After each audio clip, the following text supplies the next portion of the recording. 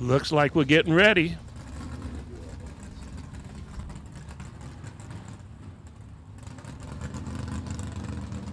All right. Racers, good morning.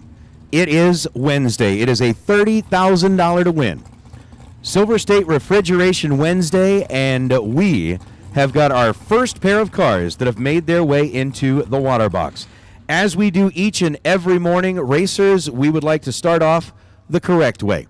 We would like to thank the good Lord above for the opportunity that we have to be here racing and to recognize this great country, who we have so many representatives from all over this wonderful nation who have gathered together here today to go racing.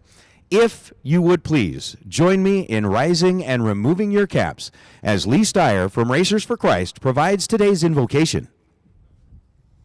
Thank you, everybody. Good morning. So with every head bowed and every eye is closed, let us give thanks. Father in heaven, thank you for this beautiful day that you provided for all of us to enjoy, and that we're grateful for receiving what you have given us. And Father, we ask of you in these challenging and uncertain times that you come along beside us and grace us with your presence and give us all your spirit of peace that brings comfort to us all. But Father, we also lift up to you the men and women of our armed services. We ask that you bring them strength and guidance as they place their lives in harm's way to keep this great nation safe. And today, Father, we ask for your blessings as we are gathered here as friends and as families. We're here to race, to have fun, and to give you thanks for everything that you have blessed us with. We also ask by your mighty hand that you place your divine protection upon this facility, the workers, upon the racers, their crews, their families, everyone here at the track. Bless us all with peace and safety, and we pray those blessings will both be generous and gracious. Let us be careful that you get all the praise and glory. In Jesus' name we all pray. Amen. Amen, and thank you very much, Lee. Ladies and gentlemen, as we listen to the wonderful words of our national anthem, let us remember those men and women of our armed forces, both past and present, who have given all that they have to defend our freedom and have given us the opportunity to be here once again with our national anthem, Miss Ivy Brannon. Oh, say, can you see by the dawn's early light what so proudly we hailed at the twilight's last gleaming, whose broad stripes and bright stars through the perilous fight o'er the ramparts we watched were so gallantly streaming, and the rockets regular, the bombs bursting in air, gave proof through the night that our flag was still there. Oh, say does that star-spangled banner yet wave o'er the land of the free and the home of the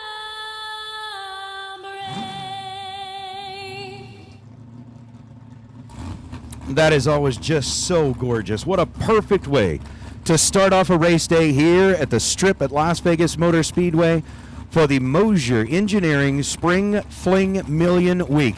Again, thank you so much to the folks at Jags and Hoosiers who are bringing you the live feed for those of you that could not be on property. And yesterday, man, we were floating around 1,800 folks or so that were watching along as we were racing for the dragster. Today, it is going to be even more. I know that.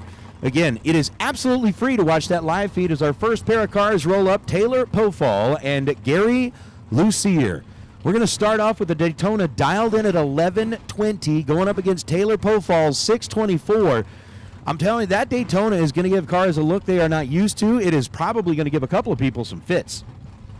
Yeah, it's a stock eliminator, front wheel drive, 4-cylinder.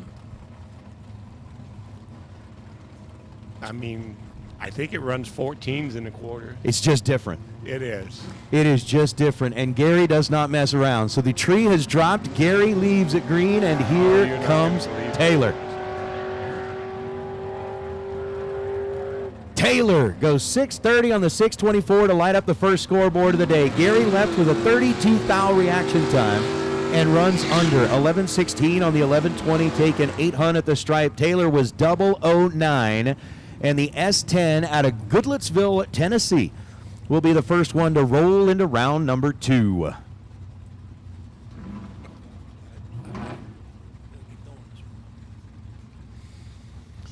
Have Dennis Paz in the right lane, diode 684, Stockton, California.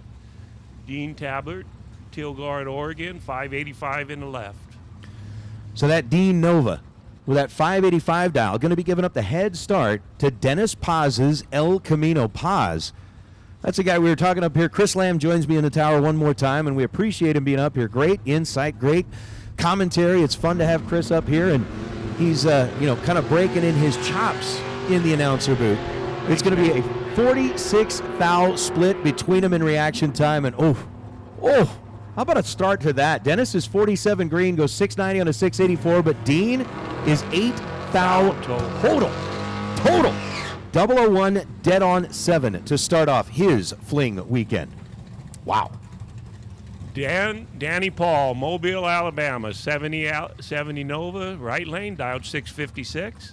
Gene Milton, Somerset, Wisconsin, diode 663 in the Ford Ranger pickup truck.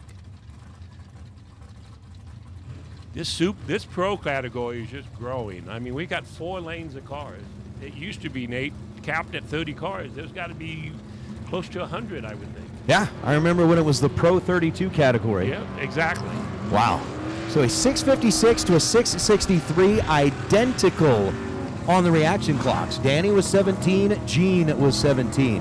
Paul's going to take 12 thou at the stripe, ends up 1 above, 657 on a 656. Gene is 17 green and goes 2 above, 665 on a 663. So Danny Paul will be bringing his Nova back.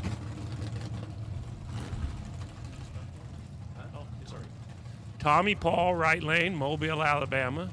A 70 Chevelle, orange, black stripes, same as the previous car. Right lane. Left lane, Rob Vaguez, Utah, 71 Demon, diode 733. How about a 2 thou split in reaction time? Not much between them at this end of the racetrack. Rob Vigasa trying to hold off the charge of Tommy Paul, but the win light will belong to Paul.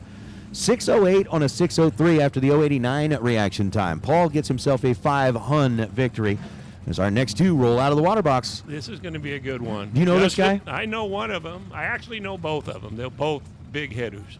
Justin Lamb, right lane, dialed 579 in his old Cobalt. Left lane, Kyle Fritz out of Cottonwood, Arizona, dialed 751. Justin has 2 Les Wolves championships than Peter Biondo.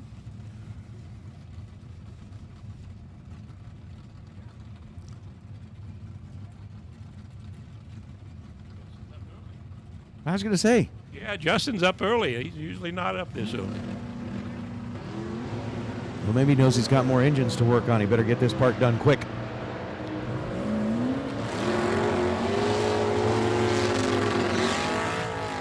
Not a bad lap. 007 on the tree and then 1 above. Justin Lamb picks up the win light by 26 thousandths of a second. Kyle was 38 green, so had a 31 thou deficit, and then ends up running a 752 on a 751. And Justin Lamb will advance into round number 2. We got Zach Ealing, Roanoke Park, California, in the topless 91 Corvette that's been around for years.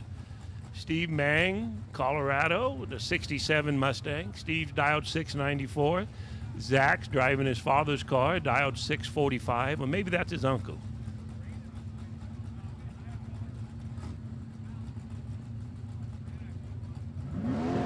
So Mang in that fastback Mustang going up against the Corvette.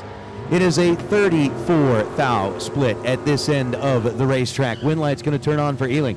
20 green and 648 on a 645 is enough to light up the scoreboard by 15 thousandths of a second down that right side of the racetrack. Stephen Mang was 54 green and 1 above, 695 on a 694. And for those of you that are joining us on the live feed, we welcome you in here to Las Vegas. It is breezy, it is chilly, it is slightly overcast, and as a matter of fact, on the mountains to the west of us, we're actually getting a decent amount of snow.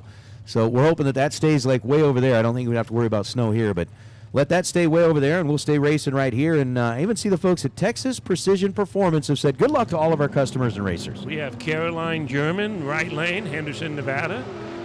Left lane, Jim Stahl, Washington, 80 Mustang. Caroline goes 093, 583 for the loss. Jim Stahl's 039.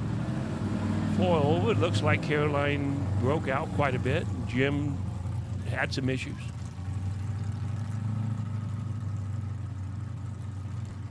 How about this? Ron Nichols and Bill Perry, the Hammer. Talk about a guy that has been around like almost as long as the sport of drag racing. I think he's running a chain of, I think we're getting into the 40s of how many like ET finals he's been at. And he still is good as he was 20 years ago. You don't ever take Ron for granted at all. He is. Unbelievably good driver. Bill Perry, a local guy. Well, unfortunately, Bill leaves early by 77 thousandths of a second, so Perry bows out a little bit early. Ron Nichols, 43 green, and goes 726 on the 723, and the Hammer moves into round number 2 of Pro. I would think Bill Perry has almost as much experience as the Hammer. That man has been around for a while. Richard Rush, Boise, Idaho, right lane, 78 Camaro, dialed 668. Brian King, a local from Pahrump, Nevada, dialed 578. Brian's always a tough draw. Pro Charger powered 80 Camaro. So the Camaro on the left side, dialed 578, Richard Rush. I love what it says on the bumper of Richard's car. He's got a quote from his dad, says, "This is my car, damn it. It will never not be my car." 670 on a 668. Rush ends up 2 above the dial and 10 thousandths of a second behind at the finish line. Brian King was 19 green, ends up 21 thou ahead of Richard's 030 light as King goes 580 on the 578 to pick up the win. Justin Jung, Cedar, Addo, Washington, 17 Chevy Camaro, right lane, dialed 648. Chris Mang, Colorado, 89 Mustang, dialed 703 in the left lane. You know, for Young's car, that's just kind of a different look for a bracket race car. You don't typically see the new school Camaros with the spoiler on the back. No, it's got a big old wing hanging, about 8 inches tall in the back. Yeah. And it's parked close to, I drove by it this morning. It's a nice looking car. I do like the progressive LED brake lights on it. Both drivers leave early. And it is going to be a true start affair. Justin leaving second with that 648 dial was 23 thou red. Chris Mang was leaving first with a 703 dial was 13 thou red. And True Start hands the win light back over to Chris Mang, who goes 704 on the 703. Nick Engler, right lane, Becca, Minnesota, 69 Dodge Charger, it looks like from here. Left lane, Jeremy Plyler, Douglas, Arizona, and a 72 Nova. Back in the muscle car era. Both of them from that generation.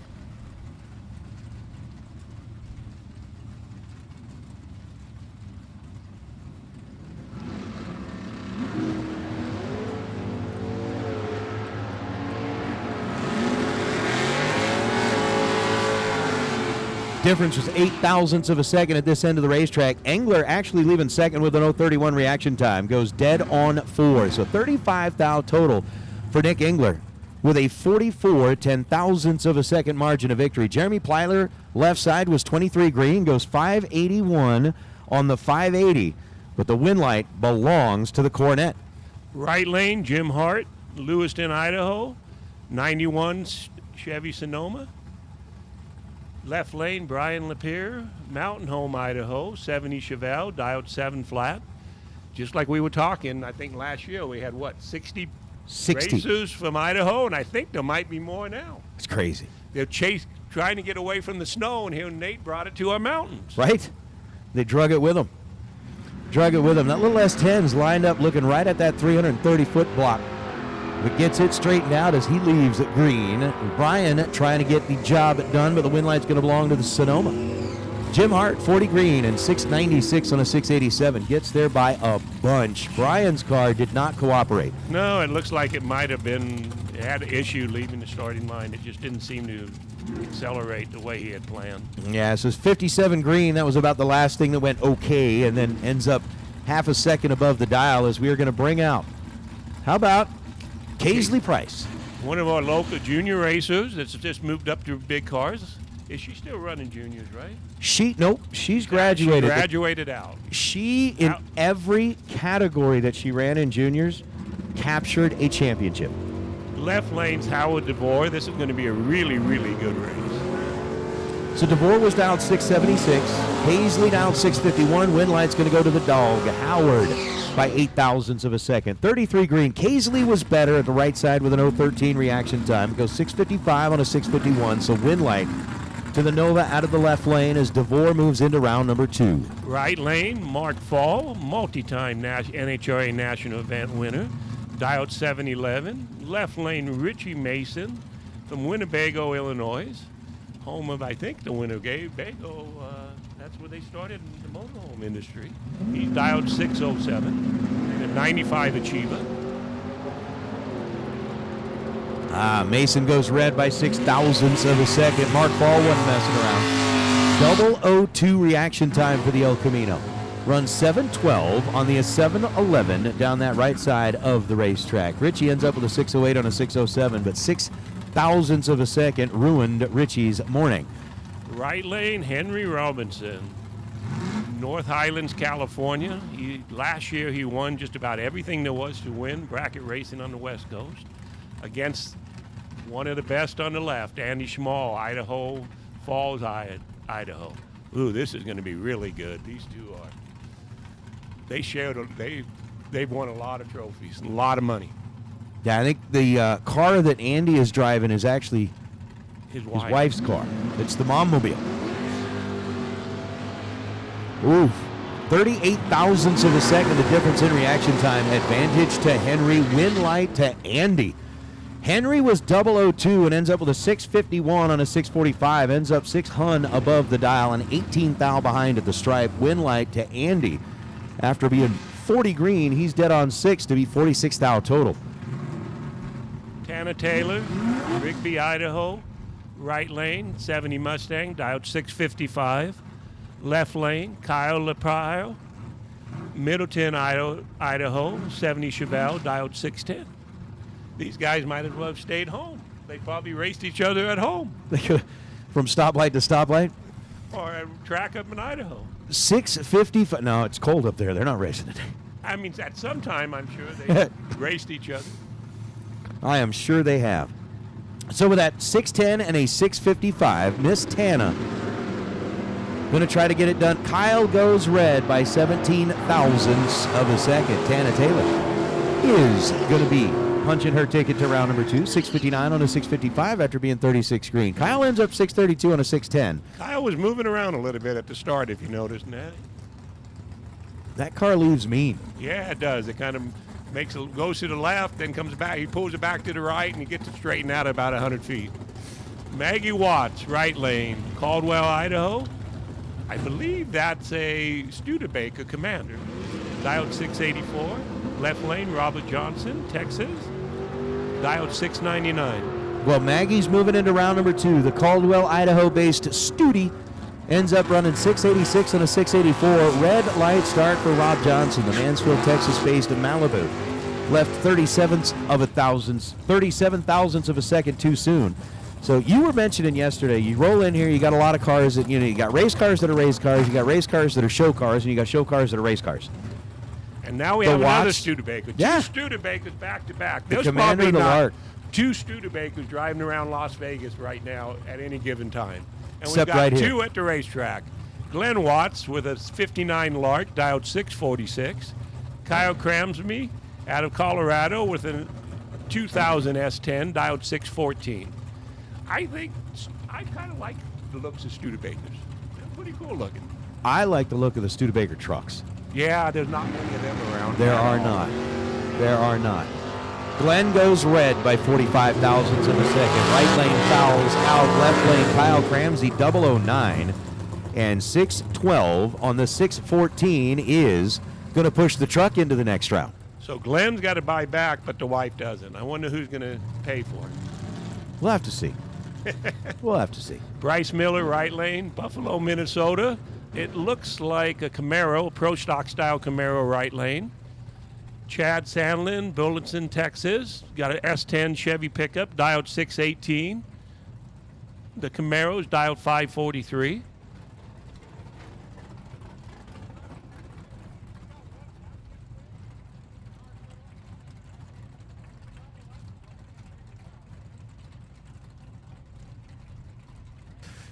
Oh, 543, that's a decently quick door car out of that right side. We're sitting pre-staged here for a minute. Sandlin coming in out of Texas and Milner coming in out of Buffalo, Minnesota. The Minnesota Mafia represented on that right side. There we go. Miller goes ahead and lights up the stage bulb, and Chad Sandlin dives in behind him. Difference was 12 thousandths of a second. Win light Sandlin. 618 on a 618. 34 green, dead 2 is 36 thou total, excuse me. Miller had the 022 reaction time and then goes 546 on a 543. So the pickup truck. I mean, it's like you Paige mentioned yesterday. Smith, right lane, Rancho Cucamonga, California, 67 Chevelle, dialed 604. That's a really, really nice car. Next to it, left lane, Butch Bel Air out of Princeton, Minnesota, dialed 683. In a 87 S10. We have a lot of people from Minnesota here, too. The Minnesota Mafia, don't you know? I mean, there's a lot of them, it seems like. At least 20 I've seen. The S10 seemed to be a popular choice. You know, I mean, it's not quite Studebaker quality, but they'll work. Paige Smith, Butch Belair. Belair in the truck gets the win light. 685 on a 683. 009 on the tree for Butch. Paige Smith was 26 green. She runs 612 on a 604 win light to Belair and the pickup truck. Cole Dickoff, Auburn, Washington, 76 Chevy Love, dialed 774. Tyler Sally, El Mirage, Arizona, with the 72 Dodge Dart, dialed 730. Hey racers, your attention please. Your attention please. Super Pro door car, even numbered cars.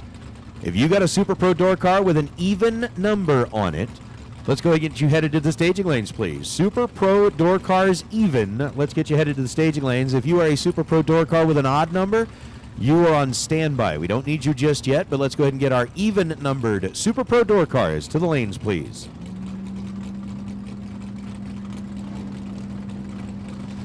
I gotta love the fact that Cole Dickoff is driving a pickup truck that we just saw a nice little close-up on the number that said, "Do it for Josh." Unfortunately, Cole's going to go red by 35 thousandths of a second. Tyler Sally will win the round, 48 green, and then go 738 on a 768. But Cole, as it said on that sticker, "Do it for Josh." Unfortunately, Josh passed away. But Josh is the guy that built that car. Back halved it, then brought it back into the shop and front halved it. His dad was telling me that on the weekends, he would actually load everything up onto the trailer once the shop that he was working at closed down. He would go into the shop that weekend, work on the car. Before Sunday night, he'd pack it all back up so that he was out of the shop. But every weekend he would do that until he was able to get that car out on the racetrack. And they are racing for Josh this weekend, so it's pretty cool. Steve Kelly, right lane. Washington, Michael Clement, left lane, Idaho.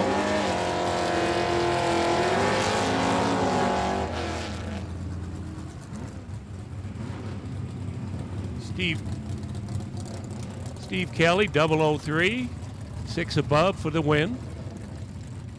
Yeah, Michael Clement had that 073 reaction time, and Steve Kelly had that killer wheel stand in the Camaro, leaving the line, and it is just a beautiful thing. Here is Logan Pagano, one of the voices that's going to be helping us out up here this weekend. Is unfortunately I heard that Ronnie was going to be here, but turned out that he couldn't. So, Ronnie Court, if you are listening in, my friend, I'm sorry to hear that you are under the weather. We will absolutely miss you this weekend. As Jacob Phelps, the Vega out of Napa, Idaho.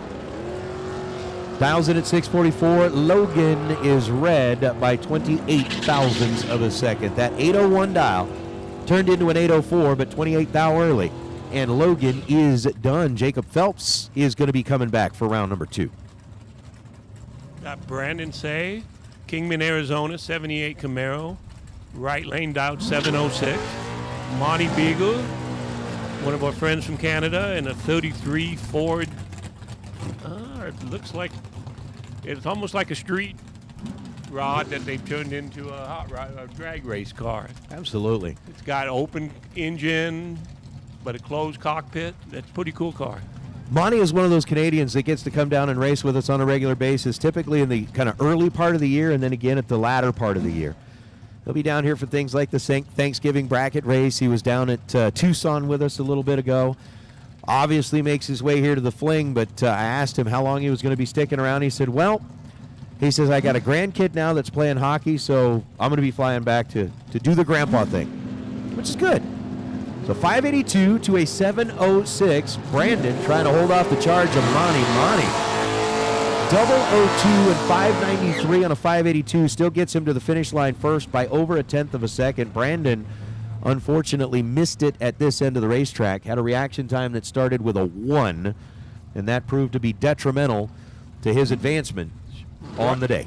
Right lane, Tim O'More, Tucson, Arizona, the 88 Camaro, dialed 582. Left lane, Bug McCarthy, Georgia, dialed 613. Tim O'More, I believe, is our reigning Division 7 Summit Series Pro champion.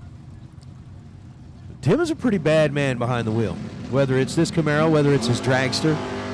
Unfortunately, he's red at this time by 23 thousandths of a second. McCarty 006 and 610 on a 613. He would have been holding a little bit as he saw the wind light turn on and legged it on out.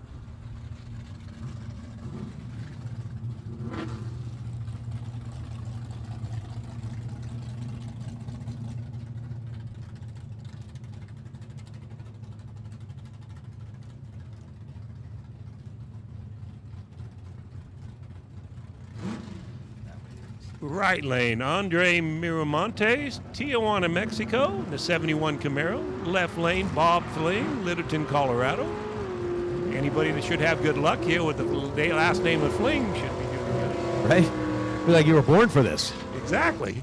29 green for the Fling ride of Bob. That's 65 F100, but it will not equate to a win light. Andre Miramontes was 41 green and goes 672 on a 670.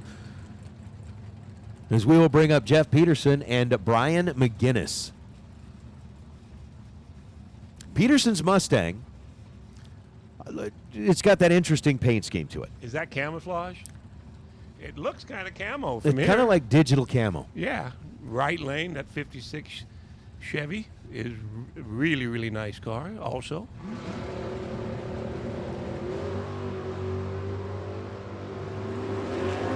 .23 thousandths of a second is the difference in reaction time. Advantage went to Brian Winlight. To Brian. Dead on the dial. 677 on a 677 down that right side of the racetrack. Jeff Peterson was 46 green. And then ends up going 688 on a 690. And Chris, you've got fans out there, man. We got James Gonzalez, Albuquerque, New Mexico, in a little Chevy Vega wagon on the right lane, dialed 652. Shannon Cabell, Meriden, Idaho, dialed 727 in the 87 Ford Mustang, left lane.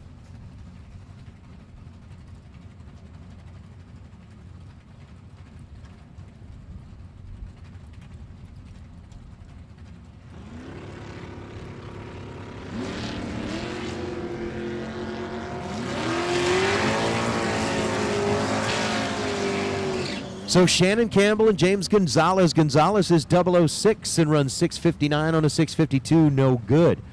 Shannon Campbell, 20 green, and runs dead on 0, and that is going to be our first to go into the Dead on Dialer Award. Again, we're going to have that bounty. Every Dead on 0 today and Thursday goes into a drawing to win a Race Air Cloud weather station complete with wind and texting. It's like $1,300 worth of weather station. If you are dead on 0, you get put into that drawing, and that was our first one that was dead on 0. We've got Lucas Walker, Mayfield, Kentucky, right lane, dialed 599. Left lane, Cliff Hall, Carmichael, California, and 70 Maverick. Left lane, dialed 620. Seen a lot of really great reaction times. Haven't found our perfect reaction time yet. I want to give away a coin. Well, we'll give away coins, but we're also going to be giving away a $1,000 Autometer gift certificate. I'm more excited about giving away a coin. I understand. People are more excited about the coins. Yeah, 009 and 621 for Cliff Hall. Lucas Walker was 42 green and goes 601 on a 599. Win light goes to Cliff. We have Cal Gordon, 85 Mustang, Hesperia, California, right lane, dialed 643. Left lane, Garrett Griffin, Alexandria, Kentucky. It looks like an S10. It is. Dialed 636, left lane.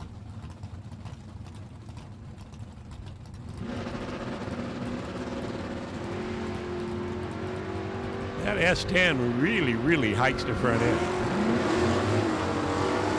642 on a 636. Garrett paces Cal Gordon through the stripe and gets the win light. Cal goes 646 on a 643, was 54 green, but Garrett had enough in his pocket that he hung a tire on him, and there's our answer about the spotlight. I was just thinking about that. He must have heard us talk, because we'll talk about him when he stages. Right Oh, lane, man. Robert Butler, Citrus Heights, California, 66 Chevelle, dialed 630. Left lane, John Bryant, Idaho, 73 C10, dialed 680.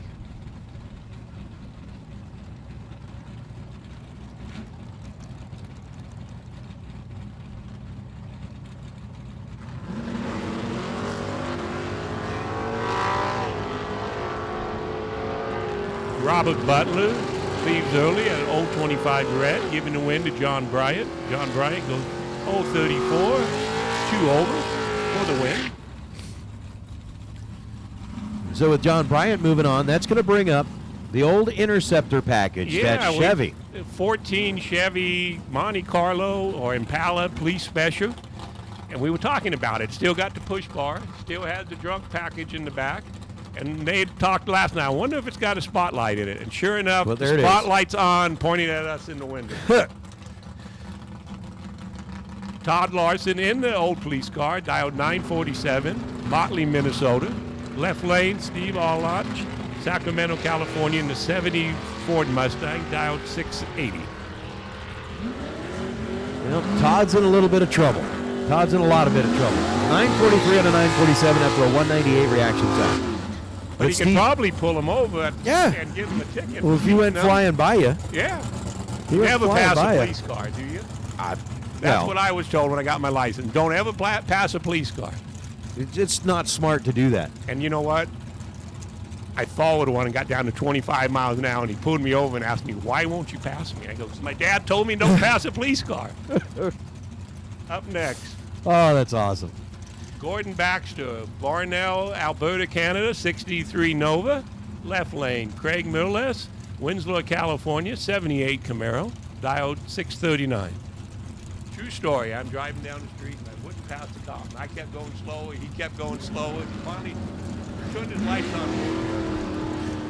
Well, you know, Craig Merrilees trying to get it done against Gordon Baxter. Well, Baxter, not going to happen for Baxter. 798 on a 690. Just not what he was hoping for. Craig Merrilees, 11 green. And I got to tell you, Craig has got a lot of faith in what he dialed.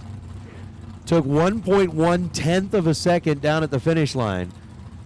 And, yeah, ended up running right on the number. Scott Taylor, Columbia Falls, Montana, 65 Chevelle, left lane, right lane, dialed 668. Left lane, Carissa Windley, Caldwell, Idaho, 67 Camaro, dialed 586. So once again, Super Pro door cars, even. Super Pro door cars, even numbers. I think we're still looking for a Wyoming. We got Montana, but I think we're still looking for a racer from Wyoming. I think we are. But Super Pro door car evens, you should be in the staging lanes. We're getting close to that Ooh, perfect this reaction is, time. This is pretty good. This is a good race. 008 to 003 comes down to a 1 thou margin at the stripe. Carissa 008 and 588 on a 586. She's 25 thou above the dial, taking 14-10 thou at the finish line. Scott Taylor's 003 and goes 671 on a 668. I think Scott gived it back, that 14-10 thou. Win light goes to Carissa.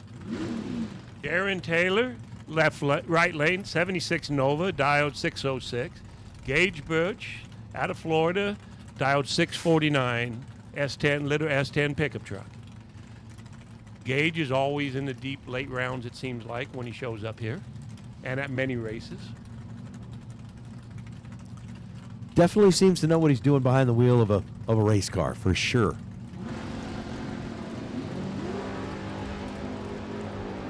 The difference at this end is just 7 thousandths of a second. The win light at that end turns on for Birch. Gage, 28 green and goes 2 above. 651 on the 649 gets the win light. Darren Taylor was 21 green and ends up 5 above with a 611 on the 606 dial. Fred Tosdorf, Canada, 62 Dart Wagon. This looks like it came off the front cover of a Hot Rod magazine in 1964. That thing is cool. It's a replica. You can look them on the magazines and see these cars. It's a wagon. It says Ram Chargers on the side. So Ken and his crew come out and run in that nostalgia super stock category, the AFX group. Next to him is Debbie Hughes in a super stocker, diode 660, right here from Las Vegas, Nevada. How about 663 on the 660? Debbie gets the win light. Fred was red by 95 thousandths of a second, goes 646. So, Shelby Williams rolling up in that gorgeous Camaro. Just a pristine car. And across the way, John Brandon, I do need to correct something here. When he was out here last year for the Thanksgiving race, I thought that he'd said it's a Honda. It is not. It is a 2-liter Ford Cosworth. So it's even like super rare. In a Triumph Spitfire. Yes. You talk about a combination of a drag car. No one would ever build anything like that I would know. Well, that's why when it broke and we said, hey, can we help find you parts? He goes, probably not. And it leaves really good.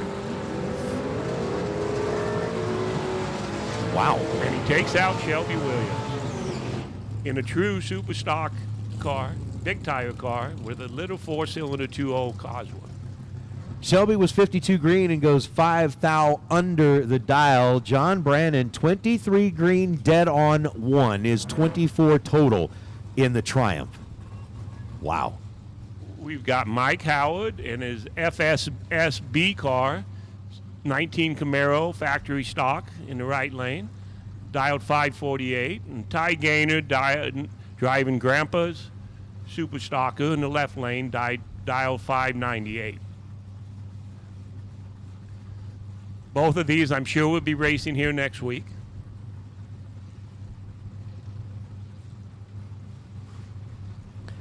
Yeah, that certainly wouldn't surprise me at all. I'm sure they're both entered.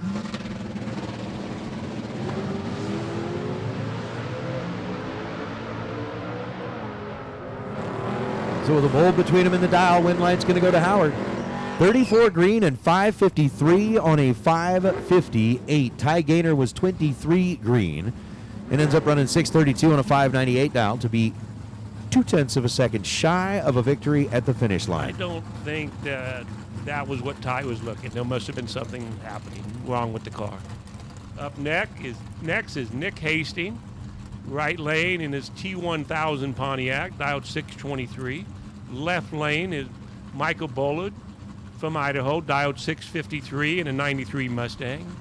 Nick, normally known as Nasty Nick Hastings, has won quite a few of these pro categories over the years.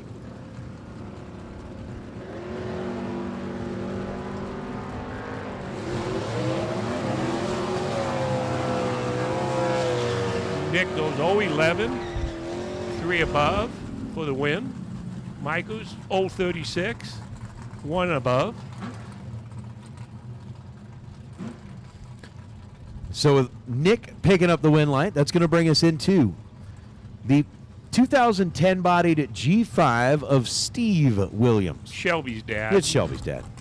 Left lane. Used Craig to be Johnson, 78 Malibu, dialed 681. Yeah. Steve used to be like world champion, Steve. Now he's just Shelby's dad. Yep. Same as you. That's- Just that's what Justin's dad, happens. Jace's grandpa.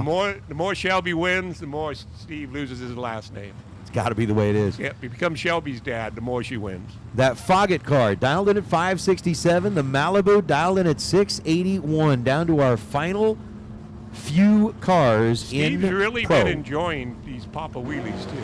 Why would you not? He tamed it down this time. Yesterday, he was flying that sucker. So a 109 red light. Steve goes 565 on a 567.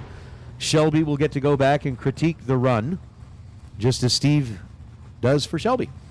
But Craig, 26 green, goes 683 on a 681. Final pair in Larice Pro. Joshua Decker, Charleston, Indiana, 96 S10 right lane, dialed 649.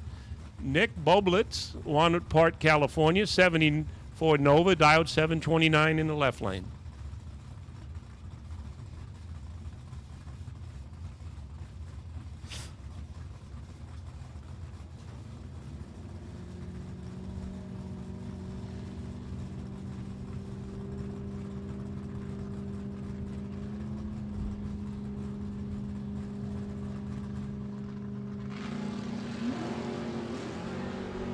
Bublitz leaves early, Decker leaves early, and by 1/1000th of a second, the difference in the red lights, Josh Decker gets the win light. He goes 648 on a 649, was 004 red. Bublitz was 005 red. And the win light belongs to the S10. That wraps up Larice Pro. Well, that was a fun session, but we didn't get to give away anything. We're What? going to go back, and we will check the sheet. Because even though it wasn't the first perfect reaction time, we'll go back and find the best overall reaction time. I believe I saw a 003. I think we did. We did. That was a fun session. A lot of pro cars. A lot of pro cars here. So we will get that figured out. And we're going into what are we going into? Super Pro door cars. All right, racers, here is the announcement that so many folks have been wondering, and we were just kind of trying to make sure everything was good. Peter has sent me the official text. Buybacks will be available. So there will be buybacks today.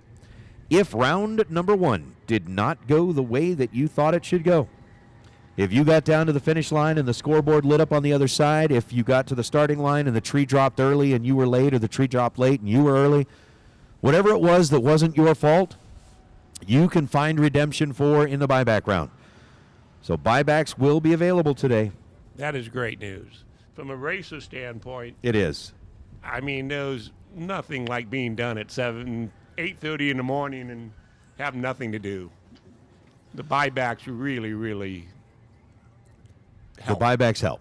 The buybacks help. So again, remember, buybacks, $190. They are going to be available. So racers, buybacks are in effect today. All right, we're going to let them do a little bit of touch-up.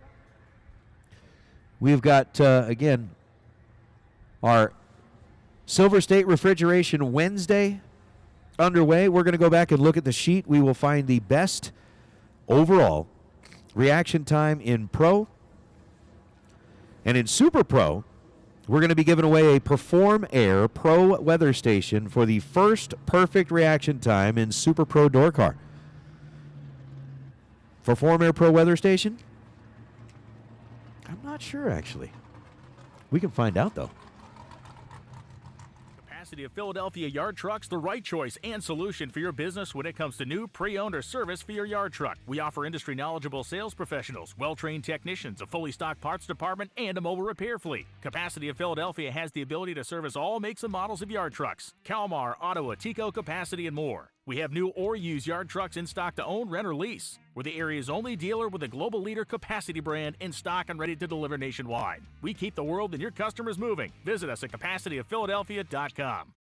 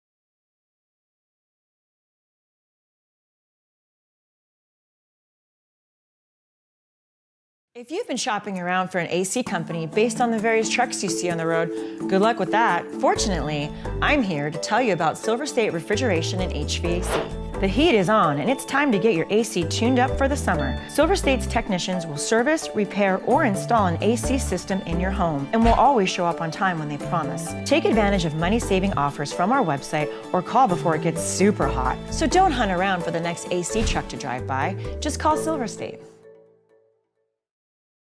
Well, you know, it's the old story.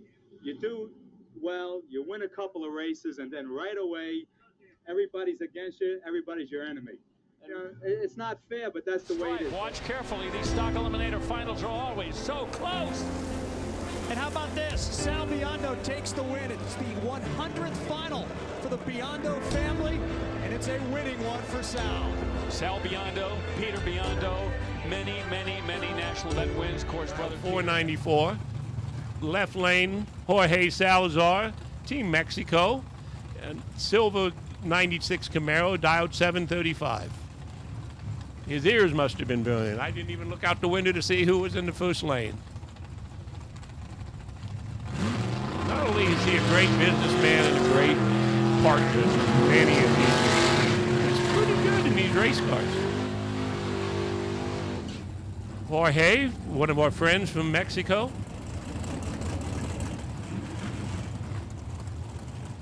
I was hoping they would put the towns in Mexico. We had some of them from Tijuana and Mexicali. It's nice to see what part of Mexico they come from, these racers. They take a long trip up here.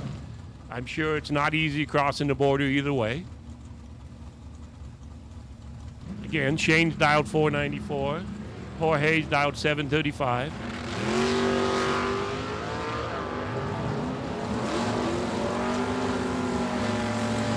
Shane goes 022. 1.8 over, 495.8 on a 494 for the win. Jorge was 36 on the tree. 5 thou under for the loss. Shane will move on to the next round. Paul Lorton, Peoria, Arizona, and his 76 Vega. As we were talking yesterday, he put this in the winner's circle a 3 weeks ago down at the Big Buck race in Tucson. Dialed 615. Left lane, Stephen Berg, Oklahoma City, Oklahoma. 74 Vega. We got a 74 versus a 76 Vega here. Dialed 615 for Stephen in the left lane.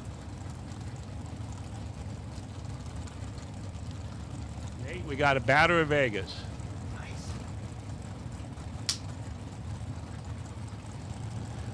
That's the Paul Lorton Vega that won down there in Tucson on Sunday. That's what we were just talking about. Yeah, I like that car. Paul, an old former junior racer, like many here.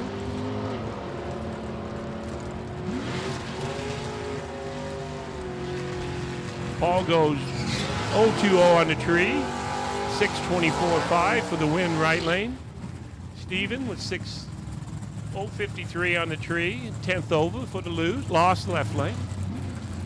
Right lane, Antonio Height, right here from Las Vegas, Nevada, in his 66 Nova. Dialed 541. Left lane, Scott Heyer, Morrison, Colorado. 94 S10 Silver. Dialed 656. Now, both of these look like they qualify as those show car race cars. Oh, yeah. Antonio takes so much pride in that car. He built it himself. He deserves to. And he's put it upside down once and had to rebuild it, and he's just a great guy. I dig Antonio. He's cool people. He's usually, you can find him sitting at the base of the tower watching every pair of the local bracket races go down. And he's a local, long time And he's a local. He I sits think there born and and watches raised. everybody, every pass. Born and raised. 31 thou the difference between the two of them. 002 and 660 on a 656 for Scott Heyer. The Morrison, Colorado-based pickup truck moves on. Antonio was 33 green and ends up 5 above the dial. And that's not going to get him out of the first round, but it will make him eligible for the buyback round.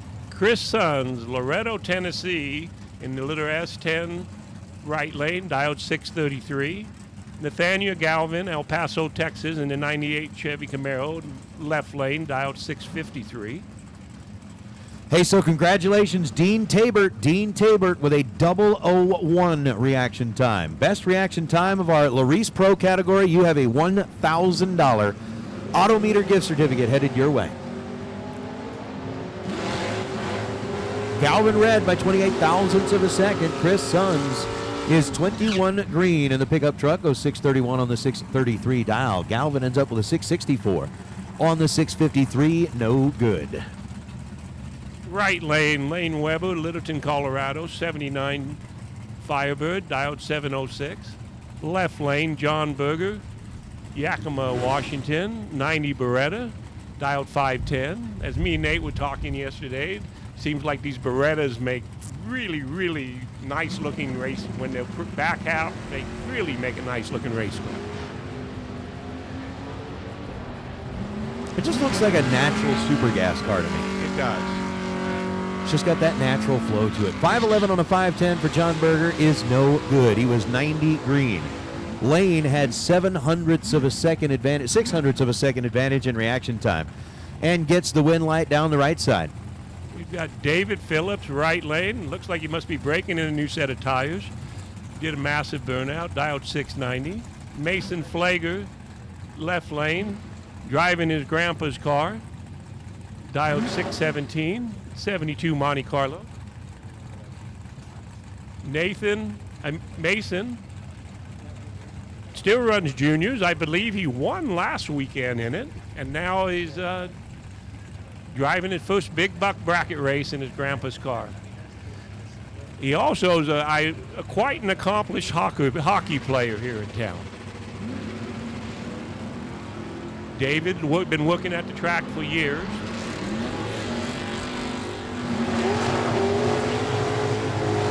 And Mason takes the win. 015 on the tree, 14 thou above. David was 3 thou better at the tree, but was 300ths above. Mason Flagar has been officially in competition one race in that car before he got out here, and his first round of the Fling picks up a win light. That's pretty cool. Grandma's smiling, walking back off the starting line. KJ and Gage are all there. It's pretty cool. Talon Farmer, Texas. Looks like a 66 Chevy 2 right lane, dialed 660. Nacho Rivera from Team Mexico in the 87 Mustang left lane, dialed 621. Hey, door cars, odd. Super Pro door cars, odd number. Let's go ahead and get you headed into the staging lanes, please. Super Pro door cars, odd numbers. Let's get you headed into the staging lanes, please. Almost dead even off the start. Nacho Rivera wins one for Team Mexico. 012 on the tree. 17,000 over for the win. Talon was 011 on the tree. 18 thousandths. Wow, 2 10,000ths of a second difference. Oh.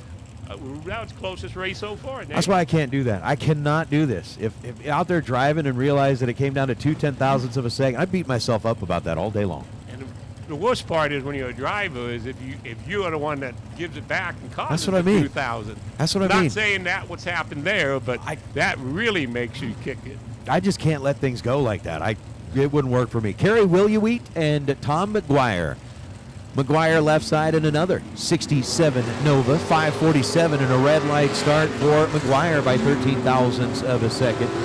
Williewhite is 525 on a 534. So the Estes Park, Colorado Camaro moves on to round number 2. Tom McGuire will make an appearance, or is at least has the opportunity to make an appearance in the buyback round. And oh, by the way, for your $190 buyback, not only do you get a chance to get back in for $30,000, you get ice cream. I don't know. Maybe we need hot chocolate today. Well, either way. They got coffee and donuts. We got Matt Daddis, right lane from Ohio in the 98 East Texas, I believe that. Old Superstock Grand Am, dialed 611. Bill Zimmer, Las Vegas, Nevada in the 75 Dart, dialed 560 in the left lane. Matt Daddis, another one of, I think he would be considered a professional bracket racer. I think it would work that way. He goes to every big buck bracket race in America. You see Matt Daddis, Nick Nahastine, and they all made the trip out here to Gage Birch. Gage Birch. They're all in that group. Andy Small, he's getting close. Matt Daddis, 006. 3 over for the win. Bill Zimmer, 035, 2 over on the left lane. So with that, we bring up our next two. It's going to be the Nova versus the Chevelle. Jacob Beakley out of Lamar, Colorado, and Jeremy Waterman coming in out of Harrow, Washington. The 67 Nova's dialed in at 540. The Chevelle dialed in at 616. As again, we'll take our Super Pro door cars odd numbers. Let's get you headed into the staging lanes, please. Super Pro door cars odd numbers. Let's get you headed into the staging lanes, please. And good morning, Victo. You are up bright and early.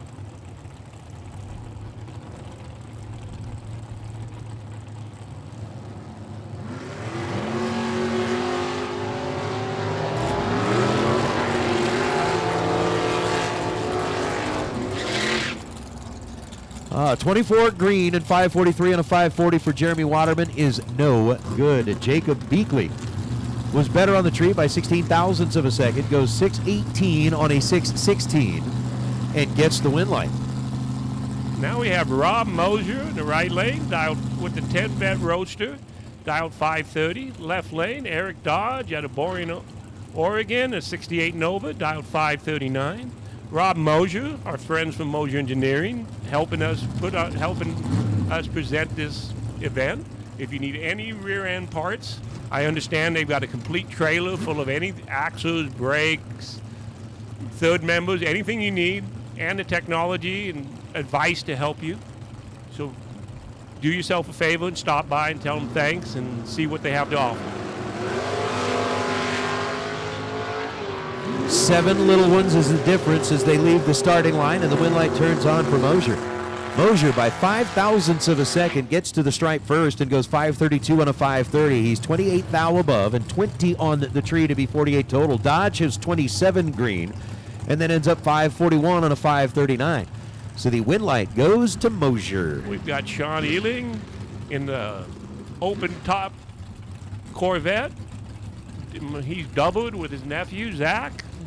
Zach just won in Pro with it, and Sean's trying to get a win light in Super Pro door cars. Racing Jason McFarland in a little Roadster. Jason's dialed 499. Sean's dialed 652. And Sean goes 5 foul red, giving the win to Jason McFarland. McFarland's 049, 5 above. So Sean finds himself eligible for the buyback round as Rocky Van Note.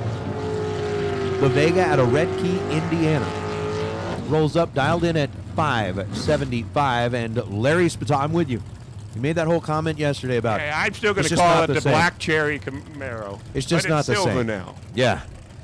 That car, when it was the Black Cherry Camaro, was so iconic. But I'm sure Larry's still going to be Larry. Absolutely. Good dude. So with a 569 dial on the right side, 575 dial on the left side. Look at that. We're like not even an hour into it. We got 1,300 folks that are watching on the live feed. Whoa! Whoa, whoa. What happened to Larry's car? That thing is smoking, huffing, puffing, and it made a hard move over to the center of the racetrack. It is still smoking. Yeah, I think we're going to have to stop, take a minute and check the track out because it definitely I got to looks tell like you, that something. smoke is not going to. I'm wondering if that thing It get looks up like fire and something got safety out out of the there. tire. So our safety team is immediately going to get pressed into action, and there is certainly a stripe following Larry's car up the hill. I got to say something, Nate. Yesterday I did this for the first time. And it was very easy, low stress. You and me talked about Right. cars, talked about juniors, talked about life.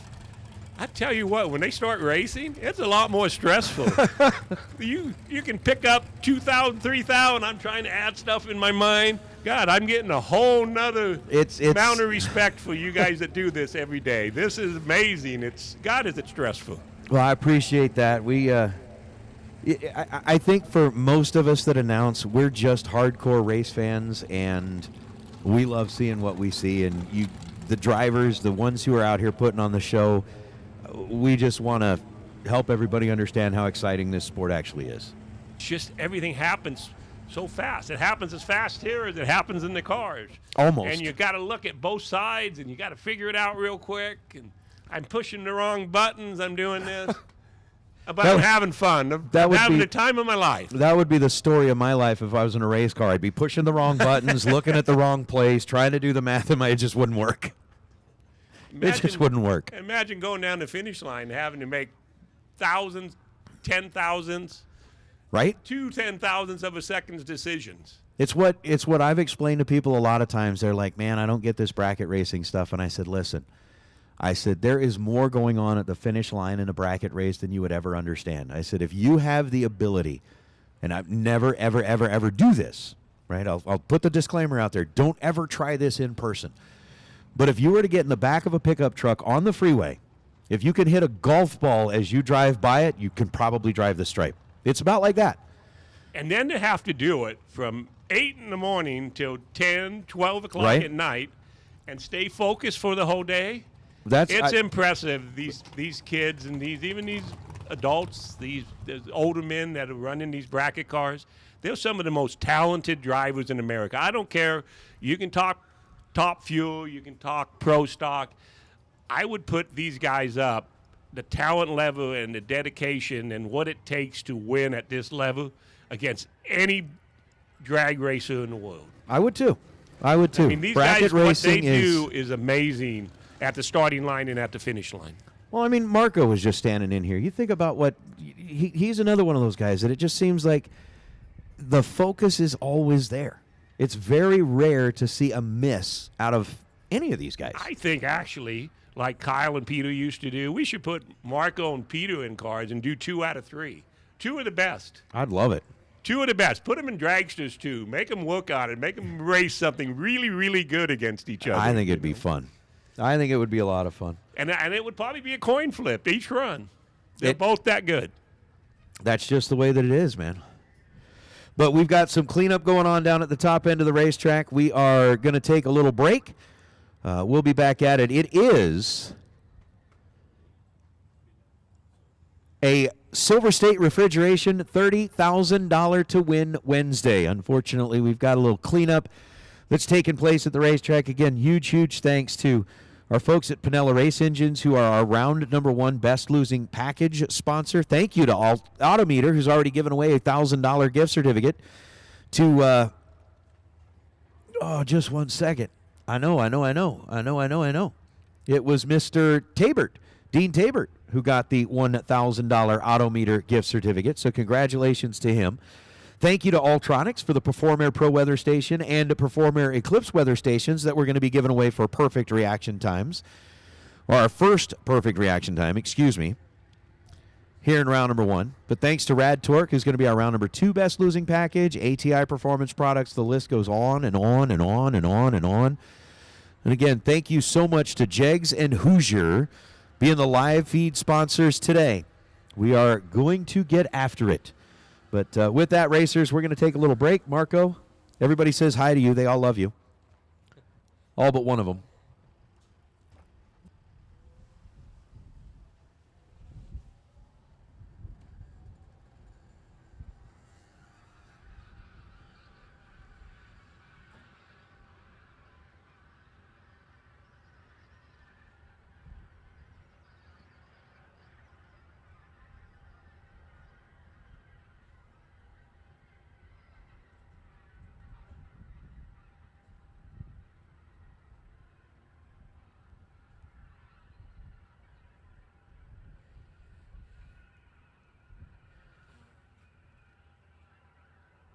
All right, hey, racers, we have a racer in need. We are looking for a Simpson helmet bolt, one that holds the visor on.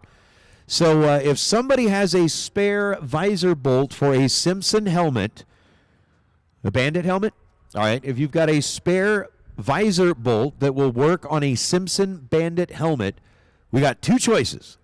You can either go find Miss Kim out in the pit area. She says she's parked in like 1514. Or you can bring it up here to the tower, and then we'll yell for Kim to come back up here. Whatever's easier for you, I can promise you that she is going to really, really, really appreciate the help. So we've got a racer in need. If you have got a spare visor bolt for a Simpson Bandit helmet, Kim would love you to death. First time here in Vegas, we need to keep our racers rolling. So they're going to continue with cleanup. We're going to take a little break. We'll be back soon.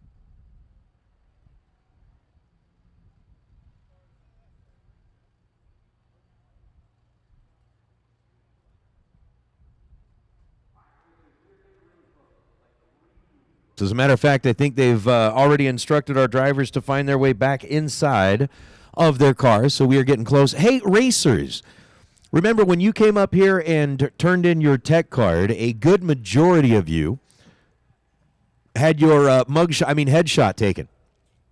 So the mug shots that were taken up here in the tower, we've got almost everybody. However, there are a few that we are missing. If you were not up here in the tower and had your picture taken, we would love for you to find some time today as early as possible to get up here and get that picture taken, because for those of you that were watching on the live feed last night, you know that as we got down into the ladder round, they actually put all the pictures of the drivers that were still in competition that were on the ladder. That's what we're using those for. So again, if you have not gotten up to the tower and had your photo taken so that we can get your headshot and make sure that if you are one of the drivers that makes it into the ladder round, we can show everybody online who you are. I mean, if you're in the witness... We're not going to share them with the FBI. No. So you're going to be fine that if, and if you're in the witness protection program, they've already got your picture. So it's not like there's something that's happening there.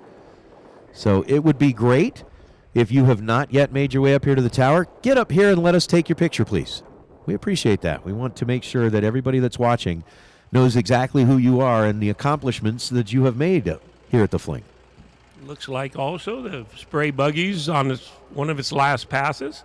We'll drag it real quick, and everybody's back in their car, so hopefully we'll be back on going down the track here within a few minutes.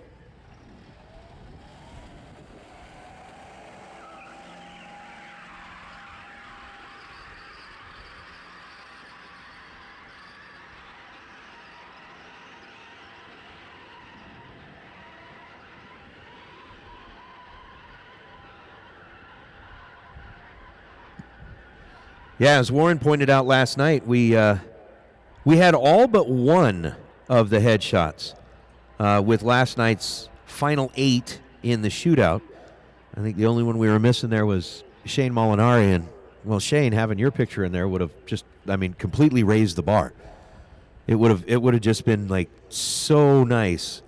You know, when you get that model type face, you should be highlighted. You should be highlighted. They don't take my picture anymore because I've got a face for radio. That's just the way that it is.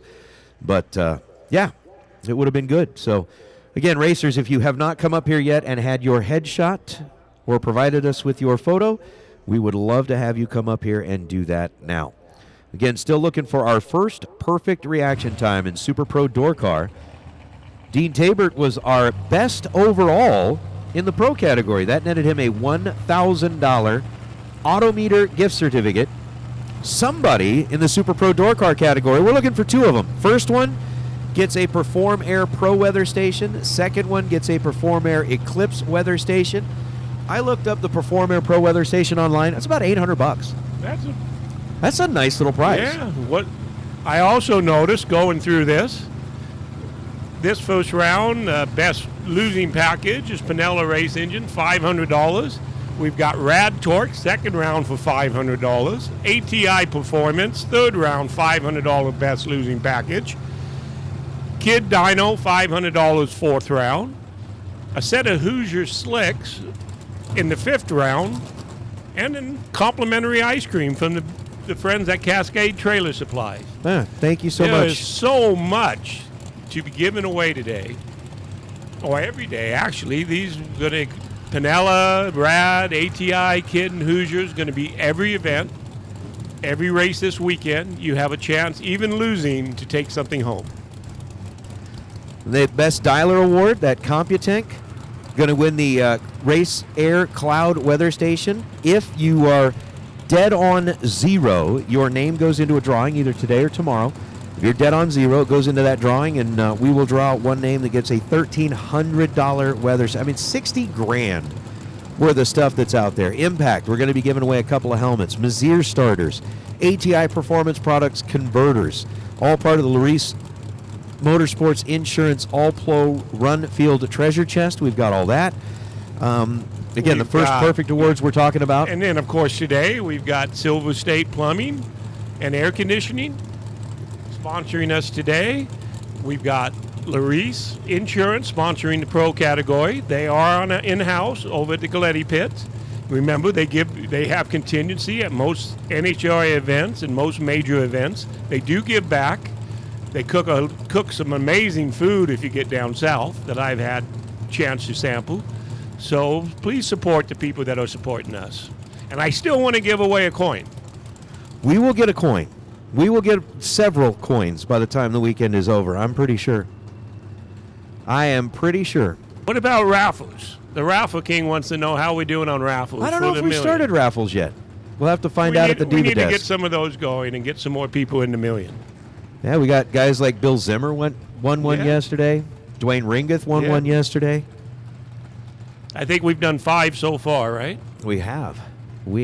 I'll go find out when they're going to start the raffles again. All right. We can find the information. For sure.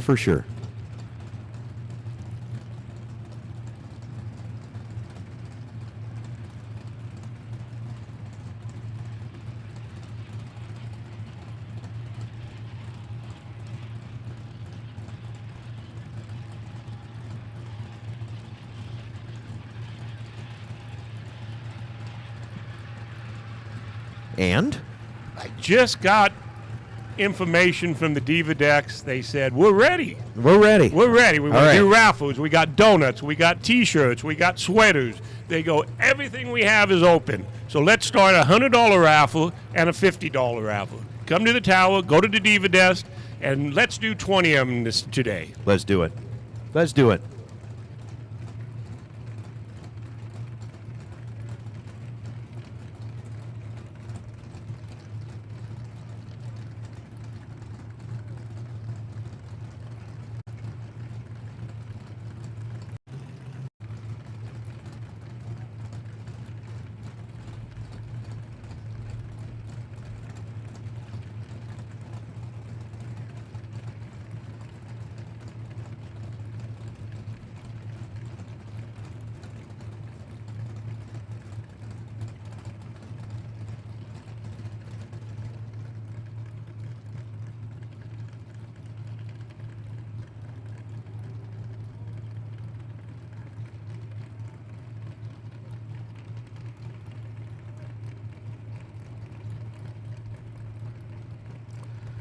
All right, so while we are putting the final touches on down there,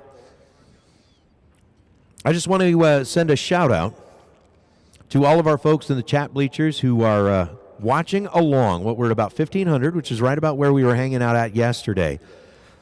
We got 220 likes so far. So, again, racers, remember that this live feed is brought to you absolutely free by the folks at Jegs and Hoosiers, thanks to Drag Race TV and Warren and his team and all that they do. But the only thing that we ask, we're not asking for any kind of financial or monetary donation. We're not asking for anything like that. But when you come into the feed, go ahead and hit that like button.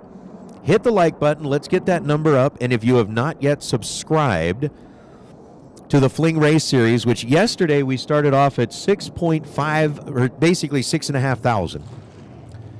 6.55 is where we were at. We're already up to 6.68 subscribers, so essentially 6,680 subscribers. We jumped up over 100 from yesterday.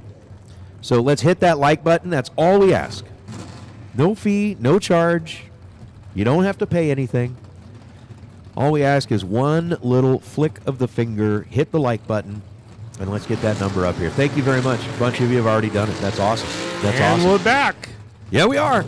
Right lane, Kevin McClellan. 80 Malibu, dialed 667. Left lane, Gabriel Hernandez from Team Mexico, dialed 620.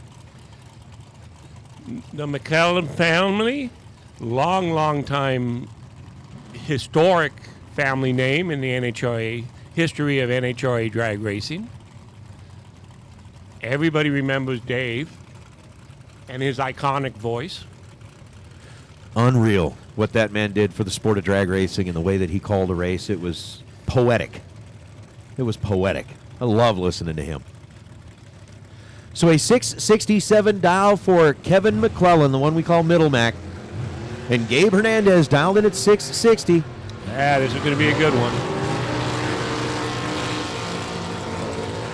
Advantage at the starting line went to Kevin McClellan, 005, and he goes 668 on a 667 dial. Gabe Hernandez was 12 green, so had a 7 thou disadvantage, ends up running 619.5, takes 14 thou at the stripe, and breaks out by 5 thousandths of a second. We now have Brandon Cornell, Littleton, Colorado. It looks like a fourth generation Chevy Camaro. Right lane, dialed 621. Left lane, Gary Smiley from Iowa, an 02 S10, dialed 501. That's quick for a litter S10.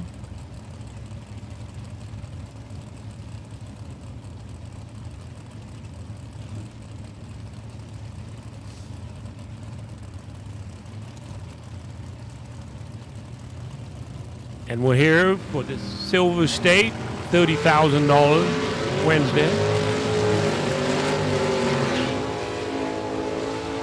Winner, left lane, Gary Smiley, 044 on the tree, 1 thou under. Brandon Cornell, 200ths under. So we'll bring up Michael McQueen. At least I thought that's what I saw somebody said in the chat bleachers, that it is, it's pronounced Michael, out of Odessa, Texas. If that's wrong, somebody let me know. And Troy Grant out of Golden, Colorado. The 66 Nova dialed 668. The Camaro dialed in at 580. 31 thousandths of a second, the difference at this end of the racetrack. 006, and Troy likes sixes but won't turn on the scoreboard. 006, 666, no good. Taking a 10th plus at the stripe. Ugh. Ugh. Michael McQueen, 37 green, and goes 587 on a 580. Troy's going to look at that time slip on the other side and go, holy cow, I let that get away. We have Mike Rock in his door cars entry on the right lane. Dialed 570, a 79 Camaro, LS powered from Napa, Idaho. Left lane, Jim Harvinskin from Escondido, California. In the Sir James 67 Barracuda that we've been seeing on the West Coast racing for years. Nice wheel stand out of the Sir James car. Sir James goes 016 red, giving the win to, I saw a little smoke down there, Mike Rock. Mike Rock goes 4/6 thou under with an 024 light. Yeah, I've been paying attention to that too. I think what we got is maybe a little bit of sweep because of the direction of the wind that's kind of pooled up down there. It was way past the finish line at the scoreboards. Yeah, you got Dustin Worth, Napa, Idaho, 63 Corvette Roadster, dialed 520 on the right side. Michael Jackson, 79 El Camino, local bracket racer here. From a local bracket racing family. Been racing here for as long as I've been coming here, for 30 plus years. Dialed 638 on the left lane.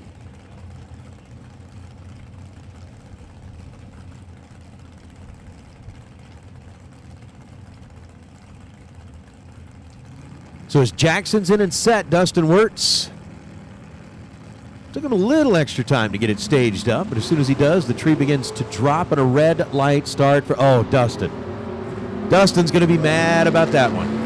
Michael missed it. Had a reaction time that started with a 2 and goes 6:45 on a 6:38.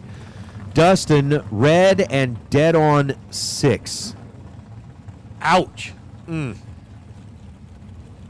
That's Dustin's going to think about that one for a long time. Right lane, John Bianco from Golden, Colorado, in a shoebox Chevy, dialed 584. Left lane, Nathaniel Jones, Wheatland, Indiana, in another S10, dialed 631. Huge wheel stand, but turned it red by 4,000, Nathaniel Jones. John Bianco advances with an 019 light and 5 over. Goodness.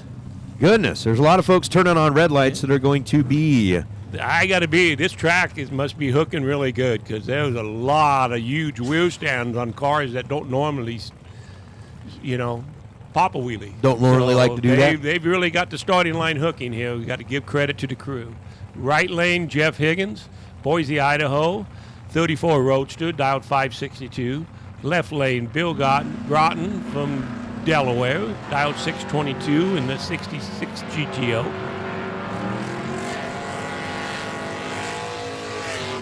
And Bill gets to win all the way across the country. Go 005, 2 over for the win. I'll tell you what, there was a little bit of smoke trailing out of Higgins's car. That was the same lane that the smoke came from the last time. Yeah, but this one started a little bit early. Right yes, about it the did. time he got to the finish line there, it started to puff a little bit. We'll have to see if our fire and safety team sees, well, it looks like he's going to make the early turn. Yeah.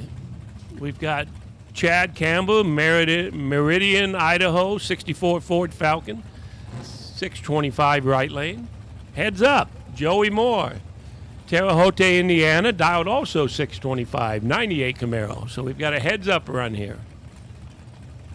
That's always I think fun. there's every brand, every make car here. Chad, Joey goes 038 red. Chad goes 013, 6 thou under. I would almost think from 1966 to 1979, I think we've got every brand two-door coupe ever made in America and pickup truck. That's about right. I think that's about right. All right, we got Alonso Sanchez from Mexico, an 86 S10 right lane, dialed 653. Nathaniel Callison from Wisconsin, an 88 Ranger. Got a minus on the light, so he's not using True Start. He's not using crossover. In the left lane, dialed 663.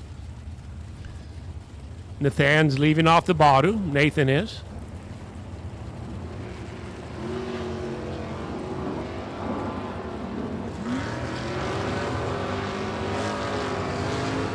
Alonso gets the win with an 017 light, 400ths over. Nathan was 035, 2 to 25 over. Tommy Paul and Aaron Milton. Milton rolling in out of Somerset, Wisconsin in that flamed Firebird. He and Gene have been down here at this part of the world for quite a while. We're down in, I believe they showed up at Muscle Cars at the Strip. They were down in Tucson. They're here now. 586 the dial for Milton, 652 the dial for Tommy Paul, and that 69 Nova out of Mobile, Alabama. Wind light is going to turn on for Aaron Milton. 586 and a 586, 28 and dead on 9 for Milton, taking a 12 thou stripe.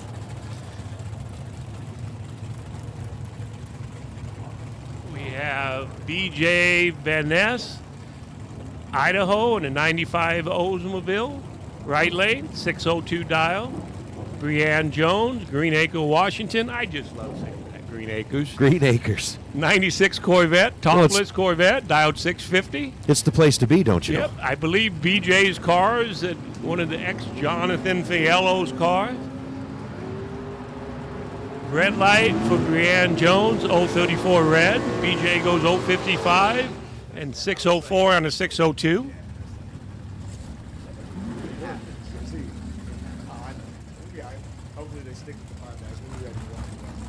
We've got Henry Robinson up here apologizing because he He's thinks the he man. make a mistake. Where's the swear jar? You know what? We're looking for I got to a get it swear- out. looking for I'm the going to get it swear out. jar. I'm going to get it out You because owe it a we lot need of it. money? We need it. We have Dan Bain, right lane, New Mexico, dialed 667. J.E. Oler, Mount Homer, Idaho, dialed 662. J.E. goes 22 red to give him the win to Dan Bain. Dan Bain's about 8 under.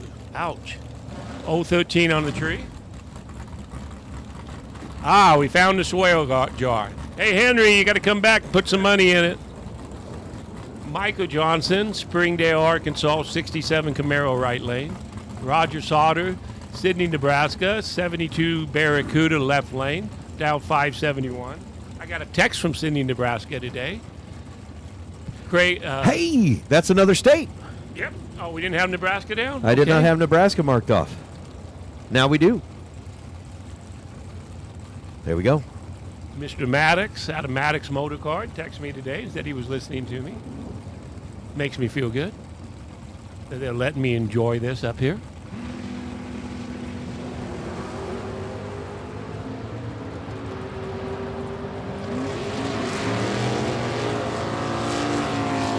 Michael Johnson, 031 on the tree. Dead on 3. Roger goes 020 on the tree. Had a little advantage there, but breaks out by 4 thousandths. We have Michael Miller from San Fe, New Mexico, right lane in his 27T bucket. Larry Payton from Chester Springs, Pennsylvania in his 88 S10 left lane. Larry's dialed 744. Michael's dialed 585. Michael's no stranger to winning here. I believe he's won in Super Comp and Super Gas here at the Strip at one time or another at the national events.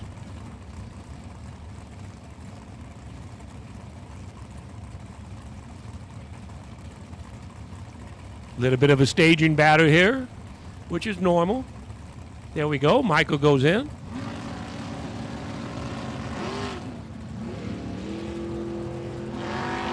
Looks like Larry's running his car on a stop. Winner, Michael Miller, 032 on the tree. 2 over. Larry is 000 on the tree. Ouch. That hurts. 6 over. 7 over. Does it have to be a winning run? Nope. All right. Are we going to give a coin away? No. Coin has to be a winning run. J.R. Learcamp. 68 Nova, 590, right lane. Mike Say, Hesperia, California, 68 Nova. Oh, heads up Novas. Dialed 677. I think J.R. Learcamp's driving Dustin Henches. They're sharing that Nova. Whoa, whoa, whoa, whoa, whoa. Mike, that was close. Mike might have actually hit the center line. JR takes the win with a 45. 621. I'm sure he saw the other car coming over at him. Got his attention. Glad both of them kept him in the lanes. Kyle Fritz, Cottonwood, Arizona. We saw him earlier in Pro. Running an 02 Roadster. Dialed 648. Brandon Giral, Prairie View, Tennessee. Dialed 619. It looks like Grand Am. Got Tennessee versus Arizona.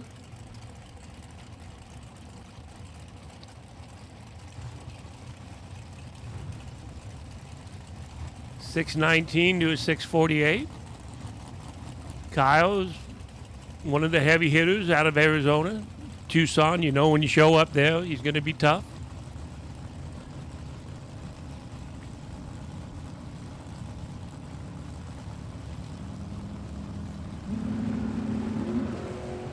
Red light, Brandon, 004 red, out.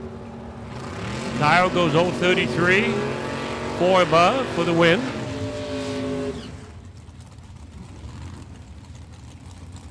Got Carl Geib from Montrose, Minnesota, 80 Monza, right lane, dialed 630. Ryan O'Connor from Pinoca, Canada, 82 Rangers. Ryan's driving this awesome-looking chop-top Ford Ranger. House of Colors orange. I just love House of colors. So that just catches my eye. And I love orange, so it catches my eyes. Carlos dialed 630. Ryan's 588, going to be chasing.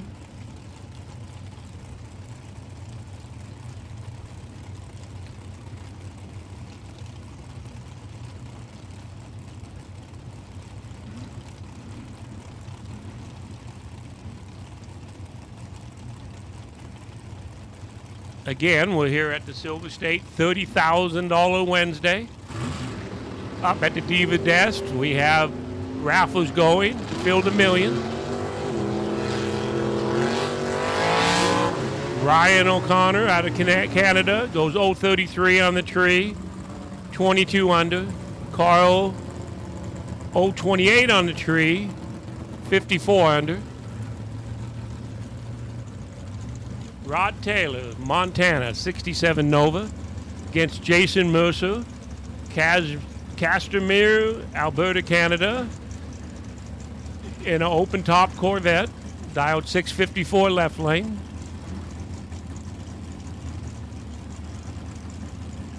We're in Super Pro door cars at this time.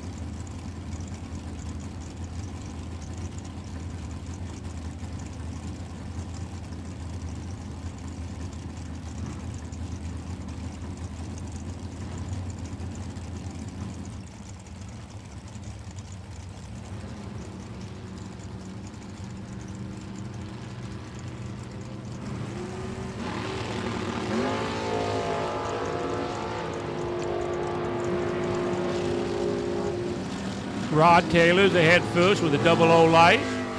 Runs 5:16.5 on a 5:15. Jason's 0:14. Runs 6:67 on a 6:54. Got Sid Summer right lane, Rexburg, Idaho. 77 Camaro right lane, dialed 572. Joe Small, Lino Lakes, Minnesota. Another S10 pickup, dialed 684. Left lane. Again, I think there's still some donuts left. Some coffee brought to us by Function Enterprises. Root Commercial Roofing downstairs at the base of the tower for everybody to enjoy. Coffee to warm up.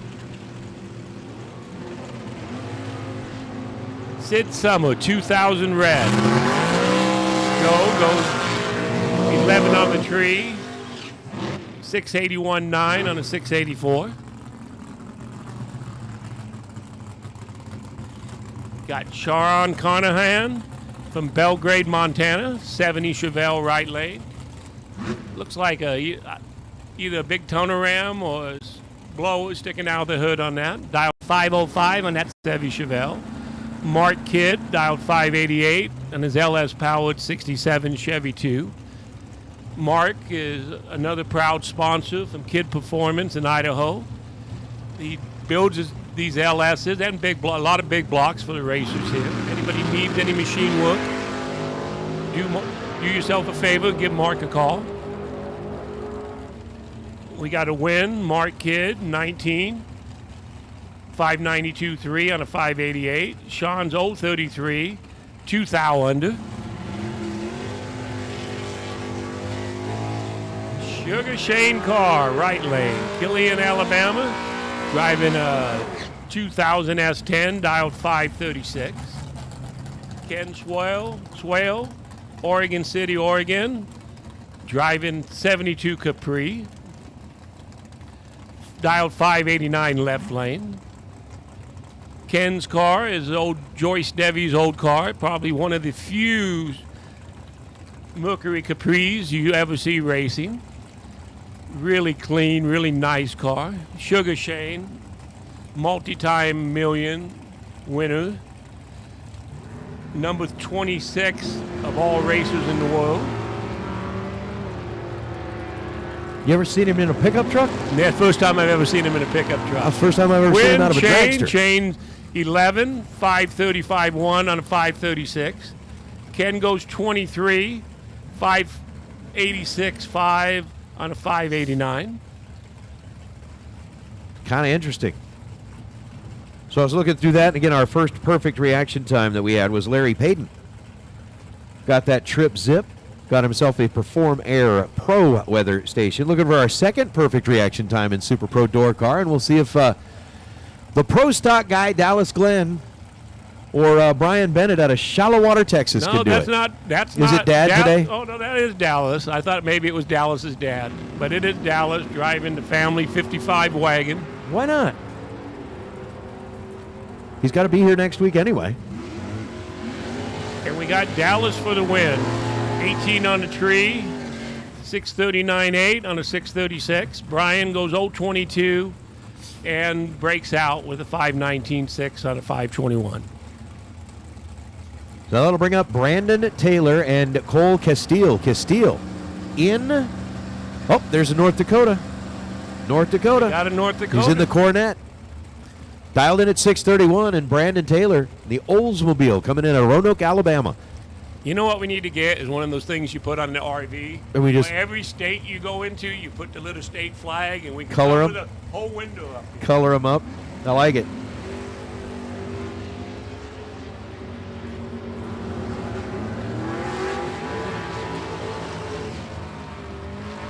We got Brandon Taylor out of Alabama in his 93 O's for the win. 013 on the tree.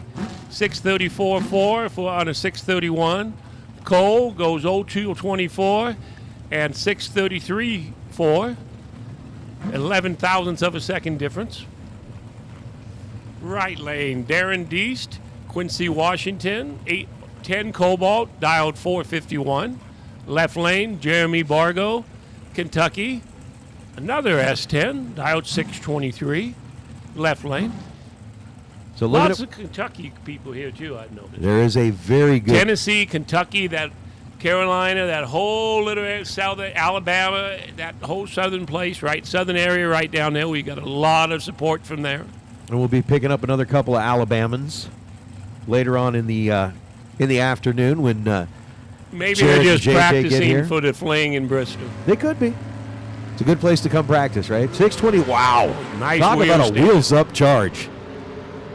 The pickup truck dives off the starting line. 036 in the tree. Darren Deast was better with an 013 reaction time, and on the double breakout, the pickup truck will win. 622 on a 623. He's under by 6 thousandths of a second. Deast is under by 9 thou, and that's going to bring up the original Spring Fling Million winner, Jeff Verdi. Remember, we got the King of the Flings, where all of our winners and runner-ups from the Flings are going to get an opportunity to have a shootout race for $10,000. I saw Jeff pull in, and he only brought one Pontiac with him. What's this time.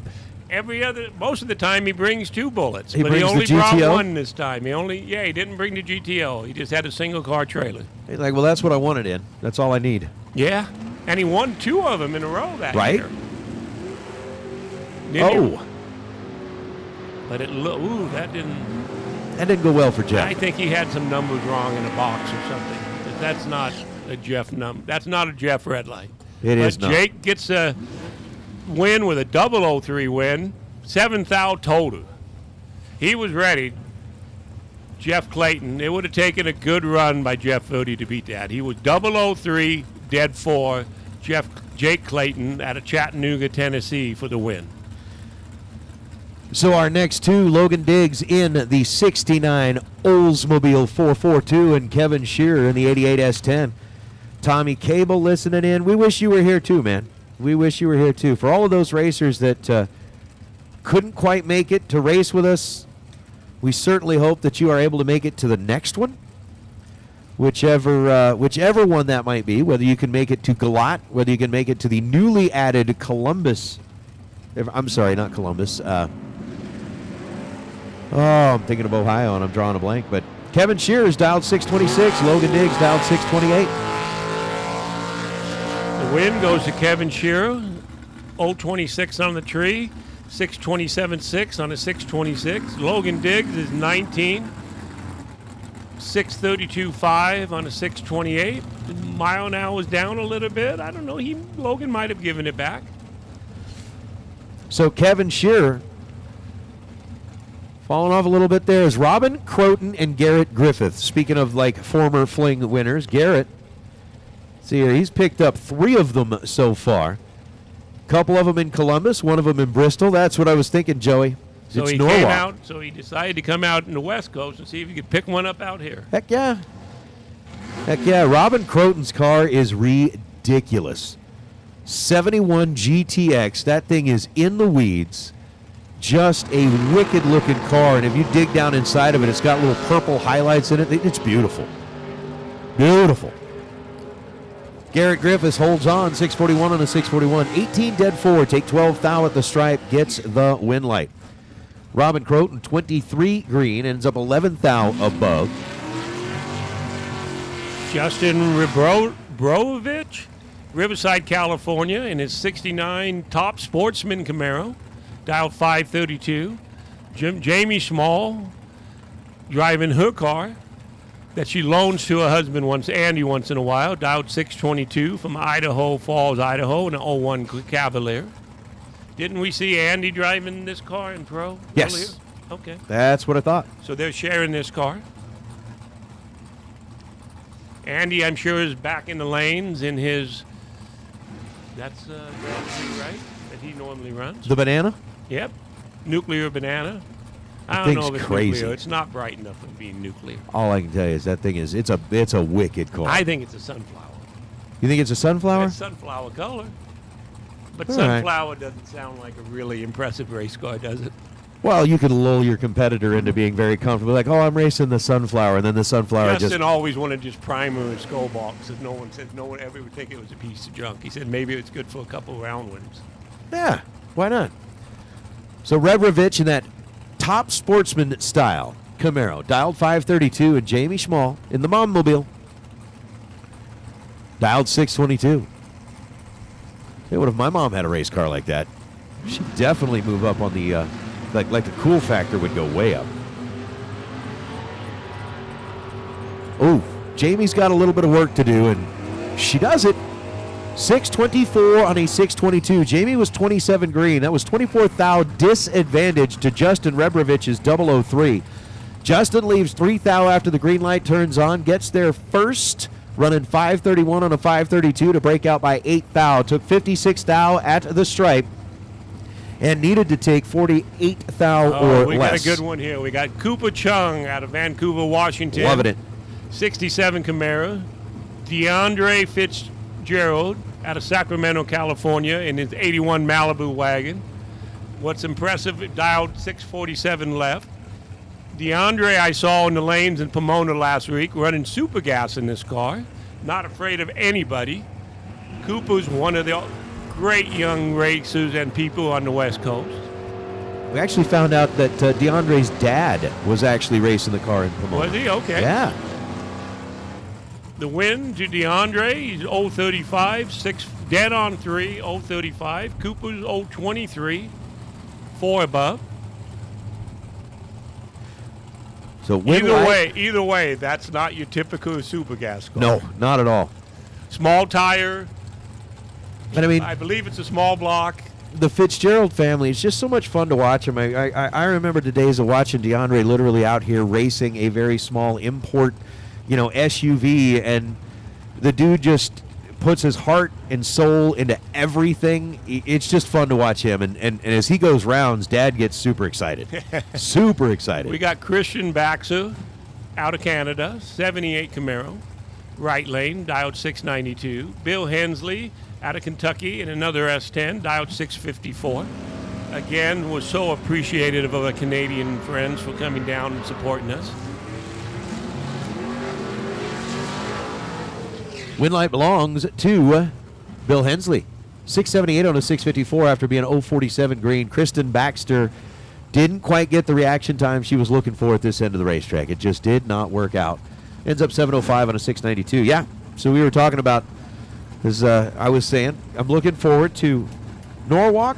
If you make your way to Galat, wherever it is, Bristol. Norwalk's going to be awesome. Norwalk's going to be cool. You want a pound? I wonder if they're going to have the pound of ice cream open. I hope so. Al Quigley, right lane, 538, British Columbia, 98 Mustang. Looks like Chance Parker, Roy Utah on the S10 at the starting line. They're looking at underneath the car. The door's open. Now it's closed. I think they might let him. Yep, they're waving him in. So whatever they were looking at, they got taken care of. Well, that's the cool thing about having the camera right down there on the starting line. You can actually see where they're getting up. There was a little bit of fluid under the race car. They actually climbed down under the car, took a look to see exactly where it was coming from, whether it was going to be a persistent type leak or if it was just kind of a one-time little thing. And they determined it was most likely going to be a one-time deal and it wasn't worth losing the run over. Well, you want to give every racer a chance to go down the track. And Chance wins. 10 on the tree, 626.8 on a 622. Al's 38 on the tree, 540 on a 538. Yeah, we don't want to have to shut anybody off. They paid good money. They put a lot of effort into this. We want to allow them to go down the track if it's at any any way safely to do. No doubt about it. How about this car? Alberto Dominguez, a 240 Z SX. SX. That thing is Nissan. crazy. Dialed 621. Taylor Bowling, Tennessee, in a Mustang, dialed 606. I don't think that's a regular 240 SX. It's cool. And the win goes to Alberto from Mexico. 003, 622.0 on a 621. So I'm going to go with your statement of that's not a regular 240 Well, SX. You know, to be honest with you, 240Xs, if you're into drifting at all, that's probably one of the most popular cars that everybody, they either use it, they put a turbocharged Ultima motor in it, or they'll put an LS in it. But that's like the ultimate drift car is a 240 SX. They're perfect for it. I don't know why, but you go to you watch drifting, there's a whole bunch out there. Well, the wheelbase, they're fairly wide for an import type car. They're light. You put a good power plant in them, you can swing that rear end around with no problem whatsoever. But, 003 and 622 and a 621, that's no ordinary 240 SX. Now we've got Mac 3, Daniel Mac. Mini Mac. Mini Mac. I kind of figured, if Daniel McClellan, or if Dave was Big Mac, then Kevin would be Middle Mac, and this is Mini Mac. Mini Mac, okay. Mini Mac dialed 549 right lane in the family roadster. Dave Beckwith, Rancho Cucamonga, in a really nice 79 Malibu, dialed 735. Red light Mini Mac 005. David goes 030 on the tree and dead on with a 0. Doesn't that put him in a dead on with a 0? Absolutely He has does. a chance to win something. What's he going to win? The weather station, right? That is, you get into a drawing. Yep. Everybody with a dead on 0 gets a Computech Best Dialer for a $1,300 Race Cloud weather station. So I believe that's our second entry. That we've seen so far, yeah. We're That still would be looking an for a awesome second. win. We're still looking for a second perfect reaction time. Mark Barnhart, New Mexico, a 94 S10, dialed 727. Eric Daniels, Chandler, Arizona, in a 76 Vega, dialed 652. Mike Eames, we've got the swear jar out, man. We got the swear jar out. We'll start taking donations here in a little Six while. now different at the starting line. The win goes to Mark Barnhart. 027 on the tree. 730 on a 727. Eric goes 021. That goes 661 on the 652. So again, racers, the pump truck is available if you are in need of that service. If you are full of stuff and need to get the pump truck over to your RV, let's go ahead and flag them down. They are here and about ready to provide you whatever service that you need as we continue on with round We've number got 1. Scott Hess, Surprise, Arizona, 66 Nova, dialed 577. Nick Pressimone, right here from Las Vegas, Nevada, dials 8584. I appreciate Nick sending me a little message this morning. Says that he enjoyed my talking. Nick and his brother, this is their life. They do everything for the racing here at Las Vegas, support everything, and he gets to win. 039, 586.8 on a 584. Well done as the Brent Hodson 57 Bel Air bodied roadster rolls up out of Woodburg, Tennessee, and George Lewis in the green Chevelle rolling in out of Surprise, Arizona. 553 is the dial for Lewis. 515 is the dial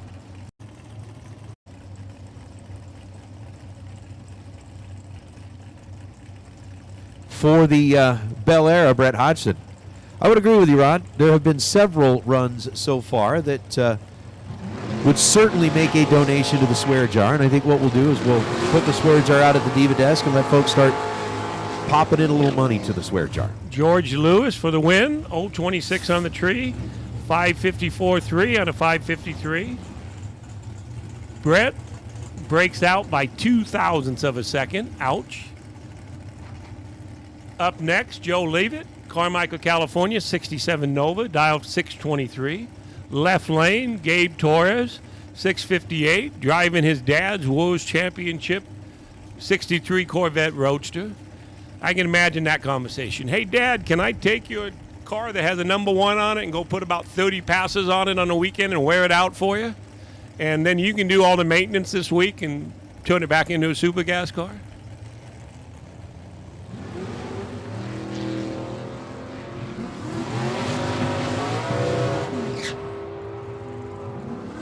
for the win. Gabe gets the win. 13 on the tree. Dead on 7. 20 thou package. Joe goes 38 on the tree and breaks out by 13. Noah Chavez, Team Mexico, 71 Camaro. Right lane, dialed 669. Bill Dykes, Buffdale, Utah, 57 Corvette Roadster, dialed 549. No, from Mexico, no stranger to going deep rounds. I've seen that car at numerous big buck races. And I believe he also went deep, won one of the Summit races at the end of the year at the ET race finals. The winner goes to Bill Dykes, 014 on the tree. Wow, these both were set up hot. He goes 544 out of 549. Noel goes 663 on a 669. They were both holding. Right lane, Bill Biggers, Butte, Montana. S10 pickup truck, dialed 662. Left lane, Gage Butch, Palmetto, Florida, driving, I believe this is one of Matt Dattis's collections of F.J. Smith's old Superstock cars. He was telling me that he's been on a tear and has been buying them up all around and collecting them, kind of like collecting stamps and coins. Well, he collects F.J. Smith's race cars. Gage is dialed 619.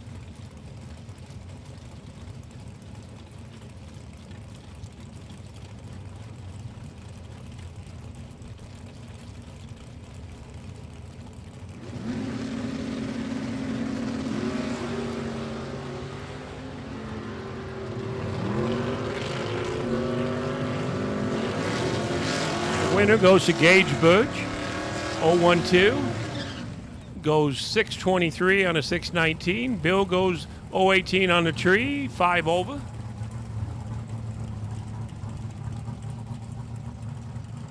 Up next is John Brown, Brunswick, Georgia, 68 Camaro, right lane, dialed 507. Doug Carter, left lane. Thornton, Colorado, the 94 Chevy Camaro, dialed 611.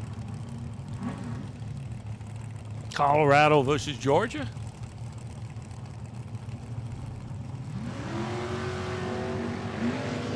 Red light, Doug Carter leaves 2000s too soon. Gives the win to John Brown. John Brown's 052, 505 on a 507. Next pair up, Brian McCulloch, Petaluma, California, Camaro, 61st gen Camaro, dialed 664. Dana Glenn, Ellensburg, Washington, 56 pickup. Really, really nice truck. Bright red. Not the most aero drag car, but obviously very competitive.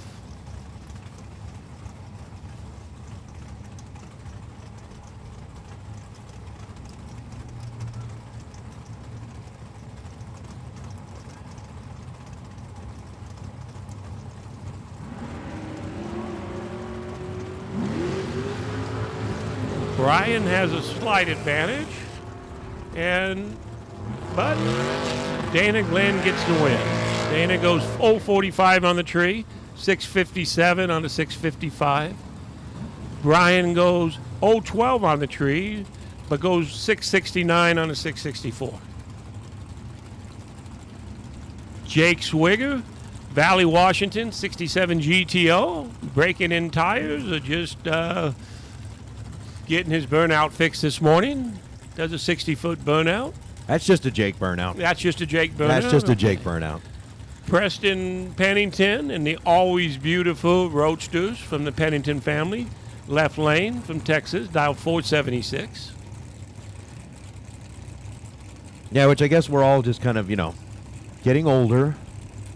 When we were asking in there, hey, how do you want this going into the computer? Do you want Preston? Do you want Peeps? He said, I'd like Preston, please. I guess when you're a dad, you don't want your kid calling you Peeps. Yeah, probably not. Who's that? Be like, that's my Peeps. Preston wins, goes 11, 477 on a 476.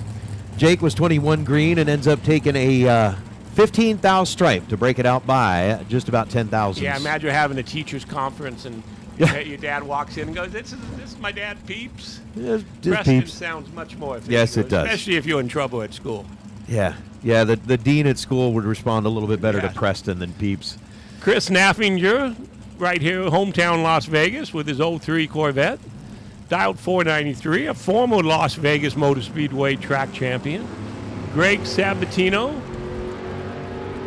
a 63 C10, dialed 654. Greg gets the win with a 027 light, going 661.7 on the 654.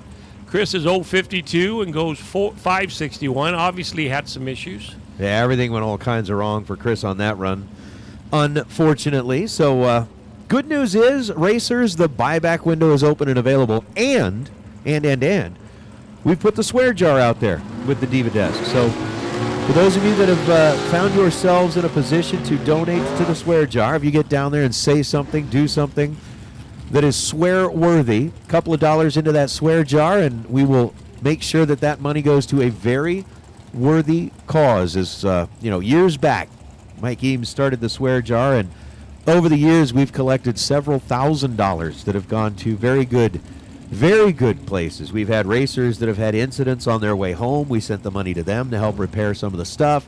We've sent it to Racers for Christ. We always find a very good cause. So if you find yourself in a spot to drop a couple of dollars in the swear jar, please do that. We've got Michael Hall, Butte, Montana, 63 Nova, 616. Travis Russell, Minnesota, dialed 547. The win goes to Travis. 13 on the tree, 552 on a 47. Do you have any idea who we're going to donate the money to this year, Nate? Not yet? If anybody has any good suggestions or knows someone, a charity or somebody in need, please maybe send Nate a note. Absolutely. And we could decide who we can help this year. We've got Jeff Miller, right lane, Oklahoma, 88 Beretta. Michael Pennington, left lane, Texas, and another one of the Pennington Roadsters, dialed 518. Another one of those Berettas. Perfect race car.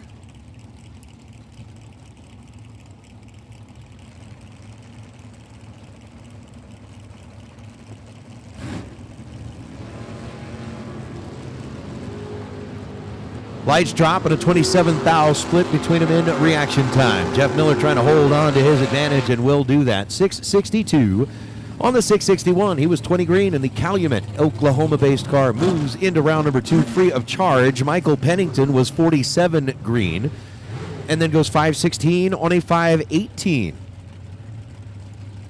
So yeah, the swear jar, it's one of those things where we will collect up a few dollars here or there. I think at one point, I think one of our swear jars was almost in excess of $4,000 that we were able to collect up. And again, we've always been able to find a very worthy cause. As a matter of fact, recently we had a swear jar here that after all of that turmoil hit the Tennessee area, we gathered that up, sent it out to our sister property in Bristol, and had them distribute it to the food bank and things like that. So there's always a good cause. Well, they have a bunch of fires in North Carolina right now. See? Or is it either North or South Carolina? I know. So There's definitely going to be something good for it to go to. Luis Pena gets the win light, 713 on a 712 was 022. Robert Ralston, again, one of those just missed it at this end with a reaction time that started with a 2.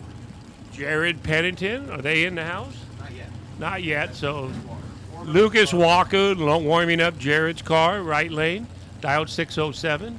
Markel Jackson, left lane, young local racer from Vegas Hill, dialed 668. Michael Jackson's relative. Markel, always trying to improve himself. Always a sponge. You always see him sitting at the starting line watching every past car go down the track. Oh, Markel goes 002 red, giving the win to Jared Pennington. Or what was it? Lucas Walker in the right lane. Yes, Jen Weens, I'm having a lot of fun. Had a little bit of fluid coming out of one of the cars and mopping it up real quick. Darrell Hamley, Burley, Washington, the 02 Cavalier, another top sportsman. Oops, that didn't look good.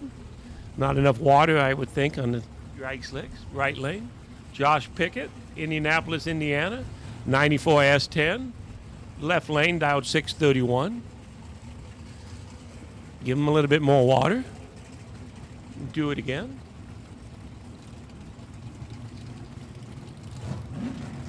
That, I believe, is an old Pro Stock car. There we go. Even though the dry hop was kind of cool.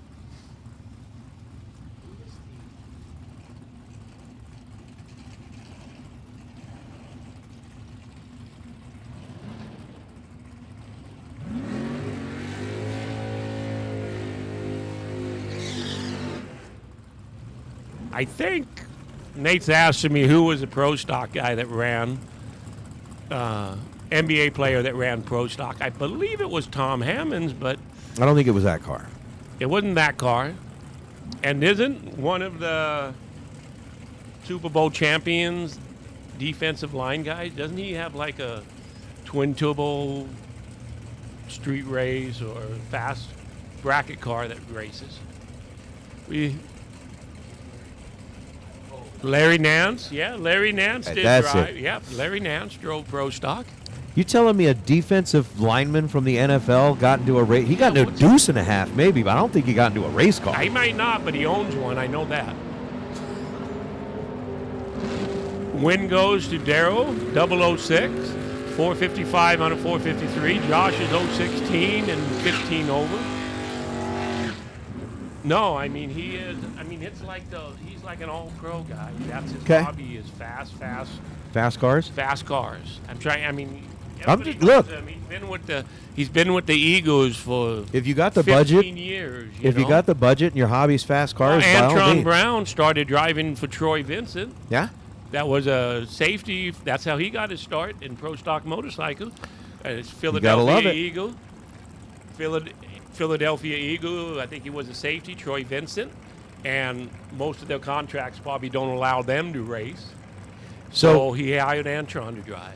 We have Tony Farmer, Texas, dialed 662. He goes 12 foul red, giving the win to Greg Hare out of Washington in his 90 Camaro. Greg goes 062, 626 on a 23. So this is the great thing about our chat bleachers. They tossed out there that, Logan Fletcher War. Cox. They're thinking Fletcher it's Fletcher Cox. Cox. That's who I'm talking about. Yep. Logan War, right lane, driving the car that Jerron Setters put in the winner's circle last week at Pomona and Super Gas. Dialed 603, right lane. Aaron Gee out of Wichita Falls, Texas, dialed 640.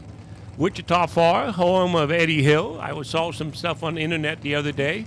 He looks like he still hasn't aged one. He looked like he was 70 when he was 50, and now he's 88, and he still looks 70. They were interviewing him at Eddie's Fun Cycle there in Wichita Falls. I'm telling you, that's what we love. That is what we absolutely love about our chat bleachers and So everybody that helps Fletcher out. Cox. They'll come right up with it, man. Logan's in a little bit of trouble here. Aaron Gee goes 007. Dead 5 for a 13 foul package. Logan was mathematically ineligible when he left the tree. I love saying that. I don't know why I always wanted to say that. Tell you Up what, next, there Ty were- Farmer, Lubbock, Texas. Looks like an S10. Right lane, Randall Reed, Iowa Park, Texas. Isn't Randall a former He is. million winner in the dragster? He is. Now driving his door car, dialed 6 till 29. He'll be in that $10,000 shootout here later this weekend. He is. He was the third ever winner at the Million. Won it in 2018. Okay. S10s to the pair. And the win goes to Ty Farmer, 015, 617 on a 14. Randall goes 12 and 5 foul under. I'm sure he'll be back at the buyback window. We'll see him doing the buyback round. Yeah, I don't think he's going to give that one up that easy. So Ty gets the win. Light is Andrew D. Piazza and Rob Ashbury. Andrew's driving Justin's old Roadster that he built. Is that where that went? That's it. Justin put 2 years of his blood, sweat, and soul building that thing. It's probably the nicest thing he's ever built. And he Andrew absolutely loves it. pretty good in it too. He dialed 493. Bob Ashbury, Yakima, Washington, 71 Chevelle, as it was posted, 597. I like the taillights on it. They're bright enough, aren't they? Well, oh yeah, the taillights on that Camaro are those work out well, and of course and they're hooked to a brake pressure switch, so you see him flashing as he's bumping in. the air dam on the back gives them plenty of shade, so they shine nice and bright. Bob Asbury goes 017, 598.7 on a 597. Andrews 036, 495.8. He'll be in the buyback window, I'm sure. Maybe they called it the Chevelle because it's kind of like Jello. It gave a little jiggle wiggle down there. So see, check it out. Yeah, when it squatted when it left, it kind of did look like Get a little like a Jello mold. Yeah. Bob Bennett, Shallow Water, Texas. Another first-gen Camaro Roadster, dialed 504 right lane. Mike Lowe, Hurricane, Utah, 67 Camaro, dialed 571. So we got a full-bodied first-gen Mustang on one side and a Ricard Roadster-style first-gen Camaro on the other side. So making our way through our Super Pro door cars. We were getting down just about to the end of it. I was surprised we hadn't got the call yet, but we just did. Dragsters even numbers. Super Pro Dragsters even. Let's get you headed into the staging lanes, please. Mike Lowe at Hurricane, Utah, 009, 573.6 on a 571 for the win. Once again, Super Pro Dragsters even. Let's get you headed into the staging lanes, please. Come on down. Round number 1, Super Pro Dragsters even. So Danny Paul, the Chevelle out of Mobile, Alabama, and Doug Milner. Milner, the Laurel, Delaware-based Blazer. I dig that car. 696, the dial for the Blazer. 605 is the dial for the door car. The Chevelle red light start for Milner by 14 thousandths of a second. Hands it back over to Danny Paul. Paul is 18 green. He goes 604 on a 605.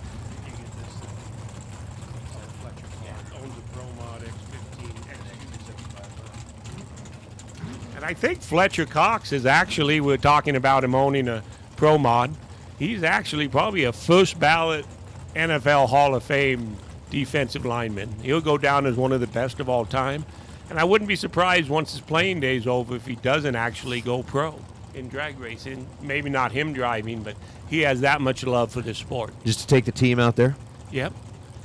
Ernie Macias, Ramon, California, 92 Beretta, dialed 543 right lane. Jason Pad, Alberta, Canada, 605 and a 75 Love, dialed 605 in the left lane. That's another car that I always like seeing turned into a race car, is those little Love pickup trucks. Yeah. There we go, Jason Pad.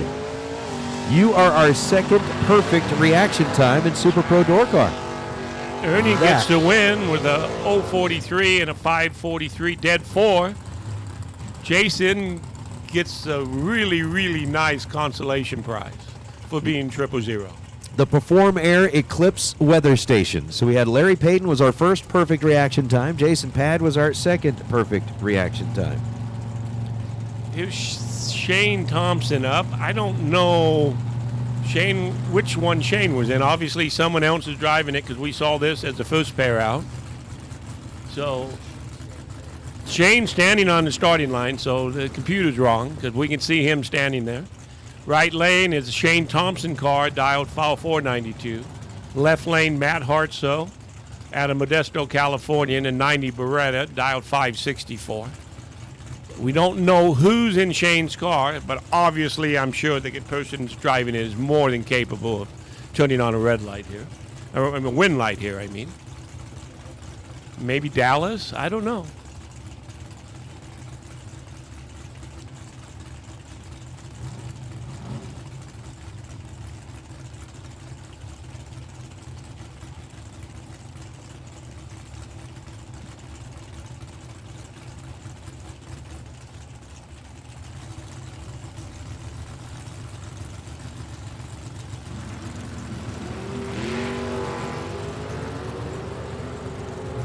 Thompson Mobile seems to be in control and gets the win.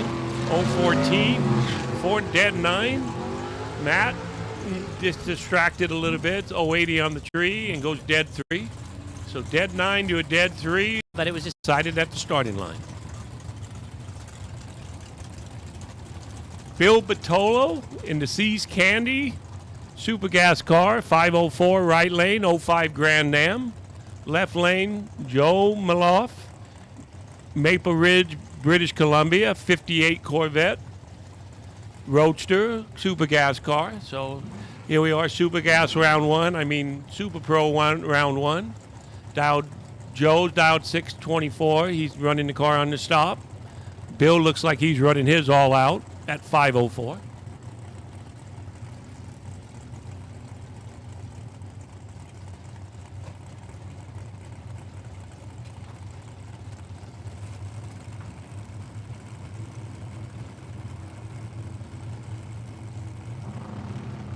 We got Uncle Bill. Oh, Uncle Bill, I don't think he had the box turned on. No, he left. Really, that looks like a Chris Lamb light. First time I ever drove Justin's Monte Carlo, I had an LB38A. Now we're going to call that was a lamb light? My wife still tells me every time I mention driving something, yeah, you can't even wait for the tree to come down. Oh, well, unfortunately for Bill, he didn't wait for the tree to come down. He went red. Up next, Stephanie Comet, Morrison, Colorado, 94 S10. Franco Cons from Team Mexico, and an 04 Escort, left lane, dialed 489. That's one of our quicker door cars out here. I still think we have enough S10s here to run a 5-round race.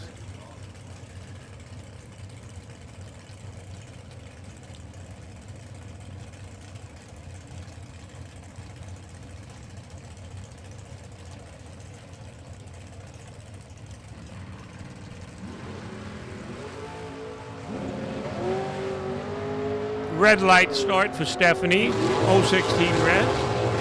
Franco goes 026, 494.4 on a 489.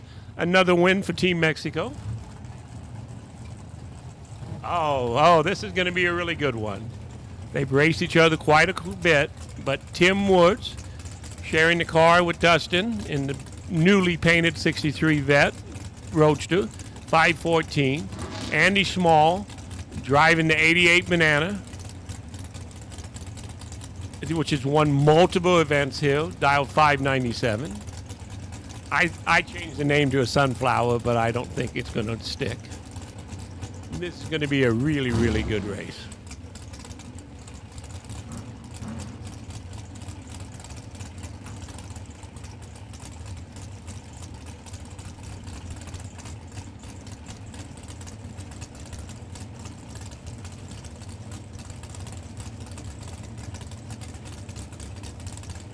They're in.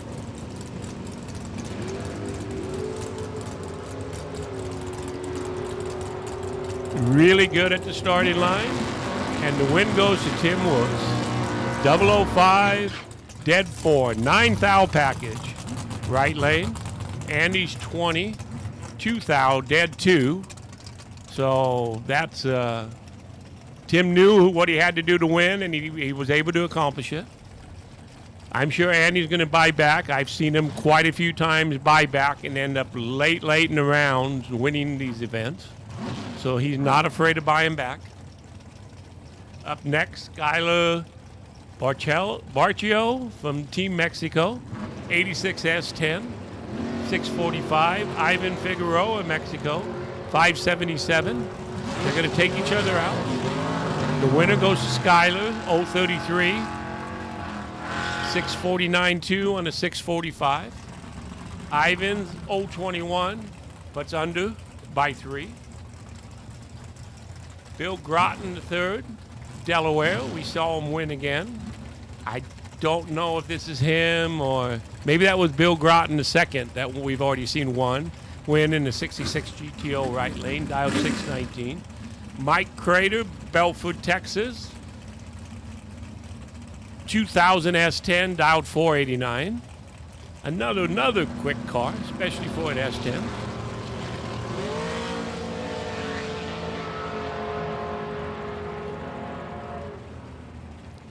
Bill Groton II gets the win, 006, 621 out of 19. Mike made a little bit of a move to the center line when he left. He was 18 and with 91.8. 1/10 at the 0162 at the finish line. A little mopping at the starting line right now. We don't have information on file on the right lane right now, but looks like a Dodge Dart, dialed 603. Jorge Cons from Mexico, 84 T-Boyd in the water box, dialed 610.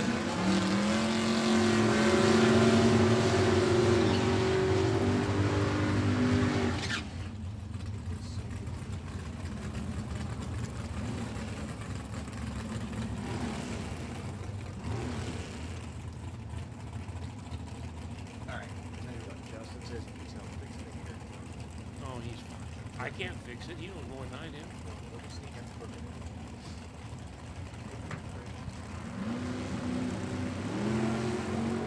Double red, true start in effect. 006 to a 008 gives the win to Jorge out of Mexico. That's the second 00 to a 00 red start that we saw decided by true start. One of Kyle and Peter's inventions, I guess you would call it. They were the back of pushing that system through. Some people love it, some people don't. But it does level the field. Right lane, Dustin Henches, 596, in the car he's sharing with J.R. Learcamp. Left lane, J.P. Schuster, in the old DeFrank Superstocker that he's sharing with. He's also sharing, dialed 616, with Matt Daddis. Another one of Matt's collections of of F.J. Smith's cars. JP goes 001 red to give Dustin the win. Dustin's 594.6 on an 046. JP 001, 500. Jorge Salazar Jr., Team Mexico, 96 Camaro, 723 right lane. Hank Pravivar, Arvada, California, 72 Vega, 563. I know that someone came up or online said how to pronounce Hank's last name. Nate told me, but I forgot. So we're going to just call him Hank.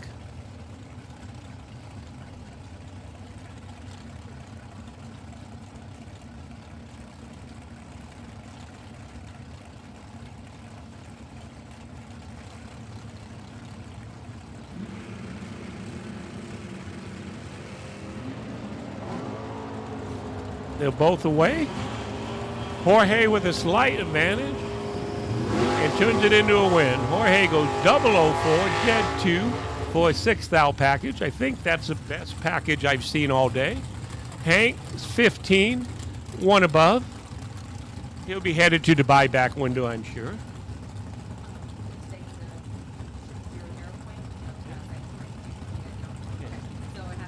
But it has to be on the win. Okay. Can I have a coin to look at? Yeah. Dave Mazier, right lane, Escondido, California, 498. Spencer Macy, 647. Both of these names are everybody recognizes in the sport. The Mazier family makes the water pumps, makes starters, flex plates. They support the racing. They're supporting this week the treasure chest for the Laris Super Pro.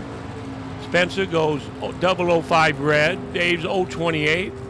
497 on the 98. I've got a little coin here from the Divas for every perfect reaction time on a winning run. Kyle Seipel, 000. Let's roll. KS, it says on the front. On the back, it says perfect winner. 000. It also comes with $50. Well, I'm wanting to give one away. I've never been able to, and and I'm so wanting to give one away. We got Sugar Shane, right lane. I think we've seen Sugar Shane in this already, so it's probably someone else driving it. 536 right lane. Ed Nemec from Illinois in his non-roasted Corvette, 535 left. Ed gets the win with the 005 dead 2, 7th thou total. Who's ever driving the Roadster was 054 on the tree. Ed with one of that was the 7th thou, was pretty close to the best package I've seen so far. Justin Moser from our friends from Moser Engineering, right lane, 530 in the Roadster. Tom Carlson, Twin Harbors, Minnesota, 03 Roadster in the left lane, a pair of topless Roadsters.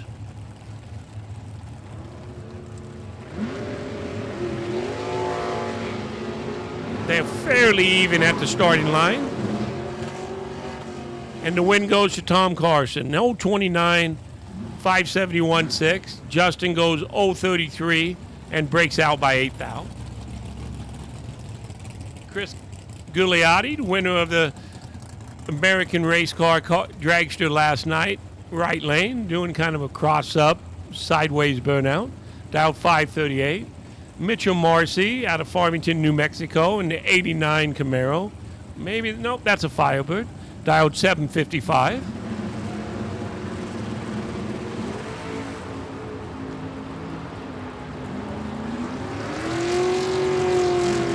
Chris goes 017, 536.7 on a 538. Mitchell had him on the tree with a 008 and breaks out with a 751.4 on a 755.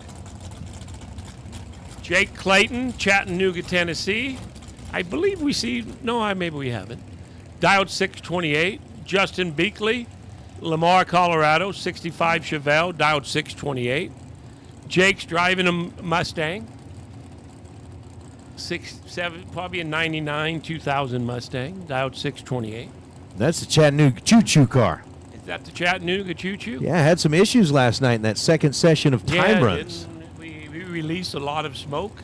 I don't remember if he did that, but he definitely pulled over and they helped that car get off the racetrack. But red light start, Justin Beakley, 005 red. Jake goes 16, dead 9 for a 24th package.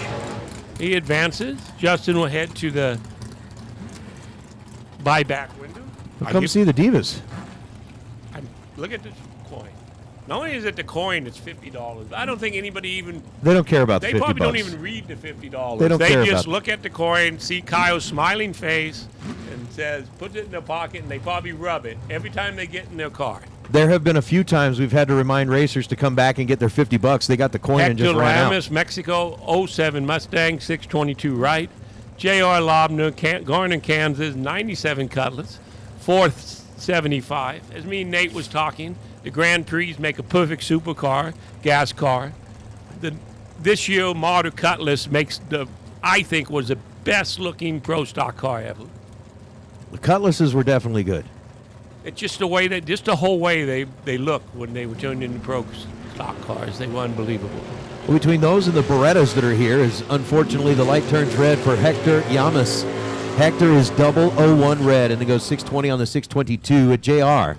He is 22 green and goes 476 on the 475. But yeah, that coin, that is one of the coolest things out there, man. And it's not a cheap little coin either. This is something that is definitely a keepsake item. So if you are perfect on a winning run, you get one of those Kyle Seipel 000 Hero coins. And we've still got a couple of Super Pro door cars left to go here. Then we're going to get into Super Pro Dragster. And Super Pro Dragster, we have called our even number cars and double entered dragsters into the staging lane. So again, we'll get that stuff done. And for those of you that are sending in messages on the chat bleachers and on the phone and through Messenger, definitely appreciate all the love and the support. Cool.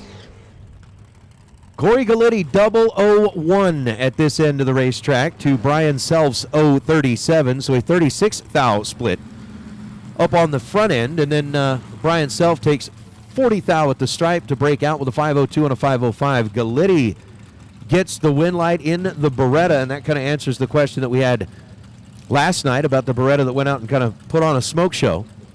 They got that figured out. It goes right down the racetrack to pick up the win light. So, yeah, our weather stations are going out to Larry Payton. Was our first perfect reaction time in Super Pro Door Car. He gets the Perform Air Pro weather station. And Jason Pad, our second perfect reaction time, gets the Perform Air Eclipse weather station. So thank you very much to the folks at Perform Air Weather Station for putting those up. As Lindsey Back and Gabe Hernandez. Hernandez coming in out of Mexico. Hernandez, Viva la Mexico, 619 on a 620. He's 11 green, take 21 thou at the stripe. To be under by 6 thou on a double breakout and get the win light. Lindsey was 35 green and ends up running 8 thou under. So win light goes to Hernandez. As we bring up Josh Decker and Lane Savar. Lane dialed in at 629. Josh dialed in at 622. And what is a continuation of like our mini truck nationals. We got so many of those out here, so many Berettas out here. We're down to our final pair. We'll finish off Super Pro Door Car with a buy run. And then the dragsters will begin to make their way forward. We've got a couple more than 222 cars on here. I think the count that Chris had said we had at least at the start of this session was about 224 dragsters. How about the wheels up charge out of Josh Decker, and Lane gets himself a nice little advantage. How about a 000 Hero Kyle Seipel coin for Lane? Lane, 631 and a 629. Take 43 thou at the stripe after a perfect reaction time. Lane, you get to come up here and claim your Kyle Seipel 000 Hero coin plus the $50 that goes with it. But we all know everybody's all about the coin. All about the Seipel 000 Hero coin. Josh Decker was 44 green, goes 624 on a 622. And our final Super Pro Door Car coming in out of Odessa, Texas is going to be David James. David's got a 581 dial and gets to make the solo shot to wrap up Super Pro Door Car.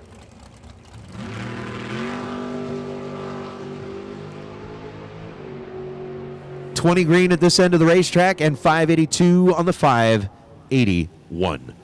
That is going to wrap up Super Pro Door Cars. Once again, Super Pro Dragsters. If you have an odd numbered Super Pro Dragster, you should be back in the staging lane, or excuse me, even number, let me correct it, even number Super Pro Dragsters, you should be back in the staging lanes. And if you are a double entered dragster, you should be back there as well. So again, even numbered dragsters, you should be in the staging lanes. Odd, you are on standby.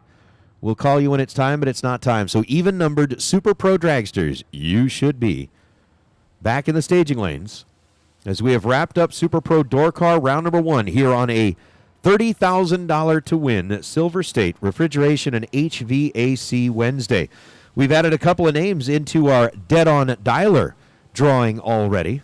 Several racers have been dead on zero. Again, anybody that is dead on zero Wednesday and Thursday will get their name into the drawing for that Computech Race Air Cloud weather station with wind and texting valued at $1,300.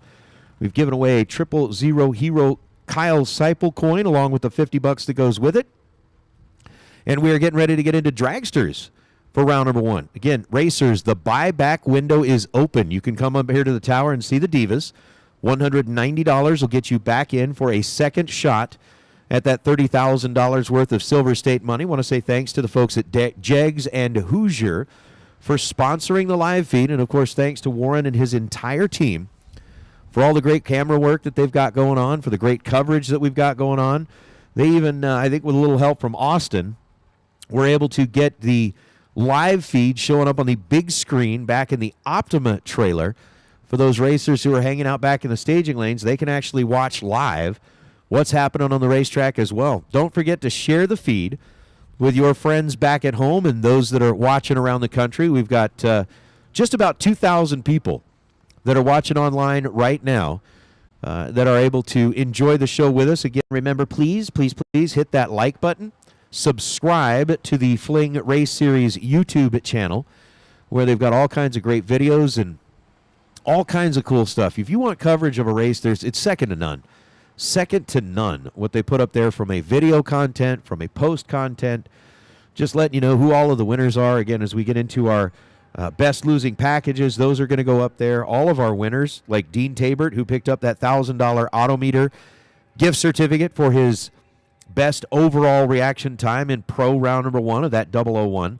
Larry Payton and Jason Pad both picking up weather stations. Larry for being the first perfect reaction time, getting the Perform Air Pro weather station. Jason, the second perfect reaction time, the Perform Air Eclipse weather station. As we get into our Super Pro dragsters, again, we've got a couple of great prizes there as well. Our first perfect reaction time. Thank you so much to Mazier Enterprises. They are going to get a brand new starter.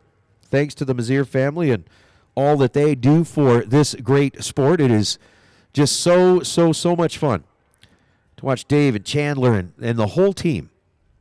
I know Chandler's, I believe, watching at home in Idaho. At least he was last night. But Dave's out here racing with us. It's just great to have them as part of this program. We appreciate that. Again, our best losing package brought to you by Pinella Race Engines.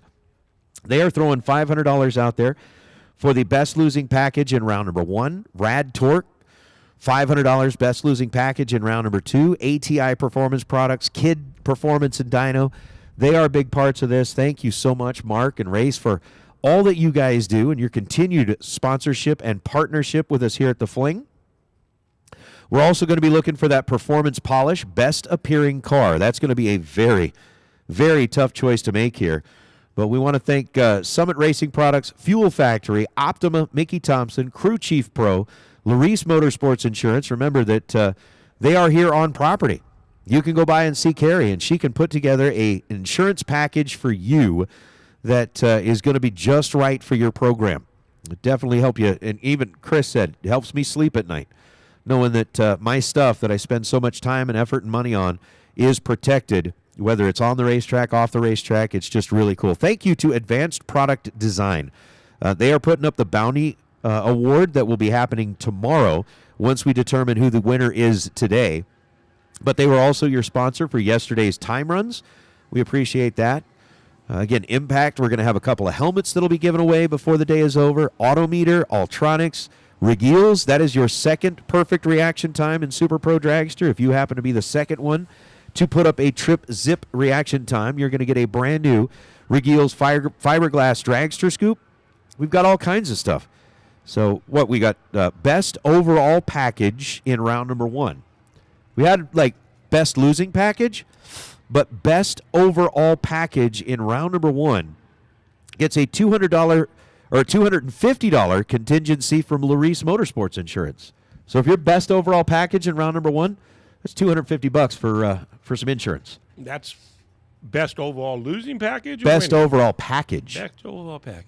That's what makes the Fling so awesome. I mean, and they invented it. Everybody follows. But you don't even have to win a round to win something. Yeah. Everybody, and of course, I've always, in my old career as a salesman, everybody loves to win something. So every time I've ever done raffles or any kind of contest, I tried to spread it out because everybody's happy when they go home with something. And Peter does and Emily does such a great job of trying to make everybody happy. So did you give away a coin yet? No, I got it here. You stepped away at the wrong time. I'm just playing. You stepped away at the wrong time. Because you gave one away. Lane Savar, right after you stepped away, Lane Savar got himself a 000 hero coin and the $50 to go with it. And I remember when we were running juniors out here, you would show up with all kinds of stuff for the kids. Yeah. Be like, here, You've been Nate. shopping around for an AC company based on the various trucks you see on the road. Good luck with that. Fortunately, I'm here to tell you about SilverState Refrigeration and HVAC. The heat is on, and it's time to get your AC tuned up for the summer. SilverState's technicians will service, repair, or install an AC system in your home, and will always show up on time when they promise. Take advantage of money-saving offers from our website or call before it gets super hot. So don't hunt around for the next AC truck to drive by. Just call SilverState.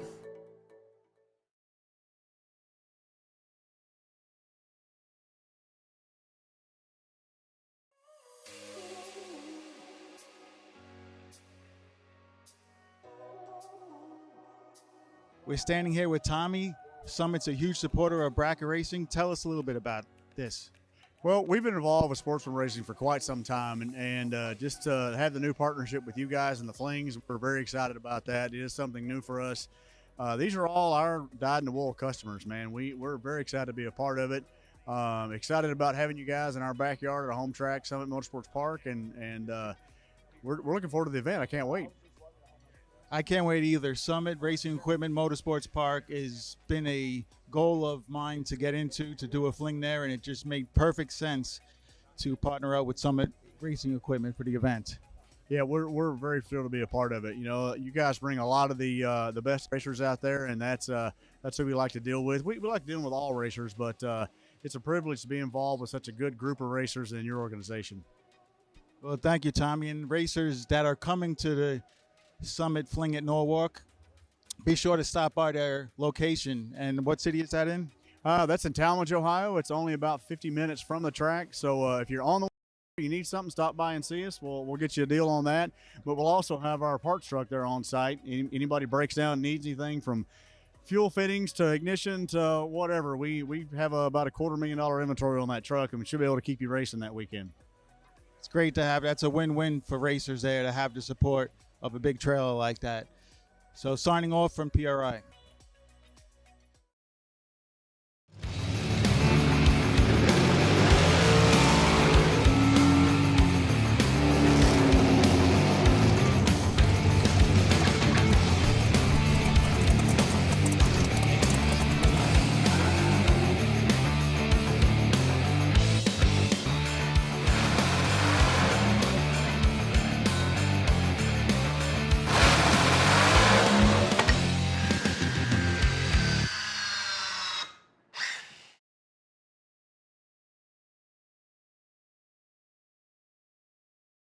Capacity of Philadelphia Yard Trucks, the right choice and solution for your business when it comes to new, pre-owned, or service for your yard truck. We offer industry knowledgeable sales professionals, well-trained technicians, a fully stocked parts department, and a mobile repair fleet. Capacity of Philadelphia has the ability to service all makes and models of yard trucks: Kalmar, Ottawa, Tico, Capacity, and more. We have new or used yard trucks in stock to own, rent, or lease. We're the area's only dealer with a global leader Capacity brand in stock and ready to deliver nationwide. We keep the world and your customers moving. Visit us at CapacityofPhiladelphia.com.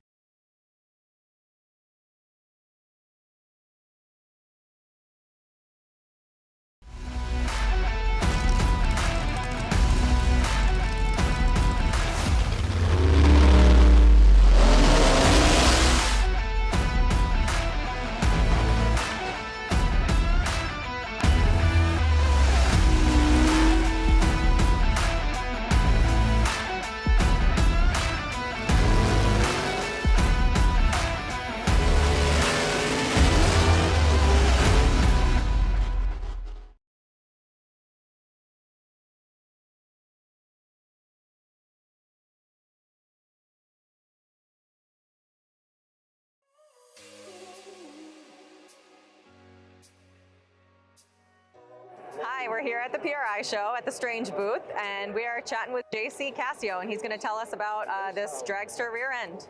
This is our new modular aluminum rear end that we did for the dragsters. It's set up for a 4-link application. Now we make this in 2 different widths where you can do 16-inch or 17-inch centers. It's available both as a floater kit or as a flanged axle setup. We offer both stainless steel brakes and carbon brakes for this. So it's really ideal for the dragsters that are high mile an hour, kind of a top dragster type thing that's going 180 plus. You know, they're starting to see so many bending loads. The modular housing really gives a more rigid setup and, allows the car to spin a little bit freer. A lot of dragster builders are building with fabricated housings. Having a modular housing really standardizes a lot of that. So we worked with a lot of builders to get common dimensions. So that way these can bolt into a lot of different chassis applications. Another benefit of this is that it will accept a 9, 9.5, or 10-inch ring and pinion. So that way, as the power levels increase, it gives you flexibility on what you can put in there. We're looking forward to the upcoming 2025 season with Strange on board. As always, they've been great supporters of the Fling Bracket Race Series. Glad to be part of it. Thank you.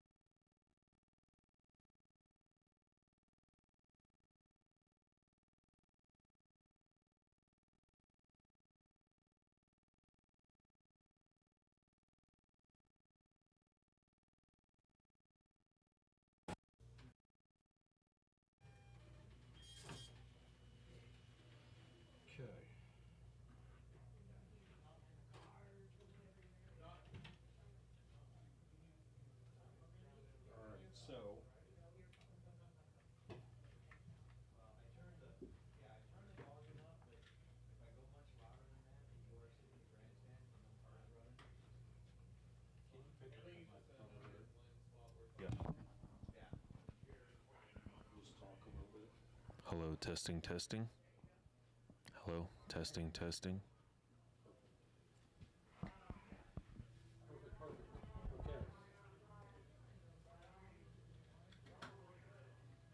Are we good out there?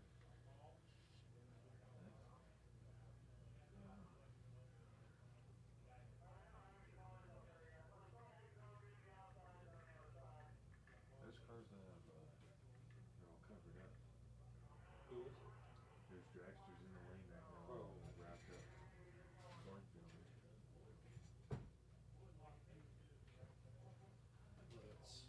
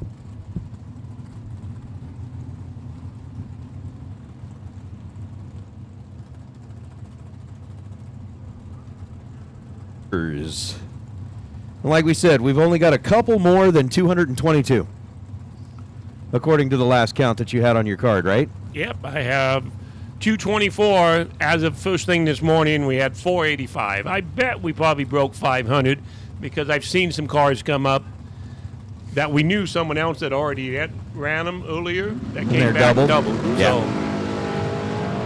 first pair out. Hunt is in trouble. Whoa, that doesn't look good that at don't all. Look good. Zach Clark, lots of smoke. Ugh. Zach Clark's car completely gave up the ghost. It is still down there pulling over. All right, and he pulled over not. on the side for us. Thank you very much. Caught it as quick as you can. I can see a trail of something behind it. That's not good. Yeah, unfortunately. He did get the win, but it does not look good. He's Zach, out of the car. He's already taken a look at it and knows that that didn't go well at all. Right about the finish line, we saw a little puff of smoke, and then by the time he was 30 feet beyond it, it went boom. If we had mosquitoes here in Las Vegas, there wouldn't be none left alive after that run. Yeah, we have none. None, but he's out of the car, and it went straight after it happened, and he pulled over as quick as he could, so we really appreciate that. It looks like they're backing it up. The safety safari is with them, driving down and checking. Someone's right at this finish line, right where we first saw the smoke. Yeah, they're going to start taking a look at it there. They'll find out where it starts, and then we'll figure out exactly how much effort there is. Already starting to roll some equipment. It's just really unfortunate that something like that would happen immediately after we had a little bit of downtime for the weather, and now we're going to have a little bit more downtime. We were just talking about this guy. We got Greg Hicks here. Yeah. Aren't you driving anything? Yeah. What are you driving? My car. The red one? Yeah. That's your car now? Well, no, not the red one I've been driving for Shane, but Oh. that old Overkill car. Okay, we hadn't seen you out there. At least you must have been one of the ones that went up there. We were just talking yesterday, me and Nate, how could Greg Hicks, we saw you standing down there, but how could you not talk someone into a car ride? He's good. It's Shane's engine. It's in there. Shane let me borrow an engine for it. We didn't get mine done. So. There we go. Shane Thompson, SilverState. I'm surprised he didn't, after his experience, didn't go back and be like, hey, you remember that loaner engine? But again, Mr. Thompson, Shane, always first to step up to help everybody. And as Greg Hicks is standing next to us, he says Shane loaned him an engine so he could race the race. Oh, you entered into the million? Not yet. See how the week goes. Sure. You're going to have to. Well, there's a raffle going on. You can win one that way. ATM, we get some cash. Yeah. That's how I've gotten in. You can do like Shane did. Just, Chris, you got any money? He grabbed it out of my pocket and left. Let me tell you something. I witnessed one of the greatest events that I've ever witnessed when, a couple of very successful businessmen, one of them looks at the other and says, give me some money. He pulled out a decent amount of money. Shane kind of flipped through it and said, okay, I'll take that and that.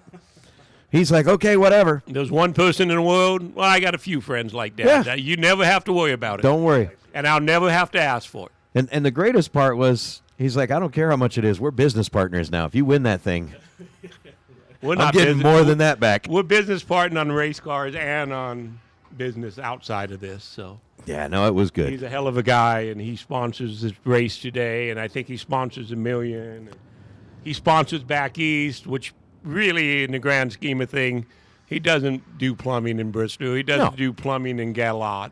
He just loves to race and loves these big buck races. I remember the first time Kyle, Justin, and Shane, we took them to a national event down in Phoenix in Supercomp. Okay. You tell your side of it, and then I'll tell mine because I was there that race. We get there, and probably the worst thing you could ever happen. He goes there, and he wins the event, beats Chad Langdon in the final, and thinks it's so easy. And I talked to Chad afterwards, after Chad, Justin, and Sean grew up together. We're family friends. We go, and Chad comes up afterwards, and he goes, I knew that was his first national event. I knew that he was new to the Supercom, but I made the biggest mistake I ever made because I forgot to look who was helping him. It was Justin and Kyle. I knew that car was going to go dead on no matter what.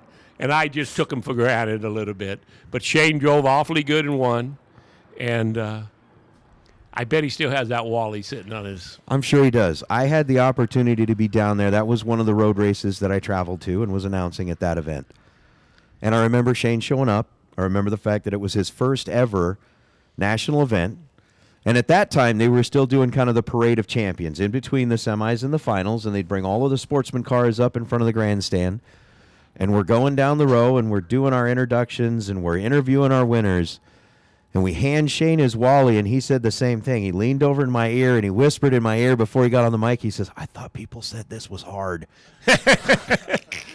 And I'm sure Shane would be ultra successful if he continued it, but he just loves having a race every day. He doesn't like taking 4 days to win one event. Shane loves the format of Peter's races. He loves having a race today, a race tomorrow.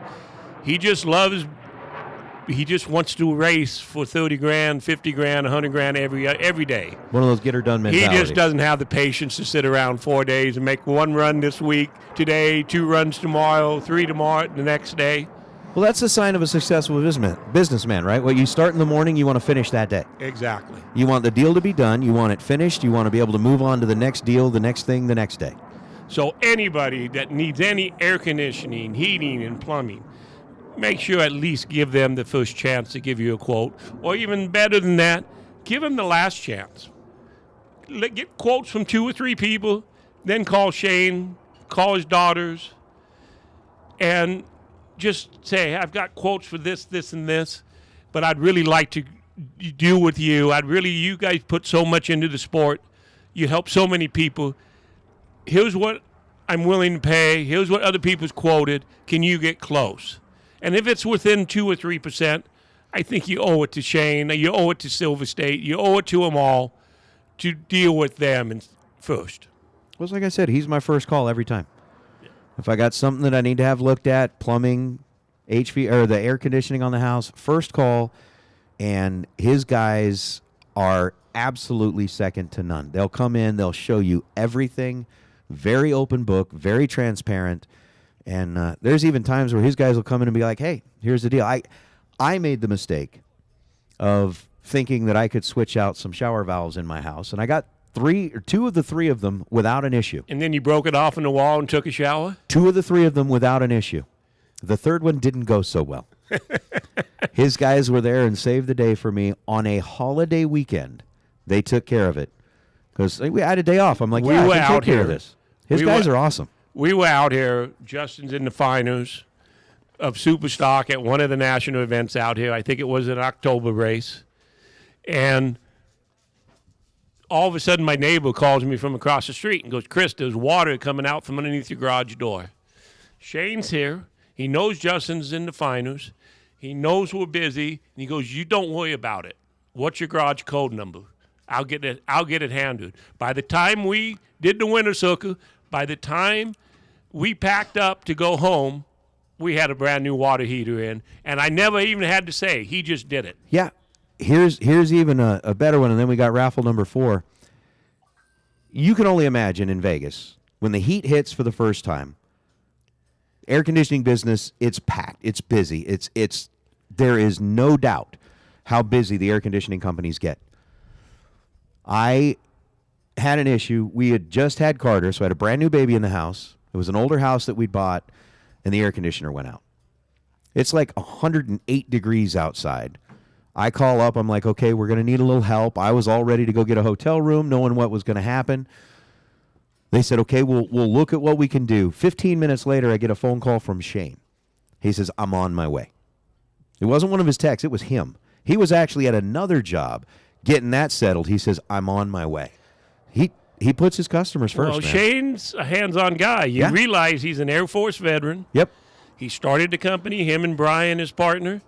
And Shane knows how to fix this stuff. I test him every once in a while. He'll come by the house, be hanging out. I go, hey, how does this work? And he knows how the stuff works. He knows exactly how it works. All right, raffle number 4. All right, I think we're going to have Greg Hicks pull this one. Are you on the sheet? That way, no, he's not on the sheet. He's not on the sheet. All so right. This way, everybody can be mad at him. The 19 people that don't win, take it out on Greg. I'll tell you what, this is one of those raffles where one certain individual loaded it up. Let's see if it worked out. Oh my goodness, look at that. All right, so just saying this, we're going to leave the drama there for a minute. There was one person that bought 1, 2, 3, 4, 5 spots in the $100 raffle. So he's got $500 invested $500 into invested. a $2,000 race. And it paid off. KJ Desa, the number was 20. You were spot number 20. One of your 5 purchases on that raffle. And Greg Hicks says you owe him like 1/2 of 0.0014 of 1% of the winnings. He'll bring you your quarter. Oh.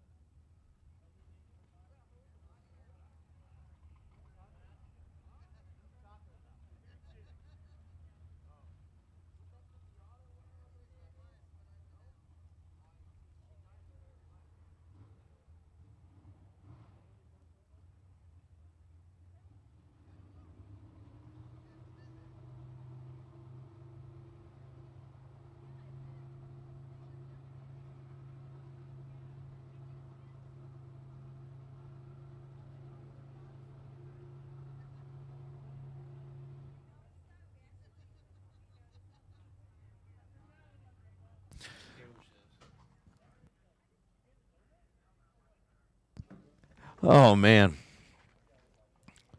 See,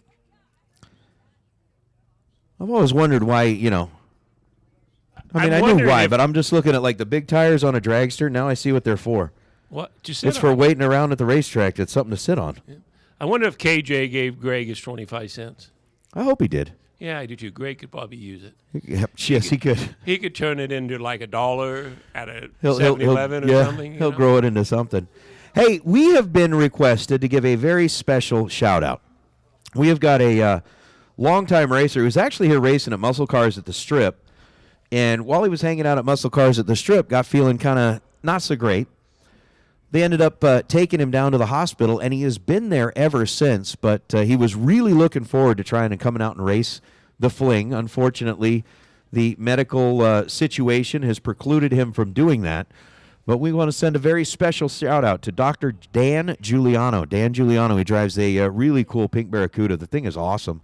It was here at Muscle Cars, and unfortunately, Dan wanted to be here, couldn't be here. But, Dan, we want you to know that you've got racers, friends, and those of us here at the Fling that are thinking about you. We wish and hope that you get well soon, because we would love to have you back out at the racetrack as soon as possible. So, Dr. Dan Giuliano, special shout-out from all of us here at the Fling. We hope that you get feeling better very, very soon.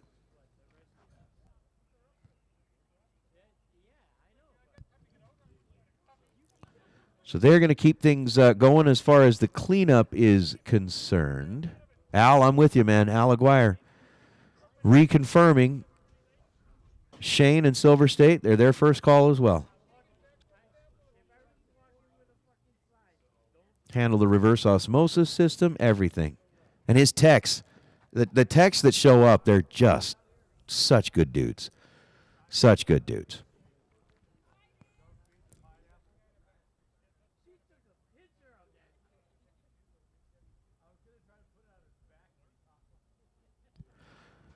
All right, big Mr. Stevie. We've got a racer in need. Racer in need. We need an 18-degree Big Chief intake stand long.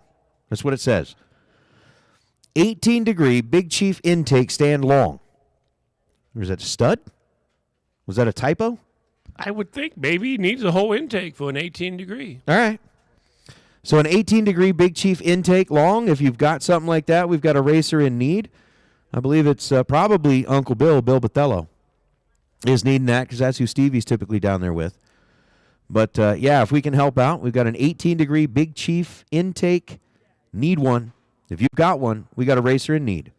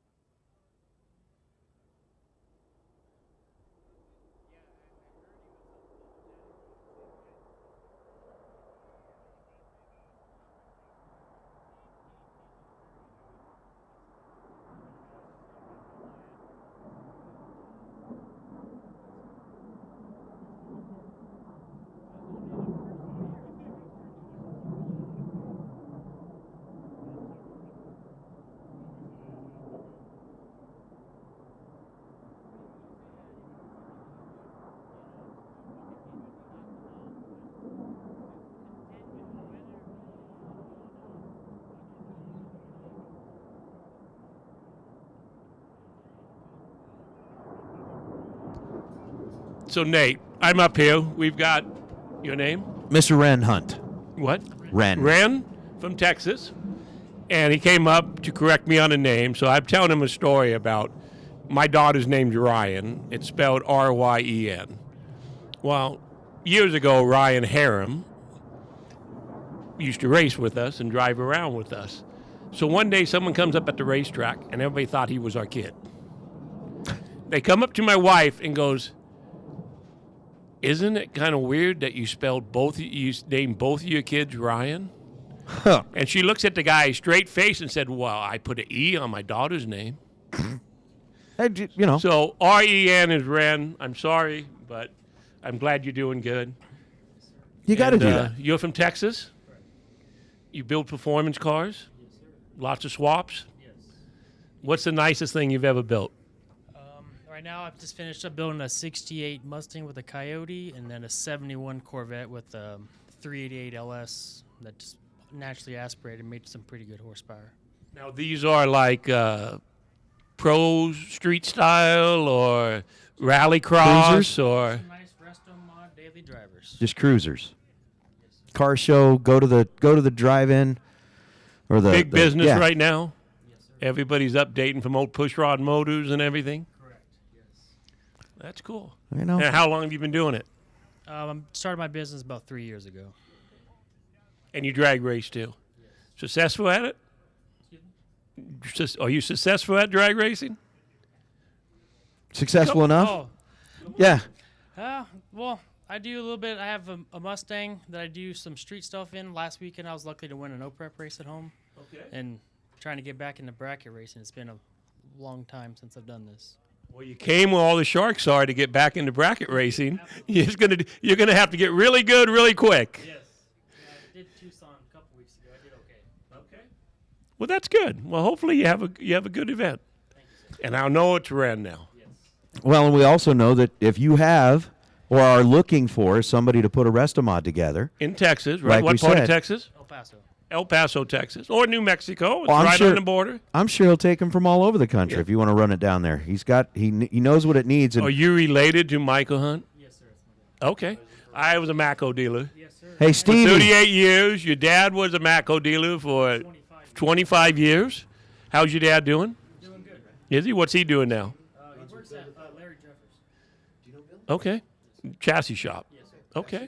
Is that one of his old cars? No, that one actually. Because you had Davis cars back in the day. Well, we have an Atkins car right now. Yeah, he had the Davis Roadster. Well, it said Davis. Okay, yeah. Well, If good. I'm not mistaken, that was Brian Bennett's old car back in the day. Okay.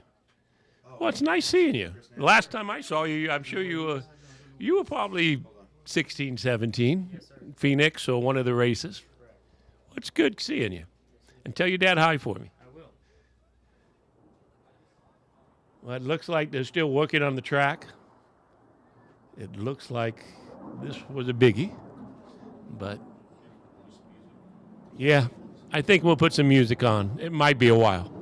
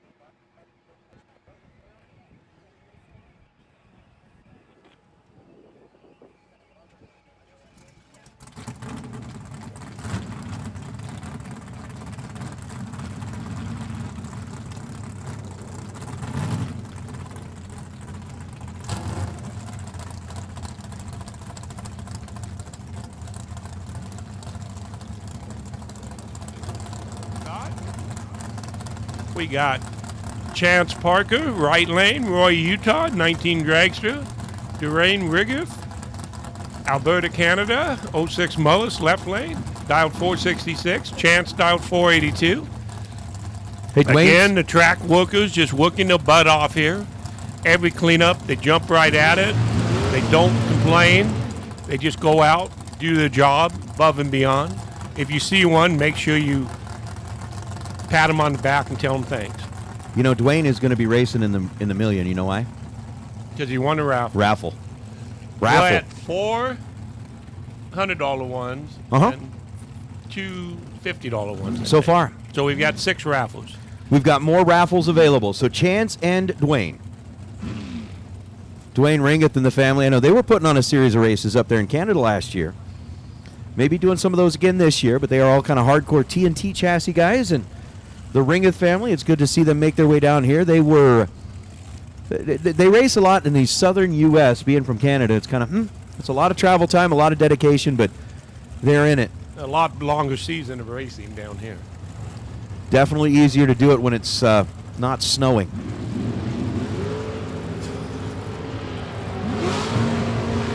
$11th hour, the difference in reaction time. Win light goes to Ringeth. He is 11 and 1 above. Getting there first by 52,000. Excuse me, he's 19 and 1 above. Getting there first by 52 thousandths of a second. 11th hour was the difference in reaction time. And here we got Richard McFarland in the Pontiac powered 04 dragster, dialed 586. Left lane Michael Shell, Calgary, Alberta, 22 TNT, dialed 443. McFarland actually a former winner at the Fling in that car, and we were able to find out when was it? He won that. Take a look at it in 2015. Won a 20 grander here. And the cool thing about that car, they built that in the back of a California Department of Water and Power shop. Well, it's got front brakes on it, so he doesn't burn out past the line. It looks like a door car. He comes up there, locks the front brakes up, and just does a burnout. It is just so unique, man. Probably hits it, and he probably starts in low, goes to high, and let go of the front brakes and stages, just like a door car. And look at that. Look, I mean, just hit the look of that car, the look of his team. That's just a throwback to like ZZ Top, man. It's a Pontiac. It's cool. It's not like a pro stock style Pontiac new generation. It's a true old style Pontiac generation engine. It is a pretty awesome, awesome car. So Richard McFarland in set and ready. Michael Scholl at a Calgary. Rolling up now. And Calgary, Michael Scholl times out. Never got the car staged. I think it died. If you looked at it, he was trying to get it started, and as soon as he got timed out, I saw black smoke coming out of the pipe. So it must have died. That smoke up there, I think it's just it's clean. It's the sweep. Just a sweep going through at the top end, so nothing to worry about. Yeah, it's just the sweep up there. But Ryan Barnes, Brunswick, Georgia, 16 American right lane, dialed 474. Jesse Adams, 12 Sarmiento, left lane, dialed 485. We haven't seen Jesse at one of these races in a while. I saw on Facebook he was doing some upgrades to the car. He's been around with Stinky Pink in Australia, chasing all kinds of stuff. Yeah. We do have a bag blowing around about 3:30. I know it's a little breezy. I promised everybody last night that I thought the wind was over, but it's not. So can you please, if you see something blowing around, pick it up for us? We appreciate it. You've done a great job so far, considering how windy it's been. We haven't had much issues. Why is it that no matter which direction the wind is blowing, as soon as you start chasing something, it goes the other way. It's blowing away from you. Well, that's like those flags. It just happens. You can do a burnout, they're blowing at you. You can get ready to stage, they're blowing back on the back of you, and you get down there and they turn to a side wind. We've learned to never trust those flags.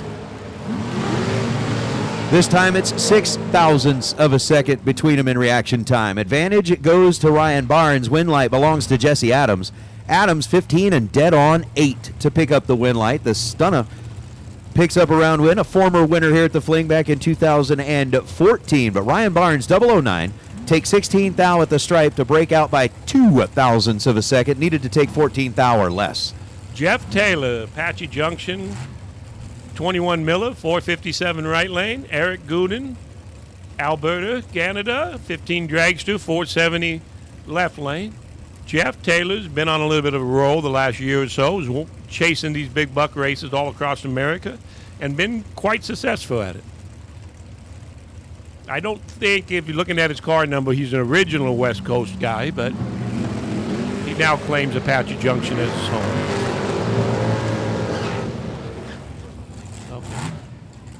But I'm sure I know he's originally from Division I. Jeff gets the win with a 16 light, goes dead on with a 1. Eric's 11 on the tree, 1.7 above. So far, everybody that's had a double O light haven't been able to turn the win light on. It's been a little bit of a challenge there as Jagger Anderson out of Brighton, Colorado, and John Tobias. Tobias over on the left side, dialed in at 578. Tobias with that very squatty style dragster. I love the description that I'd heard one time about a dragster like that is it's one you could push under the workbench at the shop. When you needed to make a little bit more room in the workshop floor, you just slide that under the workbench. It gets out of the way. I always thought it would be cool if you bought like 12 of them and you stood them up nose to tail in a trailer and stacked them like that, and you could show up and have your own fleet of race cars in every race. Kind of like Cadillac Ranch. Yeah. 003 to a 008 win light turns on for Tobias. 003 dead 3 is 6 thou total. I'm going to have to go back and run through the sheets because remember we've got that best overall package. I believe, I know I saw a 7-pack earlier in the day. 6-pack right now. I don't know if we've had anything better than a 6-pack. We're going to have to go double check that, but Jagger Anderson was 008 in the tree and no chance. It'll be real close. I don't remember. We got Scott Anderson, Brighton, Colorado, 18 American on the right side. Jacob Collins, 14 Sarmento, left side, 481. Jacobs from Gilroy, California. Yeah, I don't remember seeing anything better than 6, but I thought 03 would win the thing, and it was a 001 that I missed, so I must have not been paying attention. Stuff happens. Scott Taylor finally makes it work. He goes 00 and wins. He's 00 4498 on a 446. Jacob goes 11, breaks out by 1/1000th of a second. They're looking at the starting line a little bit. They are. Jacob taking 35 thou, needed to take 34 thou or less. Could have turned on that win light, and as we are taking a look at it, turns out that Blake Johnson is going to get backed out of the water box along with Keenan Baez. Baez, who started racing here in Vegas on the regular this season. I know we saw him pop in a little bit later, but they're going to take a peek at the racetrack just to make sure that everything is A-OK down at the big end. And where are we at? We have got almost 2,000 people watching. We are at 498 likes. So, again, for those of you that are watching the live feed, again, we ask only one thing. One thing and one thing only, please. If you are watching along with us, please hit that like button. Subscribe to the channel. That would be fantastic. Again, the feed is brought to you free of charge thanks to Jags and Hoosiers. Thanks to Warren and his team at Drag Racer TV for making this happen. They've got some fantastic camera angles. Notice that they've stuck a camera up here in the announcer booth, and we are purposely dodging it. We will not. No, I'm kidding. At some point, we may stand up there and say hi to everybody, but they've got some great behind-the-scenes looks. They've got a big screen that is the length of a semi-trailer set up back in the staging lane so that our racers who are coming up and getting ready to make their runs can keep an eye on what's happening out there. We got a little cleanup that's taking place here. And again, racers, remember, we've got raffles going on up here in the tower. Raffles up here in the tower.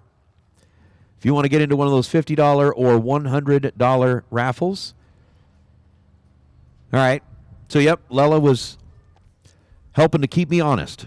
Looks like, yeah, we are looking at about a 6-pack is best so far, and reaction time ends up kind of being the tiebreaker on that. So I got a feeling it's... So you're going to mark it down now? Well, yeah, we can put in 6 total. So then we know where we're at. Remember, I'm retired and don't use my brain like I used to. I used to be a numbers guy. Now Chris? now they just jungle in my mind. I would have Again, thought it's amazing how you can look at. I look at this chart and I'm adding stuff up in my head, and you've already announced it 2 pairs before. Well, I'm just thinking of all the people, the one thing that you would be able to remember easiest is a 6-pack. Yeah. I stopped drinking 6-packs years ago. I usually buy the 30-packs now. You graduated. I graduated. That kid stuff, We got man. Blake Johnson here. That's kid stuff. Out of Colorado. I've known Blake since he was a young man. Family friends. I think he went deep in one of the million races here a couple years ago. Maybe it was last year. He was in the money.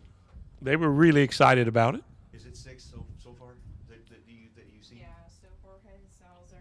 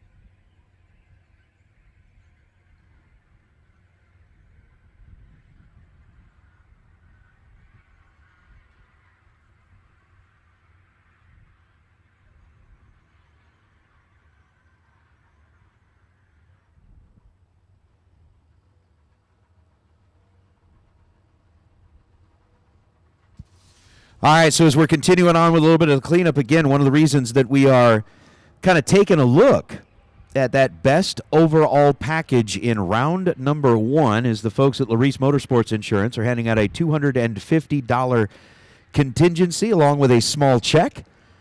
And the small check is, it's just a smaller version of a Happy Gilmore check, like everybody calls them now, right? You get a Happy Gilmore check, it's one of those things you can put up in the office or put up in the garage, or if you happen to be a guy that drives tool trucks around for a living, you could put it up in the tool truck, wherever it is that you can show it off. Bam! Raffle That's kind time. of a cool thing. $50 raffle. Raffle number 3 on the $50 side. That's our 3rd one. So we've had this is the 7th raffle total. We've got 7 people. We'll have 7 people right now into the million. All right. We've drawn a number. 40 numbers or 40 names total. The number that was drawn is number 31, Mike Rock. Mike Rock, you have an entry into the million. The sheriff. I'm sure he was going to enter the million again. Now he maybe would double up. Maybe. He'll put his door car in it and his dragster. Why not? Mike Rock, you have won the number 3 $50 drawing. Congratulations. That is our 7th drawing. We are now starting number 7, number 8, and 9. $50 and $100 raffle up at the tower. We got a couple more days to go. Everyone we do pays back, makes a million, pays back a little more money. So I'm excited about these raffles. Hopefully we can do 193 more. I'm getting kind of... I'm excited about them, too. I don't know if I'm going to be able to make my goal, though. I don't know. I'm pretty goal-oriented, but I might have set my goal a little bit too high on this one. You might have outpaced it a little bit. John down there giving the signal. We're about 3 minutes away. 3 minutes away. And thank you for all of you on the live feed that have liked and subscribed. We've bumped up our number of subscribers. I see the likes go up each and every time we remind everybody. Again, if you are looking at that live feed, and the little thumbs up is just an outline if it's not solid white, hit that button. Turn it solid white. Again, that's all we ask. We got folks that are watching online. Just increase the likes. Let everybody know what you like this. And trust me, it does a couple of things for you.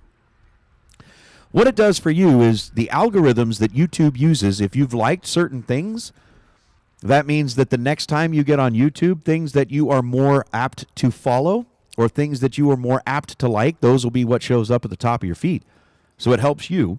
It also helps the live feed in the fact that the more likes that it gets, the more it shows up on other people's feeds, and we get to expose our sport to more people. I was going to ask you that. What's the purpose of the thing? You just answered the questions without me having to ask. Yeah. Now, that's looking over at it, I see this is Pinella round 1. We haven't talked much about the Pinellas, but I believe they're out of Stockton, California. Pinella Race Engines. Pinella Race Engines. They I know used that to is run, something that Marco is very, very familiar with. He runs Pinella Race stuff. Not only that, if you ever drive up and down like 99 in California, you see Bob Pinella truckings all the time. They've always got these trucks. They either got tomatoes in them, garlic in them. He hauls vegetables and stuff everywhere up and down California. I understand he also has a very, very nice hot rod museum at his house. Hang on. I didn't know Pinella had a trucking company. Yep. That hauls essentially salsa. You're saying tomatoes and garlic and cilantro. I mean, I and passed them by. You look. I always look when I'm driving, and I'm going, "What's in the truck this time?" It'll be full of tomatoes. It'll be full of garlic. salsa is something that's near and dear to my gut. Garlic, Gilroy is the garlic capital of the world.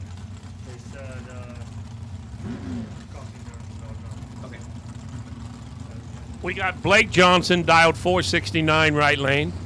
Kenan Buys 509 left lane. I guess you guys have finished the coffee and donuts, so we're going to have to wait till about 7:30, 8 o'clock tomorrow morning, and we'll have some more for you. There will be more. There will be more every day. Matter of fact, I know that my wife's car smells like donuts. A lot of donuts. She's not going to want a donut forever. No. So a 509. Either that or you're going to have to buy some other spicy food to change it. Right. Change it, you know. Leave a rotten banana in there or something. 509 to a 469 as we are back underway in Super Pro Dragster round number 1.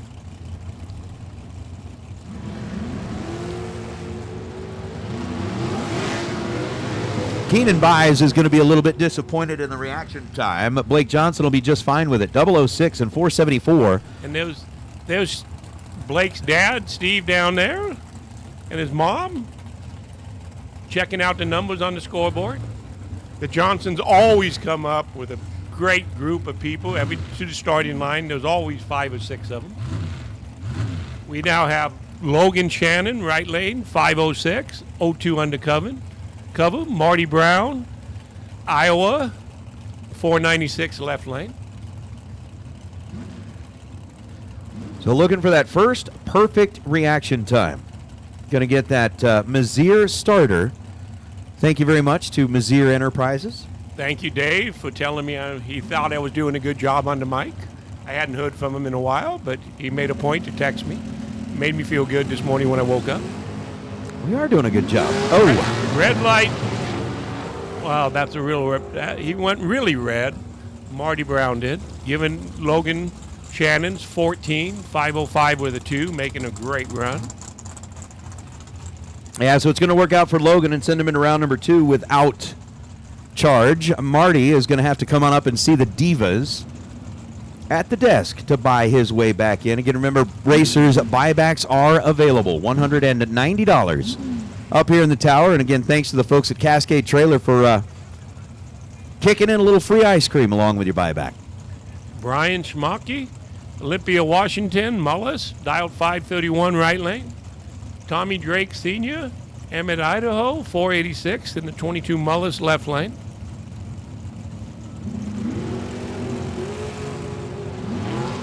There we go. Fourth thou. Fourth thou difference in the starting line. Tommy Drake pulls it out, goes 007. 488.2. Brian's 003. But just a little bit slower at the finish line with a 534.8 on a 531. So we're going to find out if 6 total holds on for that Larice Motorsports Insurance contingency and small check. We actually got a couple of drivers that were 6 total. We're looking to try and do a little bit better than that as James Lee rolls up left side with a 477 dial. Ari Kelly out of Callahan, Florida, rolls up with a 506 dial in the dragster. Nate, are you right or left-handed? I am right-handed. Okay. Why I asked is because I always start on the right and you always start on the left. And you're holding the mic with the left, I'm holding my mic with my right. So I thought maybe you were left, so everything goes to the left, you know? I don't know. I think it's just I read left to right, whatever. That's just kind of what I don't know.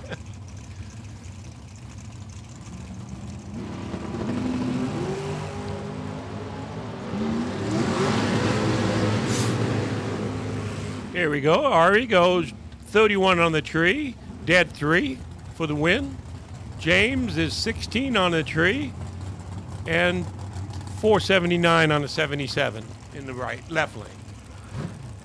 So the win light going to Ari. Our next player will back up. It's going to be Alfonso Marilis, or is it Marilis? It's Alfonso. And Stan Essery. Essery, how about a Sherwood Park, Alberta versus a Mexico matchup? That's about as far as we've had 2 competitors racing each other. Pete's had several international affairs.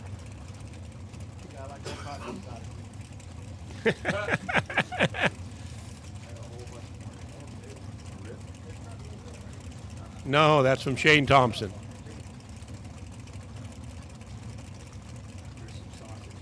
Stan Essery, he comes here all the time.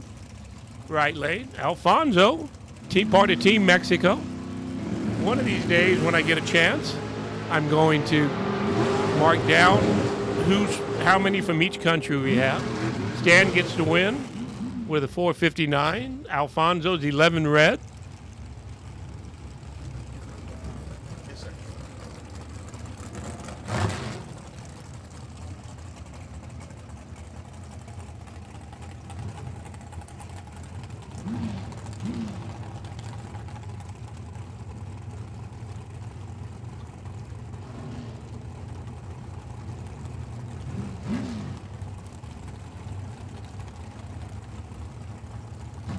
We got Katie Harkema, right lane, 04 undercover, dialed 467. The Nelson family out of Idaho. Jacob McNeil, Gilmer, Texas, dialed 459 in the left lane. I think the Nelsons brought down, I've seen 4 or 5 of the Ken Nelson designed and colored light blue dragsters.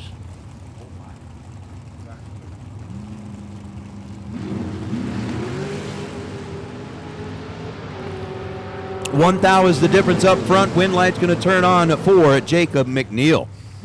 Jacob, 24 green and dead on 7. Katie Harkema was 23 green. Take 34 thou at the stripe to break out by 26 thousandths of a second. Harkema bows out.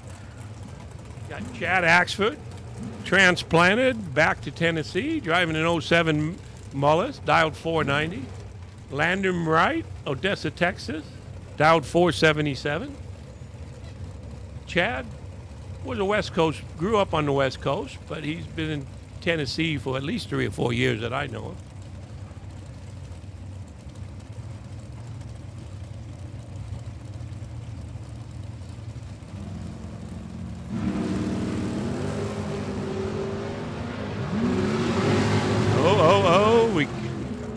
We're going to give away a coin, right? I get to give my first giveaway a coin. Chad Axford goes 000, 2 above for the win. Landon's 021, 9 thou under. Chad gets to come up and gets a coin and gets $50 when he gets a chance. Chris, you get a twofer. You get to give away a coin and a Mazir starter. Do I? Chad was the first perfect reaction time in Super Pro Dragster. Okay, that was a good win.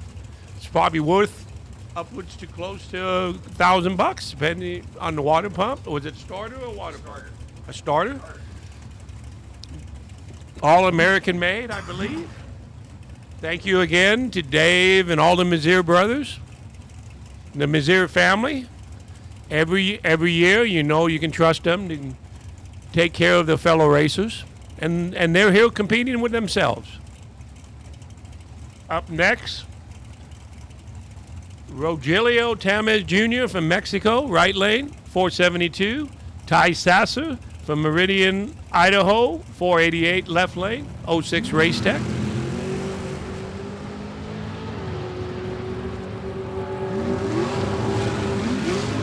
Rogelio wins with a 022 light, 475 on a 72.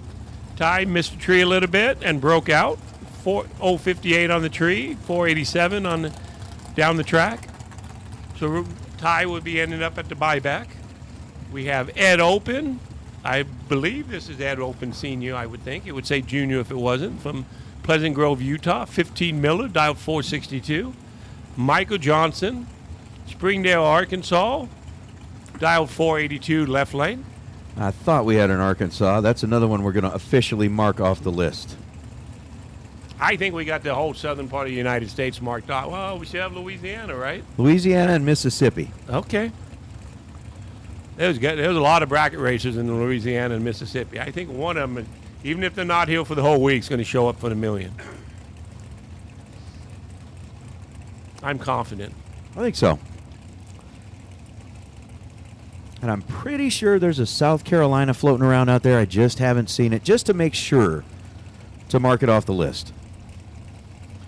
So as Michael Johnson and Ed Open stage him up, Ed, I don't know that his routine has ever changed. No. He will never pre-stage first, but as soon as somebody pre-stages, he'll roll in and light both bulbs, just like that. Close at the starting line. Ed wins it. 465.9 with an 026 light.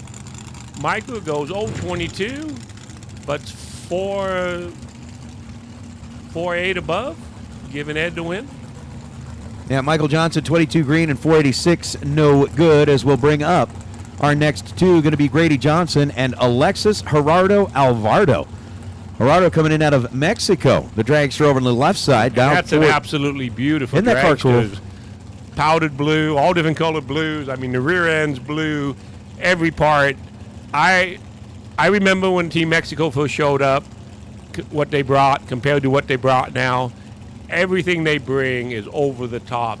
It's amazing how nice of vehicles they're bringing up here. It is nowadays. cool to see the program grow, Yep. especially for all of them, as both drivers are dialed in at 478. All right, dragster's odd. Dragster's odd. Let's get you headed into the stage. Oh, nasty. Double 02 to a double O. Look at this. Both drivers dialed 478. Both drivers run 480.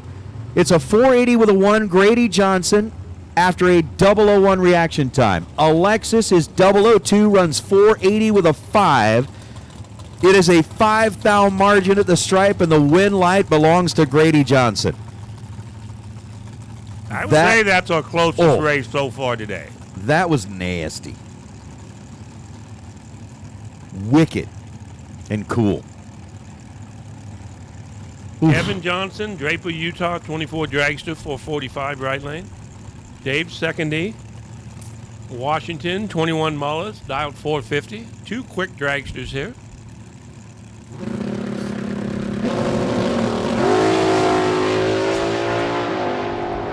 13th thou the difference up front. 001, 448 on a 450. Dave Secondi hands back the win light to Kevin Johnson by way of the double breakout. God, I can remember, Nate, when Justin was 16, just started racing. If you had a 490 bracket dragster, you were fast. That was everybody's goal, to get a 4-second dragster in the 8th mile. Now the bracket racing them in 399, 417. A pair of 450s are just a regular standard pair of dragsters nowadays. Well, and Sadie Glenn pointed out, remember we were talking about Shane Molinari's car, right? Being down in the 440s. I was like, man, I don't think that's his fast car. And Sadie chimed in and she goes, no, his fast car will go 399. Yeah. Quentin Sonnenfeld, Golden, Colorado, 23 hardtail roadster, old school roadster. Paul Dowdy, Cedarfield, Utah, 02 undercover, dialed 492, 615 on the roadster. And engines. back in the day, a 555 triple nickel was a big thing. If you had a 555, you had a That's what use everybody it. had. Everybody had them. Whoa. Quentin Sonnefeld making a big move off the starting line. He heads towards the wall fast, goes 6:34 and a 6:15. Paul Dowdy had already handed the win light over to him by being 002 red. Dowdy goes 490 with a 2 on a 492. Quentin's car looks like it's a handful. Every time it launches, he has to drive it. And but he Nobody gets it wants to to the be finish bored. line every time. Apparently nobody wants to be bored out there, especially not Quentin. Mike Coltrane, Boise, Idaho, 24 Miller. Really, really nice paint job on this. Matt, right lane, 446. Matt Lee, Missouri. Mr. Cool, DIY Direct. M&M chassis, 488. Yeah, and that Mr. Cool and DIY Direct, they are going to be sponsoring our King of the Fling shootout Yes, they are. when we get those drivers together. So the Mr. Cool DIY Direct, King of the Flings, anybody who was a winner or runner-up, and they already kind of looked at it. I mean, I understand, I get it, right? As you'd said earlier, Luke's building a house, and you got to stay focused on what you're doing there because we all know what that takes. But Luke's not going to be able to make it. Looks like Lane Dickens not going to be able to make it. You know, I bet there's a lot of people that aren't that disappointed that Luke's not here. Well, maybe not. I bet, I mean, they're saying, oh, I miss Luke. But do they really miss Luke? Well, no. I don't think so. It's one less headshot to worry about. Yes. Mike Coulter, 008 goes 447 on a 446. Matt Lee was 23 green and 89 on an 88. Margin of victory, 14 thousandths of a second, goes to Mike Coltrane. Glenn DePonte, Hawaii. That's one of the states we have, which we don't always get. Dialed 502, 08 Race Tech.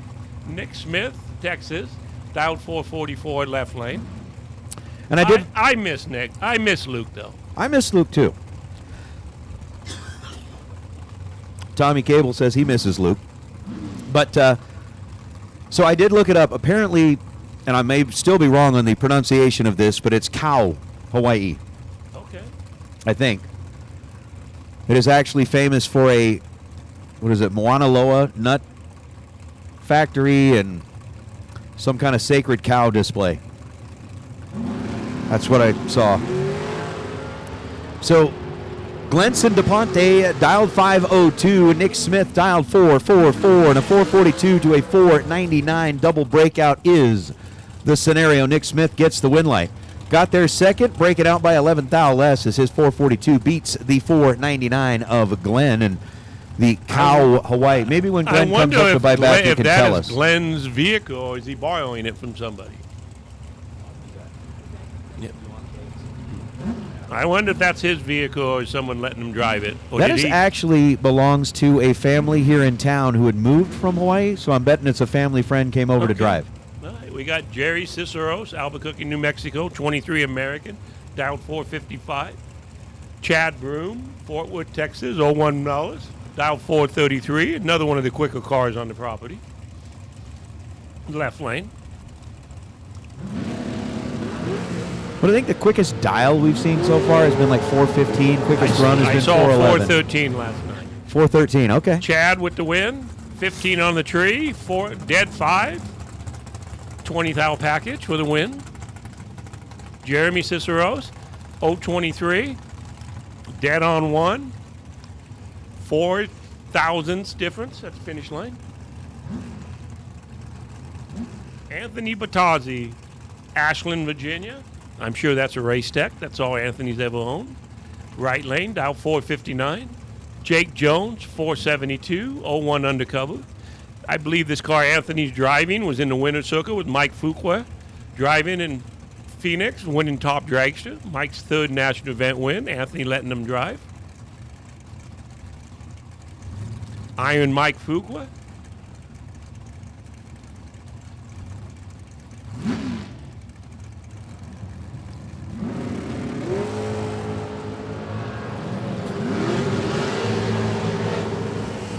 Anthony, 009, dead 3.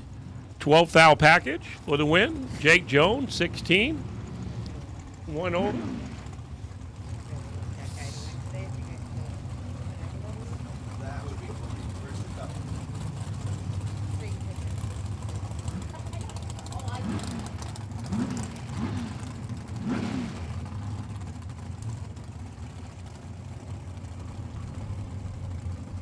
Randy Dahlberg, right lane, 477. Randy Dahlberg, 477 right lane. Don Sefton, he's been in Finers Hill before, out of Bremerton, Washington, down 455.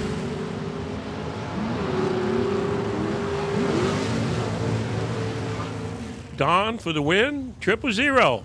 Don gets, I get to give away another coin. Yes, you do. Another $50. And Don you goes get to 000. 1 thou under for the win. Randy's 18. 14 under. Don, when you get a chance, come up to see the Diva desk and get your coin and your $50. And you get to give away a Regiel's Dragster Scoop. And he gets a scoop. Second 000 of the session. Don wins a Regiel Dragster Scoop. Regiel helped us yesterday on the Dragster body. And I'm sure they supplied a scoop with that when he won. So they were quite a win. $1,000 plus worth of items. Come up and grab your stuff. We got Mitch Mustard, Arvada, Colorado, 457 dialed, right lane. Tom Clark, Spokane, Washington, 463. Did you know Mitch Mustard used to race stadium off-road racing back in the day? Even in Southern California. Mickey Thompson Stadium cars. The win goes to Mitch Mustard. Dead 4 with a 23 light. Tom Clark was mathematically ineligible.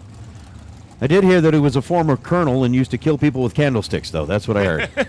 No, they used to have stadium racing. Mickey Thompson Stadium racing. I remember that. And they had him at Lake Irvine, and then they had him in stadiums. They'd have jumps and all this stuff built up in the thing. And Mitch, back in the day, was very competitive racing them. I may be remembering wrong, but for some reason I thought they had him out at the Silver Bowl here one time. I don't know that. I I probably don't know, wasn't but- living here back when they run it. That was in the 90s, so we Yeah. didn't move here till Might have, 1994. I used to work. My neighbor actually ran it, and I'd do anything to make a buck back then, so I would go out and pick Make up a buck? trash and do whatever I could. Yeah. Valerie Jo Hodson, right lane, Woodbury, Tennessee, 483. Daryl O'Connor out of Alberta, 470 in the left lane. I believe we saw his son in that orange Ranger earlier, Daryl. Daryl gets the win. Valerie goes 002 red.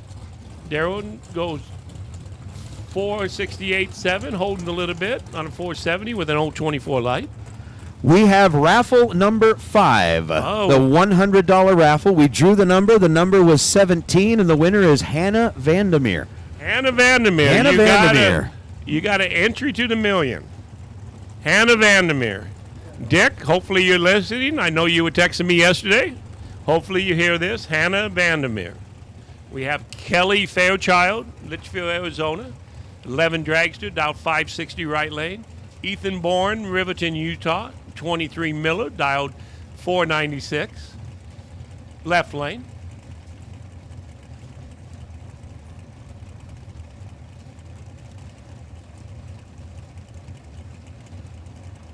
Kelly's taking a while to stage. I don't know if she's having some problems.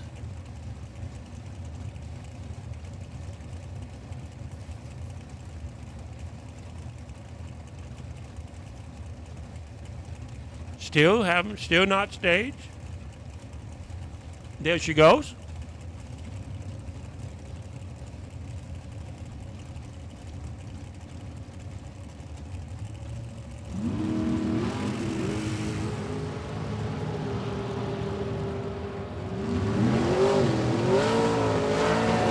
The win goes to Ethan Bourne. He's 038 on the tree. 5019. Kelly missed the tree a little bit. Goes 562.9 on a 560.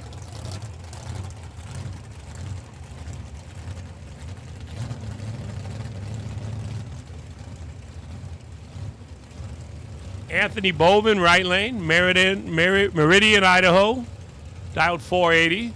David Wright, 448, 23 Folk race car from Mims, Florida, left lane.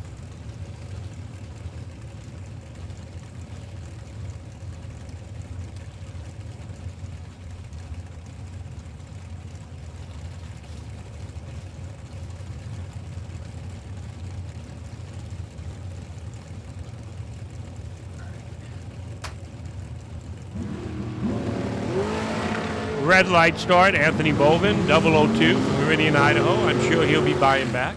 David Wright goes 013, 450 on a 448. So I'm getting all these texts. I get a text from Pirate. I get a text from Jimmy DeFrank. Yeah. I just sat down for lunch and I heard you on the mic. And then there's my wife. To try not to interrupt Nate when she's talking. Yesterday, try not to butcher people's name. Just doing this, doing that. You know what? She's a all good the coach. support I got. She's a good coach, right? Dylan She's there Howe, to support Junction you. City, Oregon, right lane. Dialed 450. Raul Alanis, Mexico, left lane, dialed 441. Got a little trash out there we're going to have to run out and grab. Again, please do us a favor. If you see some stuff blowing around, pick it up, put it in your pocket, dispose it in the trash can, do something for us. That would be helpful. Anything will help. It's cool that Jimmy's listening in. Yeah. Jimmy, another 5-time Wars champion. Even though he's a super stock racer, he still loves his bracket race guys. And what does he have now? 10 plus division championships? Oh, I think it's like 17 14 or 18. It's a lot. I don't think anybody's ever going to catch him. That At least in Division 7. That guy's ridiculously talented. Not only that, they're just great people. Yes.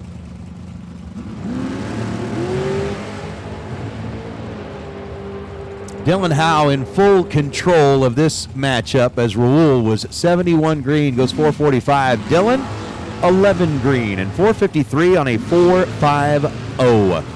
For the question on the live feed about being able to buy into the raffles online, no, it is an in-person type thing, but I'm sure you probably know some people on property, and with things like Venmo and PayPal and all of those different, Zelle, I'm sure you could probably contact somebody here on the property, Venmo them the money or Zelle them the money and have them enter on your behalf. So I'm sure there's some options, but we don't necessarily have an online offering for the raffles. Kevin Shiro, right lane, 469. Mo Trujillo, transplanted Arizona, dialed 450, left lane.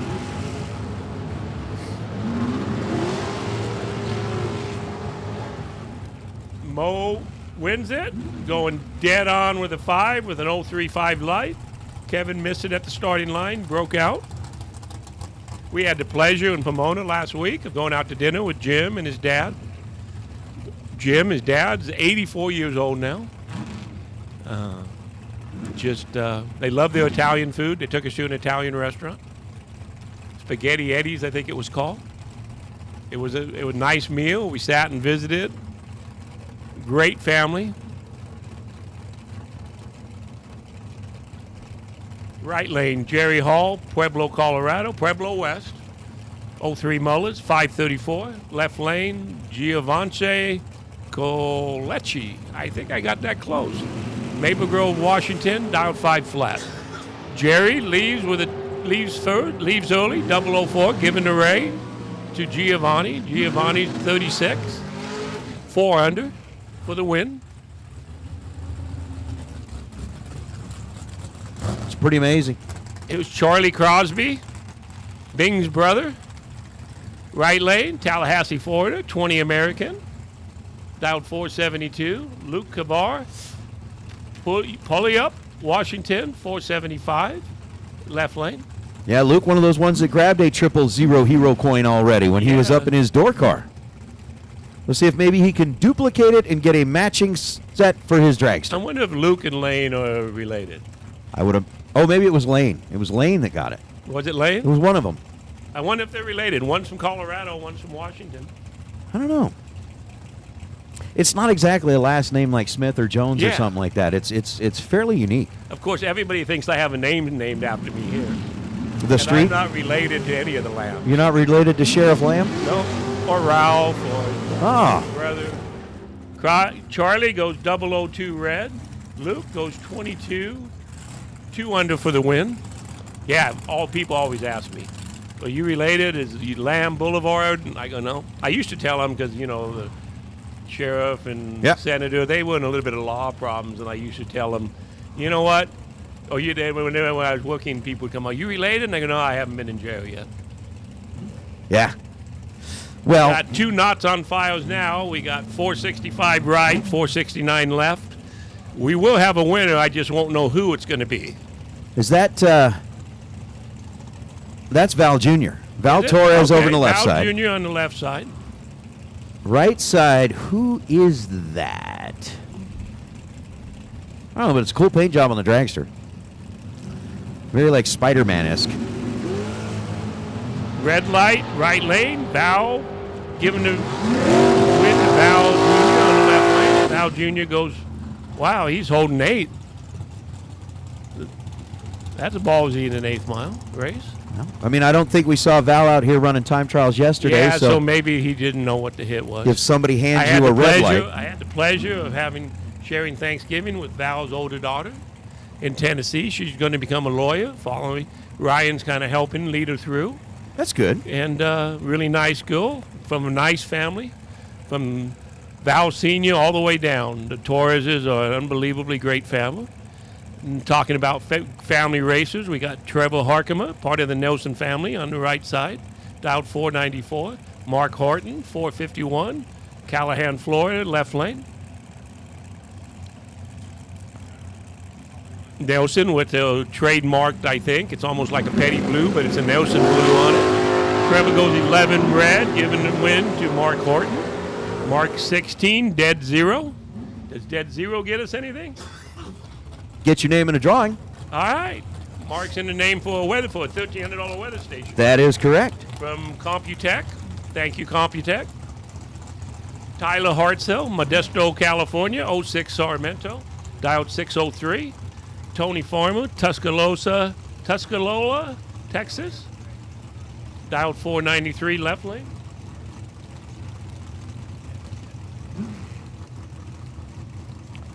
So with that 603 dial over on the right side, head start by a bunch is going to go to Tyler. And again, dragsters, get our odd dragsters to the staging lane. So if you are pretty much at this point, we've called all dragsters. So if you've got a dragster that has not run round number 1 yet, let's get you headed into the staging lanes, please. Hartzell off and away with a 004 reaction time and goes 604 on the 603. Grabs himself 0.03 of a second at the stripe. Tony Farmer was late comparatively by 61 thousandths of a second, runs 491 on a 493. Chris Whitfield, Highland Ranch, Colorado, 469 right lane. Caden Muth, what was that? You told me how to pronounce that yesterday. Muth. 13 Miller, Bourne, Texas, 495 left lane. Chris is a former winner here at the Fling. I believe he participated back east at Bristol and them too. Sometimes he takes road trips, I notice. Goes chasing wallies, chasing big duck checks. It looks like Whitfield's in a borrowed dragster.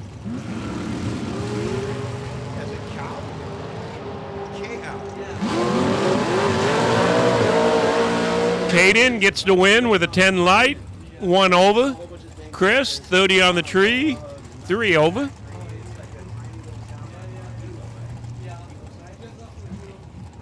Gary Williams, right lane, no stranger to big buck bracket racing. Probably one of the founding fathers, founding people of big buck bracket racing. 458 right lane, 24 folk. Brian Bennett, one of the Bennett brothers or son and dads from Shallow Water, Texas, down 453.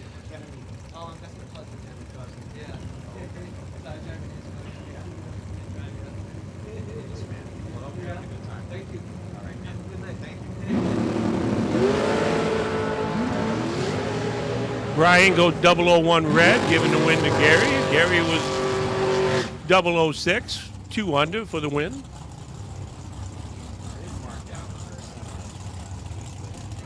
Cortland Carter, Hobbs, New Mexico, right lane, 23 Mullers, dialed 466.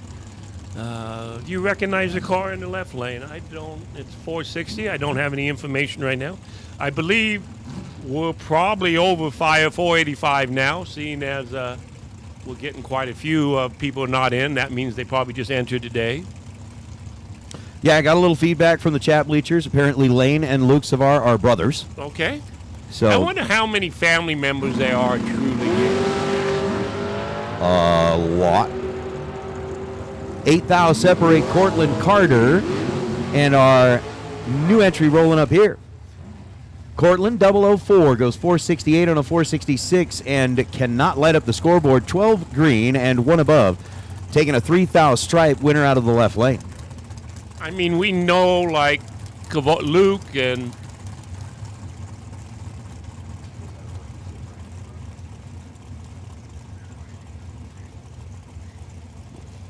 got Jeremy Reaver, White Lane, Polywop, Washington, brand new race tech.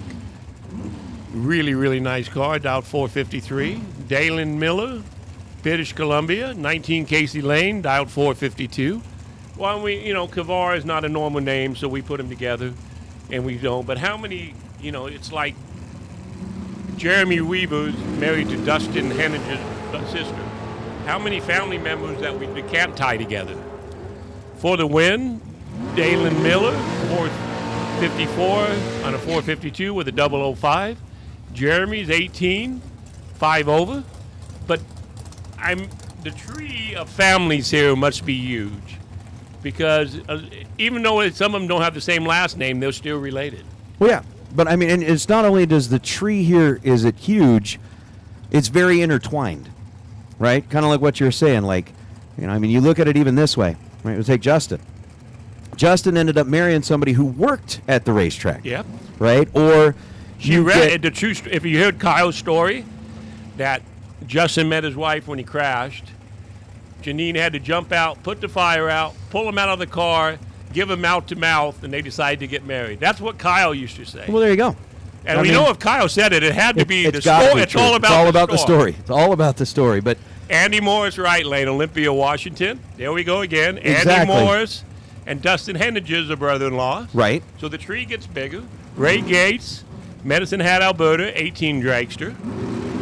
I didn't remember seeing Andy yesterday, so this might be a new entry. We get even a little closer to home, the Flagar family. Yep. Andy Morris for the win. Wow. 157 to a 367. Andy's a 10th above. Ray breaks out by 7 thou. That was an unusual race. Slightly. Not to be expected from either one of those racers. Very different.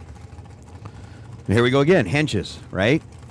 Where the trees kind of intertwine. Mia being the daughter of Dustin, part of the family, and the families grow. So, like I was saying earlier, right? The Flagars. You got John Flagar, Becky. Becky was originally, I believe, Creason. Yep. So those two families, they met here at the track, and now the family's grown with Mason out there, and it's just the same story over and over and over. We have Tristan Kaeg, right lane. Mia Henniges, left lane. Tristan dialed 513. Mia's dialed 469. Tristan, my daughter used to race him. My daughter was like 3'7". Tristan, when he was like 11, was like 6'2". What's the funniest? When they shook hands, it was unbelievably funny. Tristan, 237 red. I would have to think something happened in the delay box. Mia gets the win with a really good 27, dead on 7. Yeah, that used to be funny when those two would have to race when they were the 8 to 10-year-old category. Tristan looked like he was 15, and Ryan looked like she was 5. Tristan definitely grew quickly, and Christian turned into a really good young man. I'm happy for him. Well, and Ryan turned into a great young lady. Yes, so I mean, did. Junior dragster kids make good adults. They do make good people. Dustin Worth, right lane, dialed 472. Tanner Theobald from the Theobald family, there's a whole group of them, the Mazirs, the Theobalds, dialed 488. Right, more racetrack romance. Yes. And now that turns into more junior dragsters. Oh, Tanner Theobald is 34 green. Dustin is 27 green. Win light goes to Wirtz. Dead 1 to a dead 3. Beautiful drag race. Beautiful drag race. Yeah, now the Theobalds, all the kids grew up racing here and at St. George, and now you come out to a junior program, and there's as many Theobalds racing juniors now as there was back 20 years ago. That's what I mean. Racetrack romance that leads to more junior dragsters. Jared Thompson Jr., Bowden, Georgia, 482 right lane. Parker Theobald, the youngest Theobald, dialed 493 left lane.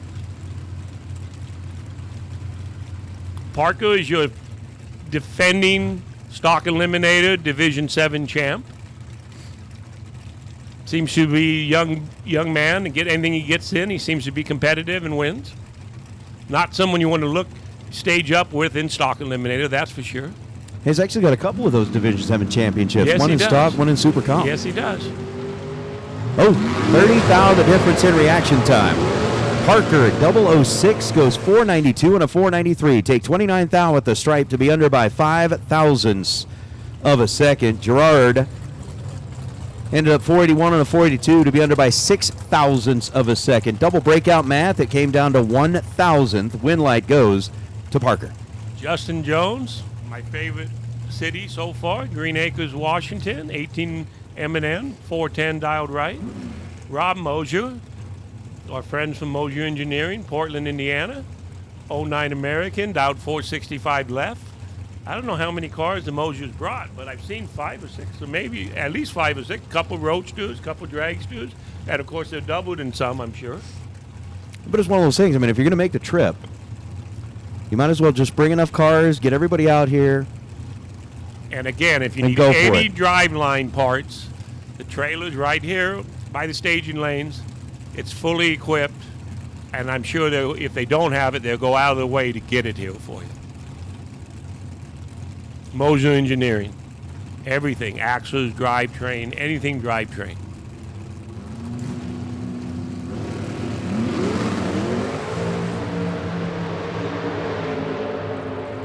Justin dialed 410. That's the quickest race dial we've seen. Rob gets the win, 3 thou under. Dustin's 1/10th under, 100th under. 055 to an 061. That's the quickest we've seen as a dial. That was a Pro Charger dragster. Dialed the 410 and ran a 409. 178 miles an hour to the 8th mile. Scott Heyer, Don Davis race dragster, 474 right lane. Jaden Lawyer, Jacksonville, North Carolina. Weren't we looking for North Carolina, or is that South Carolina? Well, we're looking for our confirmation on South Carolina. Jaden dialed 456. Jaden Lawyer. I almost sound like I'm Carolina when I say liar. There you go. Lawyer. Lawler and higher. So the 456 to the 474. We've got him in, set, staged. 9 thousandths of a second is the difference at this end of the racetrack, and the win light's going to turn on for Scott Heyer. 475 out of 474. Gets there first by 4 thousandths of a second. Jaden was 19 green. Ends up dead on 6. So one above gets around a dead on 6 by way of the difference in reaction time. Travis Keys, right lane, Pueblo, Colorado, 07 undercover. Neil Presimone, one of the local racers here, 09 M&M. Neil's been at this racetrack, I think, him and his brother, since they were kids, right, Nate? It's been a long, long time. Those two have been running around, building race cars. They try to do everything themselves. Yeah, when Dad was out here running the Nova. Yeah. And now Nick's running the Nova. Neil's running the dragster. Yeah. Here's another one. We're talking about families that ended up together. The Motts, Jaron and Stephanie, met while they were racing juniors and ended up getting married. Probably not while they were still in juniors, but. Well, I bet that it must have been true love to start that soon. Right? Oh, Ivy Brannon checks in, says we've got Jimmy Williams here from South Carolina. Okay. So we can check South Carolina off the list. All right. Thank you very much, Ms. Ivy. And thank you for letting us to continue to use your version of the national anthem. That is just the best way to start this day. You've got such a beautiful voice, and we appreciate you sharing that talent with us. Thank you, Ivy. Thank you, thank you. I see Ivy's dad's here with Kevin, helping Kevin run the cars this weekend. I'm going to have to go chase him down and see if he can look at a golf cart for me. Neil with the advantage on the starting line. Going up against Travis Keys. Win light goes to Keys, 473 on a 472 after he was 13 green. Neil was better with a 005 light, but ends up 5 above and no good. Andrew Piazza, right lane, driving Trey Vetters, one of the heavy hitters from here. Dragster, right lane, dialed 456. That's got that new Madcap 615 in it. Chase Learcamp from the Learcamp, heading to his group out of Washington, dialed 464 left. Andrew called Justin and said, you know when he's got a dragster I could borrow? Put him and Trey together. Trey's going to drive it Friday, Saturday. Andrew's going to drive it in the Million also. So with Andrew and Chase lining up, the chat bleachers are continuing to toss in more of the, racetrack romance stories that lead to more junior dragsters. Yeah. Shelley and Jay Payne. Yeah. Shelley Anderson, Jay Payne. That's a good example of that.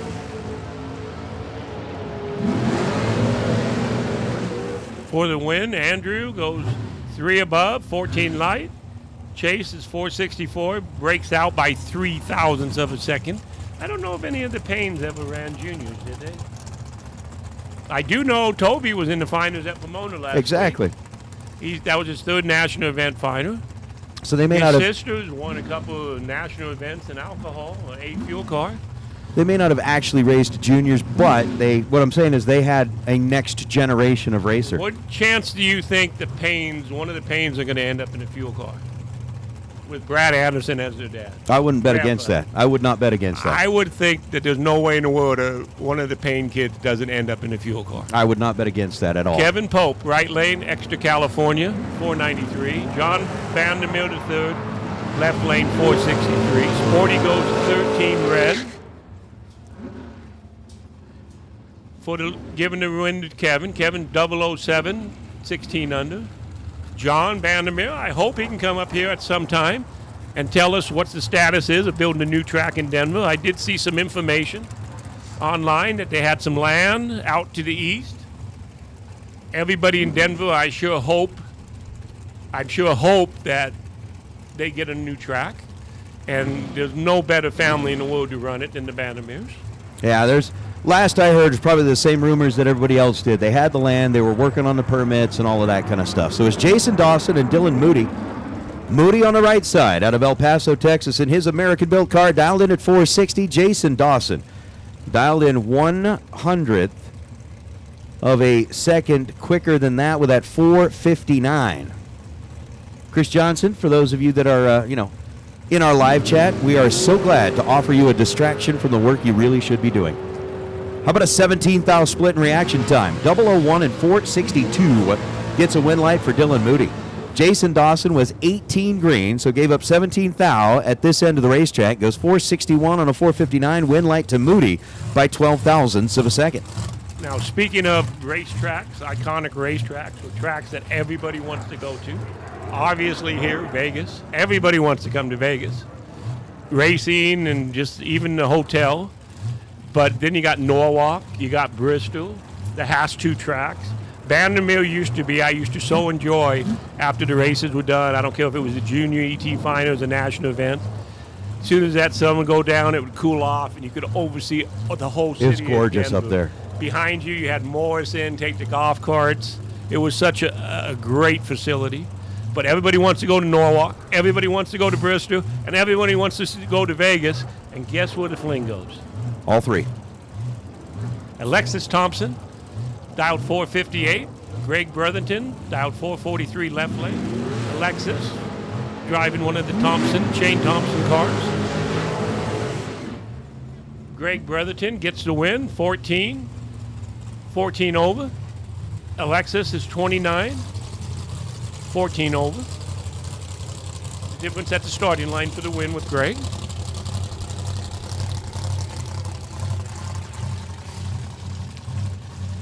Kimberly Johnkin, British Columbia, 98 Yancey right lane, dialed 503. Shane Thompson doubled, I guess. Have we seen Shane already in this class? Or maybe that No, was in the it was a door car. It was in his Nova. Shane's dialed 443. Is that the car that they changed the motor on? That is, isn't it? Isn't that the one when they kicked the rods out and they worked all night putting a brand new motor? And unfortunately, it looks like the brand new motor is not going to cooperate. He called the starter over, said it's not going to work. Kimberly Johnkind, who was up here earlier today looking for that visor bolt for her helmet, matched up with Shane here in round number 1, and Shane has technical issues. They give Kimberly the signal that she's going to be running a solo. And Shane is going to get backed off the starting line. That car has just provided some headaches for them. If you guys haven't heard the story, Shane was up here and said he's never blown one up as bad as he did this one. Went over to Dylan Howe's, borrowed, Dylan had a spare blower motor there, took the blower off, everything off. Shane bought the long block from him. Carl Canavo and all the guys went over to the shop and worked all night and put a brand new motor in the car.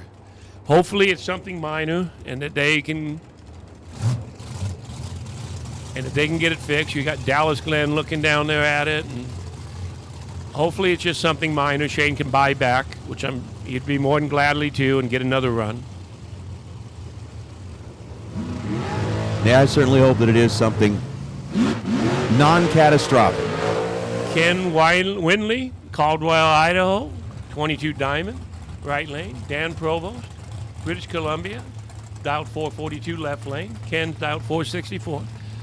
Dan Provost, Mr. Rad Torque, always involved with the Flings, always wants to be part of it, always helping everybody. Dan, unbelievable man. If you ever have a chance to meet him, do yourself a favor, go up and introduce you. You'll be welcomed like a family. I believe that's Lyle Burnham's old top dragsters he's driving.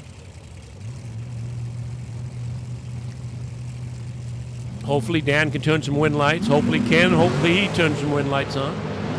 Ooh. Oh, 000 Dan Prevost, and he breaks out by 8. Ken's right there with the 008, 19 above. Dan gets something for it though, doesn't he?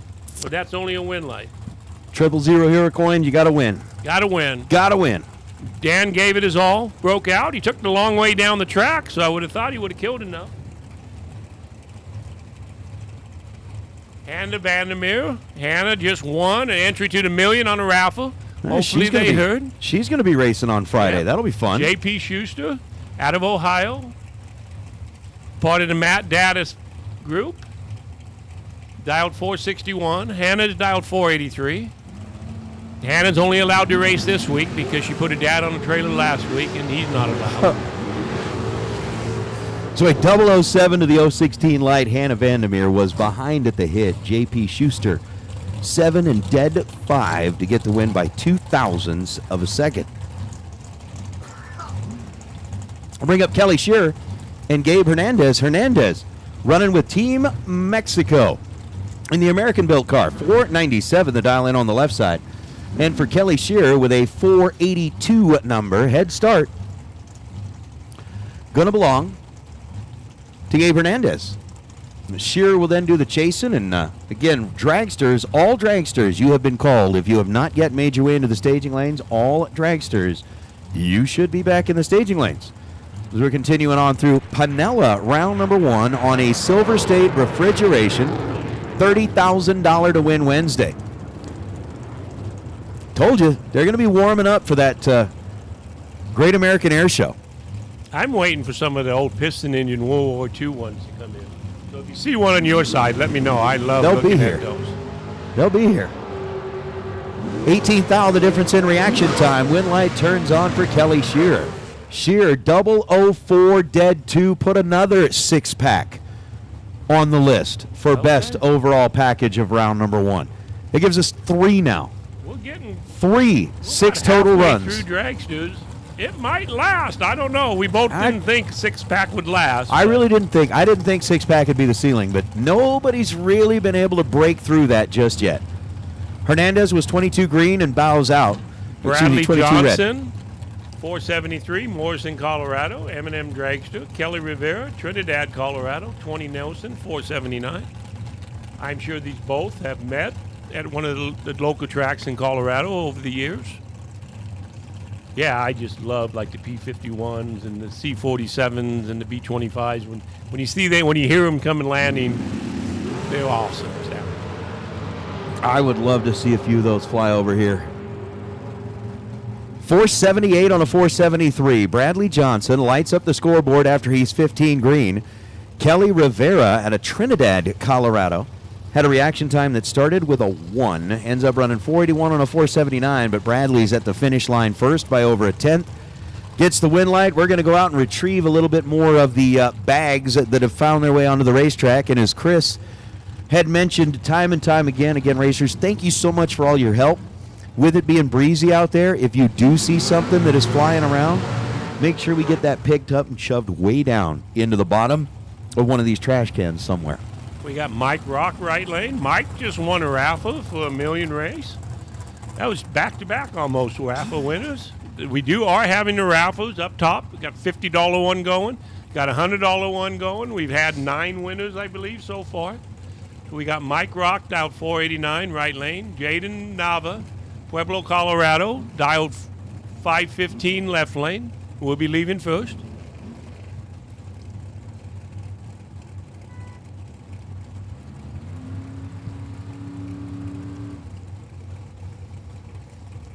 I don't know if Jaden is a female or male. Some of these names could go either way. I have a daughter that's named Ryan. Numerous times people say, "What's your son Ryan doing?" Doesn't realize that she's a girl. Hey, like she's a successful attorney. You should make sure that that you address her properly. Well, I have a hard time, being a dad. You don't want to. Oh, I hear you. Jaden is 17. Mike is 25. Win light goes to Jaden. Jaden 518 on a 515 after the 017 reaction time. Mike Rock 492 on a 489. Well, Mike's got extra money because he doesn't have to spend on $1 million now. So He does. I'm sure he can buy back. He can invest that in a buyback. Yeah. Jeff Watts, Richland, Washington, 12 American, 489 right lane. Logan War, 17 Casey Lane, left lane, 464. I don't know if you've ever looked at the War family cars, but they really like their paint jobs. Everyone's a little wilder than the other ones. Oh, yeah. Their new Top Sportsman car is awesome. Can't wait to see it. Logan goes 007 red. Watts goes 14. 12 above. Might have had an issue. I was actually kind of bummed at the lighter category list that's going to be here in Vegas this year, but at the 4 wides. But I know they typically pare that down because of everything else. But we'll see. We'll definitely see them all here at the divisional. Paul Lorton, Peoria, Arizona, right lane, 02 Mullis, 498. Jason Pad, Chestermere, Canada, 09 Mullis, dialed 456. Paul is another one of these young, talented men doing double duty. Former junior racer. Jason's one of those as well. Paul, who is driving his Vega and the Dragster. Jason Pad driving his Love Truck. Okay, that's and right. the Dragster. Jason, I've seen that name, right? We talked about the Love Truck. Yeah, he won a Perform Air Eclipse weather station. That's right. Not quite perfect this time, but turns on a win light. Ends up 34 green, goes 454 on a 456. Paul Lorton was 25 green, goes 494 on a 498. Lorton gets there first, breaks out by more. Jason Pad moves into round number 2. Leroy Duran, Sun City, Arizona, 10 Davis, dial 491. J.R. Lobner, Garner, Kansas, dial 474. I wonder how many people don't buy back. Nate, you ever heard? I mean, I've always said in all of our racing that the most expensive part of our racing is getting to the racetrack. The fuel, the time off of work, So once you're at the racetrack, you almost think you have to buy back. I would, in my mentality. I mean, Justin every once in a while would be in a rut, and he'll say it's just not worth it. But I would almost think that you spent all the money to get here, you need to go buy back and take another chance. I think it's probably a combination of both. I mean, I've not having been in that situation, but I can certainly see where Justin's coming from. If you feel like Leroy right here, right? Missed it by a thou. He's like, dude, I was right there. Missed it by a thou on the tree and 3 thou under down at the finish line. That right there, I'm so buying back. Especially if he bumped down. He'd know to buy back. He knows that he had that. Lobner's 15 green goes 472. But to Justin's point, I mean, if you're out there and you're like, I just am not feeling it. But that doesn't happen very often. No. That doesn't happen. A majority of the time, let's buy back. Yeah. But some racers just know. So that's like, why I was just wondering, don't. what's the majority of how many people actually just don't buy back, you know? I would bet it's 80% plus buyback. You're definitely on the right track there. Matthew Dykes, right lane, 484. Max Moser, another Moser, 451 in the left lane.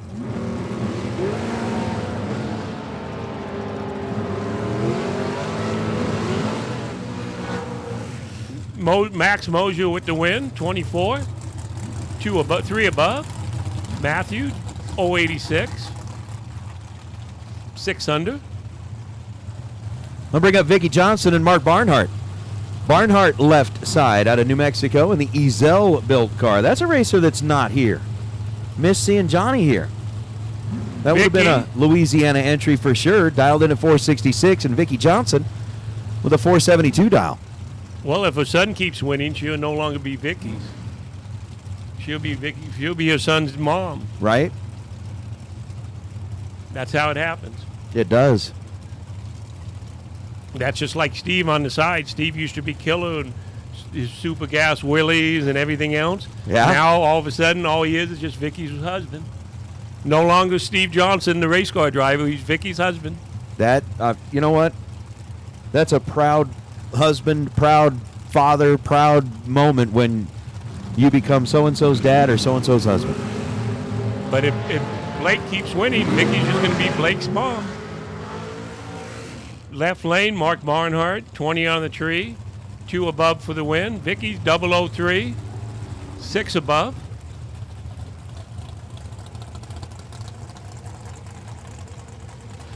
So as Ty Farmer and Shane Molinari roll up.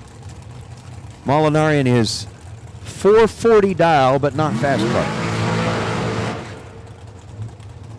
I wonder if he brought the fast car with him, or I don't know. We'll see. Ty Farmer dialed in at 453. I don't even think his fast car is fast. What, 399 to the 8th? Didn't he win a national event in Pro Mod? I know he won a national event in his Pontiac Pro Mod back when he was touring on doing the Pro Mod tour. So I don't think 399 he even thinks is fast. His fast bracket car? Yeah. We'll go with that. Red light start for Molinari by 0.03 of a second. 441 on a 440. Ty Farmer, 17 green, and 452 on a 453. Win light goes to Farmer. Brian Cam, left lane, Pacifica, California, 496. Chandler Thyssen, Lakewood, Colorado, dialed 447.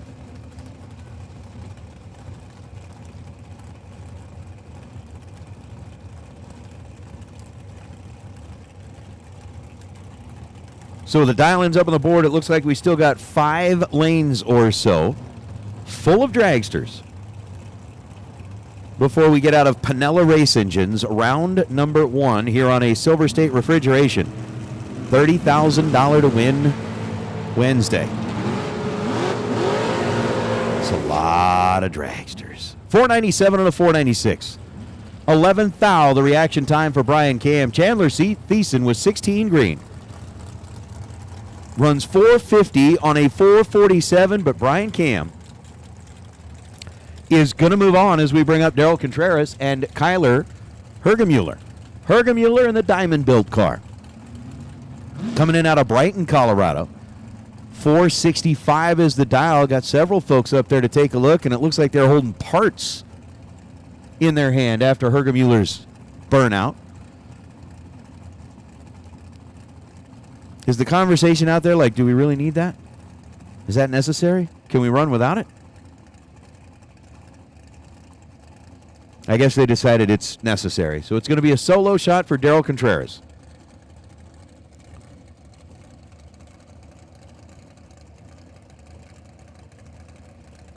Darrell's 473 dial gets a competition solo, as unfortunately for Kyler. Lost a couple of parts on the burnout.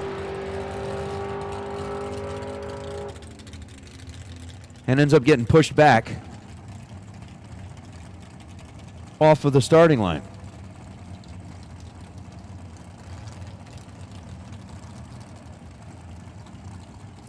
Darrell ends up 15 green and goes 474 on a 473. We'll bring out Casey Nelson and Michael Carpenter. Carpenter coming all the way out of St. Petersburg, Florida, to match up with the Spirit Lake, Idaho-based car of Casey Nelson.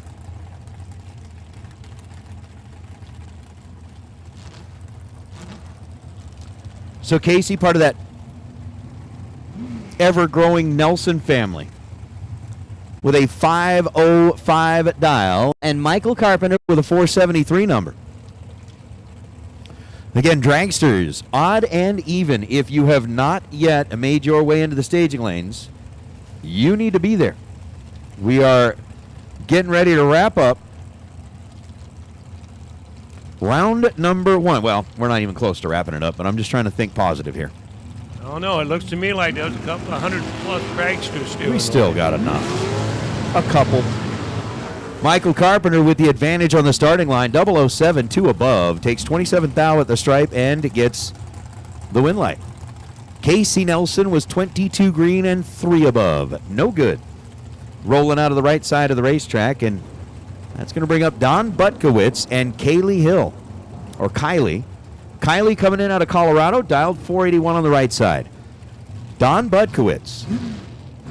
Again, another one of those families that helps out massively with what happens here at the Flings. Don is out here racing.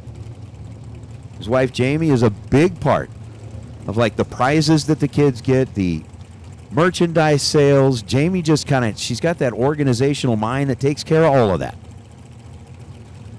So it's really cool to see them at each and every one of these events. As Don, oh no, that didn't work for Don.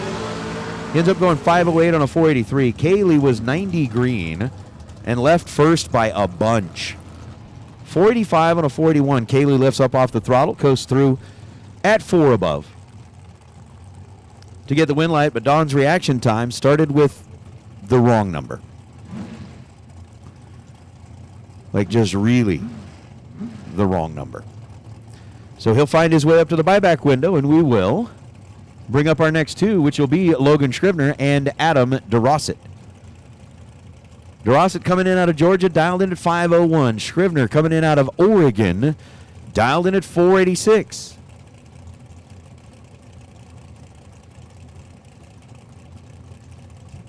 I dig that graphic on the side of Logan's car. It looks like you're talking about air show. It looks exactly. It looks like a bomber or a fighter. Got the rivets, got the American flag emblem. Looks like that thing should be painted on the side of a P-51. Oh, no. I'm not sure what happened the last couple of pair, but we had a late lever in the left lane last time and a late lever in the right lane this time. Adam DeRosset, I don't know if the box was just not on or what. He's probably got a phone call. Coulda. Yeah. Cell phone rang, picked it up. Next thing you know, he looked up and the lights were green. The worst part about it is it said spam warning. Yeah. Took the call anyway. Should never take those calls. 486. Of course, we all know you're not supposed to have your cell phone in your race car, right? You would never do that. Hands-free. Everything is hands-free. I remember Chris Blair said something about that on a mic one day. So Justin wins around and texts him going down the track saying, "Hey, I just won." Yes. He had it already wrote, and as soon as he hit the finish line, he pushed send. So I was in the tower that day. I remember it too. KJ, right lane, Las Vegas, Nevada, 492. Didn't KJ? Oh, he was just helping someone with some parts for their car. Well, KJ won a raffle entry KJ won a and was raffle. helping people with parts. Corey Costin, left lane. Corey's moving around a little bit of smoke. Hopefully he's not an issue. KJ for the win, 12. 493.7. Didn't Corey's car move around a little bit all the way down and looked like it. Hope nothing was getting on the tires. Gage Gilbert. The only reason I'm here is because he's down there. I appreciate that. Gage is good people, man. Yep. 498. Parker Stewart, left lane, 497. 6. Gage is a normal announcer that would be up here normally, everybody, but he's going to try to go win some money this weekend. He's the only normal announcer we have. The rest of us are not quite. But no, Gage is a graduate of the junior program, and when he kind of found himself at the age where he wasn't racing juniors anymore, he actually walked up here and said, you know, I want to get involved in what's going on at the tower. And he has got one of those minds that just traps all of the details. And I said, well, do you want to sit up here? And, man, he took to it like a duck to water. And you know what? He can drive a race car pretty Yes, good, he too. can. 005, one above for the win. Go Gage the intern. Yeah, but remember, Gage is, what's Gage, 19 maybe? 18 still? 20, 21, somewhere He's around that there. age? Give him about 10 years, and then he'll be like the rest of us. A little abnormal. Uh-huh. A little twisted. Oh, man. Brady White, Eric Nazarenas.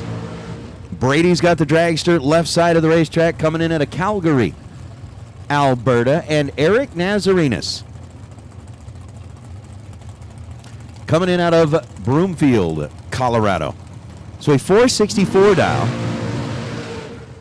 It was taking Brady White just a moment or two to get comfortable enough or get that right feel for the burnout over on the left side. Nazarenas with a 524 dial. Already back from the burnout. Oh. It's just good.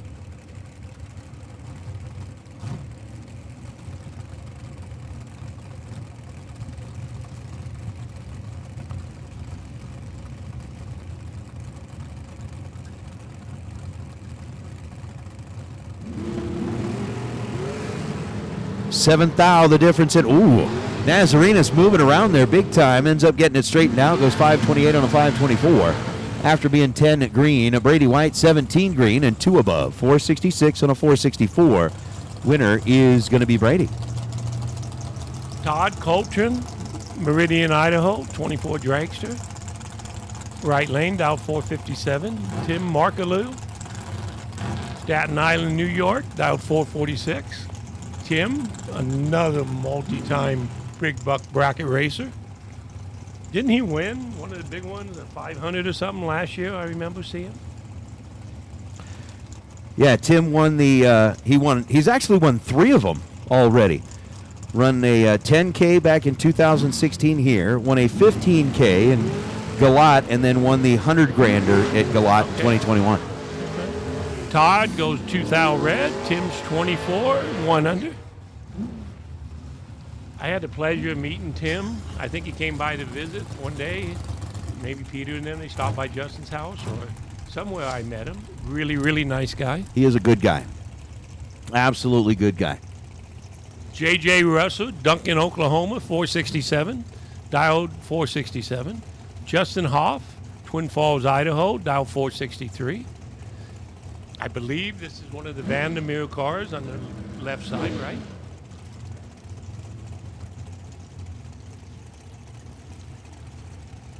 I could see Dick and everybody standing there, so I'm sure it is.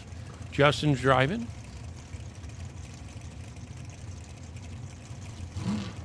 Dick's not allowed to drive, seeing as he lost to his daughter last week. I got to keep reminding him that he lost to his daughter.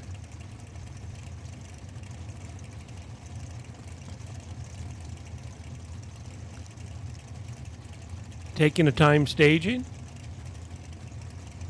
That was close.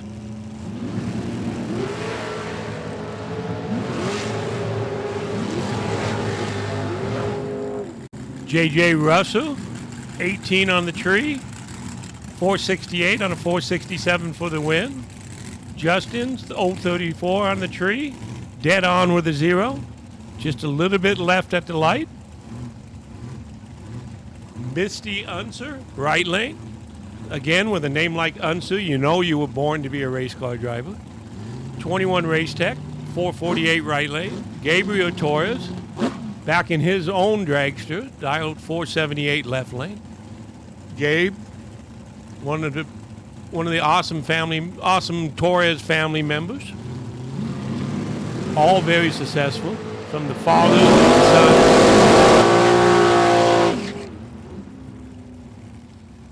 Win, Gabe Torres. 000. Dead 4th out package. Nate's not here, so I got to write that down. I know that should put Gabe in the winner, in the lead for the weather station. Plus, Gabe gets a coin and $50. So anybody remind Gabe Torres to come up and grab his Kyle Seipel coin, which I'm sure Gabe will enjoy. Him and Kyle were quite close. Gary Devenpeck, 435 right lane. Spencer Macy, 456. I'm sure many have heard Spencer's name before. He occasionally pilots a top fuel car. Spencer's 001 red. Gary's 029, 2,000 under. Spencer's 001 red, dead 0. 1,000 from a perfect package. I'm sure Spencer would be back up here to buy back. Right lane, Greg was up here earlier. I didn't realize he had got his car back together. Dialed 477, Greg Hicks. Dennis Litgrove, Mansfield, Texas, dialed 463, left lane. I understand Greg was telling us that Shane Thompson loaned him an engine to put the car back together. Again, Shane sponsoring SilverState Refrigeration, Heating, and Plumbing. $30,000 Wednesday.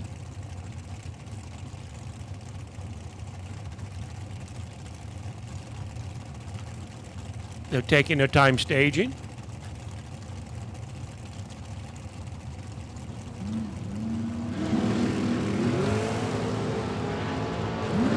Neither one of them was what we'd expect at the starting line, but Dennis gets it, 036, 13 under. Greg goes 53, 17 under for the loss. Bree Herman, Vandermeer Herman, one of the Vandermeer clan family, 452 from Colorado, driving the 08 Mullers. Anne-Marie Glimbacki, Meridian, Idaho, 21 Miller, dialed 459 left lane. We saw Sporty Vandermeer up here earlier making a run. We've seen Josh Herman run. I don't know if they're related. They might be. It looks like Bree should have this under control. Yes, she does. She's 37 on the tree, 3 above. And Marie looks like she was distracted a little bit. Had a reaction time starting with the 1. Jacob Stolworthy, Boise, Idaho, 24 Miller, right lane. Darrell Wurst, Meridian, Idaho, 21 Miller, left lane. We've got 3 Wood family members here racing this weekend, sharing multiple cars, having multiple entries, door car and dragsters. The family that races together stays together, I guess. You see them, all the Woods family, at almost every major bracket race across America. They own a state chain of e-cigarettes across the west, I mean.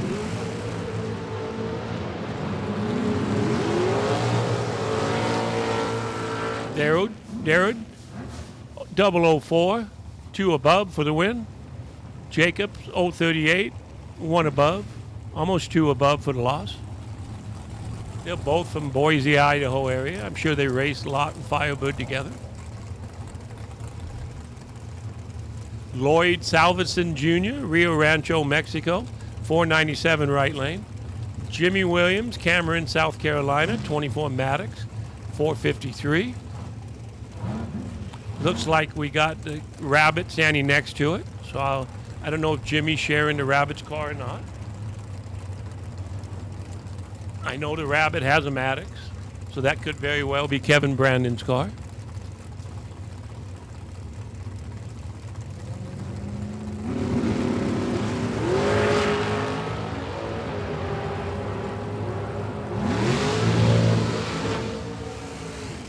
For the win, Lloyd Salveson Jr., 32 on the tree, 3 over. Jimmy Williams, 15 on the tree, 6 over. I would, he might have given it back, Jimmy. I don't know for sure. I'm not the expert on that. Rick Milzano, Winslow, Colorado, 07 TNT. Nathan Martin, Kennedale, Texas, 472. Isn't Kennedale, Texas, the old Kennedale drag strip, kind of like the birthplace of what we now do, is what we're doing today? Hearing Luke tell it, the stories of growing up there, that was where everybody that was anybody as a bracket racers in the late 70s, early 80s, went to Kennedale, the Richardson brothers, all of them. Rick goes 007 red. Nathan goes 18, 5 under for the win.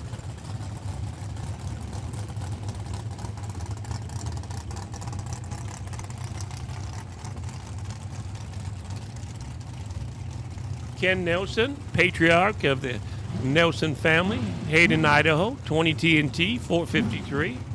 Brittany Taylor, Lewiston, Montana, 484 left lane. Ken's from the Panhandle area of Idaho, a contractor, I understand. He's a man after my heart. He likes his Eliminator pickle forks.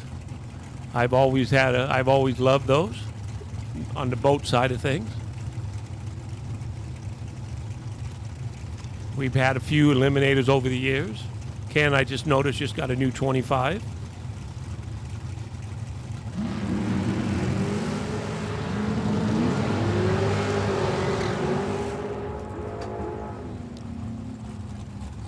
Brittany for the win. Dead 3, 17 dead 3. Ken, 31, 17 under. Well, you were gone, Nate. We need to update it. Gabe Torres had a 4,000 package total, and with a 000 light, so he gets his coin, gets his $50, and gets a chance to win the weather station, right? There we go. Isn't that what the best? Was it 004 dead 0? Yep. No, it was 000 dead 4. 000 dead 4, so 4 total. 4 total. Also puts him in the top of the list. Yeah. That's what I was saying. You need to update your list. 6,000 no longer does it. 6 is gone. 6 is gone. Gabe, that was a good run for Gabe. That could be a G money kind of run. Yeah. We got Val Torres left lane right now, 475. Michael McQueen goes 002 win, giving Val Torres Sr.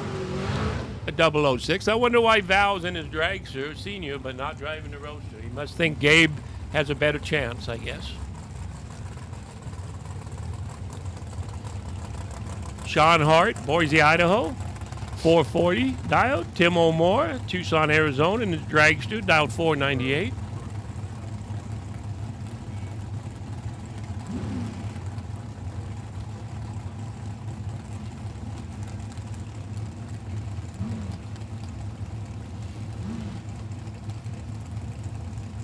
All right, so as Tim and Sean get them staged up, looking out from the tower, we can see several vehicles that are parked in what we call the duck pond. Essentially, it's that area just beyond the grandstands. We see kind of like a white pickup truck and a couple of SUVs.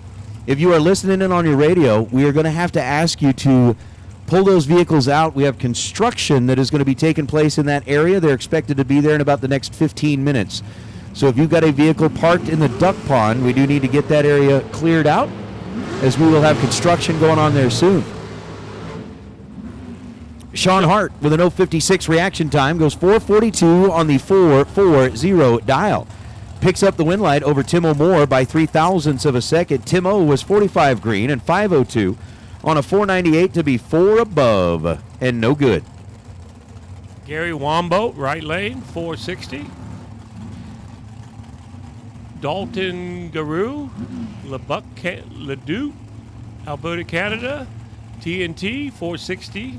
Heads up, basically, 460 a pair. So Garou lining up left side, 460. Gary lining up right side, 460. Good afternoon, Nicholas. What do we got? About almost 2,500 people watching again. Just a little reminder, if you are watching along on the live feed, it is absolutely free. Thanks to the folks at Jegs and Hoosier for sponsoring that live feed. But we ask that you please click that like button. That's the only thing we ask. Nothing else. You are welcome to watch all day long, but we would love to have you click the like button as away we go. One of them was perfect, and the win light turns on for Gary Wambolt. Wow, they both made a hard right turn past the finish line. Must have got a gust of wind, got them. Little something right as they crossed the end of the grandstands. They did it like, they left at 460. It was like all the way down the track. They did the exact same thing. So Wambolt with a 000 hero coin headed his way. Here's Jeff Serra driving the Shane Thompson car. Dialed 465 right lane, Pennsylvania. Tony Pontillo, Kenosha, Wisconsin, dialed 490 on the left lane. I recognize that Kenosha, Wisconsin, seeing as I've been retired for a long time toolman. That's the home of my competitors, Snap-on Tools. Jeff, another professional bracket racer, I would think. At least semi-pro. It used to be everybody's goal to be a professional sportsman racer on the NHRA series. Now I think there's so many big buck bracket races now, you can almost make a living racing these, as long as you're good enough. I think Jeff qualifies for that. Yes, that, I do. that Yes, good he enough, does. that good enough part. I think he can jump in anything that's around and win with it.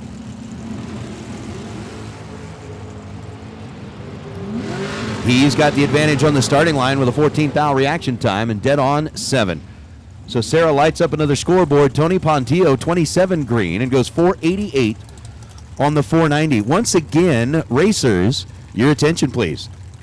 If you have one of those vehicles that is parked in the area just beyond the grandstands, it's essentially that kind of unpaved area just past the pedestrian tunnel. That is the area that we call the duck pond. We are asking for that area to be cleared out as we've got some construction that's going to be taking place there in the next few minutes. So if you could please move those vehicles out of there, we would appreciate it. Thank you. Left lane, Carla Pontillo. I would think she's related to Tony Befoyle. Right lane, Gordy Bovin, dialed 462. Carla's dialed 457.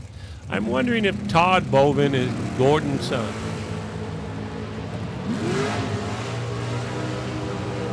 Gordon, 005, dead, nope, 12 above, 17 total.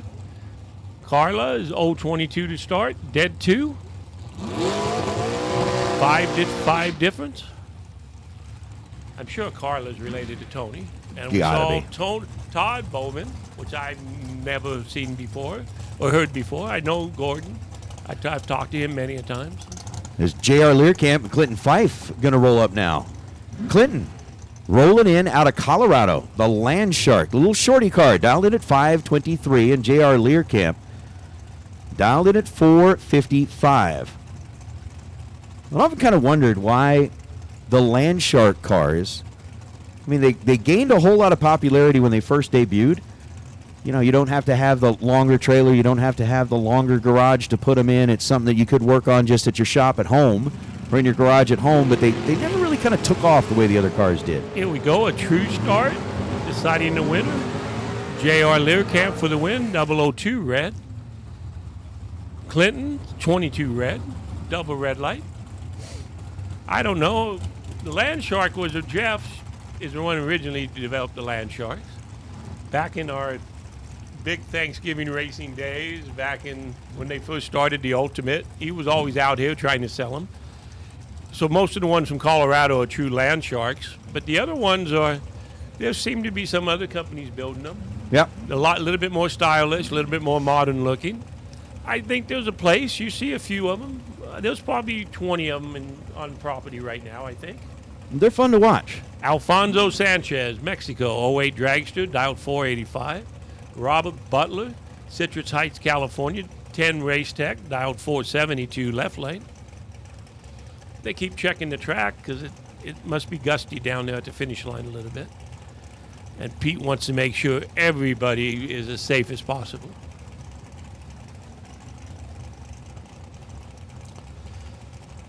Well, and Peter brought in the folks at TVC to make sure that, track prep was 100% on point here, and that's what they're doing. They're making sure that this facility, this venue, is as best as it can be for the racers as we get a 484 on a 485 for Sanchez. 10 green, gets their second to be under by 7 thousandths of a second. Robert Butler was 21 green, take 4 thou at the stripe, and ends up under by 22 thou. Right lanes from Pleasant Grove, Utah. I don't have a name. Dialed 479. Josh Herman from Pueblo West, Colorado, 453. I wonder, Pueblo, Colorado and Pueblo West must be two separate cities because I've seen a couple of people say Pueblo and a couple of people say Pueblo West. So they must be actually two different cities. Wonder if that's Doug Johnson's car, the one out of Pleasant Grove, Utah. That scoop is fairly unique. Stands out among the rest. So a 479 dial on the right side, 453 dial on the left. Pre-stage bulbs are lit. Down to where we've just got a couple of lanes worth of dragsters left to go here in Pinella, round number 1. Difference is 7 thousandths of a second when light turns on for Josh Herman. Herman, 21 green, getting their second to be 8 thou under the dial. Johnson takes 15 thou at the stripe and ends up 16 thou under. Right lane, Kyle Katera, dialed 454. Left lane, Kerry James, Odessa, Texas, dialed 496. The red dragster that Kyle's driving, looks like Kerry's having issues and just driving off the top end. That car that Kyle's driving had a little bit of history. It was originally one of our family cars, the first race tech we ever owned. Justin won his first national event in it. We sold it to the Weens. Then it went to Nick Janik. Then it went to another family here in Boulder City. And now Nick owns it. But the true history of it was out during the Thanksgiving race in Vegas at the Ultimate Gambler. Peter DiBiondo drove it one year, won $76,000, the biggest Ultimate they ever had. Kyle Seiper won $37,000 in it. So between Peter and Kyle, they won over $100,000 in that race car. It used to be orange. Shane bought it, had it sandblasted, did it silver, and turned it into what it is today. Has Kyle come in and drive it. He drove it last year, and he's driving it this year.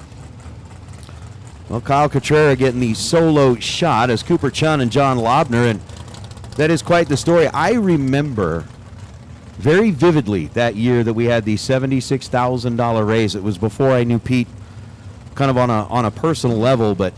So I have a good story to tell, but first Cooper Chun, right lane 496, John Lobner, left lane 475. Cooper double entered today. He's driving a door car. I saw him earlier. Lobner, there was quite a few of the Lobners out here, either double entered or I know there's JR, there's John. I wonder how many people racing aren't related to someone else here. Might be easier, kind of like our state That would be a council. smaller number. Absolutely would that be a smaller... Looks like John's having some issues. I promise you Cooper's not going to let that one get away. 511 on a 496 dial. Cooper Chun gets a 000 hero coin. I told you once we start handing them out, we're going to start handing them out all day. I hope Pete brought a bunch of $50 bills and a bunch of hero. He did. John Lobner had a 283 reaction time. Cooper being perfect knowing that Lobner wasn't there made it pretty simple. Corey Galletti in the car he won another dragster with last night. Right lane, dial 447. Tanner Gates, Medicine Hat, Canada, dialed 449.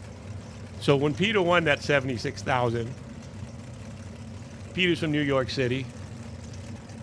The girls of my wife, Ryan, all the women are in the motorhome counting out all this money. Yep. It was hundreds because the ultimate used to be you bring cash, you pay cash. It's still that way. Is it? And there's stacks of all this money, 200s and all this stuff.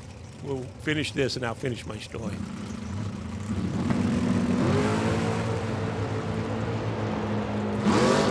Advantage to Corey Galletti, and Galletti is going to continue his undefeated streak. 448 on a 447, 007 on the tree. Tanner Gates was 13 green and goes 451 down the racetrack, so Galletti remains unbeaten on the weekend. So Peter's saying, what happens if someone comes in here and takes all this money and robs? So I go, hi, Peter, I got a gun here. So Peter takes the gun, sticks it in his waistband. Now, I think Peter, being from New York City, has never touched a gun in his life. And he's got it stuck in his waistband, pointed towards his crotch, walking around like a gangster. And I finally said to him, I go, Peter, you know that thing's loaded. I hope you don't kind of hurt yourself with it. Yeah. And permanently castrate yourself. But he's walking around like he's the biggest New York gangster in the world. He had a gun in his belt. Up next, Troy Williams Jr., Bradenton, Florida, 457. Kobe Fuller, our defending world champion in Super Comp, 486. How about identical up front? Both drivers are 11 green. Winlight goes to Fuller, 11 dead 3. Gets there second for the Winlight. T-Dub was 11 on the tree. Takes 7 thou at the stripe to break out by 4 thou. Needed to tighten that up to 3 thou or less. Winlight goes to Fuller. But it was so much fun watching Peter it was amazing. It was a lot of fun. I'll have to tell Peter the story of where that money was before he got it. Chris Galati, left lane, dialed 453. Right lane's dialed 473. Obviously a new entry. I'm sure we're well over 500, seeing as we don't have the info on file yet. I think we are certainly going to be approaching that point. And of course, my wife and Ryan. And all right, here we go. 13th thou the difference between our right lane racer, who ends up 004, 3 above, takes 7th thou at the stripe to get the Winlight. Chris Galletti, 17 green and 2 above, no good. Of course, my wife and Ryan. I don't know who else was in it. It was like 3 or 4 women and goes. And of course, every time they counted out, they'd have a stack of 1,000 and 50s, and if there was one left over, Peter would hand it to my wife. If there was a stack of 100 and there was 11 of them, there was one left over, he'd hand it to Ryan. So they were happier than hell counting because they kept getting all the leftovers. They kept getting tips? Well, it was just leftover money. Here, all over on that. Just take that. Just take that, you know. You know, I'd love to be in a situation in life where I had quote-unquote leftover money. Victoria Christensen, Hudson, Colorado, 16 American, 469 right lane. Dustin Henches, 482 left lane, Olympia, Washington. I think between Lear Camps and the Henches, they must have 10 entries this weekend. They've definitely come down in force. Red light start for Victoria Christensen by 16 thousandths of a second. Victoria 467 on a 469. Dustin's dead 9 after being 007 on the tree, and that will turn on the scoreboard on that left lane for Henches. And actually, talking about Thanksgiving, we have Jeff Devy here, which won the very first Ultimate. What was it, $27,000? Yeah, the Ultimate has seen some pretty exciting races over the years. Shane Carr, 458 right lane, Killen, Alabama. Jansen Melton, Gleason, Tennessee, 464 left lane. You remember that time that the guy wouldn't split after he split? Yes, that was an exciting night. Yeah, that was that's one way to say it. Exciting. We almost had a lynching. It was pretty interesting. So the 464 to the 458 Sugar. Shane Carr in control and goes for 64 on a 458 dial. 14 green and gets the Winlight against Jansen Melton. Melton was 73 green and 467 on a 464. just so some people that don't know about that, we had a guy win the Ultimate out here, and he stayed in his car the whole time. So when you got 10, 15 racers discussing a split, and his brother was there as his representative. Everybody asked. Yep, my brother said whatever deal I make, he's good with. And we won't mention any names or anything. So then his brother, the driving the car, goes on and wins the race. And he goes up and gets his money and refuses to split. He goes, I had nothing to do with that. I didn't talk to anybody. And it turned into, there was a mob at 1 in the morning. There had to be 100 people at the back of the tower, wasn't it, Nate? You know what that turned into? That's why everybody has to sign the paper. Yes. Logan Diggs, right lane, 449. Casey Lane, race car. Michael Pennington, 464, left lane. Yeah, after that, he'd come down and have everybody initial it. Yep. I do remember that because that was one of the first years that I was out here working that event. And to have a lynch mob at the bottom of the tower, I started thinking to myself, man, have I gotten myself into something that I shouldn't be? Michael Pennington, 18, dead 4 for the win. Logan, 009. 450 on a 449, and it was a lynching mob. Oh. I mean, there was people threatening to beat each other up. There was people saying if that guy comes out of the tower without giving us our money, we're going to take it from him. It was exciting. I was standing around, and there was people talking about doing stuff, and Blair finally said, for your safety, I think you better split the money. Yeah. Because I can't guarantee your life. There was no guarantee in that night. Logan 009 gets the win light. Will Holloman and Richard Taylor. Holloman, another one of the former winners. Didn't he run her up last night? On the list. He was a semifinalist. Semifinalist last night. Yep. Kevin Brandon was our runner-up. Will Holloman, actually a winner in Galat in 2019 and again in 2023. So Will's picked up a couple of wins. Overtime here racing the Flings. Red light start, Will Holloman, 002. Richard Taylor takes the win. 22, dead 3. We're going to be talking about, like, right now, 22, dead 3 for a win. You give it 2 days, and it'll be 001, dead 1 for the win. Well, 002, dead 2 for the loss. I think a lot of that is going to be just the way that, the wind continues to change. Yeah. The weather continues to change. So, it looks like the flags aren't moving. It doesn't look too windy right now. We got Lindsay Meserve, one of the Theobald's family, 482 right lane. Ava Self, 477, Durant, Oklahoma. One of the Self family, I'm sure, from the Self families. Multi-time winners, generational champions, left lane. Durant, Oklahoma, that's home of the Self family, so I'm sure she's related somehow. Or maybe. Remember, Chris, those flags down at the end of the grandstand can be extremely misleading. Because of that massive structure that's there, they sometimes act as a wind block. So the tower, the flag that's up here on top of the arch, that thing's sticking straight out. Ava, I keep saying Ava. I'm hoping it's a misprint. I'm hoping it's not a boy. She wins, 13. Dead 2, 15 package. Lindsay's 19. 7th hour under.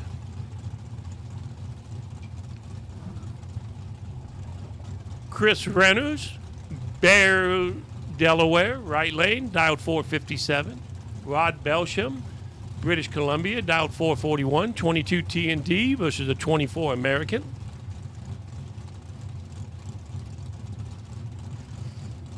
So with Reynolds and Belsham lining up on the line, Reynolds over on the right side with that 457.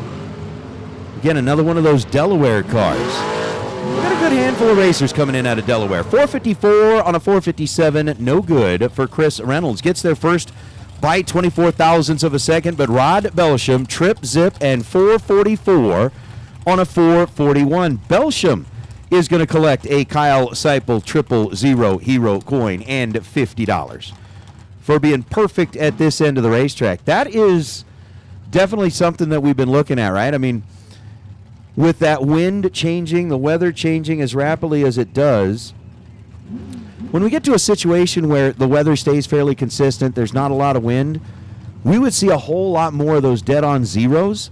And haven't seen a lot of those right now. No, not yet, but I'm sure it'll tighten up. Just plus excuse me, a lot of these guys, this is their first hit on a tree all year. It gives them a couple days. Give them 3 or 4 hits. They'll be dialed in. Johnny Carter, right lane, 462, Hobbs, New Mexico. Tyler Myrup, Sandy, Utah, 476 left lane. 21 Casey Lane, left lane. 23 Mullis, right lane.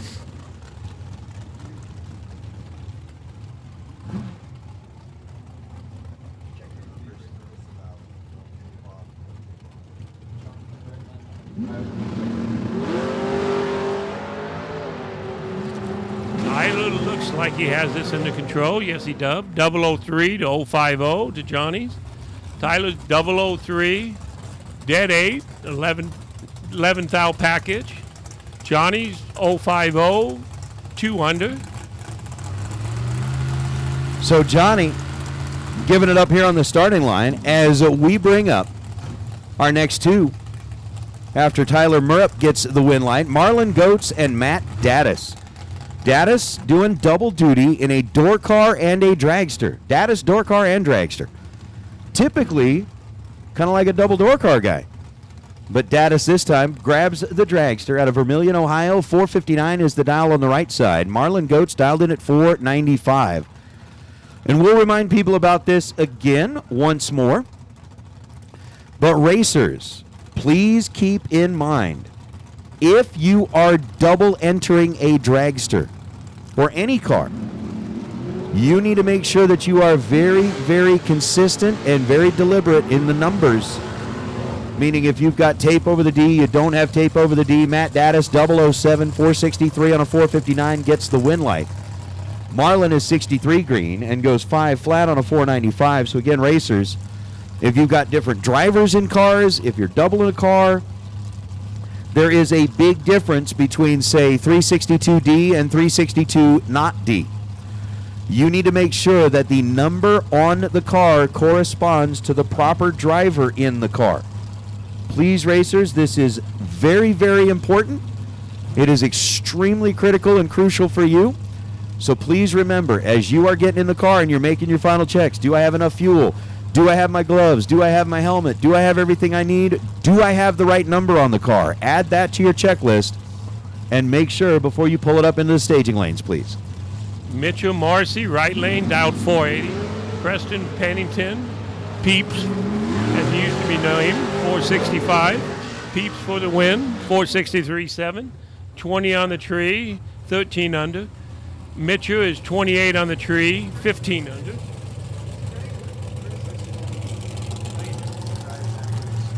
Yep, I thought it was cool. We were talking about it. How you doing, Monty? I appreciate that. I just got to... It's funny. I get text here. We got Dallas Glenn. There's Dan Provost on the side, standing right there in the white hat. He's letting Dallas drive his car. He dialed Dallas, dialed 444. Mike Crater dialed 441. Mike Ealing, Zach's uncle. Yeah. Sean's brother asked me if I'm allowed to drink Coors Light. I get like 7 texts, are you talking? And every one of them always asks, are you allowed to drink Coors Light? Why does everybody think I drink Coors Light 24/7? I don't know. Could it be that every time they see you, you might have a Coors Light, a silver can in your hand? I don't know. Dallas for the win, 30 on the tree, dead on 1. It's just funny. They wouldn't want me drinking Coors Light talking on this thing. It would get really ugly really quick. Really quick, huh? Paul Bourne, right lane, Riverton, Utah, 495. Willie Oliver, Mission Beach, British Columbia, 453 left lane. 23 Miller right lane, 12 M&M left lane.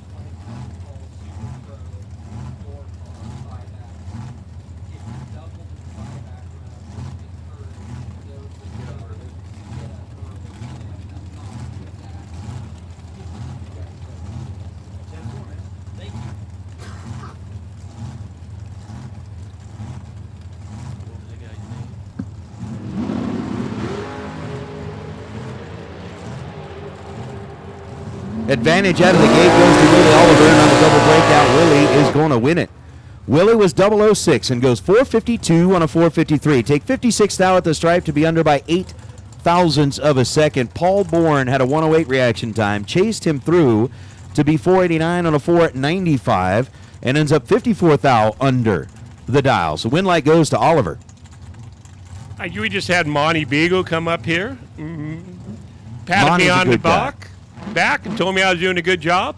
I'm just so happy to be able to do this, you guys. And Nate's teaching me all the little buttons to push. And I'm just a retired old tool man that always wanted to do this just for 15 minutes. And I've been able to do it for a day and a half. That's awesome. I so appreciate everybody listening and the texts I'm getting and everything. This is so awesome, you guys. I'm having so much fun. It's a good time. Tommy Pigot, I'm guessing. Or it's Abbotsford, British Columbia, so maybe it's Pigot. It looks like they're looking at Zach's car. I don't know if they're looking inside. They were looking underneath it. Now they're inside the car. People are tasting what's on the ground. I want to know what it tastes like. I guarantee it's not Yoo-hoo. I wonder if tranny fluid tastes different than motor oil, than different than gear oil. I usually smell it. I usually don't taste it. That guy was tasting it. Well, he's definitely got a drip going on under there. Hopefully it's just condensation because it sounds like a blower car. A lot of times they have a tank on them. Zach Harshberger, 452 right lane. Tammy Pigault, 460 left lane. Phoenix, Arizona versus British Columbia, 23 versus 25. Obviously, ouch, that don't look good. Zach goes red, 41 red. Tammy wins it with a 658 light. Obviously, she was distracted because they were having such issues with him. It obviously was Zach on this side. Blown car. It looks like the puke tank let out a bunch of condensation. Had to sneeze. Had to hiccups. Something happened.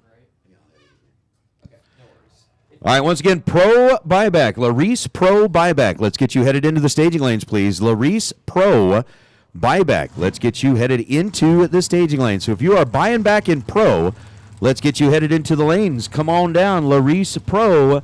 We are looking for you in the staging lanes. I believe it's lanes 1 and 2.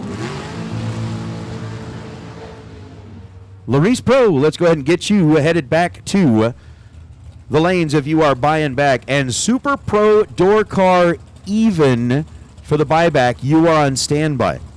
So if you are doubling up in the door car buyback, we'd like to get you up there early as well. Not yet, but soon. Rogelio Tamez from Mexico. She's already got one win light today in the door car side.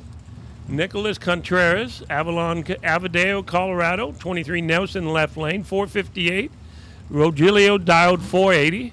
Shows it's a door car, but obviously it's a dragster. Out of Mexico. I know she turned on the win light, or he turned on the win light in the door car. They're hoping to get 2 win lights and not have to invest any more money in the day. Because everybody knows a buyback's an investment in winning more money. It is. You can't make money unless you invest money, and a buyback is an investment.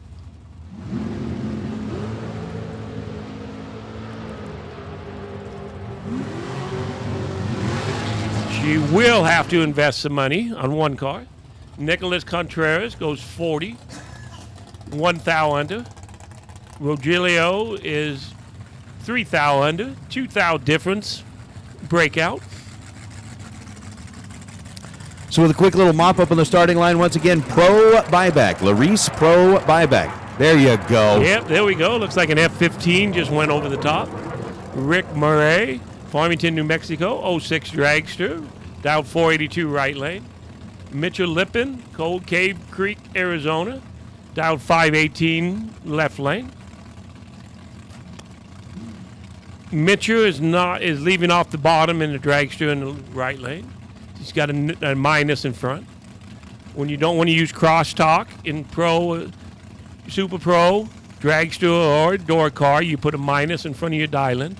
That tells him you want to leave at the off the bottom, and you don't want both bulbs to light at the same time. When you're using crosstalk, both bulbs instantly light, and you on both sides, and it allows you both to have a clean tree. How you doing? You got one through, and you had to buy.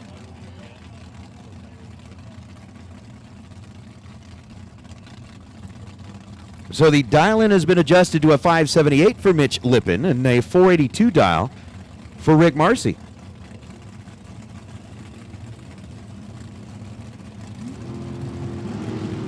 We should have our Larice Pro buyback cars making their way into the staging lanes, please. Larice Pro buyback.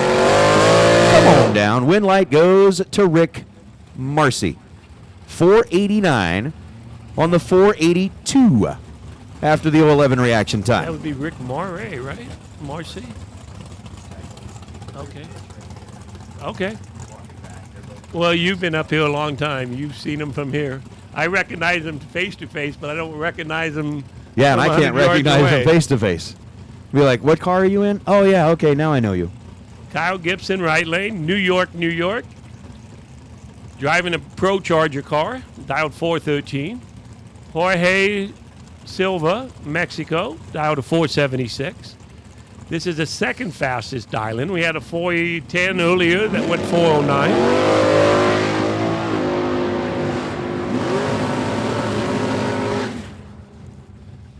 Jorge Silva from Mexico wins it with a dead 7, 12 dead 7. Kyle goes 15 on the tree, 3 above. Not bad for a low 4-second dialed car. Ryan O'Connor, British Columbia, driving I believe Ryan's already won in the door car. He's back up doubled, dialed 454 right lane. Bodie Bennett, Shallow Water, Texas, dialed 451. Left lane. Almost heads up.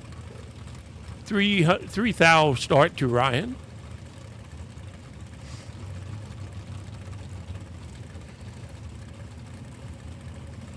So as we get them staged up, getting down to the end of our dragsters, again, Larice Pro, if you are buying back for a second chance at $30,000, we do need you in the staging lanes, please. Larice Pro, buybacks, you should be in the staging lanes. 0.005 of a second, the difference in reaction time. Win light goes to Bodie Bennett. Bennett, 27 green, dead 1 is 28 total, taking a 16,000 stripe. Ryan O'Connor, 32 green and had no shot at lighting up that scoreboard. Riley Learcamp, right lane, 05 Mullis, dial 470. Ivy Hutto, dial 457, left lane, 17 Maddox. Got Kevin Brandon, Rabbit standing behind Ivy. Ivy is a singer, right? Sings the amazing national anthem for that's us. Kevin's wife, the daughter. Okay. This is Dad. That's right. This is Dad. This is the golf cart guy. This is the guy I need to see about getting my golf cart fixed. That's the guy. Riley goes 22 red. We'll be out the back at the back window. Ivy goes 47, 2 under. And we bought 2 golf carts from Ivy, so it's not like we just want him to help us fix them. They're both his cars that they had built for. He had them built for us. Well, and speaking of Riley Learcamp, we were talking about those Thanksgiving Ultimate Gamblers. Yep. JR won the one in 2004. We just had that kind of added into the chat bleachers when Riley was just a little one. Yeah, you're right. Stan Learcamp, his dad, longtime racer in the Northwest. Three generations of racers right there. Talon Farmer, right lane, 487. Mike Bloomfield Jr., 448, left. This one's mean. 007 to a 003. Double breakout is the name. Mikey Bloomfield, 447 on a 448. He is 6 thou under. Talon Farmer was 003, took way too much of the stripe. Blake's out and bows out. Gabriel Hernandez, Team Mexico, right lane, 496. Zach Fulcher, Mayfield, Kentucky, 505. left lane. So we've got 3 generations of Learcamp, 3 generations of gainers. Is there any 4-generation families out here of racers that you can think of? At this event? Or any event. You know of any 4-generation racing families? I think I do know of one. I'm just trying to remember which one.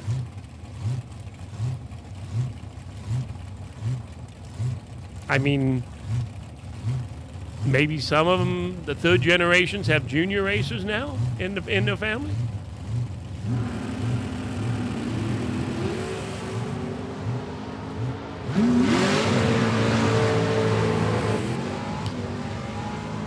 Zach Fulcher takes it for the win, goes 29 on the tree, 2 thou under. Gabriel was 003, but goes 4 thou under, 2 thou difference of the breakout. The win goes to Zach Fulcher.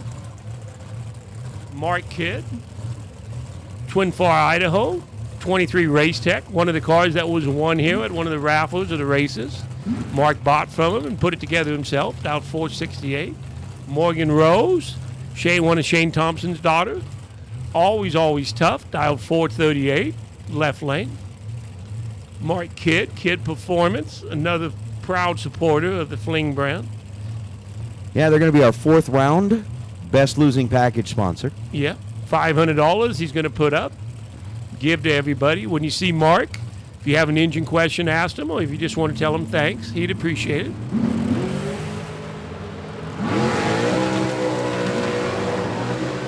Mark's 009, 1 under. Morgan, 031, 34 under.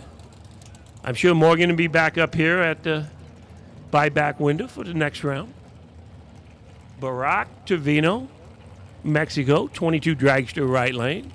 I got it right this time. There you go. Chandler Ball, Ogden, Utah, 479. Barack, 444. I believe he races that car also in Top Dragster, Division 7. As always, he's got his teammates running around.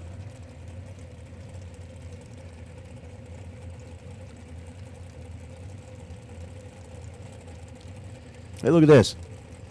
Our final pair, then a single, and just 6.5 hours-ish after we started, we're through round number 1. Just for first round, 6.5 hours. How about that? I think we can roll the clock back and have some We're more making sunshine. some ground. We're making some ground. Barack goes 61 red, not what he expected. Chandler's 002, 3 under. Barack 61 red, 5 under. And Mike Lowe with the buy. Hurricane Utah, 09 Mullis, down 479. After him, we'll have some track prep and go into pro buyback round. Absolutely, Luis Pro. It looks like Luis Pro has a full round of buybacks. I mean, it was 4 lanes this morning. There's 2 full lanes now. So I would say almost everybody bought back. And remember, if you need to get a quote or want a quote, Luis is hanging out over at the Galletti pits, right behind the tower. There's nothing better than going to sleep at night, knowing your race car, if it's parked in the trailer, in the back garage, driving down the road, is safe. Your race car is safe. And even if someone decides to do something bad to it, you know you're covered. You know you can rebuild if you catch it on fire. Go see them. They're proud supporters of not just this. They support every form of racing. 479 dead 16 light. To wrap up Pinella round number 1.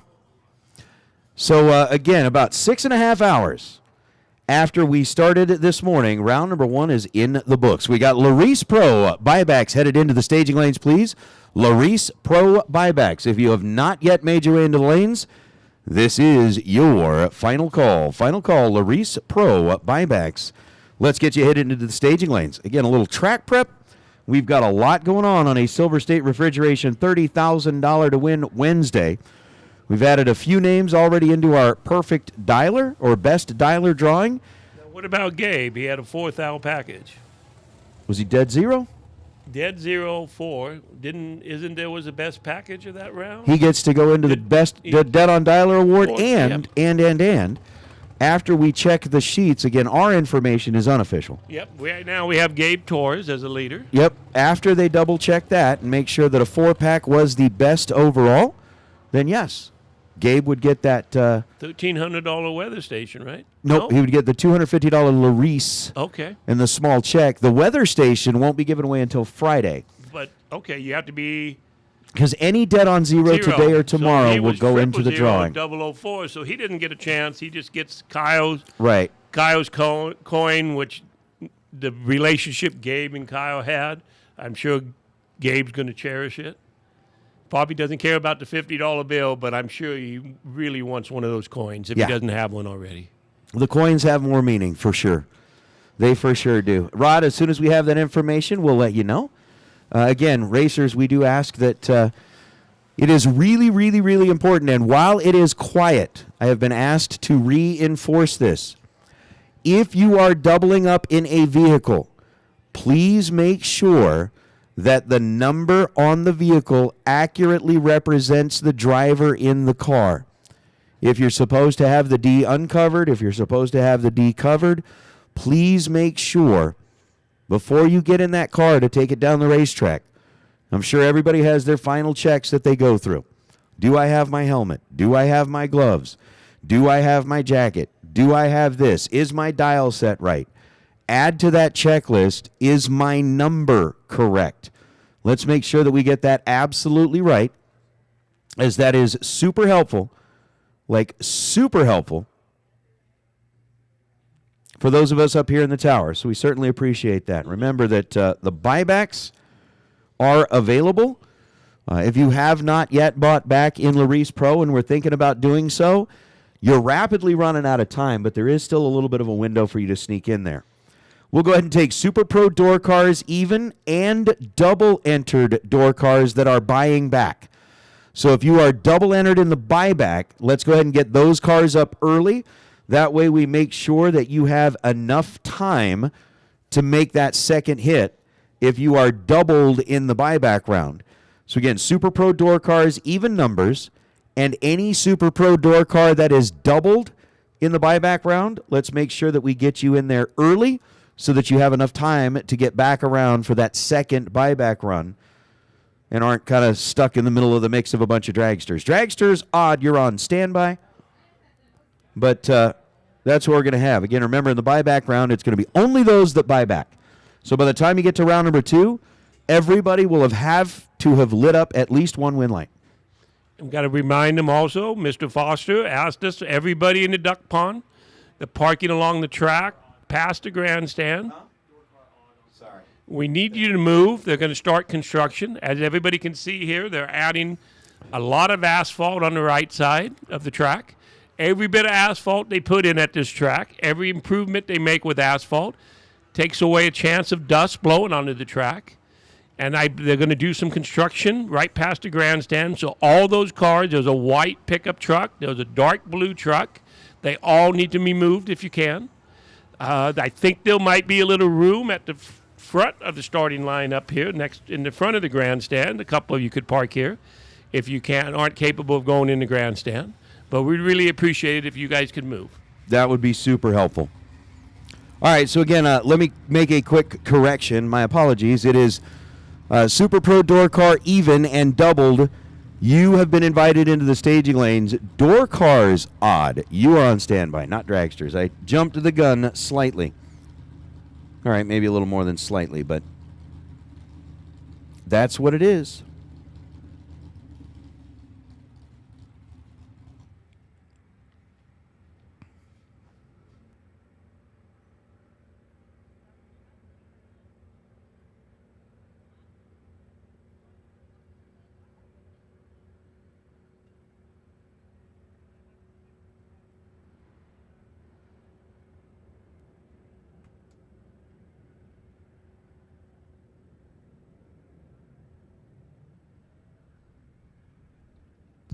So we're going into Larice buyback rounds on this. Mr. Robinson, how you doing? No, but the rent, just having fun. Your son was just up here. We were visiting with him, and your proud dad's always with him. Oh, hey, since you started out with me, you know. Oh, it's so impressive. I Yeah. have so much fun watching you and Henry, you and your son. You know what he used to do when he was little? No. I had to put a shifter on his bike. So who's a better race car driver? He is. Well, you know the numbers or whatever, but I won Fremont, Drag Strip, Bayland. How long ago did you start racing? How old were you when you started racing, Oh, man. Mr. Robinson? 16 years old. 16. How old are you now? I'm 83. You've been racing almost 70 years. Yes, and plus. Longer than I've been alive, and I'm in my 60s. I'm sorry about that. we're talking to each other. My car was the $50 trick. I know you seen that car before? It runs out of No, I haven't. It runs out of San Francisco. Okay. Bodie, that's my Okay, car. Yeah, okay. Yeah, yeah. But anyway. So you've been doing this generations and generations. I told you I had to put a shifter on his bike. Yeah, that's what you told me. And just think, you're still paying for him. You're still paying his buyback. No. You just said you had to bring $50 up. No, that's for the raffle. Oh, for the raffle. Okay. I'm paying in. Okay. So well, I can hopefully get a you good get the return, million. yeah. Do you get half the money if he wins? No, I don't bother. You know how many wallets he have? I saw that. I think he got like 12 last year alone. Right, but he got 30. 30 Wallies. Right, 30 wallets. I give him the money. I got all the wallets. You get the money you can spend. The Wallies last forever. That's right. Thank you very much. Take care. Thank you, Mr. Robinson. Take care. Y'all be safe. Oh, man. So the track prep is underway. We got our buyback round 4 Pro sitting under the arch. Again, remember to stop by there and see Ms. Carey if you are interested in getting a quote from Larice. But we are getting into round number buyback. We will go back and do the calculations. We'll get clarification and final confirmation on the best overall package in round number 1 that will get that Larice Motorsports Insurance $250 contingency plus that small check. We'll verify who our best losing package was. That'll get the $500 from Pinella Race Engines. And in our buyback round, everybody's just looking for an opportunity, a redemption, a second shot at grabbing $30,000 here today worth of SilverState refrigeration and HVAC money. You know, you look, Nate, you're looking out the window here. First round, everybody's smiling, everybody's excited. The buyback round, everybody is so serious because this is it. If you lose here, you're done for the day. Yeah. If you lost last round, you could still buy back. There's no more buybacks. Look at the seriousness of everybody. They just know this is the end of their day if they can't turn on a red light.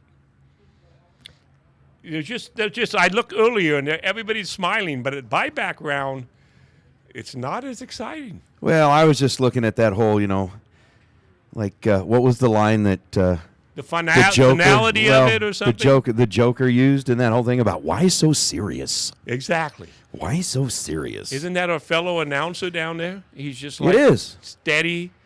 Logan concentrating. Shh, you're breaking his focus. Okay. If the wind light doesn't turn on, I lose my job. Right. So hopefully his wind light turns on so I don't lose my job. Oh, that's funny. Life is going to be good. I do like that. But I am looking up. Flag is blowing a little less than it was, and hopefully, looking at what the weather's supposed to do, it should calm down a little bit. I know this morning was definitely challenging from a weather front. We have blue skies. We had our typical weather forecast. The news said we're going to get rain. Well, rain consisted of what? Sprinklers for 15 seconds? That's a Vegas winter storm. And now we're starting to get blue skies. We'll take it. The women's hair isn't blowing in front of them. What you decide. The flags aren't. It's turning into an okay day. We have Glenn Watts in the Studebaker Lark, left lane, 643. Cole Dickerhoff, the 76 Love, right lane. I believe Cole got by in the dragster, right, that he was driving. He may have, but this car right here, there's a specific meaning to this. I mean, when they rolled in here, they are racing for a very special purpose. That car was built by somebody who is no longer with us, a young life that was taken a little bit too quickly. And so the gentleman that's standing along the wall out there in the red cap was Dad. Cole is a family member that is taking over the driving duties of Son's car, and they just want to make a good showing here. And, of course, Glenn Watts is trying to get back in. His daughter, Megan, already made it through. She awaits in round number 2, but Watts, that's the Studebaker family. That is the Studebaker family. We love those things. This one's a Lark. I think the other one was a Commander. The little I know about Studebakers. Like you said, I definitely like Studebaker pickups. They are awesome. Green lights a pair. Cole Dickoff dialed in at 769. Glenn Watts dialed in at 643. The win light is going to turn on for Cole. He was 14 green and goes 770 on a 769. So 14 and one above. Gets the win light by 37 thousandths of a second. Watts was 41 green and could not get there. Logan Pagano, right lane, Vacaville, California. 804 in the Corvette. Stephen Mang in the Mustang, 694 left lane. If Logan loses, I lose my job. I lose. If Logan win, I win.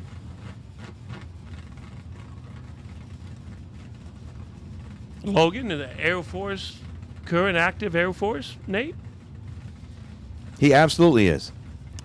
We wish to thank him for his service.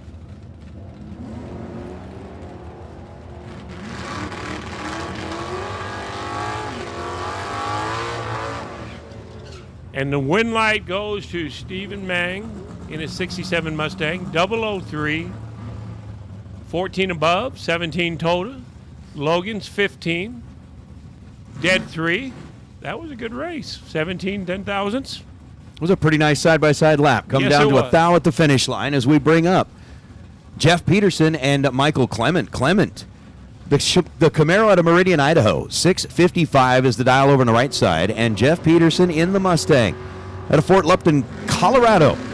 Difference here is going to be 7 thousandths of a second. Advantage Michael Clement. He is 004 dead 0.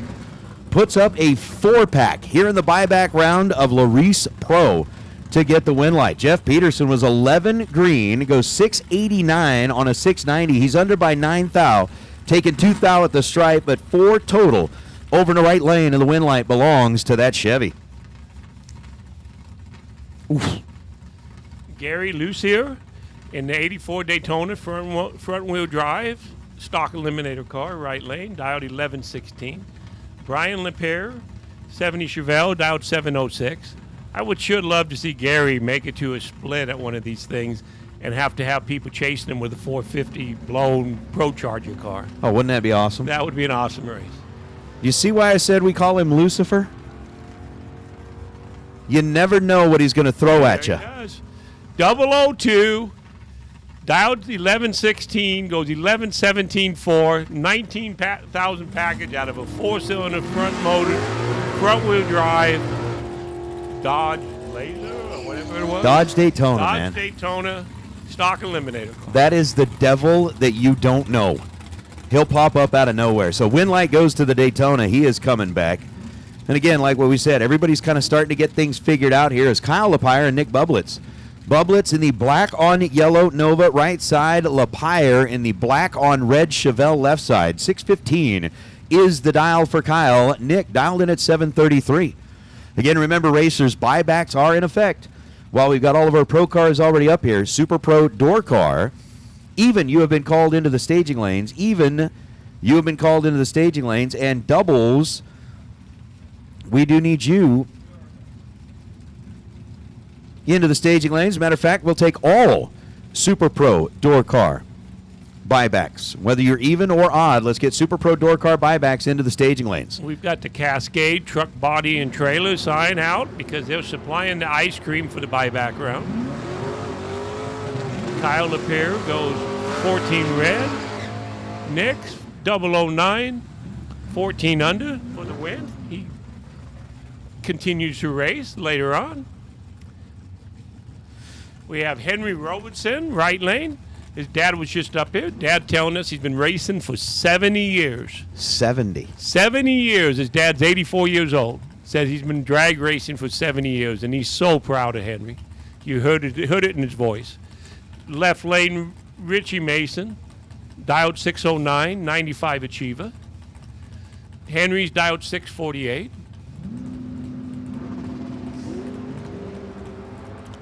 Oh. Henry does 035 red. He's not going to be happy about this. Richie's 028, 2 above for the win. So Richie Mason in the Achieva out of Winnebago. Going to be coming back as Kaisley Price, otherwise known as Special K, around these parts.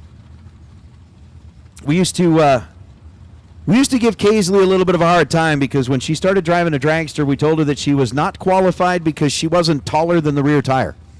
I would think, how many phone books? Do they even make phone books anymore? I don't know if they make phone books. We can't put phone books underneath. We robbed a booster seat from the local Applebee's. Oh, did you? Okay. But, yeah, she's in there. She handles this car really well. Kaisley's down 656. Rob Fling in the 65 F100, dialed in at 7 flat. Win light for Kaisley.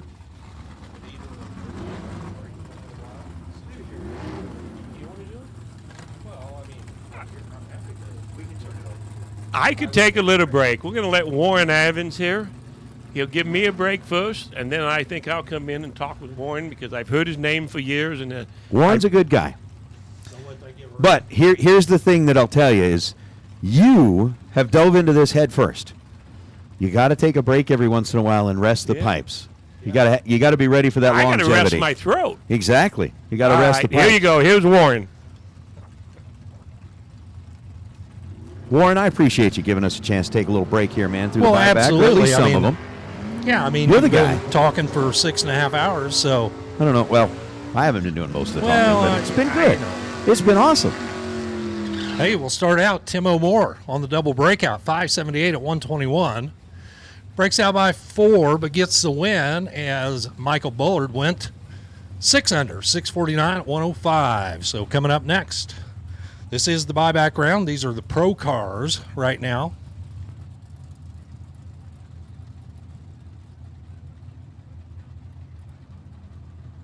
So door cars odd for the buyback round. You were on standby, is that correct? Okay, well, Ken Tolls, try that again. Ken Tolsdorf started out great, tripped zip, and then goes under 604 on the 605, breaking out by 4 thou.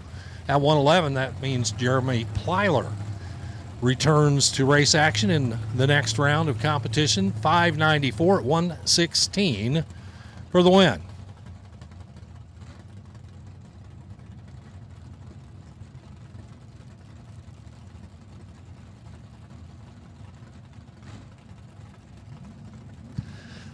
Two more coming at you now. Lucas Walker, left side out of Mayfield, Kentucky, 6 flat up on the scoreboard, and Rob Vagessa out of Santa Quin, Utah, the 71 Demon right side.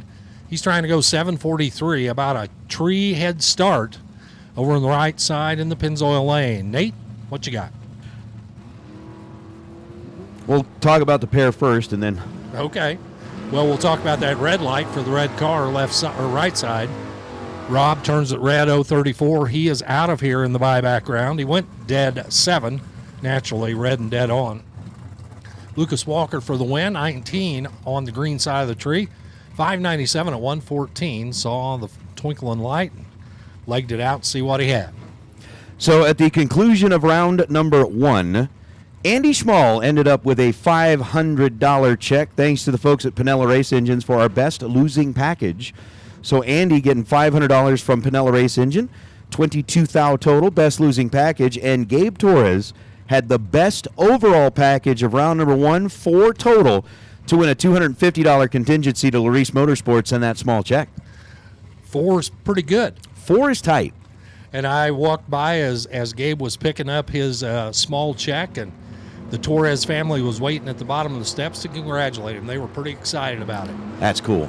Kyle Fritz will be excited. He's got a win light down there on the Las Vegas side of the track. 749 at 91 miles an hour. He had the green light. Robbie Butler turns a 001 red. And Butler is done here with that entry. 631 at 107. So his pro entry is out of here. Paige Smith and Dennis Paz coming up next. Paige Smith out of Rancho Cucamonga, California. And I'm going to guess that my buddy Jesse Fritz is watching in back home in Illinois, as Paige and Jesse have been a couple for a while. I assume they are. I don't want to get anybody in trouble. 615 left side, 684 right for the El Camino out of Stockton, California. Trying to go 684. That's a little over a bulb head start there for Dennis Paz.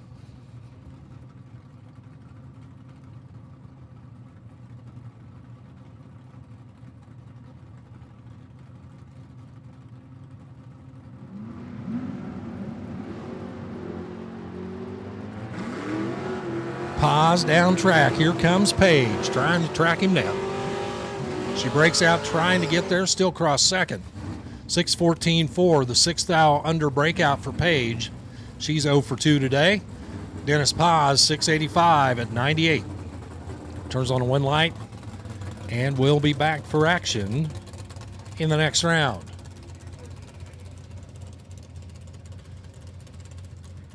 Ty Gaynor in the little jelly bean car, the Cobalt over on the left-hand side out of Vancouver. 6 flat there on the window. He'll be chasing down Richard Rush out of Boise, Idaho, 78 Camaro. It's like it says on the back of it. This is my car, damn it. That's what his dad said. Maybe he is dad. I'm not sure. Anyway, 671 gets the head start right side. We are green and green. One of them a little greener than the other one. Finish line, it is Rush for the win. Had the better reaction time, then goes 683 on the 71 on a race neither one of them wanted to get there. Ty Gaynor 639 on the 6 flat at 108. Richard Rush got there by almost 0.3 of a second out in front to turn on the win light. Here's Steve Williams out of Cherry Valley, California. How about the G5 Pontiac? Little super stocker over there on the left-hand side, carrying the colors for Foggett, alongside James Gonzalez. Gonzalez out of Albuquerque in the 77 Vega Camback wagon, right side, 657, the dial right, 567. They'd be identical if you're dyslexic. Head start goes to Gonzalez in the Vega. How about that? Wheels up, start the high wind of the machine over on the left-hand side on the charge. They both break it out. Double breakout win goes to James Gonzalez. Had a little advantage on the starting line. Then goes 7th thou under, 656.3 on the 657.99 for the speed. Steve Williams, 563, breaks it out by 0.04 of a second at 122. That's a new car to them as far as I know, so he's learning as he is racing it here this weekend. So this should be Shelby right behind. It is. That is Steve's daughter, or as Steve's more affectionately known, Shelby's dad. The 67 Camaro. NHRA National Event winner over on the left-hand side, taking on Bryce Miller out of Buffalo, Minnesota. Up at the NHRA Division 5 part of the world. Here comes the Camaro on the charge. And the Camaro gets the deal done, breaks her out. Shelby got down there, broke out by 0.04 of a second, 621.6 on the 622. She had him a little bit on the starting line by 7th thou. But Bryce Miller stays on the right side of the number and goes 5:45, 2 over on the 5:43 at 127 miles an hour for the win. Darren Taylor and Scott Taylor. Relation? I don't know. Darren Taylor left 609 in the 76 Nova. Scott Taylor right out of Montana in the 65 Chevelle. 609, 669 are the dial-ins up on the scoreboards.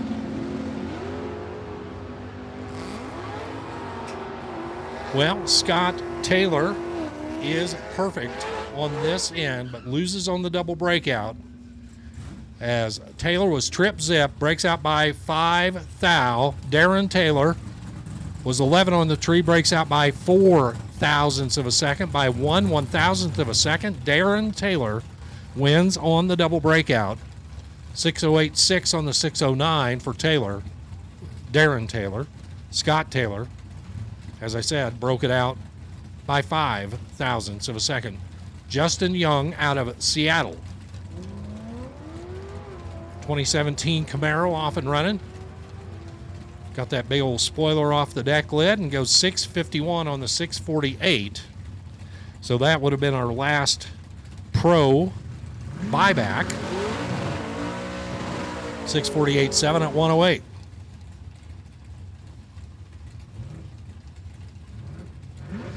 And you'll have to excuse me for just a minute. I got to step away from the microphone, take care of something for the live feed. I'll be right back.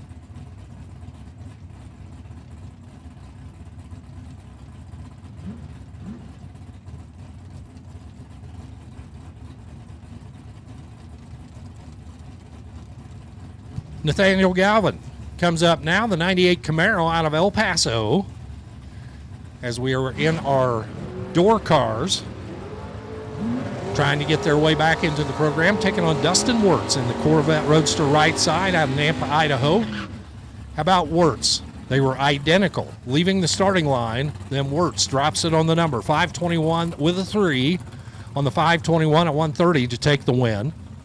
For Galvin, 4 over 657 on the 653 at 104. And he gets behind and stays behind, and that was the margin of victory. 0.043 at the finish line. Brandon Jarrell out of Pleasant View, Tennessee will line up now alongside Talon Farmer. Farmer out of Texas, right side. Jarrell out of Tennessee, left. 619 and 661 are the dials. Top end says it's going to be a win light left side for Brandon Jarrell. 625 on the 619. He was 6 over at 104. Talon Farmer was 2 over, 663 on the 661 at 100 miles an hour. So pull that back to the starting line. Reaction time by 0.08 of a second went to Jarrell, as did the win light. It's Bill Zimmer coming up now. A little Dodge Dart over there on the left. I think that was the Dodge Dart Swinger, as I recall. And right side, Logan Diggs out of the great state of Missouri, the Show Me State, in his Oldsmobile. 442 over there on the right side. 562 and 626 are the numbers. I get to see Logan semi-regularly at the world-famous Mocan Dragway, and we'll get to see him in another round here, as he is 007 dead 6 for the win. How close was that at the top end? They were both 007 on the reaction timer, identical. Bill Zimmer dialed 562, went 561 with a 9, breaks out by 1/1000th of a second. Got there first, broke out by 1 thou. Diggs was 13. That would have been tough to beat, but Zimmer breaks himself out to take the L. Nathan Carlson out of Cumberland, Wisconsin. Little Ford Ranger pickup left side, and Antonio Hyde over on the right. Both of them off and running. Pretty good on the tree, one of them better than the other. Win light goes to Antonio Hyde. He was 12 on the tree, wins on the double breakout. 543.6 at 126. Got there second, broke out by less.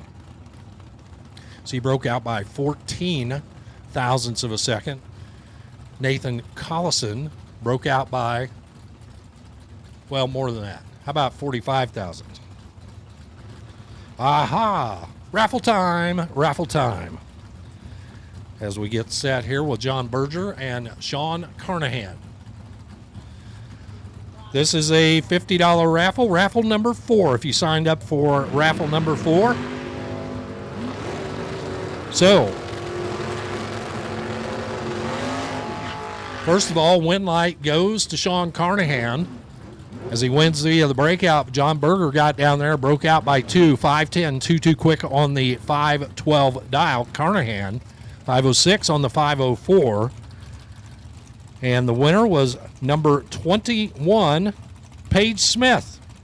Paige Smith, I talked about her a minute ago, is she and my buddy Jesse Fritz have kind of been together for a while, and guess what? You're going to get a watcher running in the million. Paige Smith, winner of the raffle for the million.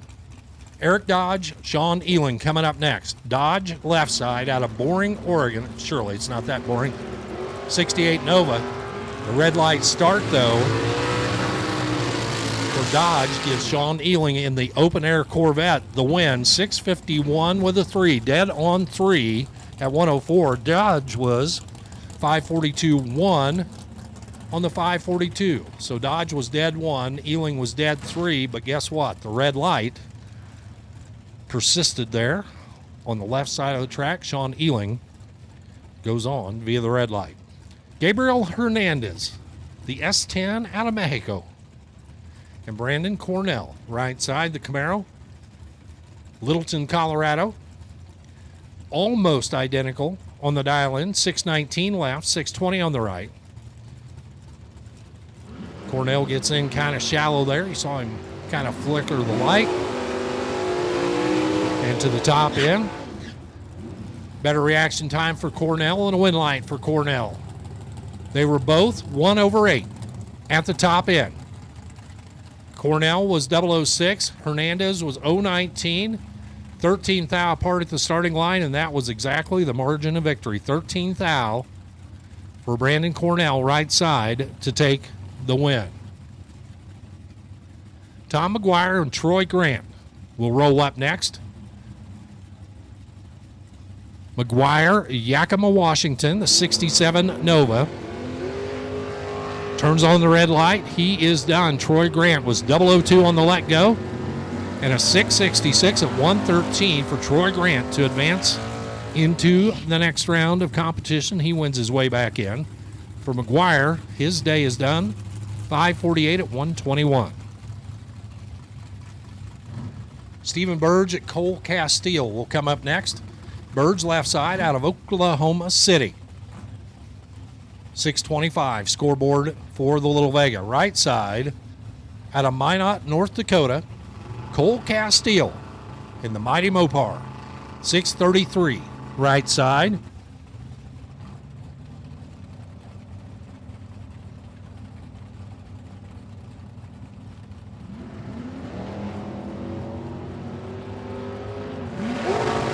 .009 red light for Cole Castile. We'll send Stephen Burge into the next round. Burge, 614 on the 625. He kind of needed that tune-up pass because he's a 10th under. But his light is green. Cole Castile is red, and a 631 at 105 to exit stage left.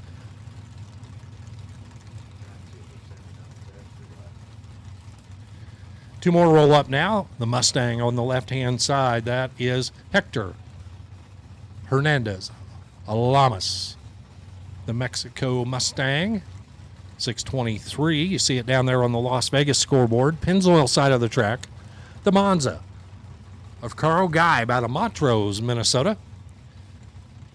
Like to go 625. Be kind of hard to see that differential on the tree as it counts down, but would be kind of nice to see the stage lights come on, but doesn't look like either one of them are having it right now. We're going to sit here and think about it. And we're going to sit here and think about it. And we're going to sit here and think about it a little bit more.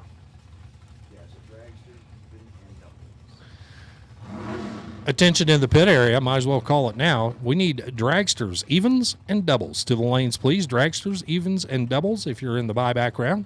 Come on down. They both go in just about the same time. Red light start for the Mustang on the left side. Turns it red by 013. Carl Geibs Monza for the win, 625-1. He's dead one at the top end at 111. Had it dialed right. Hector Hernandez Lamas, 013 red, and then a 619 at 109. Once again, dragsters, evens, and doubles to the lanes for your buyback round opportunity.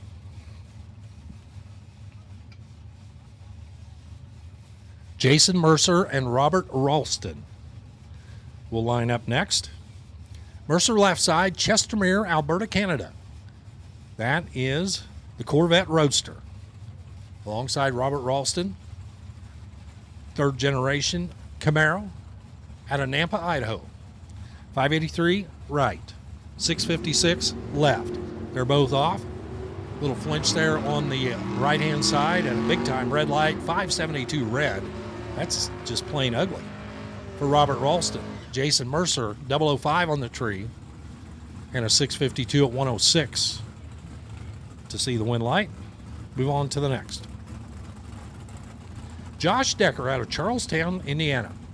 So if you are a follower of NHRA Lucas Oil Series drag racing, you'll recognize that name. Josh Decker, number 6 in the world last year in his Corvette. Kind of hanging out here on the West Coast for a while. Decker out of Charlestown, Indiana, in the little S10 for TB Enterprises, which I'm guessing is Tyler Bohannon. And Jim Hartsvigen, Escondido, California. Man, I butchered that. I apologize. Double breakout win goes to Josh Decker. 623 with a 3 on the 624. 104 for the speed. He is 7 thou under. Jim goes 17 thou under. 586 at 115. Some more Indianapolis or Indiana runners. Here is Josh Pickett out of Indy. Another S10. 630 up on the scoreboard. And Darren Deist, right side. Quincy Washington in the Cobalt. Deist is staged and ready. Sees his 450 up on the scoreboard. That's a big time for a door car. Wait. Now Chase turns on the win light as Josh Pickett, 002 on the red light start, 629 at 107. Darren Deist hammered down to a 452 at 154 miles an hour. That's kind of getting with it in the 8th mile in that little Cobalt door car. Once again, dragsters, evens and doubles, 4 buybacks to the lanes.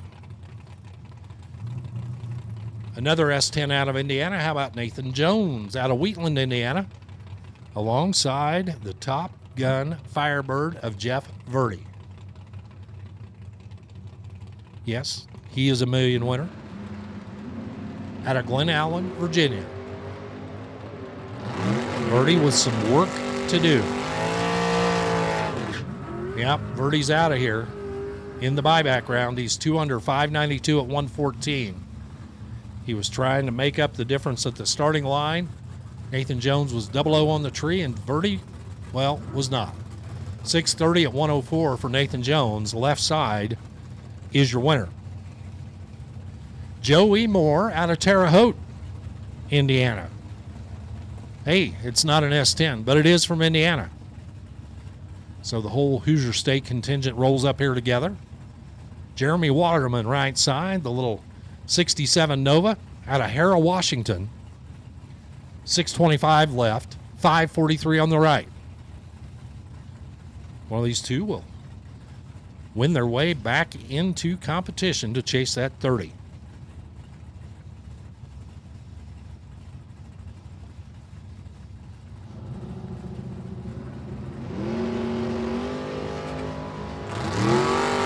They're 9 thou apart, leaving the starting line. Top end, it is a win light for Joey Moore. 1 over with a 1 for the win. 017.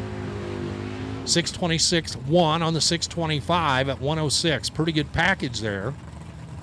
Almost had him locked out. Waterman would have had to go dead on 2 or better to tie.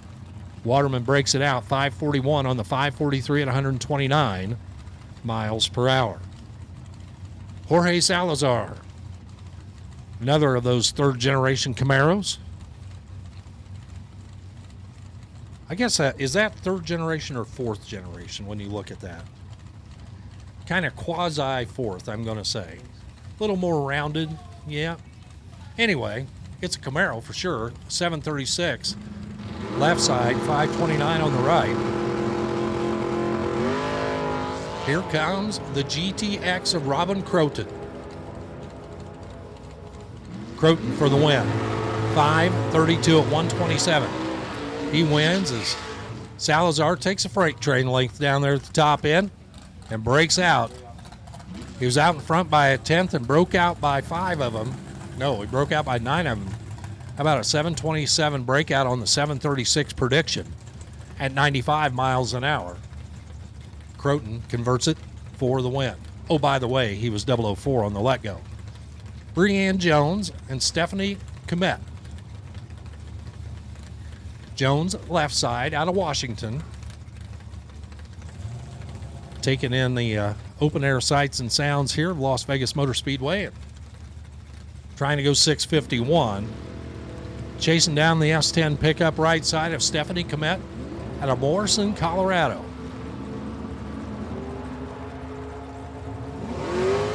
Jones on. How about a 010, dead 2, 12 total. Breanne for the win, left side. For Stephanie Comet, 039 on the tree and had no chance to win that race. 660 at 99.99-ish. Andy Small, Idaho Falls, Idaho. I think they were calling this the nuclear banana, which sounds pretty intimidating. Probably because he's won probably $500,000 in that car, something like that. Yeah, well, yeah, 400,000 in one pop helps you to that $500,000. Brian Bennett. Going to see an awful lot of that car as they go down track. And how about that for Small? He's 10 on the tree, dead on 1 at the top end. That's 11 total at 114, and Andy Small will advance. Brian Bennett went dead 1 as well, but he didn't go 10 on the tree. In fact, no, he just didn't. So Small, by 200ths of a second, will be your winner. He'll return to competition to chase the 30. Joe Aller and Tommy Paul will come up next. Aller out of Mountain Home, Idaho. The 71 Camaro, off and running on his 660 dial in, 652 the dial. Over on the right side for Tommy Paul, and Tommy Paul will be your winner of the little red Nova. 659-1 at 100 miles an hour for the win. Aller got down there and took a tenth and a half and broke out by 8. 652, 8 under on the 660 at 104 miles an hour. Brian Self, a.k.a. Lump, Durant, Oklahoma. Pro Stock crew chief. I believe he crew chiefs for the McGahays. 503 left side. And Justin Mosier over here on the right in the Mosier Engineering Corvette out of Portland, Indiana. And I see an awful lot of race cars, but that one on the right side particularly catches my eye. That thing is just pristine. It's just well done, well built. It just looks right. 526 over there on the right-hand side gets the head start. 503 left side will be on the chase.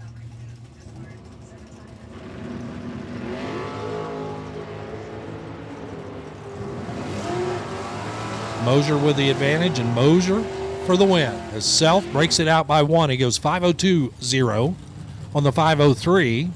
At 135, goes 1 under for the breakout. Justin Mosier, 527, 1 over on the 526 for the win. Mosier also had a little reaction time advantage that helped out a little bit down there at the top end to win by 200ths of a second on the breakout. Roger Souter and Bodie Bennett will line up now. Souter Out of Sidney, Nebraska, the 72 Barracuda. And again, with my NHRA roots, this is one of the hitters in super gas in NHRA across this part of the country. 570 for the Mopar left, 503 for the Camaro right of Bodie Bennett out of Shallow Water, Texas. Says it's a door car, but there ain't no doors on that car. Might have been.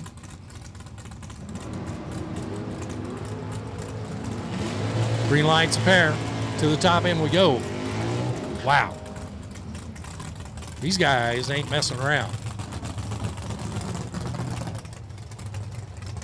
Wow. Roger Souter, 006, dead on 5. That's 11 at 120. Bodie Bennett, 004, dead 8. That's 12. Yes. An 11-pack beats a 12-pack by 1/1000th of a second. Roger Souter for the win. Like I say, they ain't messing around. Spencer Massey. Yes, Top Fuel. Spencer Massey off and running in his Nova. Chris Reynolds alongside on the chase. And it's Massey. The Texan for the win, 649 at 100 miles an hour. He'll be your winner. He was 13 on the tree. Reynolds was behind that. Goes 1 over 1, 535, 1 at 127. Spence by 0.04 of a second advances into the next round.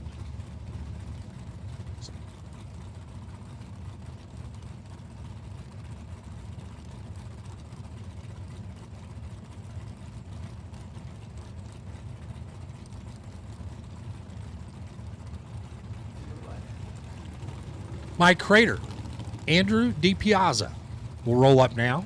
DiPiazza out of Long Grove, Illinois. That's the white Camaro on the right.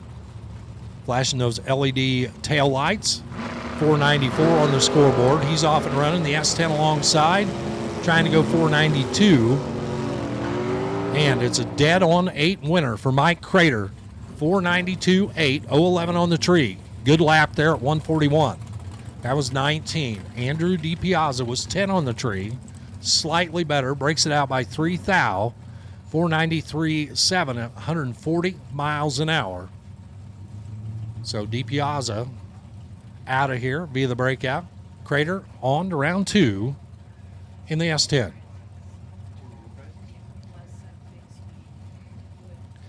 Here's Jason Pad. The 75 Love Trucks. Flung to the ground over there. 612. Daniel McClellan. Right side, Orange, California. I think they were calling him a Mini Mac. He might be Micro Mac, because I think Kevin is Mini Mac. But Kevin is Middle Mac. So this is Dave's Big Mac, Kevin's Middle Mac, Daniel's Mini Mac. And then Daniel's child would be Micro Mac. Baby Mac.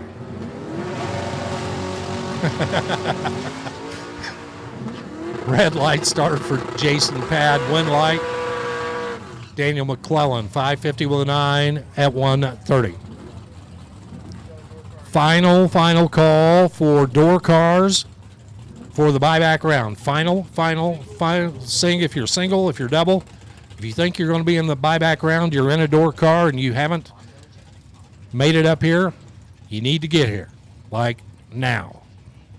Also, dragsters, evens, and doubles to the lanes. Brent Hodson, Noel Cuevas coming up next. Hodson in that doorstop design 57 over there on the left will be on the chase. Trying to get that big bag green machine over on the right. But the 71 Camaro for the win, 666 at 102. Hodson, trip, zip, perfect, breaks out by 7 thou, 514.3. The 7 thou breakout at 133 for Hodson. So would have been eligible for a 000 Hero coin, but had to turn on a win light. He did not. So Noel Cuevas for the win. Doug Milner out of Laurel, Delaware. Coming up next, the Blazer. Dangles that left front tire coming off the starting line. Scott Hess on the chase. Right side, your winner. How about a dead-on 5 win for Scott Hess? 580 with a 5 at 121 to take the win. Doug Milner went 6 under, 691 on the 697, breaking out by 6 at 100 miles per hour. Ken Swayo, the Mercury Capri out of Oregon City, Oregon, one of the hitters here out here on the West Coast, alongside Byron McCullough out of Petaluma, California. Do they still have the World Wrist Wrestling Championships in Petaluma? Nate's looking at me like I'm an idiot. I'm sure if they do, they show it on ESPN and Ocho. Yes. It's a feature program on the Ocho. True Start will decide this. Byron McCullough, red lighted by a little bit less. He left. 002 red. Ken Swayo was 003 early.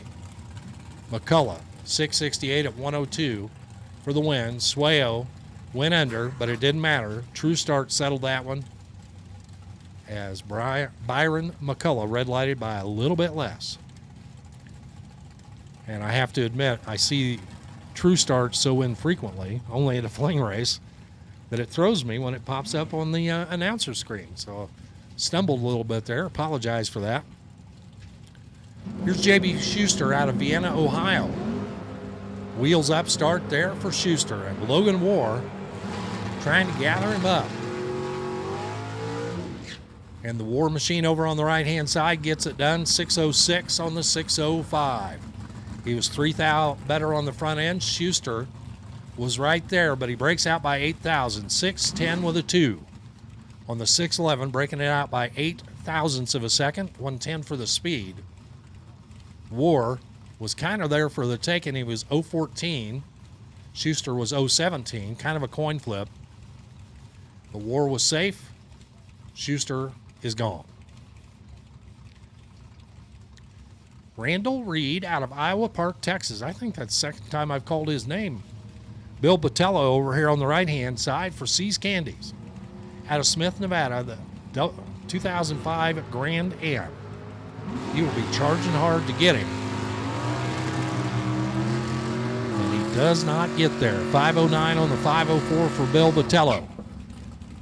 His day is done here in the buyback round. Randall Reed for the win, 630 at 106. Reed was 007 on the reaction timer. That helped a little bit. And he was a little closer to his prediction. That helped a lot. Eric Daniels, the 76 Vega out of Chandler, Arizona.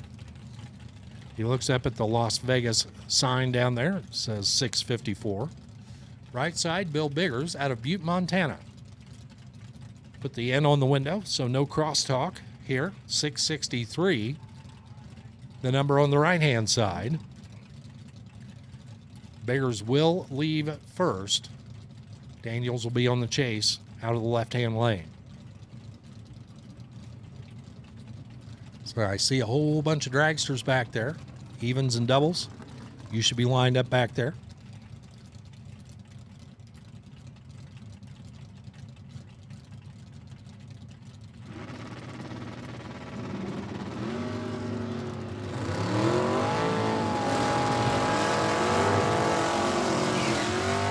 And for the S10, job well done. Win light, Bill Biggers. He was behind up front by 100th, 014 to 004. 2 over 665 at 102 for the win. Eric Daniels goes 3 over 657 at 99 miles an hour. Put all the math together, 2 thousandths win light, right side.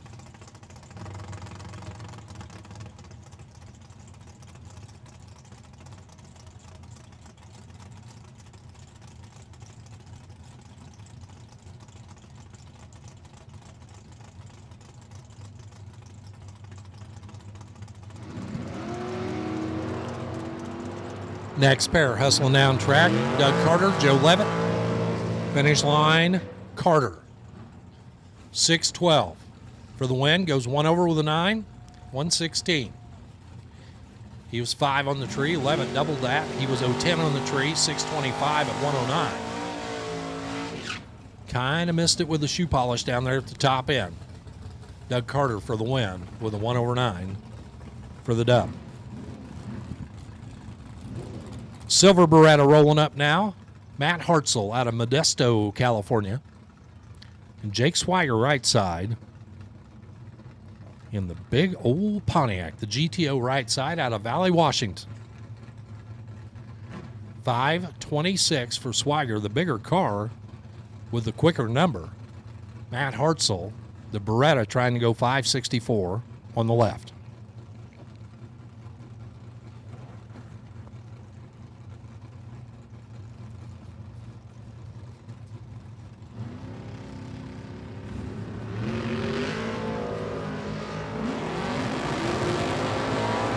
Hartzell out front. Hartzell for the win. Had the advantage when they left.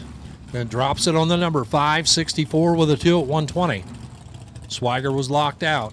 5:25.4. Breaks it out by 6. Still gets there second. So, Swigert left second. Broke out. Got there second. That is over 3.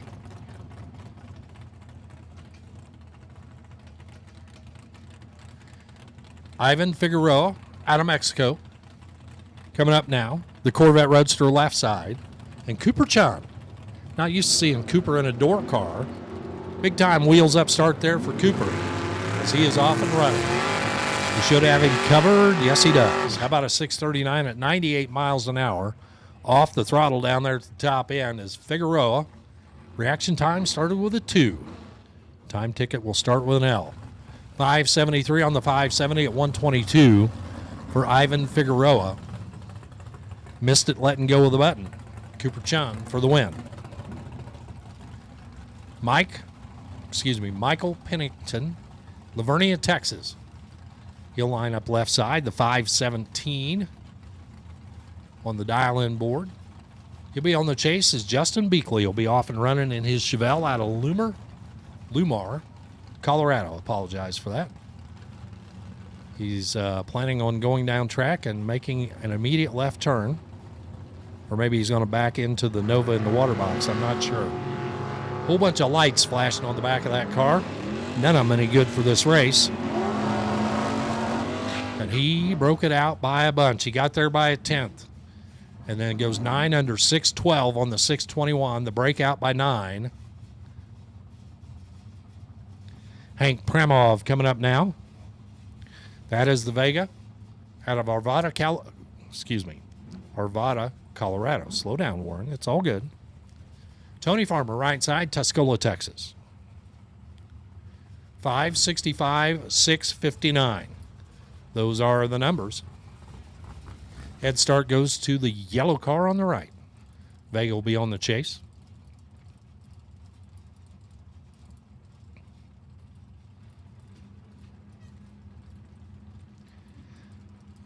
A few more door cars, and then we'll get into dragsters. They'll be coming up. Again, this is the buyback round. These competitors lost in this entry in round number 1. They have the opportunity to re-enter here and try their chances to get back into round number 2. Double breakout win goes to Tony Farmer. Breaks it out by 0.02 of a second, 6:58.8 on the 6:59. Hank Pramoff breaks it out by 1/100th of a second, 5:64.0 on the 5:65, 124 miles an hour for the speed. Look at that. Snack time. How about it? It's all healthy. Yeah, my wife thought that we were eating not very good up here, so she... Well, and she's right. Made us some healthy stuff. Grapes the size of plums. Yeah. Sweet apples. Yep. And some kind of pretzel deal. Yeah, if it's... I'm well. How are you, Chris? Good, good. I learned from Nate, so I'm going to stand here and watch another master do it and see Well, if I I can learn something more. I don't know about master, but I'll try my best. How's that? Lindsey back. Taylor Bowling off and running, and it's going to be Lindsay for the win. How about a 6:33.3 on the 6:32? Have the starting line advantage, 006 for the win, 106 for the speed. For Taylor Bowling, 6:06 at 109. They were both over by just about the same amount, but the reaction timer for Lindsay back. Larry Payton and Mitchell Marcy coming up now. Payton left side all the way from Pennsylvania. 743 on the window there on the S10, and on the right side, the Firebird displays a 751. So head start right side by about that much, and then you see the fist pounding there on the S10 as Payton lets go way too early, really. 057 on the red light. He was frustrated. You saw him pound the steering wheel as he went by. Mitchell Marcy for the win, 753 at 90 miles an hour. Larry Payton, red light start, 744 at 117. Nate Hershey. Well, I was just going to jump in here for a second. Warren, I'm not kicking you out or anything like that because I know you are doing a fantastic job, and you need a break every once in a while. You are the guy that is sitting down kind of behind the makeshift control center that gets set up here a few times a year, whether you're here doing a divisional event, whether you're here doing this or Streetcar Super Nationals, whatever it is, they bring you in here. You've got, I don't know, how many cameras do we have on property this weekend? Between 2 roving cameras, a grandstand cam. Right. I think we've got trackside, a camera at the tree. Technically, I have 7 cameras plus the timing system. Okay. 7 cameras plus the timing system. Yes. Plus this one? Or is that one of the 7? That's one of the 7. The camera that we avoid?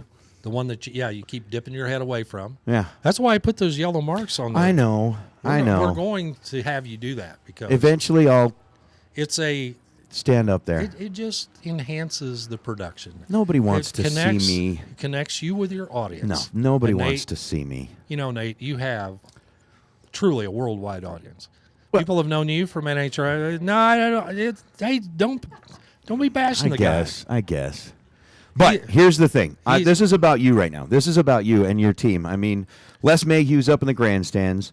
Tristan Trichak or Joey Knuckles, they're the guys that have got their hands on the cameras, walking around down there, Yes, giving sir. us the great trackside shots. Yes, sir. And it's been such a spectacular production.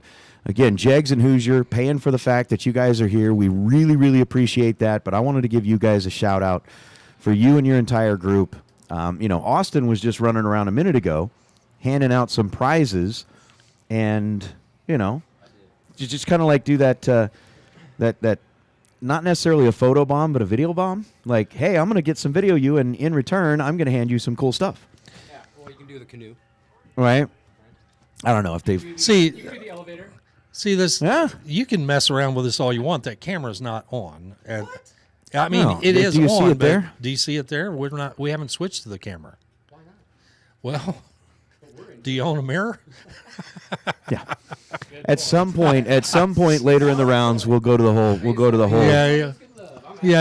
Announce That's all the right. booth cam. But what you were talking about there with Austin going out and photo bombing or video bombing people and stuff, we will be including that in the live stream throughout the weekend so that we can recognize some folks. And you don't really get to see these faces too much unless they get to the ladder rounds. The picture thing is really nice, right? But we have a huge extended family all across the country, and it's great to see the name Lucas Walker, and then you actually get to see some Put a video. face to a name. Put a face to a name. Of course. And I mean, these guys are stars in their own right just by, their skill set. They deserve that recognition. They do deserve that They recognition. have earned that recognition. They deserve that recognition. And I guess I'll just have to get used to the little camera thing in here because I guess after a few year hiatus, I'm actually going to come back out to the national event next weekend. And so did you I'll lose do a little bet? Saturday. Did you lose a bet? Or No, what? no. No. Okay, so you actually agreed to do this? Yes. And not yes. under duress. Yep. I'll come back out and I'll do the one day because it helps them out. It helps me out. They don't have to pay for a plane ticket or anything like that. I'm here. So for me personally, this works out well because I'm actually going to be announcing Friday and you're going to be announcing Saturday. Perfect. If it was flip-flopped, I wouldn't want to follow you, man. No. It's not like that at all. But Well, you say that, but it is. It is. Well, thank you. But you downplay your skill set. again, Warren, this is about you and your team. Thank you so much. We've got, 2,000 people watching. Yes, get back to work. And it's going to stay about that way until we get to Friday. We'll Yes. trickle in and around 2,000, and then that number is going to skyrocket. Yes, absolutely. Yes, and it should be. I mean, this is, it is a midweek production. We're out here. We're having a lot of fun, but we got to remember that almost all of our audience is at work somewhere, or should be at work somewhere, and so I'm loving that number at 2,000, and then whatever the total is, I don't see it right now, but and again, this goes back to your point. These are great racers, and they Absolutely. deserve the recognition. And I'm just happy that we can bring a quality product out there to showcase them. And, I'm trying my best to make it as professional a production as I possibly can. So with all the additional camera angles and the roving cameras and all the things that we do, I'm hoping that people recognize that it is it's a first-class effort put on by Peter and Emily and everybody that's part of the Flings. It is. And I'll tell you what, we've had some folks that get to see behind the scenes who have never really seen behind the scenes before. Yes. And some of those folks come in here and they take a look at what it takes to make something like this happen. Yes. And the comment that we get from most of them is, I had no idea.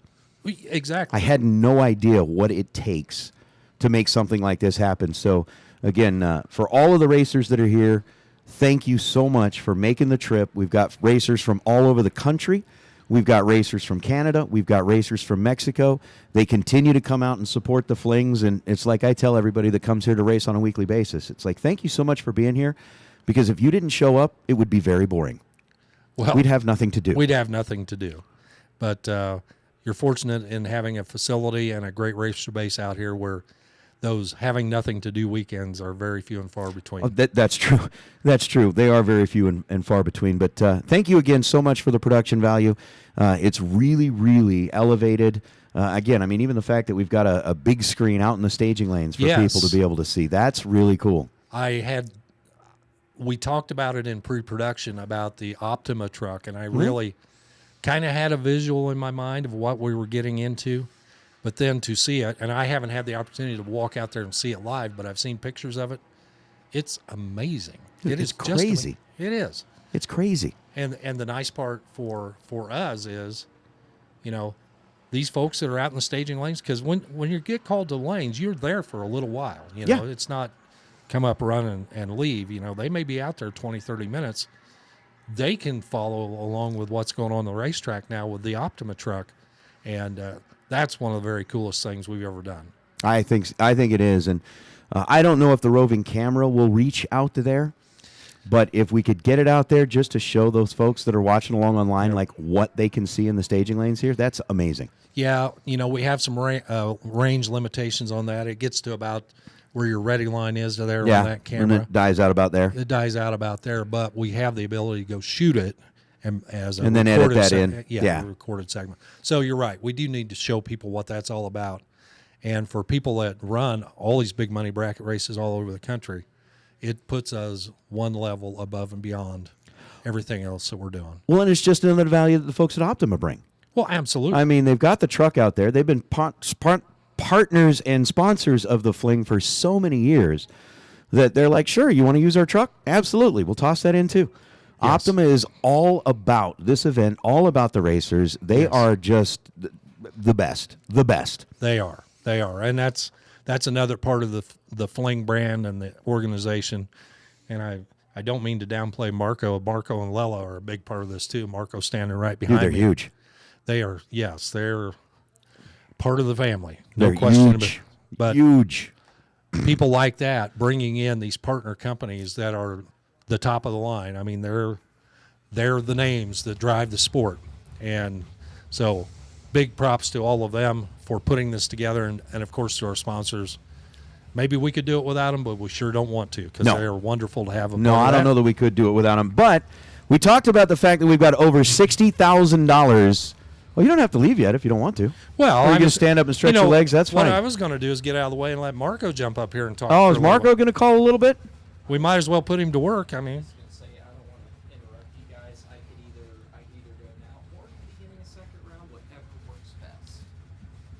Marco Paravalar is going to jump in here and call this Dragster buyback round. I'm going to Chris step back out of the way. and listen a little bit.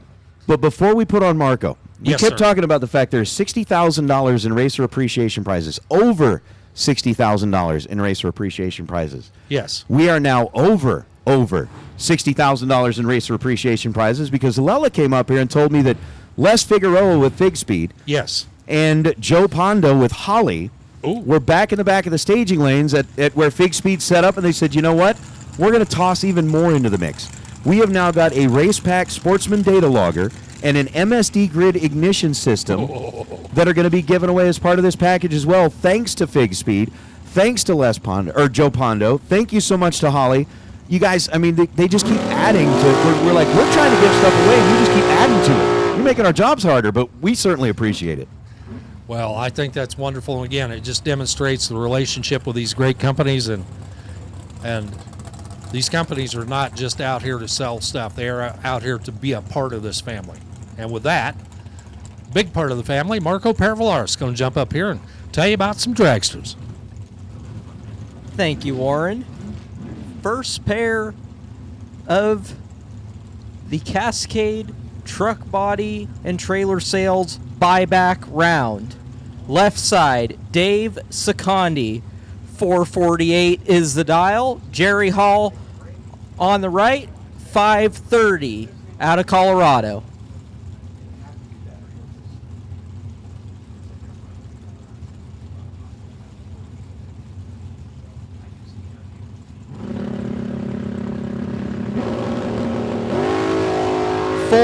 Thou separate him.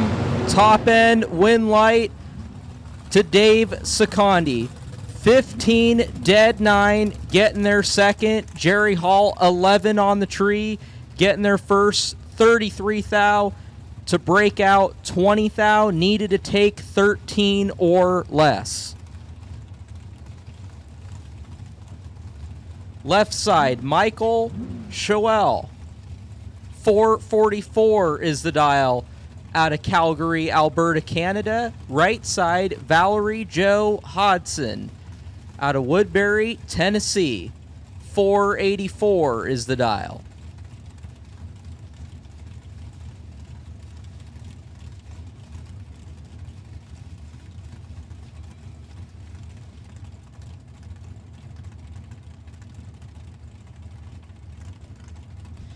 Dragsters odd to the lanes for the buyback round. All dragsters have now been called for the buyback round. So if you had to buy back, you're in a dragster and it has an odd number, we will take you to the lanes for the buyback round. 7 thou separate 'em. Top end win light to Valerie Jo. 003 getting their second. To be one above is 13 total. Michael was 10 on the tree, getting their first. 34 thou to break out. 31 thou needed to take 3 thou or less. Left side, Ty Sasser. 487 is the dial out of Idaho. Right side, John Brown out of Brunswick, Georgia. 468 is the dial.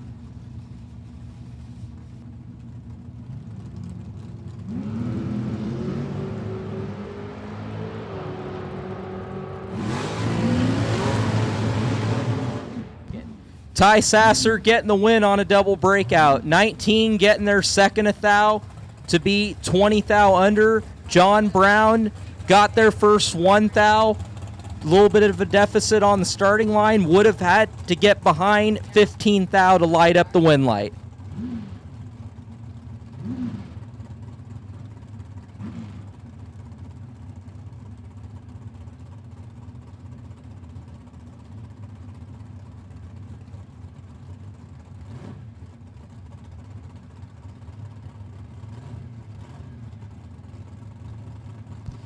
Left side, Jacob Collins out of Gilroy, California. 481 is the dial. Right side, Chance Parker out of Roy, Utah at a 483.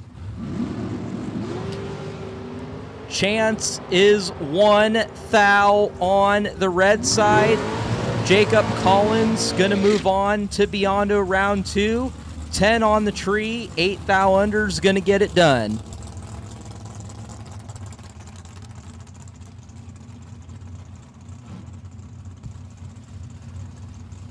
We want to say thank you to the Haug family and Cascade Trailers for sponsoring the buyback round and the buyback round ice cream giveaways. Ice cream sure does sound good. Thank you to the Haug family and all of our sponsors for the continued support.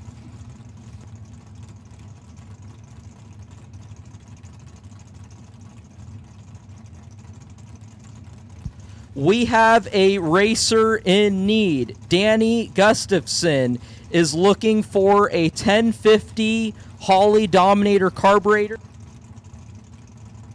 Gas carburetor specifically. So if anybody has a spare 1050 gas Holley Dominator, Danny Gustafson is in need of one. Thank you.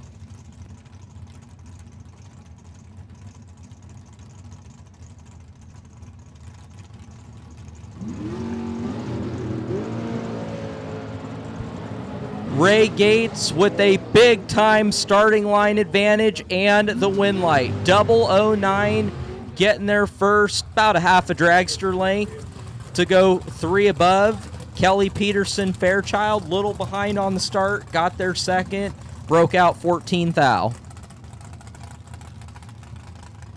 Left side, James Lee, Mr. Cool DIY Direct Dragster. It is a courtesy of them that we will, on either Thursday or Friday, be having a King of the Fling Million runoff between the past winners and runner-ups of the 10 years of the Spring Fling Million.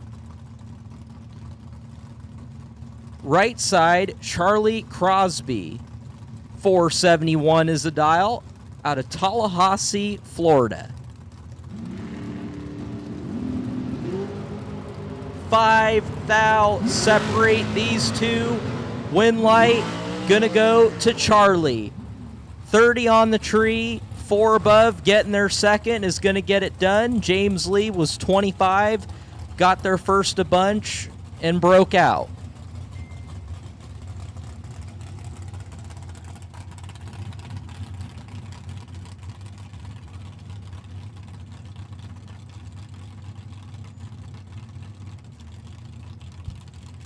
Left side, Carla Pontillo out of Wisconsin. 457 is the dial in the Folk Dragster.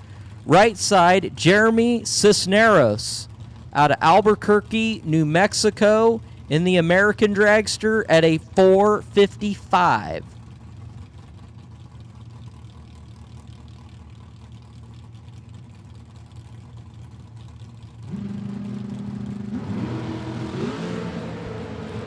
Carla is 11 thou on the red side.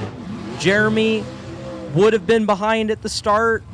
Goes 454 on the 455. Is going to move on.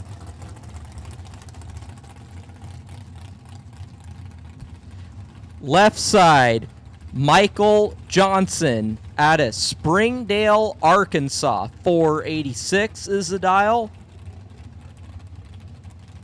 Right side, Glenson DuPont out of Hawaii. 501 is the dial.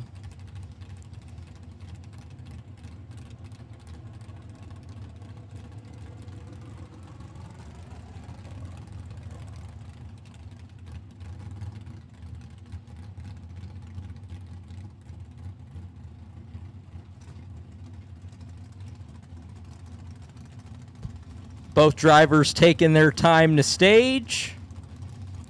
Now we're set.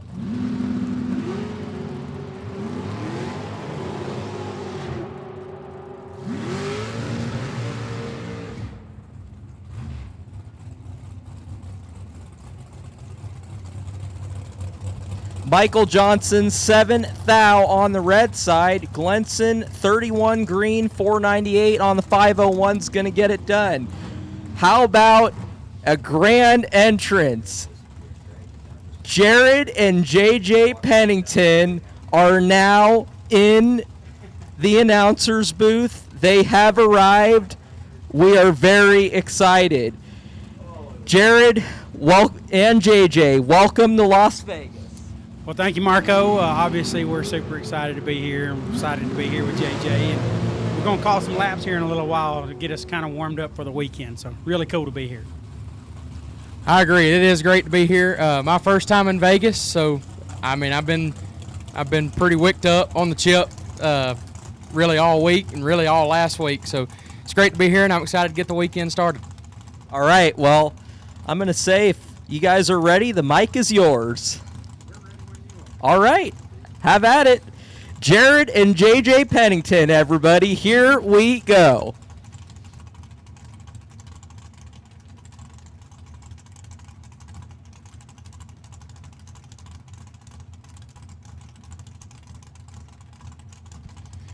Looks like we're going to start it out here with, I better put my glasses on. Okay, Ren Hunt and Jaeger Anderson.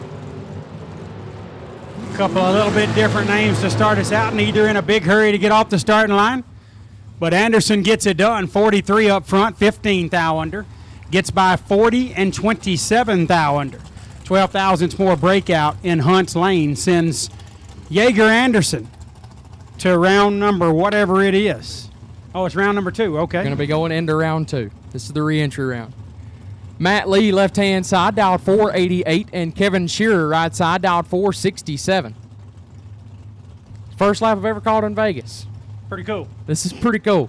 I'm just going to eat some of these big old grapes that I heard Chris Lamb's wonderful wife sent up. So I'm just going to sit over here and eat for just a minute, okay? Okay. You go ahead and take care of some All stuff. right, sounds good. I can take care of it. 2100's head start goes left-hand side to Matt Lee.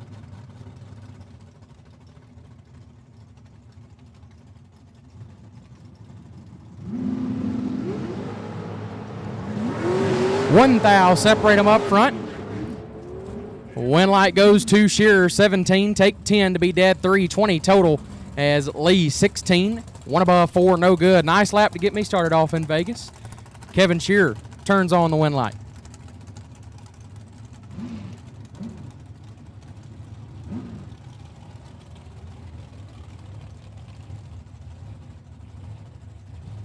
Jake Jones, left-hand side.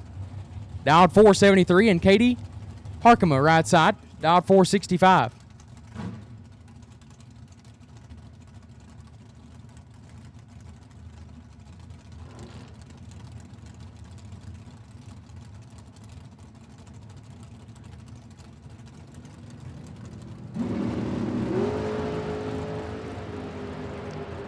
Red bulbs in both lanes. Jones left first and was worse. 5 thou red, dead 5, so true start does not affect the run. Harkema, 1 thou red leaving second, and 7 thou under. Win light shining in the right lane no matter what. And Katie Harkema into round number 2. Okay, bud, I think I'm through eating here for just a minute, so. Until you find something else? You know, we haven't had a whole lot. Jenny Moe made us some muffins back in Alabama this morning, and we had those. And that was a long time ago. That was a long time ago. That was a long time ago. We passed about 273 places to get something to eat on the way here from the airport, and we still hadn't got anything. So thank you to the Lamb family. Got Tom Clark in the left lane, 463 is the dial. Greg Hicks in the right, dial 476. We got the live feed up and running here in front of us. Hello to everybody. See Victo in here. And Red in the right lane, left side, Tom Clark moving on, 009 up front, then breaks it out by 25 thou, probably by design. 2 red, and then 52 thou under for Greg Hicks. He had a few in his pocket. So Tom Clark will take that entry into round number 2.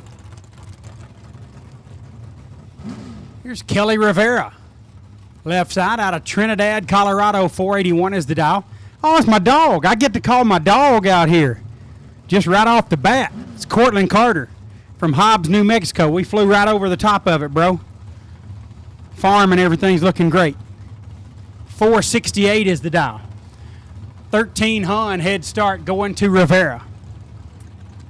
Gabe Killian, I look forward to meeting you as well. If you look forward to meeting me, I look forward to meeting you. So that's going to be a good time later on in the year in July at Tri-State Raceway, but that'll be at a later date. Right now, we got us a pretty big deal here as Cortland Carter lights it up 7 thou red. But Rivera was going to be tough to handle. 000 dead on 9 for Rivera, 9 total here in the re-entry round, getting back into the show. Carter, 7 thou red and 4 thou under, lights the win light in Rivera's lane. My dog might have saved himself just a little bit of trouble there. That was going to be a tough one to get in. Kelly Rivera with a nice lap. Here's Landon Wright. Left side, 477 is the dial out of Odessa, Texas. Trevor Harkema, right lane. From Idaho, dial 498. Idaho's got great racers. I don't know if you've heard me say that over the years. I think I've heard they've got some pretty good ones. There will be a massive amount of them competing here this weekend. What do you call them, the Idahoans? Okay. 12 thou separated them. Advantage right, win light right. 001 up front, then breaks it out by 32 thou. Harkema is 13 up front, breaks it out by 34 thou. Had to get a little more behind. Was behind 10 thou, needed to be behind 13 to guarantee the win. I know we haven't been here long, but I gotta give a shout out to my buddy BT2 back at home, Braden Taylor. His dad left him and just, wouldn't let him tag along this time. Yeah, it's pretty sorry, BT. Hope you're proud of yourself. Thank you for tuning in, Braden. I got a message that said Jordan White tagged me or us. I got one of those. Facebook I got one of post, those. I can go look at it. Not looking at it, but Jordan White, shout out to you, brother. This is drag racing. I know you may not be familiar with it. Tony Farmer in the left, Lindsey Meserve in the right. Texas left, Utah right, 7 thou separate them up front. And the win light falls to Lindsey Meserve. Nice lap there, 19 and 11 thou under. Gets by Farmer, double breakout. Farmer is 12 and 16 thou under. Farmer broke it out 5 thou more and put the win light in Lindsey's lane. So Lindsey Meserve moves into round number 2. Jordan White said he turned Vegas on just in time to hear 2 of the best. And then he said us too. Yeah, we're here too. Yeah. So appreciate that, J-Dub. I see my dog, Mitchell Reeves, in the chat bleachers, listening in to us. Michelle Rivas. Did I just crunch some of this apple in the microphone on a hot mic? I think you might have. I'm so rusty. I think you might have. Somebody might have to let us know because I wasn't really listening. Paul Dowdy left side, dial 491, and T-Rock right side. Troy Williams Jr. on a 455. Win light goes to Dowdy, 14. Take 3 to be dead on 7. T-Rock 8, one above 6, 24 total. Not a bad lap. Comes up 3 thou short. Paul Dowdy gets the win light. T-Rock took -3 at the stripe, and that sometimes works out, sometimes it don't. This time, unfortunately, it did not. Man, my dog Harrison Crawford listening in too. Uncle Harry, as he is known by most of us. You my dog, Harrison. And I got to give a shout out. You'll enjoy this one too. My other dog, Nathan Raymer. What's up, Nate? Man, it sounds like everybody at home is listening. That's what it sounded like to me. Everybody. Oh boy. Oh boy. Oh boy. Okie dokie. He's out of his gate. He's out of his pen. Chase Learcamp with a big advantage on the starting line over Jeremy Weaver, and Learcamp makes it work. 003, 2 above. Getting to the stripe by a pretty good margin there. A little late there for Weaver up front. Then runs over the dial 491. Had some trouble there start to finish. Chase Learcamp takes his Olympia, Washington-based hot rod into round number 2. You need to hit this one. I need to Got get one of your this one. dogs in it. Jaden Lawler left-hand side, dialed 456, and Trip McCarty right side.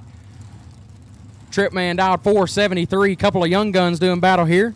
Got another one. My dog Braden Rampy. I got you, Rampy. Don't worry about it. 17 Hun head start goes to McCarty in the right-hand lane. It's good to have crazy friends, you know it. Okie dokie. Like Okie dokie. Okie dokie said, whatever we want to eat, just let him know he'll DoorDash that bleep right to the tower.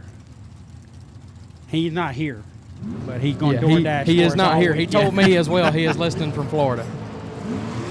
McCarty 2 thou red, so Lawler gets the win, 25. And 22 thou under. Lighting up the scoreboard, Jaden Lawler into round number 2. McCarty 2 thou red and 68 thou under the dial. Yeah, I don't know much about bracket racing, but Tripp dialed his car terribly. I mean, That was a bad idea. Man, he went a lot Bad faster job. than he thought he boy. could go. Oh, boy. Oh boy, I smell a vol. Trey Hatcher in the house, all the way out here from Bristol Dragway. Kind of our home away from home. Here's Eric Goulden. Or is that Golden? I'm going to say it's Goulden since it's Canadian. Alfonso Vate Marillas. Wow. Boy, y'all rough on us. Alfonso with the advantage and a win light. 11 up front, 17 thou over, getting to the stripe, 8 thou in front. Eric was 29 up front, then goes dead 7 for 36 total. Again, to be 8 thou behind and send Alfonso into round number 2. All right, we got to take care of this one too. Steve Riggins is man. listening in. We love that guy. Fling announcer at many of the Flings. He handles a lot of East Coast stuff, and you and he will be at Galat here in a few weeks. Just a few weeks away. You'll be sharing the mic there. Looking forward to that. Steve announces our Coburg Racing Promotions events, so he is absolutely one of the best. We love you, Steve. We miss you. Can't wait to see you, bro. Little something out on the racetrack. The staff here at LVMS jumping right on top of it and making sure they get that cleaned up and safe for Raymond Harshbarger. Harshbarger out of Montana. Well, we don't see a lot of racers out of Montana, bud. We Not just out in showed Alabama. We just showed up and we got us a raffle already. Oh, bro. Jason Dawson in the left lane from right here in Las Vegas. Dial 460.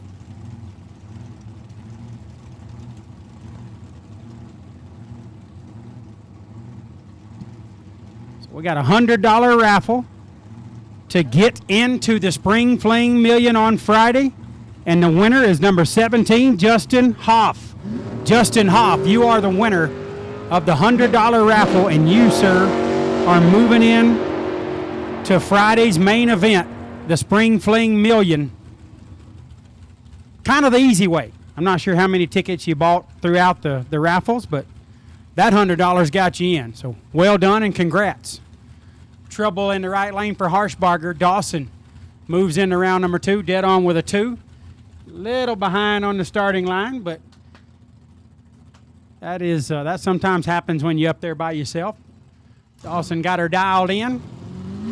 Moving to round number 2.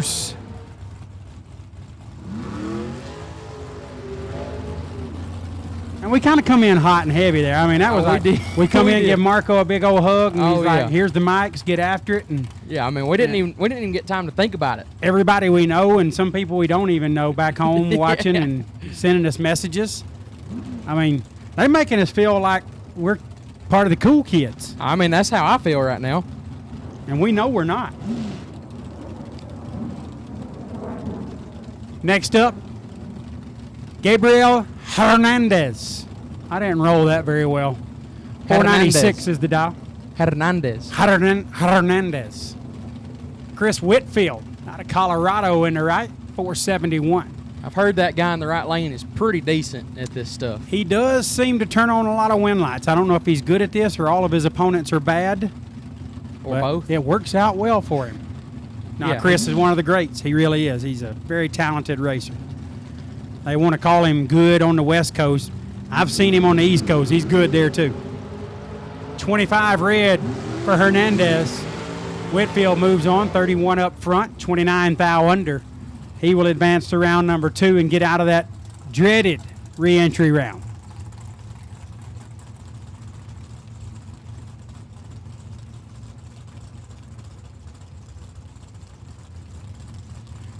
Here's Neil Pressimone, left lane. 505 is the dial. Right side is Riley Learcamp. Learcamp dial 470. Pressimone from right here in Las Vegas. Learcamp from Olympia, Washington. I've been to Washington. It's a beautiful state. Oregon, Washington. Moved around all over there. Beautiful area of the country. And the strawberries are out of this world. I don't know what made me think of that. I think I'm just hungry. But I thought of it. You're starting to sound hungry.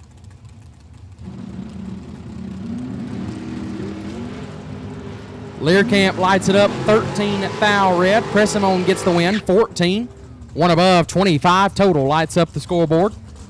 And we'll move into round number 2, getting out of the buyback round. Jake Hodge, he is a funny guy. He's something else. Got that just special humor. He's something else, ain't he? I agree, Jake. I can't argue that one with you. Gerald Thompson Jr. from back kind of around home, Bowden, Georgia, excuse me. Gerald dial 481. Logan Diggs. It's one of my dogs right there. Great to see you, TJ Jordan. Logan dial 451 out of Carthage, Missouri, as they say.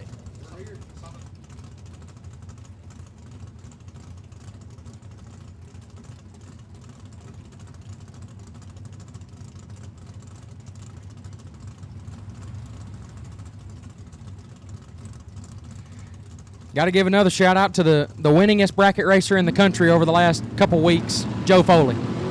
Joe Bob. He's coming tomorrow. Diggs lights her 9 thou pink. Puts the wind light in Gerald Thompson's lane. 21 for Gerald, 16 thou above. 37 total. Probably not the lap he was looking for. But looked like a little bit of a set down there at the stripe to try to find dead on. Got a little too good on the brake pedal. Must have had Moser brakes. Gerald Thompson, nonetheless, moves into round number 2. Boy, this re-entry round, this is the make or break right here, bud. I've been in the re-entry round a lot, so I know how I feel when I go to the re-entry I've been in round. there a couple times. And this is the round where you're just thinking, man, let me do something right here and get myself into round 2 and give myself a chance to win this thing. Because if you don't win the re-entry round, obviously you went 0 for 2 on the day, and it's a very frustrating day when that happens. How would I know that? Because I'm coming off on 0 for 2 Saturday at Montgomery.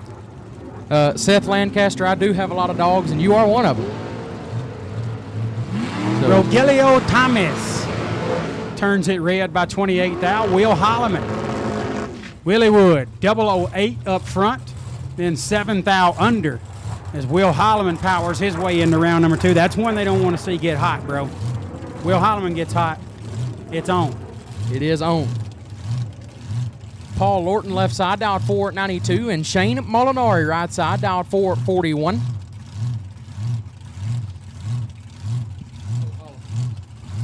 Appreciate the kind words, CJ Yeager. That's one of our dogs. We love me some CJ. Lou Greco, always a pleasure hearing from you, sir. Thank you very much. Oh, hang on. I got another one. This one could get a little crazy, though. Paul Lorton in the left lane. Shane Molinari in the right. Shane got her slowed down to 441. This guy goes really fast. Yeah, got the slow car out going 440s. Got off the starting line really fast, and it turned into a win line. How about a 12-pack for Shane Molinari? 007, dead 5, moving into round number 2. I mean the good way. Lorton is 15, take 1, bud, to be 4th under. He's 15, take 1, had 0 chance. So those hurt. We've been here for like, I don't know, 15, 20 minutes. 43 seconds. Yeah, and you know when I could find the earliest flight back to Birmingham? You're going back Sunday. Yeah. You think I can find one before then? I don't think so. Okay. Why are you asking? Well, just these guys look like they're really good.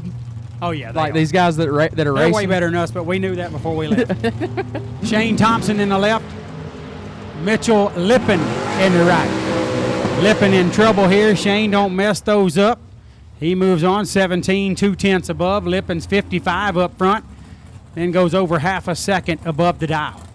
Trouble there for Mitchell Lippin. Shane Thompson, he's one of my dogs. He moves into round number 2. Yeah, we got us another one here, but I don't really know if I want to talk about this guy. I mean, he just seems like a different kind of guy. I'll say his name. It's Gavin Glass, but Ace. Ace. Skids. He's got lots of names. Lots of names. Gooba Gooba is a very popular one. I don't know if you can say that. John Vandermeer III in the left lane. 464 is the dial out of Lakewood, Colorado. Raul Alanis. Should have been Raul Alanis from Mexico.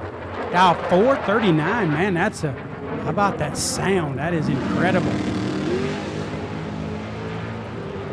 Just had a little bit of a flyover here. It was, wow, what a moment. Right side, how about Raul? 009, 2 above. Moving into round number 2. Vandermeer's 14 up front, takes 32 to be 11th thou under. Had to take 21 or less. Needed the black jacket at the stripe, bro. Well, I mean, we talk about how blackjack works a lot. I tried it once and it didn't work, which makes me think that it's kind of overrated. Okie dokie is slam on the chip. He laid on the chip coming out of the burnout, and the tree has malfunctioned, hasn't come on. He's still on the chip. He's door dashed spaghetti, crab cakes, beef tenderloin. Oh, I'm seeing it. He sent it to me too. This guy's incredible. He don't mess around. He said that's how he rolls. Leroy Duran, left lane. Out of Sun City, Arizona, dial 494. Parker Stewart, right side. Out of Harriman, Utah, dial 496. Just a slight head start for the right lane. Wind light to the left. 16 dead fours, 20 total. Left Parker, no chance. He's 24 up front. Dead on 0 would have still had him 4th thou behind.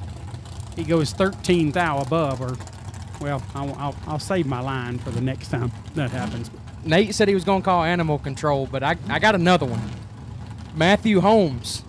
Oh, one of the B-Town boys. Heck yeah. Watching in, listening in. Brian Bennett, left-hand side, dialed 453, and Jacob Stallworthy, right side, dialed 439. This one has the fixings to be nasty.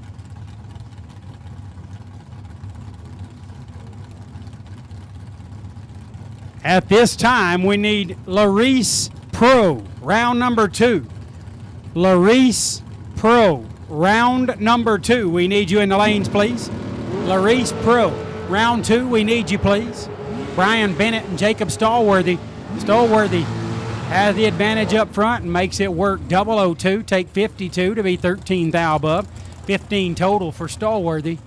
Bennett is 57 up front and then goes 10 thou over. That starting line deficit was way too much to make up. And Jacob Stallworthy rolls into round number 2. Alexis Gerardo Alvarda out of Mexico. Dial 480 in the left. Mike Rock, right side, out of Nampa, Idaho. Dial 492.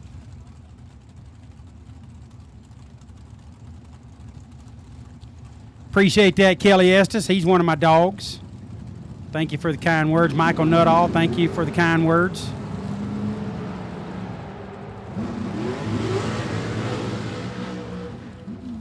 Right side Rock, 24. 15 thou above, 39 total, moves into round 2. Alexis, 55 up front, and then 15 thou above, 70 total. Has Alexis 31 thou behind at the stripe. The win light goes over to Mike Rock. I'm going to say that could be a top 10 name. This is a big crowd. It takes a real good name to get top 10. It does. But Mike Rock, your last name is Rock? If my last name was Rock, I would have named you The Rock. The Rock. So I think He's the sheriff of. Oh, Mike Rock is the sheriff. A sheriff. it sounds like Seth Lancaster missed his shout out earlier, but he said he might be behind. But if he didn't, I got him. We got Mike Crater and Todd Coltrane first up here before we get to shout outs. 14 and 4 thou under for Crater. Moving on. 002 up front for Coltrane. Had the advantage there by 12 thou, but got to the stripe too much. Got there 26 thou. It was a double breakout. Had to take 12 or less because that was the starting line advantage for him. So he got a little too much stripe. 14 thousandths more breakout.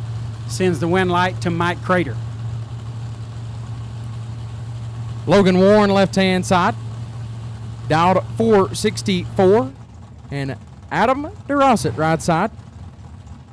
Dialed in 502. An East Coaster in the right lane. The Georgia native. Going to get almost 4/10 head start. Appreciate that, Chris Northup.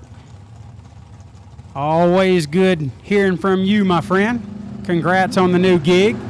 Sound like you come back west. Headed over to western Colorado. Wow. Right lane. Adam DeRosset. 10 red and then rode the center line, and I mean rode it all the way down. Win light goes to Logan Warren. 15 up front and 13 over the dial.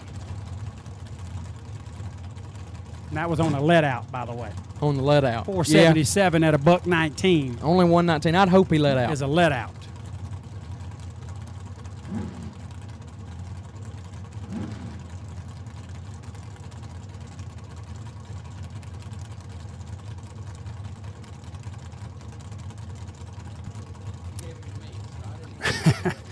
Eric Sandlin, it's coming, I'm sure.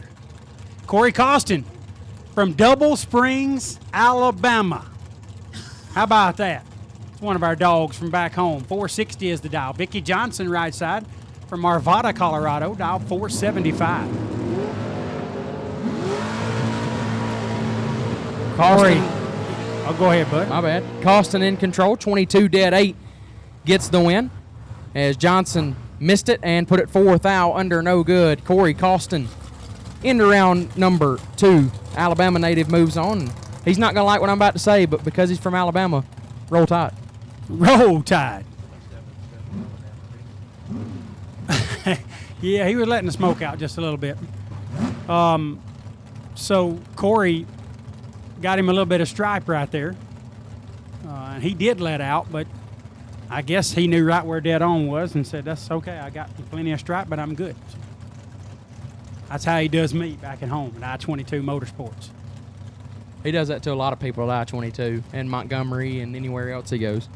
Here's Anne-Marie Glembaki versus Chandler Tyson. Anne-Marie turns at 3 thou pink, 002 and 18 thou under, moving on for Chandler Tyson.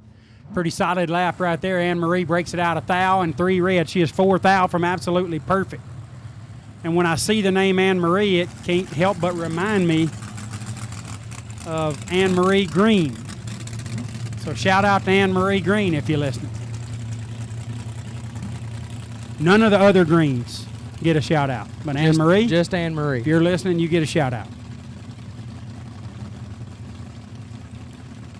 I mean, I feel like I'm dominating this announcing thing, bud. You got to really pick your game. I feel like you're not letting me pick up.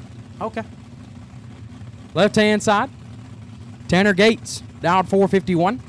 And Kyle Hugemuller. You know, that's how that reads, but I think it's Hugo. Hugemuller? I'm from, look, I have an Alabama education. lucky to find our way to the tower from the parking lot. Went like- 008 and dead on with a 7:15 total for Tanner Gates. Taking 9 thou at the stripe. Hergemuller is 11 up front and 13 thou above. Not a bad lap at all, but it was no match for Tanner Gates.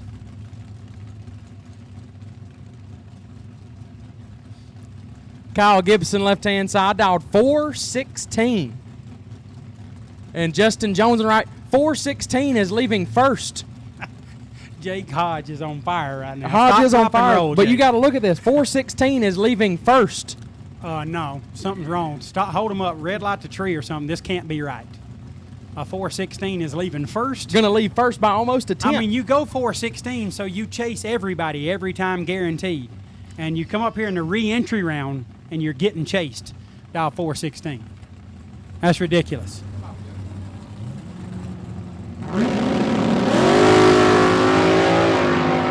Two thou separate them. This is a very fast and nasty.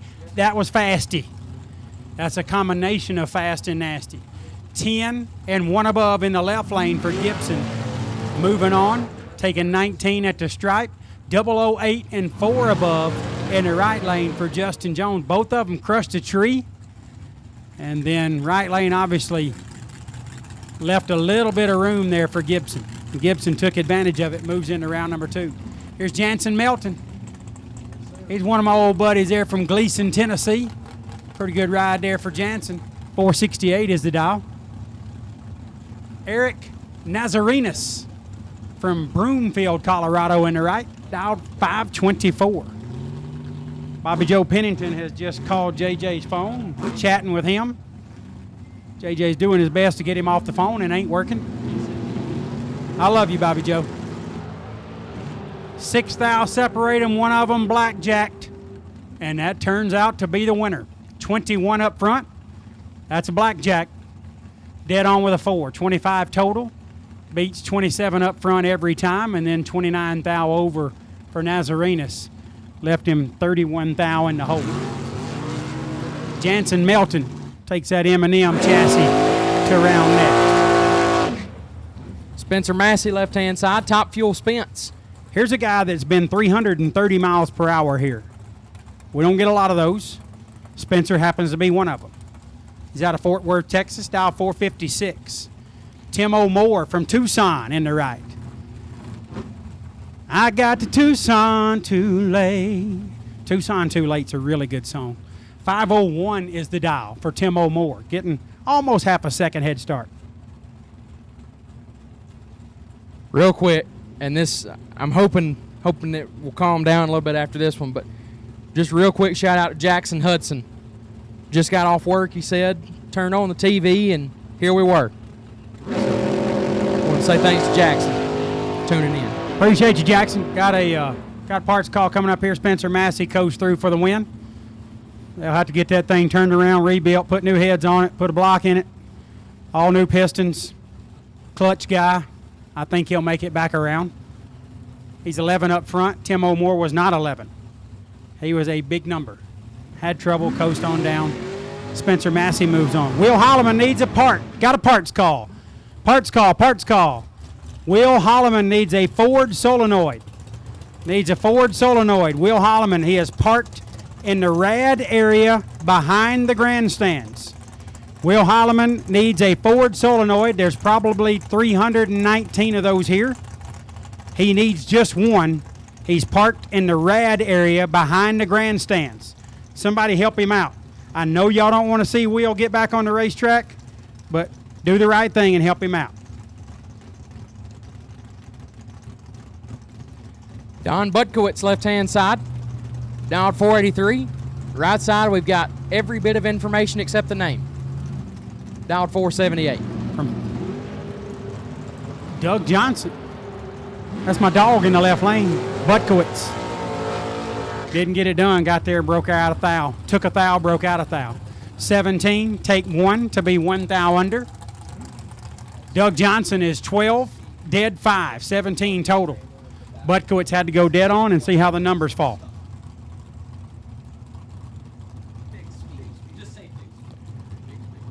Will Holloman Will Holloman, Les Figueroa at the Fig Speed trailer has you taken care of. Go see him. He's got parts everywhere over there. Will Holloman, go see Les Figueroa at the Fig Speed display. He'll get you taken care of. And now everybody here is mad at Les. Jimmy Williams, left-hand side, the Trailer Ranch entry. Dialed 455, and Robert Butler, right side, dialed 470. 6 thou separate them up front, pretty nasty on this end. Win Light Williams, 8 dead 1, 9 total, get there 11 thou. Butler, not a bad lap at all, 14 dead 6. But comes up 11 thou short. Jimmy Williams laying down a 9-pack to get back in the show. Old Greer racer right there, bud. You know they race good out at the Greer. Zach Martin asked if he can get a Roll Tide. Roll Tide. You can always get one of those, Zach. Roll Tide. Except Auburn's in the Final Four and we aren't, so it don't hit quite as good right now. Marlon Goetz in the left, 483. Chris Reynolds in the right, 454. Reynolds from all the way out in Bear, Delaware. Troy, Texas is home for Goetz. Goetz got some work to do. And the right lane didn't let him do the work. 007 take 24 for Chris. 39 thou above, moving into round number 2. Goetz 29 up front, and then 41 thou over to be 24 thou behind. Larice Pro, round 2, you have been called. Larice Pro, round number 2, you have been called to the lanes, please. Dalton Garreau from Leduc, Alberta, Canada. 460 is the dial. I don't know what that converts to in American dial-in, but I guess the computer figures all that out. Matthew Dykes in the right from Lehigh, Utah. Dialed 475. 15 Hun head start to Dykes.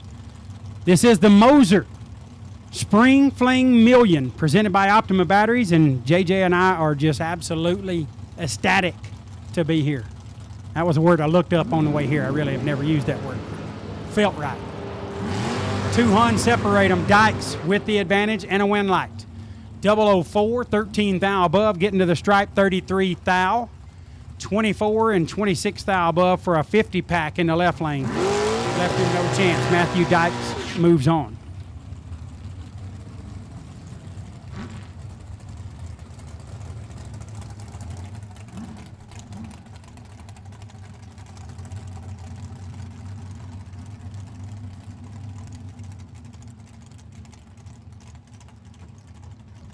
Clinton Fife, left-hand side, dialed 521, and Kerry James in the right, dialed 496. Yeah, Clinton PFF gets the head start here, bud. Wow, that's some spelling right there. 10 thou separate them up front.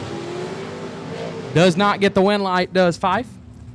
James, 55, 2 above, gets it done as Fife, 45, take 40 to be 8 thou under no good. Win light goes to Kerry James. Fife, that looks like one of those deals where somebody was having a medical incident as they were writing their name on the tech card, and it didn't even get close to what it's really supposed to be. Close. It's PFEIFF. You know, Nate, this is no place to apply logic, but that makes sense. John Loebner from Olathe, Kansas. You know who's from Olathe, Kansas? John Loebner. Willie. I-57. Oh, Willie. Oh, okay.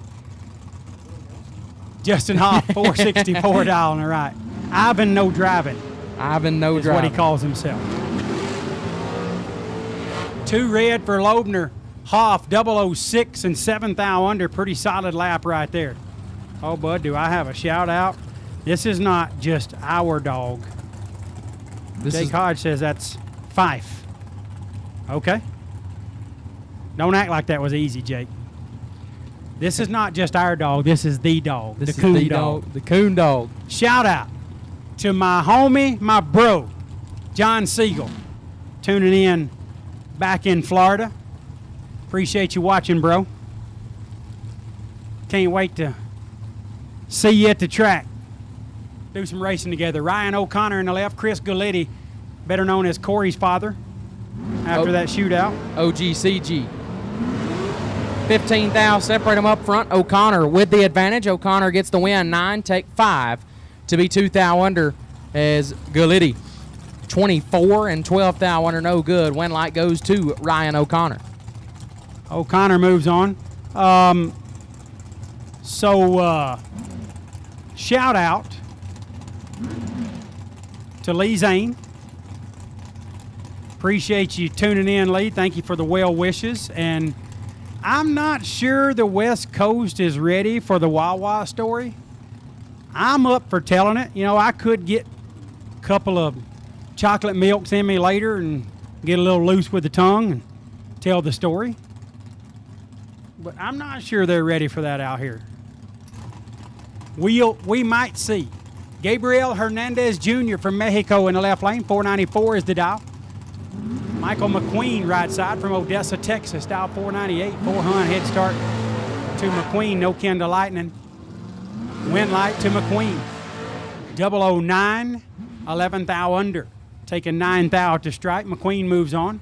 22 and 15 thou under. 4 thousandths more breakout for Hernandez. Sends McQueen to round number 2.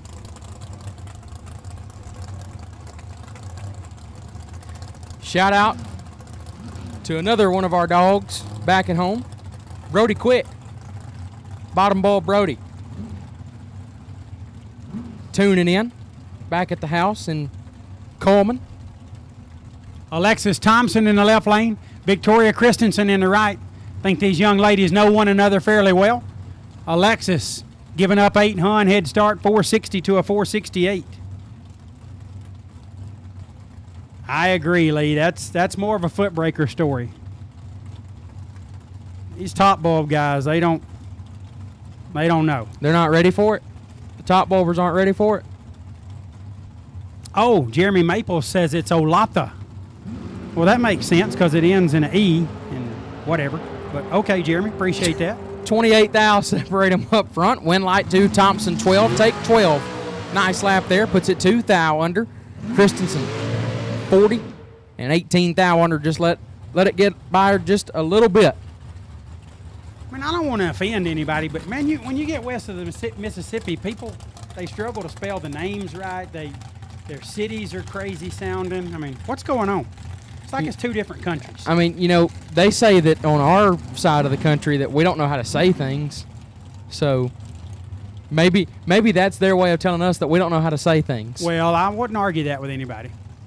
Eric Sandlin, I know absolutely cannot say that.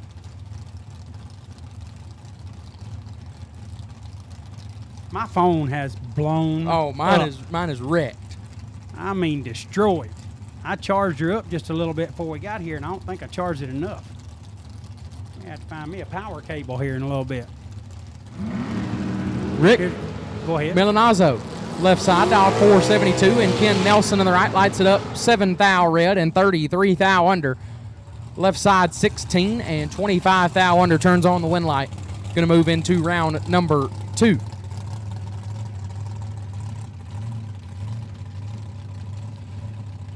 Jeremy Maples, yes, I couldn't agree more. You follow Jeremy Maples? You friends with him? Happen to be friends with him on Facebook? That's a funny dude. I feel like I am, but I don't know for sure. Maples, he don't really have much of a filter. His filter's kind of, well, I would say clogged, but that would mean less got through. Yeah. His filter is blown out. The most gets through? It's got a hole in it. Oh, it's broke. There is no filter. But I love it. You know, I can sit back and just watch and love it. Mitchell Marcy in the left. Casey Nelson in the right. And the win light goes to Nelson. How about 4 total, JJ? 003 dead 1. Gets by 11 and 21 thou over. Mitchell Marcy had trouble all the way around right there. And the Idaho racer lays down 4 total to power his way into round number 2. Johnny Carter left-hand side, dialed 461, and Tristan Craig right side, dialed 511.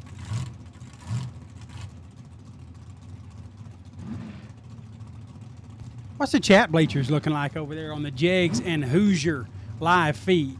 We got a lot. Live feed's blowing up just like the phones, and we don't have time to look over here. Running out of time. Yeah. I don't have enough eyes. Tommy Jackson said, JJ's dad, it's good to hear you. Appreciate that, TJ. Warren and his crew, man, what a job they do with this production. Awesome work. We have certainly enjoyed Chad and Bang Shift out here for many years, but Peter and the staff at the Fling kind of doing their own channel and their own thing, and it is going very, very well. Really, really excited about what Warren and the staff are doing. I mean, that Peter guy's killing me right now. I've been here for how long? There he is. Now he shows Whatever. up. Did you just walk by me like I'm not even here? Big advantage for Tristan Craig, and Tristan turns on the wind light. 22 and 28 thou above, moving into round number 2, taking 7 thou at the stripe. A little late there for Carter, and then 16 thou under. Sends Craig to round 2.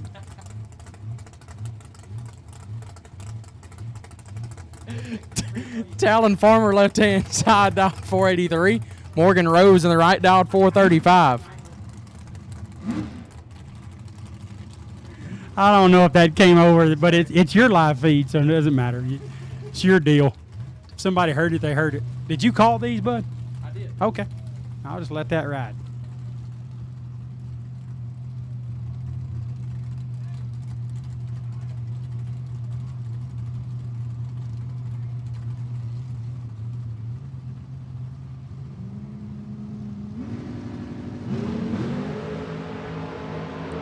Three thou separate them up front. It's nasty on this end. Win Light Farmer 5. 2 above take a lot.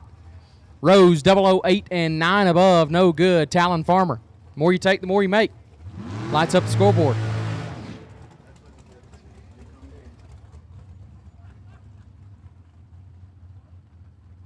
Hannah Vandermeer right side on the bye. Dialed in 481.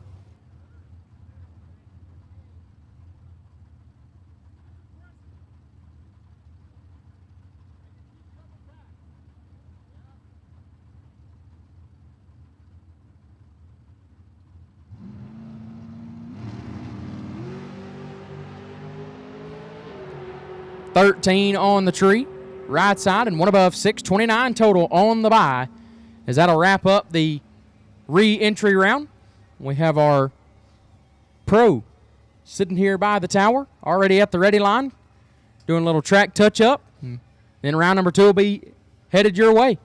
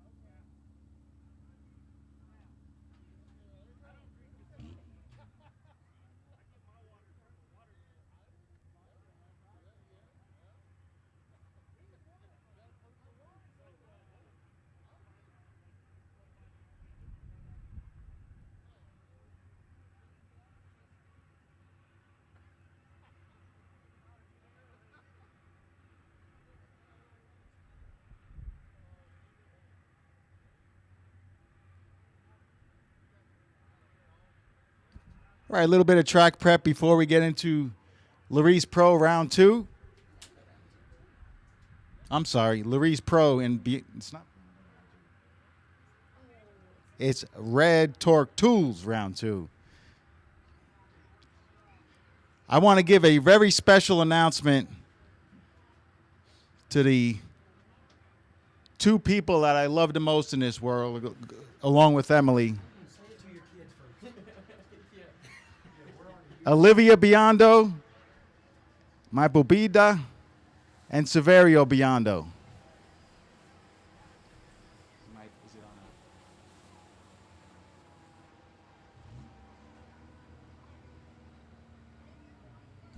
So Olivia and Severio, mommy and daddy love you. Make sure you're good for Nana.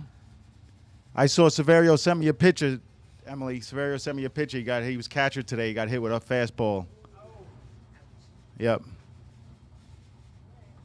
All right, guys. Well, we love you, and we'll see you in a few days. Back to the Hillbillies.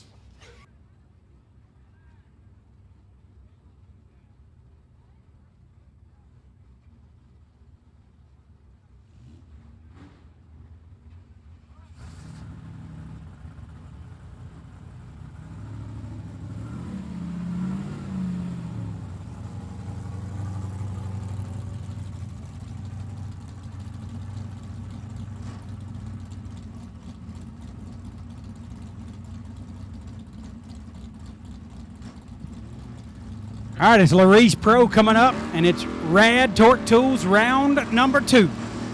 Our great friends at Larice and Rad helping bring this category to you and this round to you. Again, it's the Mosier Spring Fling Million presented by Optima Batteries. We've got Jegs and Hoosier presenting the live feed to you. We have a monster list of the best companies in racing. We'll talk about them all week. What an event. Spring Fling Million, number 10. JJ, 10th anniversary. Time flies. Brian King in the left. Gary Lucier. I fouled that up, I'm sure, in the right. Advantage. Right lane, win light, right lane, 45 and 4 above. For Gary, moving into round number 2. Little late for Brian King. And then 11th out under sends Gary to round number 2. John Bryant, left-hand side, dialed 685, and Dennis Paz in the right, dialed 685 as well. Heads-up race right here. Got the C10 and the El Camino. It's a couple of cars that we don't see a whole lot down south in the southeastern part of the country. Very special shout out to one of the original Fling dogs, Sean Clark. Tuning in. Miss you, bro. Red for Paz. Win light goes to Bryant. 009. Only a 10th under. Bryant moves into round number 3. This is Rad Torque Tools round 2, so the winners go to round 3, bud. Is that how that works? That's awesome. I normally don't go that far. Round 3's a round you want to get to. And then so is like round 9. Like everyone after that? Yeah. You just crushed my finger. Jacob Phelps, left-hand side, dialed 645, and Jim Hart, right side, dialed 690. 26 thou separate them up front. Win light goes to Hart. A little bit tardy up front. 2 above take a bunch as Phelps was locked out by a thou and a 10th and a half above, no good. Jim Hart gets the win. How many thou was the difference at the starting line? 23. Okay, you said 26. But Did I? I mean, I shouldn't have called that. That was unprofessional of me. No, very rude. It's whatever. That was very unfather-like. I apologize. It's whatever. If I take it back, it's like it never happened. No, you can't take it back. It Yeah, happened. you can. It's okay. It is forever. It's taken back. It's forever on here. Warren, erase that statement, please. Monty Beagle left-hand side and Zach Ealing right side. 2 Hun separate them up front. Win light Beagle, 8, dead 5, 13 total, take a lot. As Ealing, 28 and 5 above, no good. Monty Beagle gets the win light. Zach Ealing makes me think of Mike Ealing. That's my dog. That is your dog. Miss Mike. I don't think he was able to be here this weekend. He was in the chat bleachers earlier. Okay. Shout out to him. Chris Mang in the left lane. 704 is the dial. Nick Bublitz in the right. Dial 731. Okay. I like it.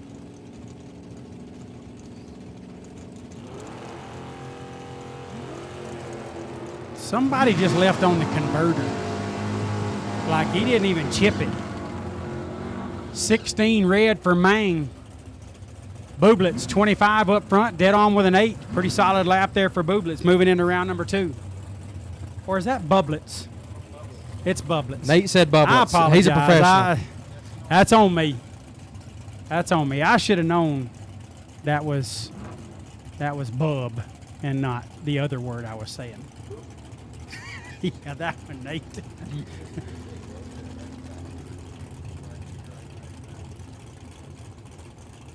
Carissa Winley, left lane, 587. Tommy Paul from Mobile, Alabama. That's a long way from Birmingham, much less Vegas. 602 is the dial for Tommy Paul. That Paul family get after you. Red by 9 thou for Carissa. Paul into round number 3. 53 up front, dead on with a 9. One of the Paul family moving on to round number 3. Carissa with a breakout and a red light. Kind of double whammied there.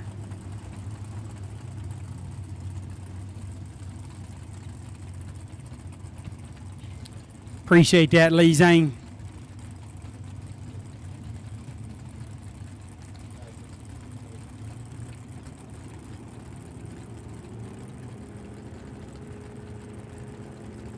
Jeremy Plyler in the left lane, 581. Danny Paul in the right.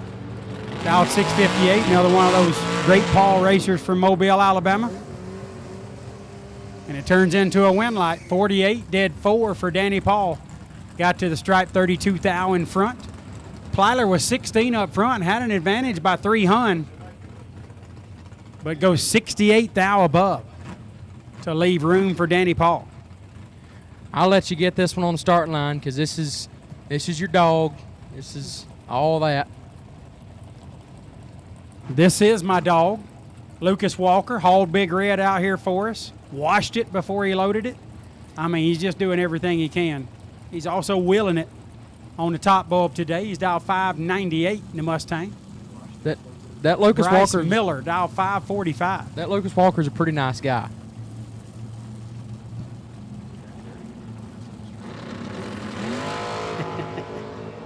He's got a win light.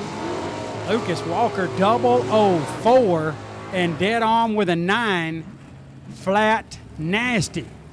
13 thou package for Lucas Walker. We'd take one just like that in that red one, Lucas. Bryce Miller turns her 5 thou red and then 13 thou under.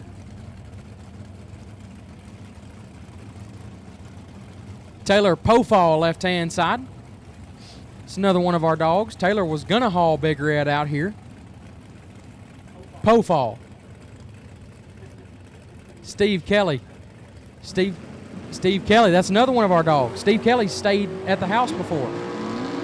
Down 634 and 13 thou separate them up front. Win, light, Kelly, 006, take a thou. Goes to be Zags. dead on 8, 14 total. Pofall, 19 and 4 thou under, not an awful lap, but ran into a buzzsaw. Steve Kelly lays him down 14 total to move on. Steve Kelly with a nasty lap right there. Go Zags. George Hoff, yes. The Pauls, no offense to the Pauls, this is actually kind of a compliment. They wore dirty blue jeans to school. And as I've told everybody, when you're riding the bus and a kid gets on the bus with dirty blue jeans, you let them sit wherever they want to sit. If they wore their blue jeans 2 or 3 days in a row, they was tough. You know why? Because they had to be. The dirty blue jeans kids, you just let them do whatever they want to do. Steve Mang and Tana Taylor. Mang with the advantage in a win light. 008 and 4 above, moving into round number 3. 54 up front, take 18 to break it out 18 for Tana Taylor. Tana had to go dead on with a 0 and hope it worked out. Look at Lucas. Lucas just come back up the pits, 47 mile an hour. He's He was in a excited hurry. with that 13 pack.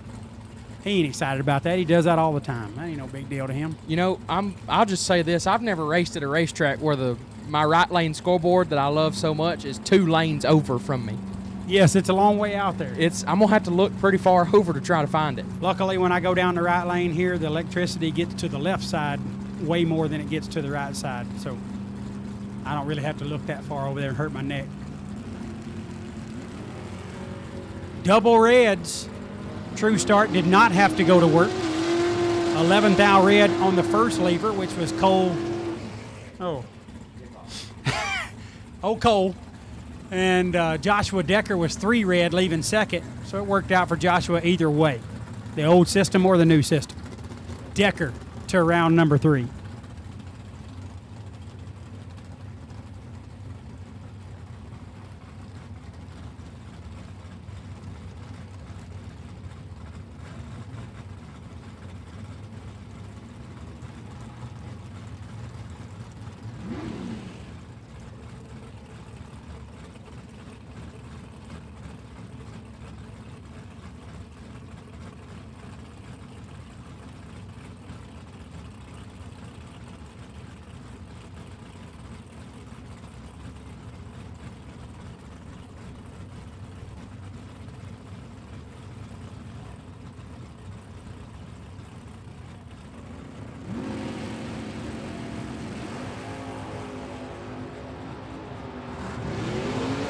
Garrett Griffith, left lane, turns a 15th thou red. Darren Taylor, right side, 005, dead 0.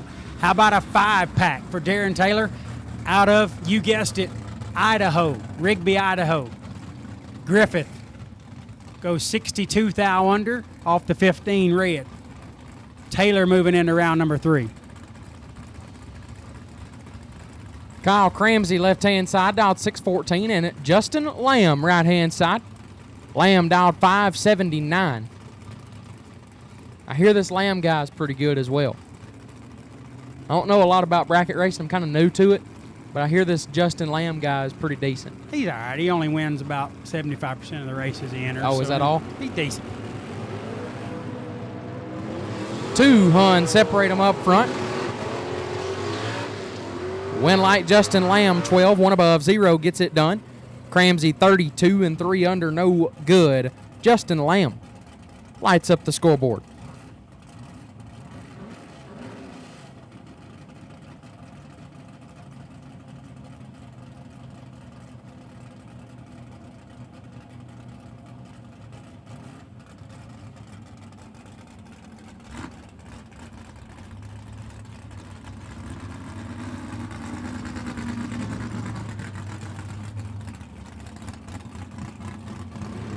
Michael Clement, 656 in the left. Maggie Watts, 687 in the right. 16 thou separate them up front.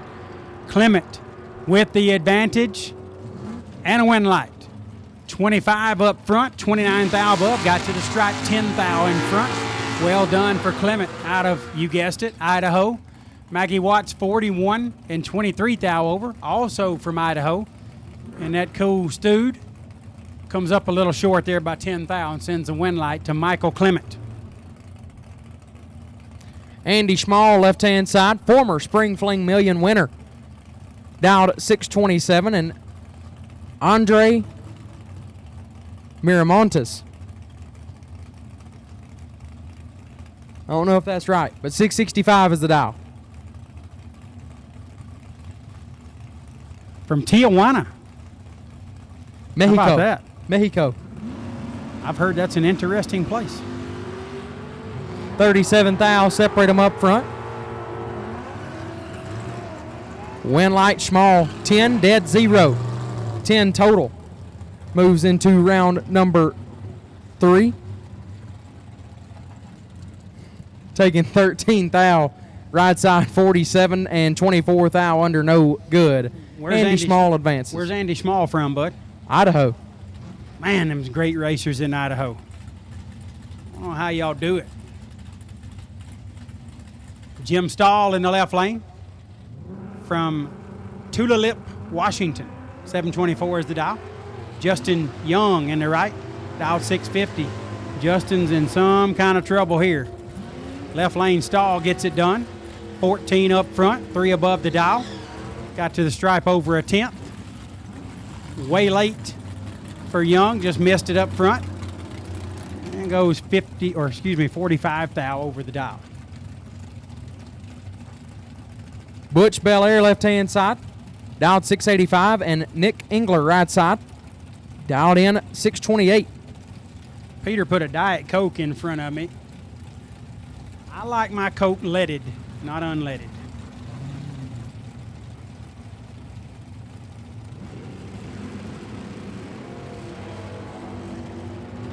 Two thou red for Belair. Engler 32. And 29 thou under, lighting up the scoreboard. And moving into round number next.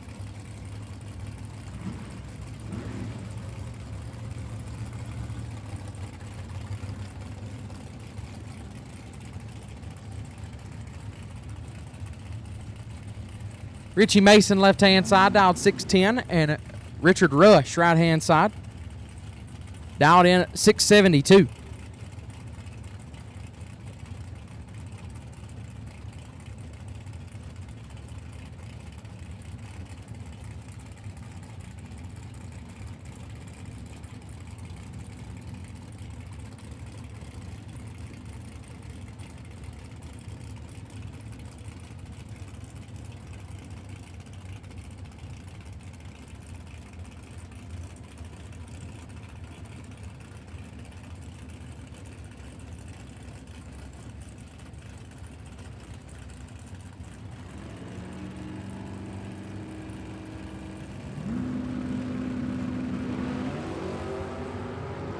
$19 thou separate them up front.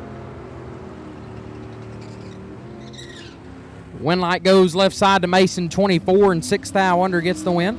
Rush 43 and 32 thou under, no good. Richie Mason moves on.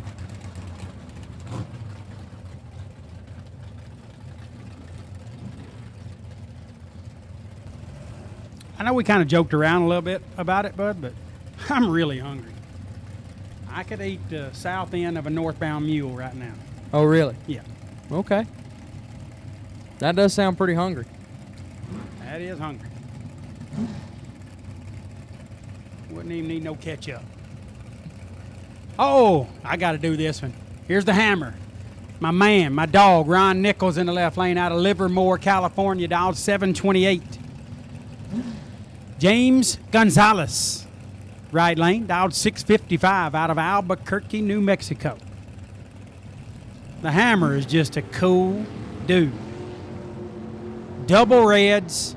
True Start did not have to go to work. Hammer was redder than Gonzalez. Hammer's 27 red, Gonzalez is 4 red. Gonzalez moves into round number 3.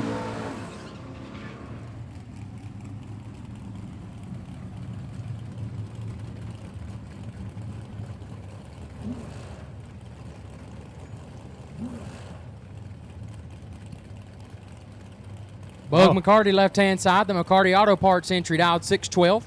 Brian McGinnis right side dialed 679. Bug all the way out here, Bud, from Hazelhurst, Georgia. That's about 7 hours the other side of us.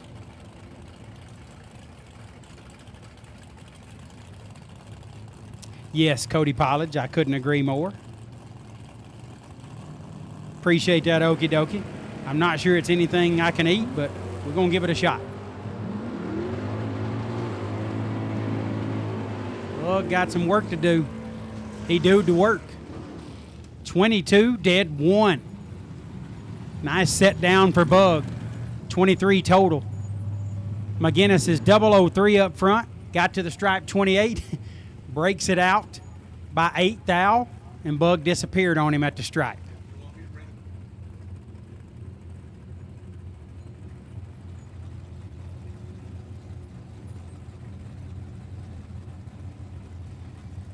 Gage Birch, left-hand side, dialed 647, and Casely Price in the right, dialed 659. Birch wheeling Garrett Griffiths S10.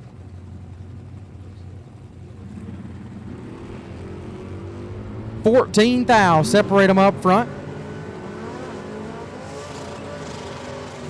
Win light price 002, one above 315 total gets it done. Birch is 16, take 2, no good. 16, take 2 to be 3 thou under for Gage Birch does not get the win light. Price laying down a 15 pack to move in around number 3. That's tough to do, especially against Gage Birch. Turn on the win light against Gage, yes, that is tough to do.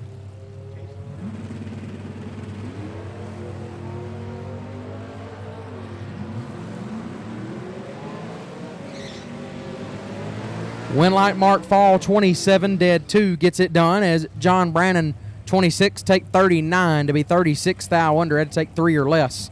Mark Fall moves on.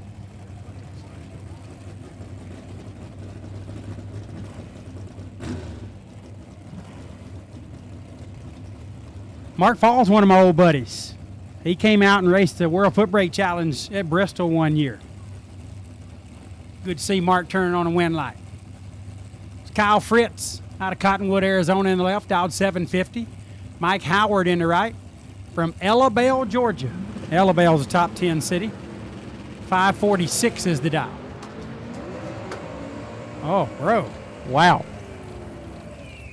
Pete just come in slinging Rice Krispie treats and Oreos and all kind of goodness. Wow.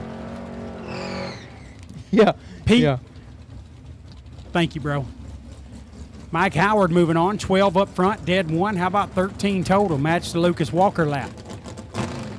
Fritz is 50 and 7 thou under, didn't get there first. Mathematically ineligible. Mike Howard had him locked out. Howard DeVore left side, dialed 676, and Nasty Nick Hastings right side. The T1000 dialed 623.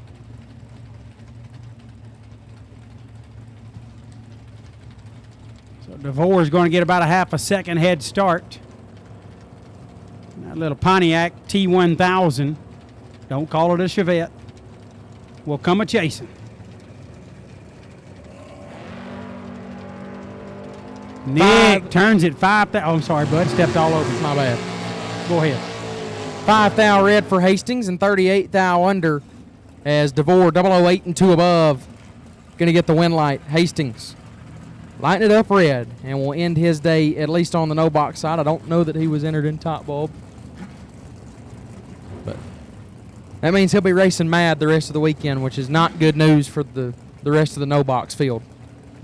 Probably not. But that's a couple of tough East Coast hitters that has been eliminated here in 2 out of the last 3 runs between Birch and Nasty Nick. Tough racing going on out there. Chad Sandlin left-hand side, dialed 617, and Cliff Hall on the right, dialed 624.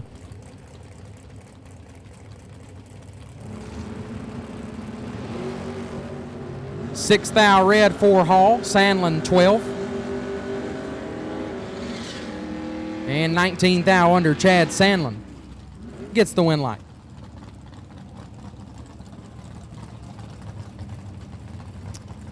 So, Bud, I don't know what time is it. It's about 5 o'clock here, so it's about 7 o'clock at home. I'm starting to feel it just a little bit. My day started at 5:07 a.m. Central Time. Right. Got up, went to work, put in about a half a day there, went to the airport. Now we're here in Vegas announcing. Starting to feel it just a little bit. Are you? I think I'm a little beat down. That's not good. I'm going to have to go check in the hotel here when our shift is over.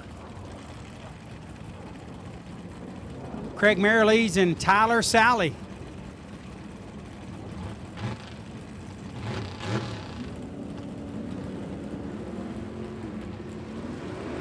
Big advantage going to Marilees and a win light to Marilees, 12 and 4 above. Sally was a little tardy at the starting line, goes 4 under, got there 8 thou, did a really good job down there. But didn't work out at the starting line, made Tyler break it out. So Craig Marilees advances. Shannon Campbell next up in the left lane, 727 is the dial. Steve Alanak. Did I get that right, Nate? Nailed it. Dialed 680 in the right. couple of Mustangs going at one another here.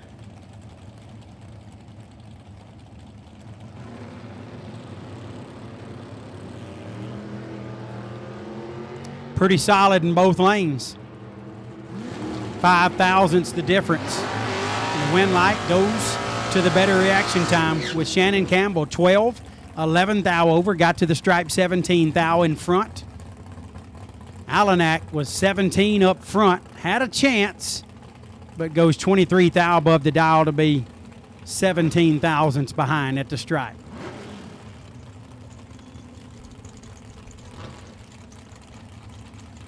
Tim O'More left-hand side dialed 580, and Craig Johnson right side dialed 680.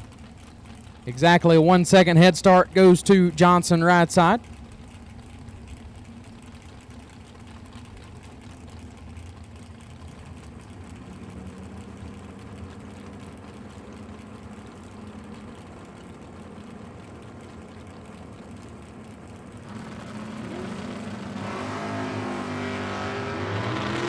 $11 thou red for Tim O'More. Johnson 19, dead zero. Nice lap there for Craig Johnson. 19 total sends him into round number 3. And the bye car, Dean Tabor, dialed 584 in the Nova.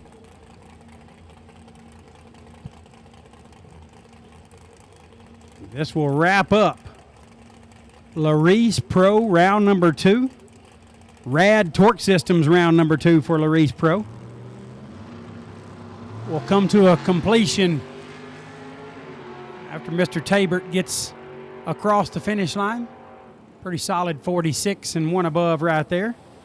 It's always a little bit different when you're out there by yourself. So Tabert moves into round number 3. There'll be a new buy run in Larice Pro for round 3. I believe we got some Super Pro door cars back there. A little bit of track prep's going to happen. Then those Super Pro door cars going to step in here and put on a show.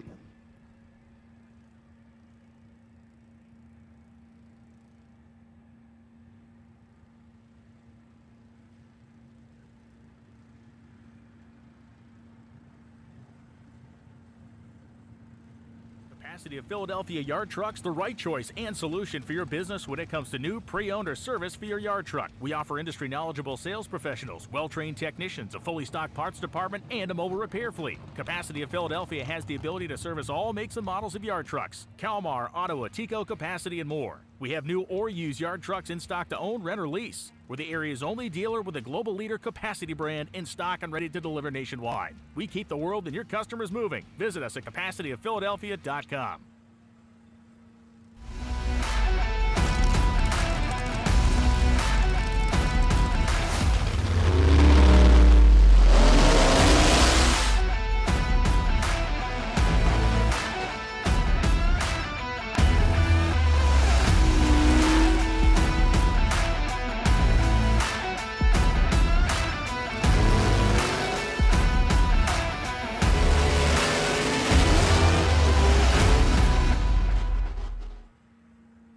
If you've been shopping around for an AC company based on the various trucks you see on the road, good luck with that. Fortunately, I'm here to tell you about SilverState Refrigeration and HVAC. The heat is on, and it's time to get your AC tuned up for the summer. SilverState's technicians will service, repair, or install an AC system in your home, and will always show up on time when they promise. Take advantage of money-saving offers from our website or call before it gets super hot. So don't hunt around for the next AC truck to drive by. Just call SilverState.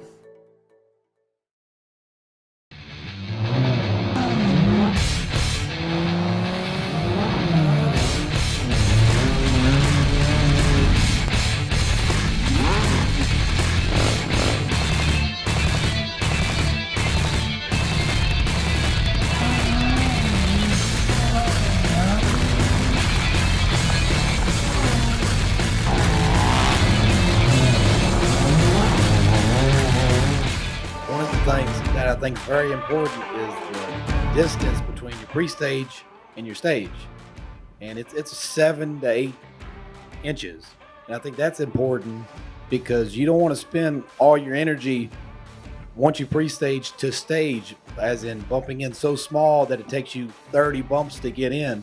So it's really important to, I call it pre-stage deep, And so you only got 2 or 3 little bumps, so you're not spending so much time and energy on just turning the stage boat on, because you want to do it consistently, but do it with as little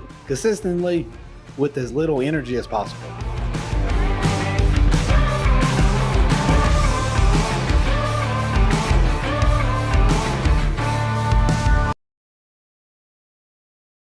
Rolling in here on the left side, the dial-in up on the scoreboard is a 500 Sean Carnahan. Dialed in with a 505. So all that hardware hanging out in front of Sean Carnahan's car. He is trying to get it done against Brian Self as Super Pro door car underway. Not going to happen for Carnahan. It comes down to 2 10,000ths of a second. Brian Self was 12 on the tree. Carnahan had a 001 reaction time. Ends up running 1 above the dial. Brian Self dead on 4 on that 500 dial. So 12 green, dead 4, 16 total for Self. Lights up the scoreboard out of that left lane is Aaron Milton coming all the way in out of Somerset, Wisconsin. And Lane Weber, the Firebird out of Colorado. Weber's dialed in at 705. Milton dialed in at 585 at 34 thousandths of a second, the difference in reaction time. Double breakout down at the big end to Aaron Milton, 583 on a 585. Taking 34 thou at the stripe, ends up 11 thou under the dial. Lane Weber is 45 thou under the dial with that 703. And the win light belongs to Aaron Milton as Nathan Jones and Dustin Henches. Going to come up next. Dustin dialed in at 599. Nathan Jones dialed in at 630. Jones in a pickup truck out of Wheatland, Indiana, and Dustin Henches, the 68 Nova, coming in out of Olympia, Washington. Nathan is 00 up front, runs 630 on a 630, 007, dead 8. 15 total, the lap for Nathan Jones. Dustin Henches, 32 green, and had no chance at lighting up the scoreboard. Got there first by 15 thousandths of a second, but Nathan locks him out with that 15 pack. And it'll be game over for Dustin Henches as Nathan Jones moves on. Joey Moore, Antonio Hyde, again in the Rad Torque Systems. Round number 2.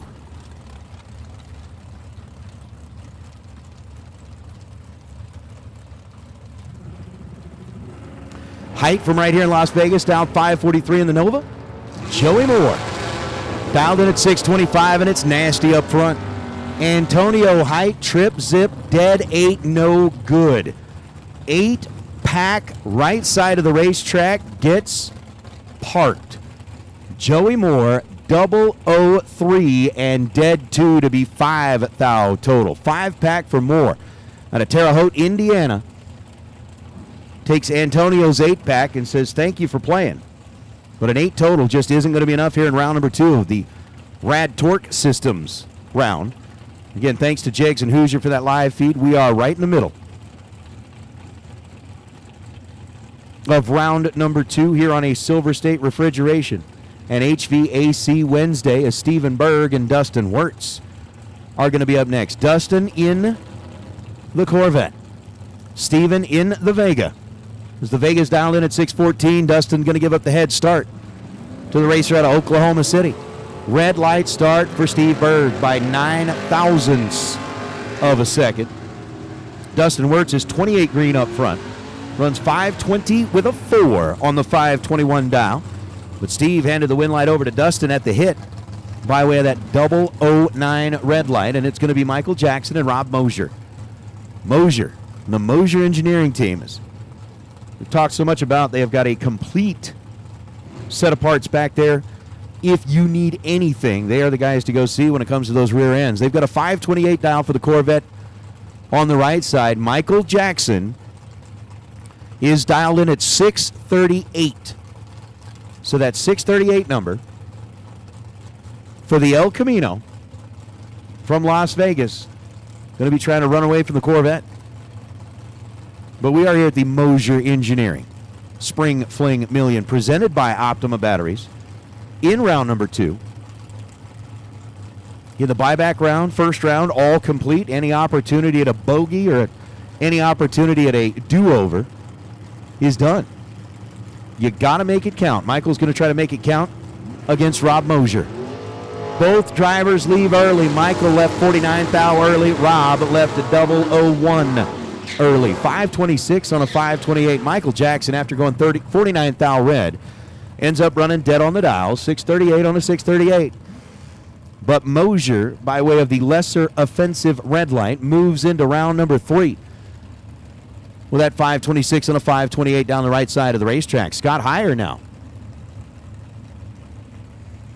And Kerry Williewhite. Williewhite dialed 5:26. The Colorado-based race car going up against Scott Heyer, also running out of Colorado. Morrison, right up there where Bandimere Speedway used to be. So a 6:63 left side, 5:26 right. Again, nasty up front. 2 thou separate them. 003 left second, runs 5:31 on a 5:26. Kerry Williewhite gets the win light. Scott Heyer was 001 up front, runs 6:62 on a 6:63. Take 54 thou at the stripe and needed to take 52 thou or less to light up the scoreboard. So the win light goes to Williewhite. There's Mark Barnhart and Bill Groton. Groton in the 66 GTO, coming in out of Seaford. Way over on the other side of the country, based in Delaware. 624 is the number left side. Mark Barnhart, 727. In the pickup truck down the right lane, win light turns on for Barnhart. 728 on a 727. He was 16 green. Bill was 14 thou better than that with a 002 reaction time. Bill taking 34 thou at the stripe to break out by 4 thou.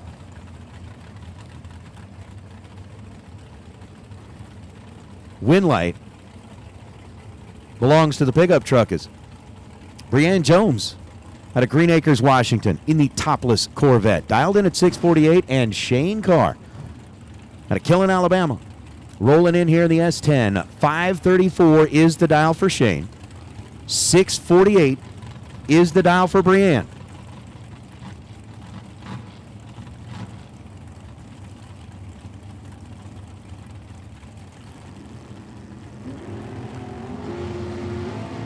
Brianne is green, Shane is red. Sugar by 0.03 of a second.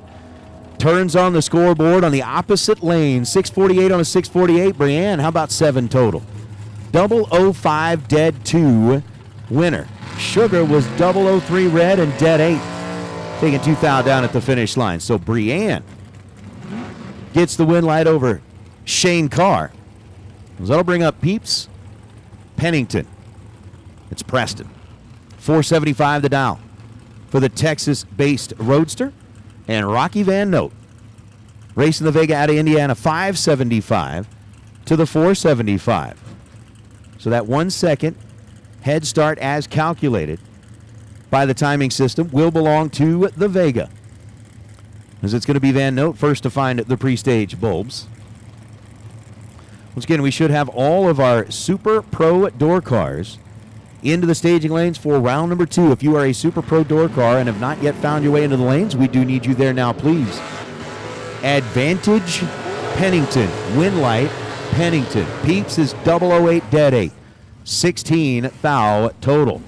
Rocky Van Note was 31 green and goes dead 2 to be 33 thou total. Win light belongs to Peeps in the Roadster, and he will make his way into round number 2.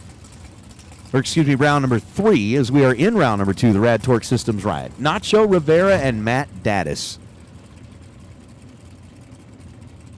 Daddis in the Grand Am. 614, the dial-in up on the scoreboard. Nacho Rivera in the Mustang racing for Team Mexico with a 620 dial over on the left side. So the left side and Nacho for all of Team Mexico, trying to get it done against one of the best behind a windshield. Daddis is pre-stage. Nacho's pre-stage. We can see the quick dip, dip, dip of the front end as Nacho tries to get it up to the starting line. Daddis is already in. 0.05 of a second, the difference between them in reaction time. Win light's going to belong to Daddis. 19 and 1 above for Matt Daddis, taking 10 thou at the stripe. Wind light turns on for the Grand Am out of the right side. Nacho Rivera had a 5 thou advantage at this end of the racetrack by way of the 014 reaction time, but ends up 26 thou above the dial and 10 thou behind at the stripe. Wind light goes to Datus as Roger Sauter and Kevin Shearer. Sauter in the Barracuda coming in out of Sidney, Nebraska. Kevin Shearer racing out of Belfair, Washington. 627 is the dial for the pickup truck. 571 is the dial for the Barracuda.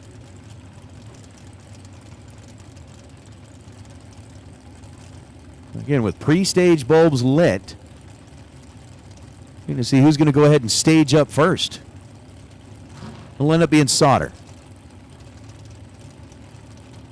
Sauter drops it in as Shearer just barely tickles on that stage bulb. 1 thou the difference between them in reaction time, and the wind light turns on for Roger Sauter. Sauter was 19, Shearer was 20. The Barracuda goes 571 on a 571. 19 dead 2, taking 15 thousandths of a second at the stripe. Wind light turns on in the left lane as Kevin Shearer goes 1 above, 628 on a 627.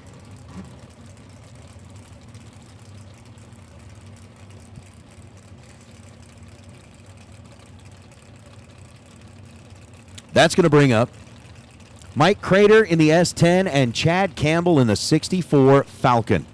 Falcon dialed in at 625. Crater dialed in at 491. Head start to the right side, and it is game on. 002 green. Chad Campbell lights up the scoreboard. Mike Crater left early by 19 thousandths of a second. Campbell 621 on a 625. The Falcon moves into round number 3. Crater fouls it away by 19 thousandths of a second as Ryan O'Connor rolls up to take on Michael Miller. Ryan is actually driving his grandfather's truck that he bought from him in the offseason. His dad, Darren, actually drove that truck to high school in like the 90s. And he and his wife, Annette, drove it to their wedding in 2001. Ryan bought the truck from Grandpa. Grandpa's down there watching along, and we're going to see just exactly what kind of noise Ryan can make. Darren watching along from home up in St. Albert, Alberta. Advantage on the starting line goes to O'Connor. Wind light goes to O'Connor. 48 dead on 7. Ryan O'Connor lights up the scoreboard and moves into round number 3. Michael Miller was 62 green, take 14 thou at the stripe.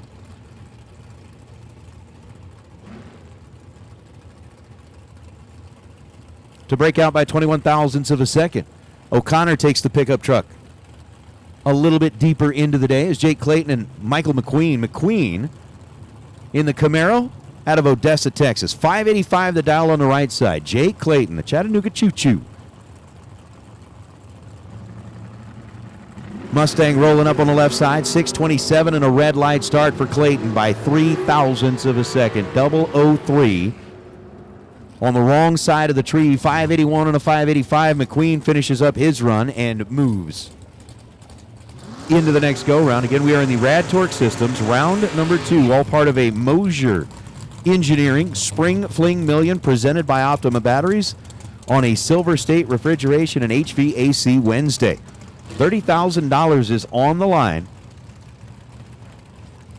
along with over $60,000 in racer appreciation prizes that are going to be given out throughout the week as Darren Deist and Gabriel Hernandez, part of Team Mexico, dialed 619.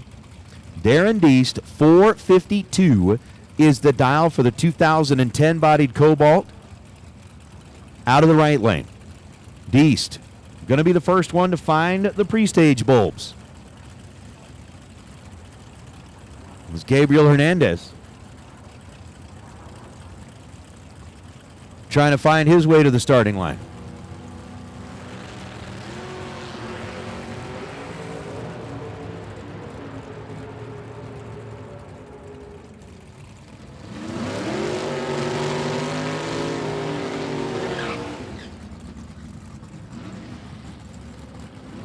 Oh my goodness. 009, Gabe Hernandez gets bumped out of competition. Darren D, 17, dead 2. He is 19 total, taking 12th out the stripe. And Cortland Carter hooking us up here with a couple of plates of food, man. Appreciate that, brother. That is good stuff. That is good stuff. Apparently, the announcers are making the Divas mad because the food is finding its way into the announcer booth and the Divas are having to watch it all go by. But I'm going to break into that here in a minute. I don't know if Big Jed and JJ already took off to head to the hotel, but guys, if you haven't left yet, there's some food up here. Cortland's taking care of us. Gary Smiley and Troy Grant. Grant trying to get it done in that right lane is 667 on a 665 after being 003 on the tree. Gary Smiley, 20 thou behind with a no 23 light, goes 502 on a 499. Brandon Taylor and Brandon Cornell. Taylor, left side out of Roanoke, Alabama. The Oldsmobile Achieva, 629 is the dial, left side. Brandon in the Camaro, rolling in out of Colorado, dialed in at 620. What do we got? 2,500 people watching online, 926 likes. You're doing okay. You're doing okay on the likes. 3 thou is the difference at this end of the racetrack. Advantage to Brandon, win light, Brandon. See? It's Brandon Cornell. 11 green and 1 above. Gets there second. Brandon Taylor out of the left side was 14 green. Takes 17 thou at the stripe to break out by 9 thousandths of a second. See? I knew you hadn't left yet. See what's in that bowl. See what's in. I don't even know what's in the bowl. You've heard about it. I haven't. It's gumbo? Oh, never mind. You need to go back to the hotel. I'm claiming that. Hold on. Logan Pagano's found his way back in. Here's John Bianco and Jason Mercer. Logan, you want to handle this pair? I gotta fight Jed for some gumbo. We gotta find some boxing gloves up here for some gumbo. Jason Mercer, John Bianco. Mercer left side, 652 out of Chestermere, Alberta, Canada, in the Chop Top Corvette. John Bianco right side, 589 is the number out of Golden, Colorado. Was that a 55, 56? I can see the back of it. I can't see the front. One of them's in trouble. 29 thou advantage to the left side. Win light left side. Jason Mercer 20 up front. Goes dead 7, taking 33 thou at the finish line. Bianco 049 to start, a little bit tardy. Puts it 1 above 1. 33 thou behind and no good. Oh my. Cortland Carter. I can see why Jared and JJ consider you as one of their dogs. I just pulled the tinfoil off of this bowl of gumbo. And I may have been born and raised in Nevada, but Cajun food is near and dear to my heart, man. Especially at the drag strip. Oh. You know it's homemade, right? Heck yeah. Like Mr. Boo Boo always sends me a whole bunch of pictures of them making food down there, shrimp boils and crawfish boils and all that kind of stuff. Well, Boo Boo, I got gumbo. Mike Rock taking on Mike Pennington. Pennington left side, dialed 516. Rock goes 570 on a 569 to light up the scoreboard. Had 9 thou in his pocket, leaving this end of the racetrack, was 21 green. Takes 34 thou down at that end as Pennington, 3 above after an 030 reaction time. Not going to math right here in round number 2. Aaron Gee, Michael Johnson are your next two. Gee left side, 642 out of Wichita Falls, Texas. Hey, that's where I went to tech school. Fun fact. Shepherd Air Force Base. Michael Johnson right side, 619 the dial in out of Springdale, Arkansas. That two-tone 67 Chevy Camaro. You know, I'm from Florida, so I'm just east of the Cajun food, and it is unfortunate. We're pre-staged. Johnson makes the first move. Here comes that silver S10 in the Las Vegas side of the racetrack. We're staged up. Here we go.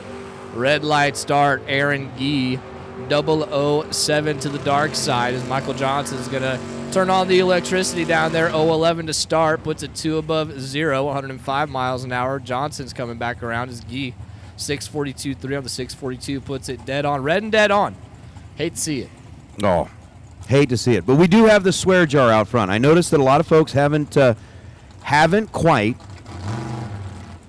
participated in the swear jar, but it is something that is a regular deal here, is Carl Geib and Randall Reed. Reed hasn't exactly had the day that they were looking for.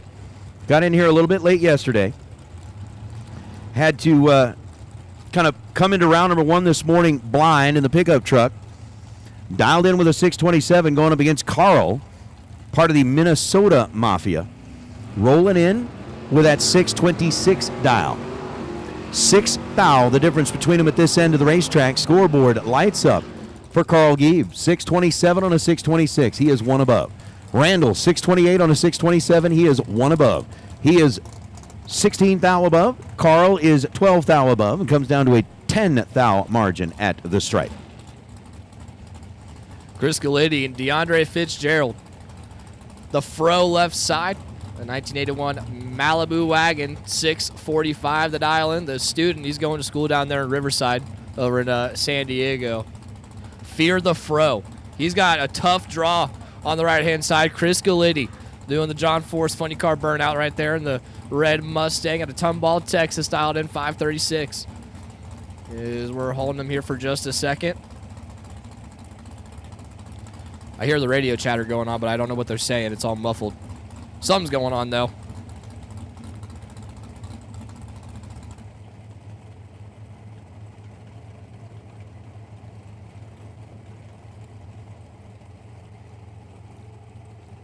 We're down here for just a second, making sure that the top end is clear.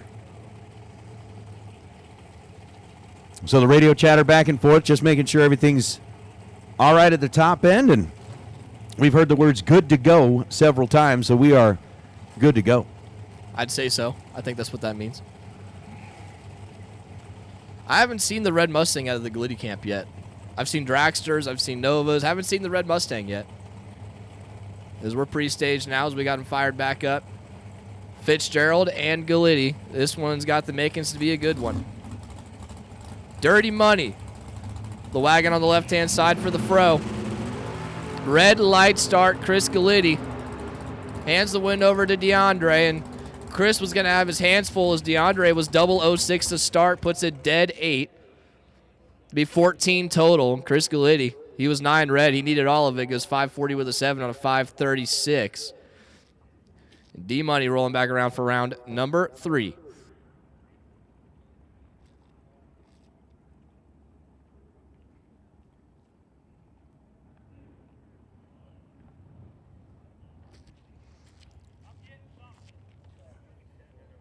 So they're just kind of keeping a close eye on things as, well, we're starting to get a little bit of the darkening of the skies above the racetrack here, and they want to make sure that everything is absolutely A-OK. Unfortunately, that's not the sun setting. No, unfortunately, well, not yet. Not yet. I think it's a combination of both.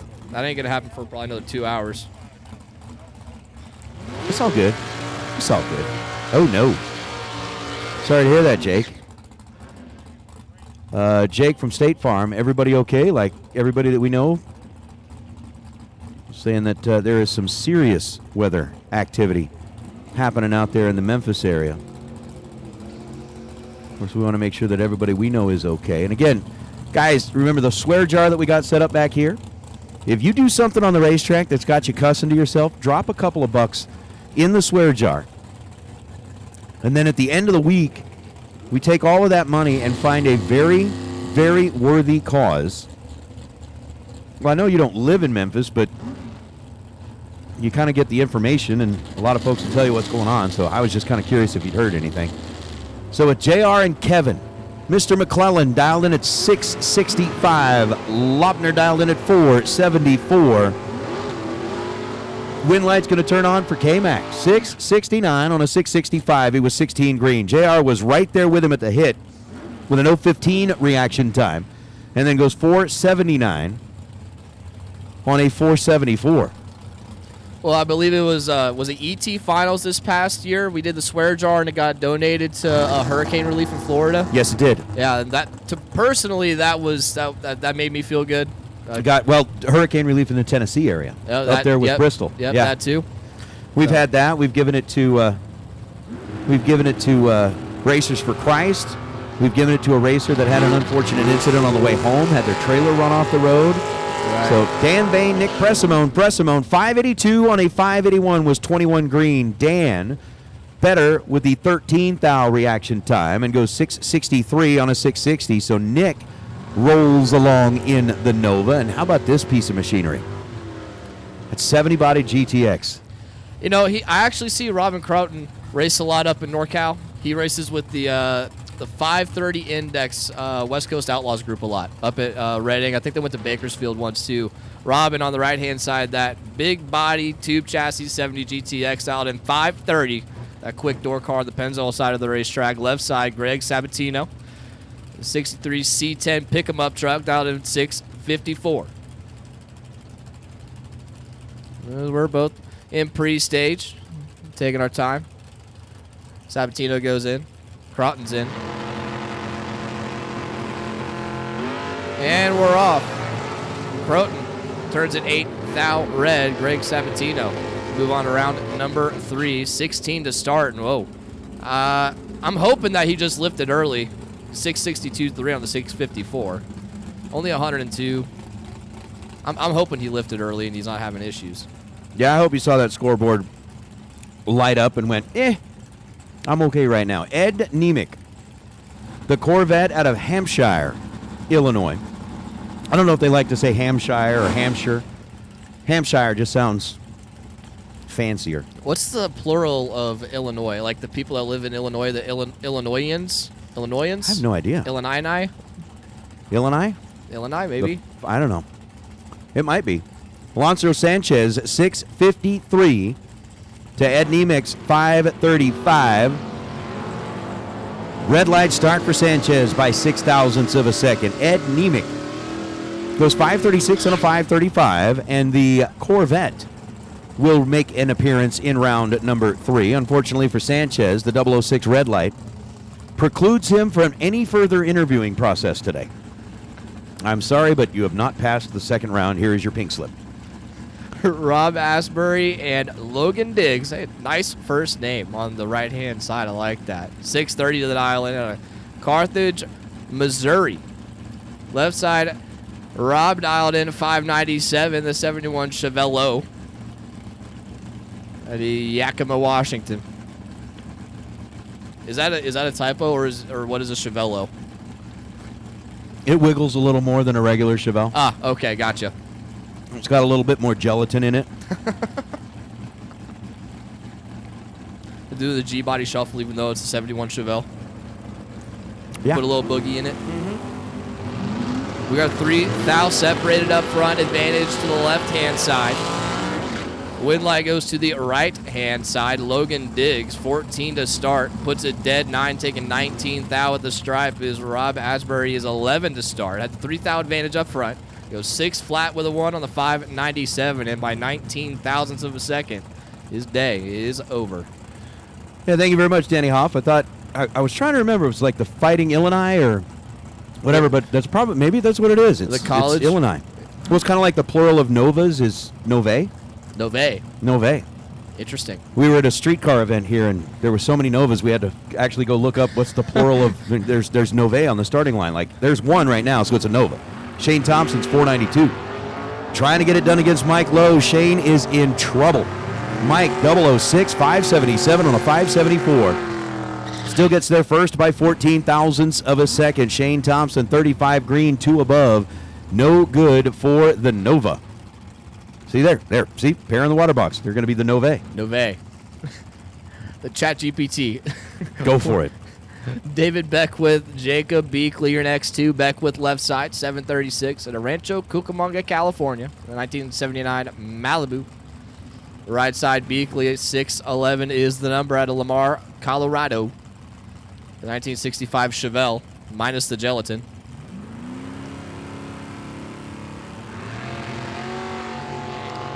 Beakley turns a 10 thou to the dark side, hands the wind over to David Beckwith. Beckwith starts with a 016 and finishes with a 735.2 on the 736. 8 thou under, but Jacob Beakley turning on that red light, 010 red, puts it dead 1, no good. Beckwith moving on.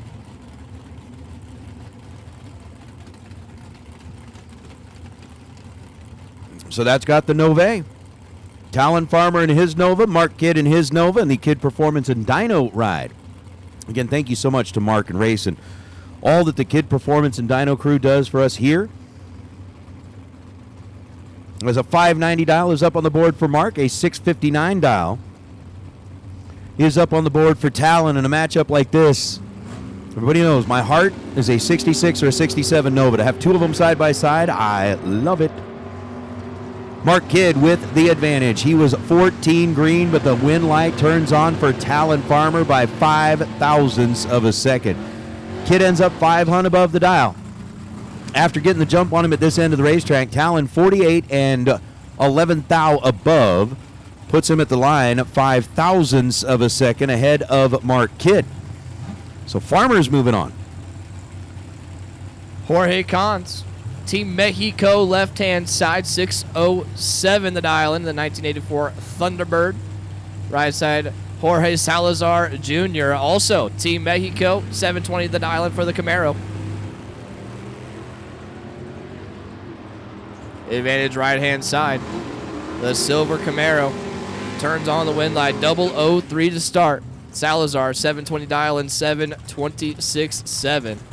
Way behind there is left side Cons, is 20 to start. Puts a 606 with a 6 on the 607. Fourth thou under, taking 54 at the finish line. He took a Walmart Supercenter there and needed to shorten it down to about a Walmart Marketplace. Dude, I've seen Brandon versus Brandon or Tom versus Tom, but I don't know if I've ever seen a Jorge versus a Jorge. Well, we are close to Mexico, and those guys like to party and come out at the Fling and race just like everybody else, and just so happen that we get two of them on the line at the same time. It is only one of those only at the Fling things.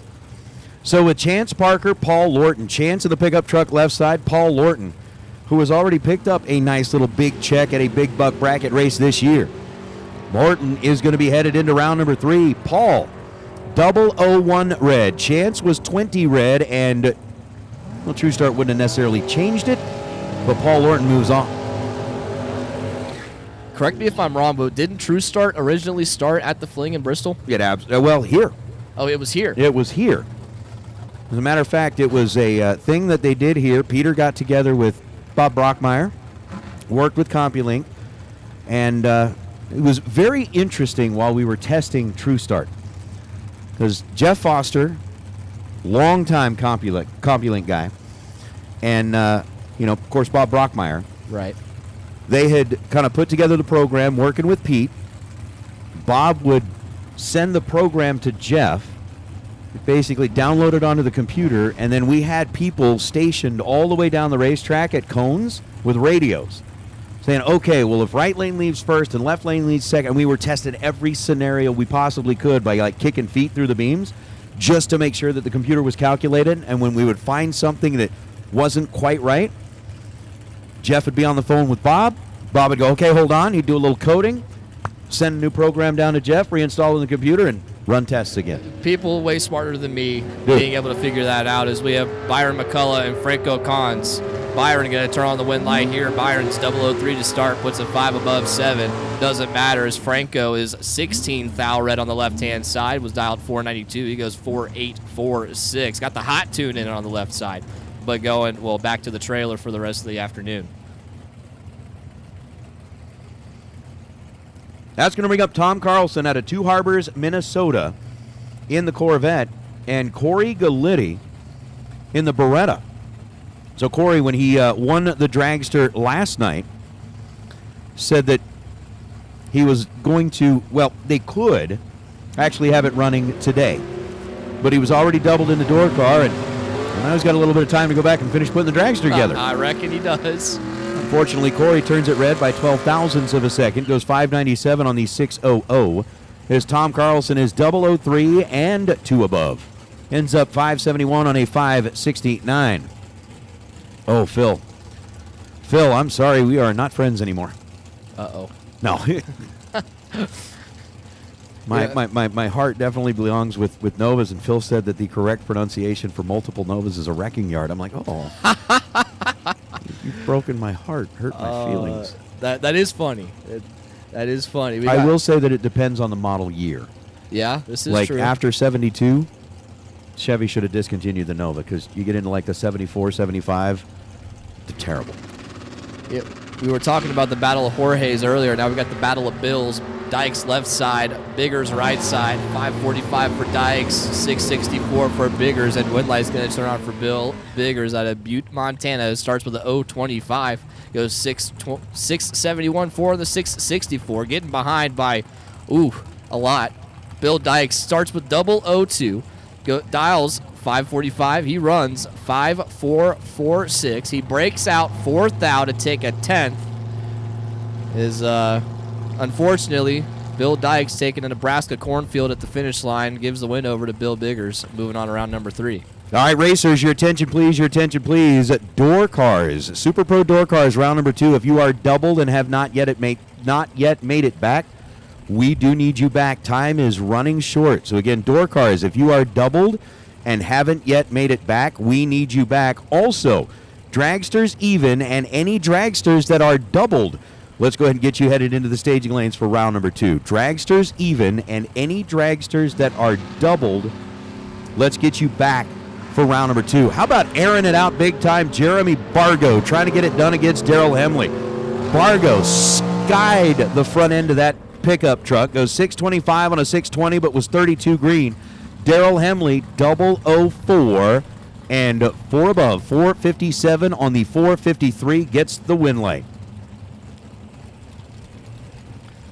Daryl Hemley's got a Cavalier that's faster than half the dragsters on the property. Spencer Massey and Joe Meloff are your next 2. Spencer Massey, the retired top fuel driver, 647 is the number for the Little Red Nova on the Las Vegas side of the racetrack. Right side, Joe Meloff. Maple Ridge, British Columbia, 1958 Corvette Super Gas car, dialed in 627. Spencer turns on that stage bulb, just tickles it on. Meloff is in. The red light starts. Spencer Massey by a big number.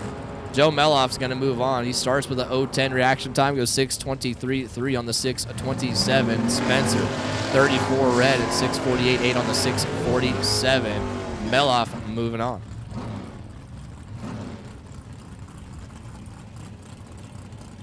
That brings up Doug Carter and John Brown. Brown in the Camaro out of Brunswick, Georgia. And Doug Carter in his Camaro out of Thornton, Colorado. Unfortunately, the chatter on the radio has turned to the fact that what were darkening skies have turned into dripping skies. And so we do have a little bit of weather in the area that we are going to kind of just hold up for. Want to make absolutely certain that everything is A-OK. You know, those flags at the top end turned around. I was down there earlier when Pro second round was up, and I was talking with the security guy down there, and he pointed out the clouds over the mountains over there, and I'm like, oh, well, the flags are blowing that direction. We should be all right. Within 30 minutes, the flags opposite direction, U-turn. Weather starts coming this way, and now, unfortunately, we got water falling from the sky. Yeah, a lot of times those flags down at that end of the grandstands can be deceiving. Because of the size of the grandstands, they may be blocking the wind, making it look a little bit different. The one that's right up here on top of the arch is pretty much kind of the telltale sign. And, yeah, that thing is pointed straight this way. We are starting to see splotches on the window of the tower as well, but we're going to hold up. You know, it's funny. There's been times I've been here racing, and the down track flags and the flag on top of the tower will be blowing, but in opposite, like they'll be pointing at each other. It is a little weird. We are in Vegas. Anything happens in Vegas. Weather anomalies and big checks and losing thousands of dollars at casinos and all of the stuff.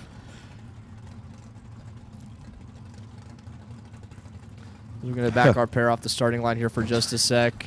We're going to see if we can wait this weather out. Nick, I am being nice to your 74 Nova. Not the Bananova. The Bananova? The Bananova. Jay Griner came up with that. It's a good name for it. I am being nice to the 74 Nova. Rob is absolutely right. Back when I was in my mid-20s, I drove a 1984 Nova. Horrible car. Like race it or like just drove it? No. It was like a daily driver. Horrible thing. Got great gas mileage because I had to go like 60 miles to work each way, but Horrible little car. I haven't seen. I have never looked at a Nova and thought, I bet that thing gets great gas mileage. Yeah, no, because that car is, I think really what they did is they took a Chevette body and straightened it out a little bit and called it a Nova. Terrible car. Terrible car. Well, I know. So I drove it for a little while and then drove it off a cliff. I do know of a blue Chevette on the property that's not half bad. That's a T1000. Oh, T1000. Oh, don't call it a Chevette. No. Nick, I'm sorry. Yeah, don't call it a Chevette. But no, we've got a little weather in the area. We did want to say, I don't know if we've called these out. We know that Andy Schmall had the best losing package of Pinella race engines round number 1. Gabe Torres had that best overall package of round number 2 and got the Larice Motorsports Insurance contingency prize. Scott Taylor has won a Mazier water pump for his hard luck during the buyback round. Was 000 and 5 thou under. That is for the loss. That is pretty unfortunate. Yeah. So I guess if you're going to be crying, you may need a water pump to clear the water out of the car. You know, I'm waiting for my O'Reilly's water pump on my Corvette to take a dump, and then I'm probably going to go ahead and give me a Mazier electric water pump with the little clicker I can put on my keychain. Dude, I don't think that would be an investment that would be bad for you at all. Yeah, I've been told by probably 40 different people, you need a Mazier water pump. You need a Mazier water pump. It's so much better. And I'm like, yeah, I'm going to see how long the O'Reilly special will last, and I'll probably go ahead and fork out the money for a nice one. Mazier starters, Mazier water pumps, I mean, everything that they do down there is second to none. You know, when you got somebody that is purpose building, engineering, and especially the fact that you see what they tested on, right? Yeah. They test it on the track. Well, I can tell you that there's a certain Mazier dragster that just won the Division 6 Exactly. ET Finals. So, I mean, exactly, their stuff's not bad if it's working and winning races. Race proven, ready to go, and Maziers are here. So at least one of them's here. And if you've got any questions or anything like that, man, catch him. He will definitely get people hooked up. Probably more than half of the companies that are on the flyer have a representative of some sort on the property this weekend. Absolutely. I mean, even, Larice Motorsports Insurance. Carrie Carr's here. Hanging out back there, I believe, with the Galittis. If you need something set up there, you can get by and see her. She'll get you taken care of. Fig Speed down at the end of the staging lanes are all set up for anything and everything that you could need. Rad Torque is here. Mosier is here. Optima's here. I mean, whatever it is that you're going to need, they're here, and you can talk to them directly. And I'm sure you could probably take your rig over or take your car over there and have them directly look at it and be like, oh, yeah, we can hook this and we can do that. I mean, there's nothing like on-site consultation. I've probably seen 20 dragsters with brand new sticker Mickeys on it. Yeah. Just rolling around like they got the mountain balancer over there at the trailer. Yep. You need new shoes? Take your pick. They're here. Yep. It's actually funny. Hoosier and Mickey Thompson are both pitted down towards the back of the pits. Lella's here. We're in trouble.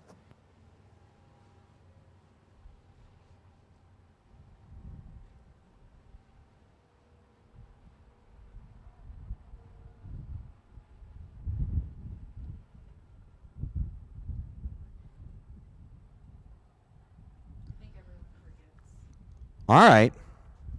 Hey, so by the way, I think we've had 7 or 8. Lella says 8, so Lella's right. Lella's always right. You look at the way she dials Marco's car, Lella is always right. It's Marco that messes up, but we got that part figured out. But for those of you that have collected your 000 hero coin, you were trip zip on a winning run and got your 000 hero coin, you also get $50. But in order to get your $50, you have to come up here to the tower. So you collect your $50 up here in the tower. It is pretty easy to do. Come up here with your 000 hero coin, and then you collect $50. You get your picture taken, and you go down into the 000 hero coin Hall of Fame.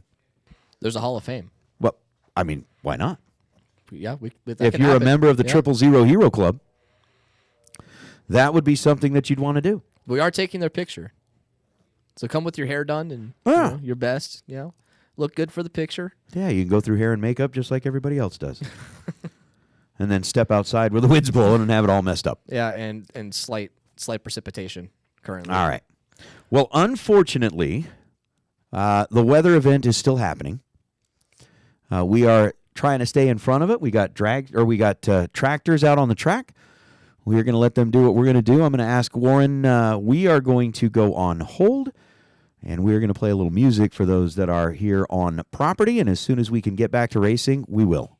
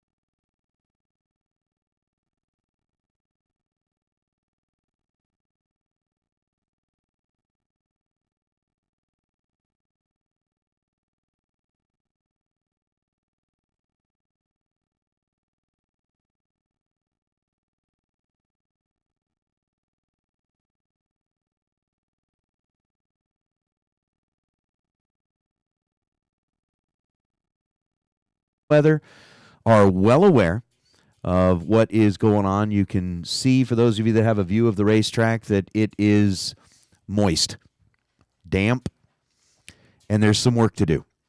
So we're going to go ahead and let you go back to your pits. If you are already paired up, we'll have that all taken care of for when you come back. But if you are sitting back in the staging lanes or are already paired up here, we have noted who those pairs are. And when we are ready for you, we'll go ahead and call you back up. But rather than have you sit here and wait this out, it makes no sense to do that. We're going to go ahead and let you make your way back into the pits. We got the first 3 pair? Okay. The rest of them will come back and get repaired, but the first 3 will be locked in. All right. So the first 3 pair that were up here will be locked in. The rest of you will come back and get repaired when you make your way back. But racers, go ahead and make your way back into your pits. As soon as we can get things ready to go, we will call you back. We do appreciate your patience. We know that it is, always tough when you're up here and mentally prepared for whatever your matchup has in store. And Mother Nature has a different idea. So we're going to let Mother Nature do what she's got to do because, well, frankly, we have no way to stop her. We're just along for the ride on this crazy planet, and we'll be along for the ride. As soon as the track is ready to go, we will call you back.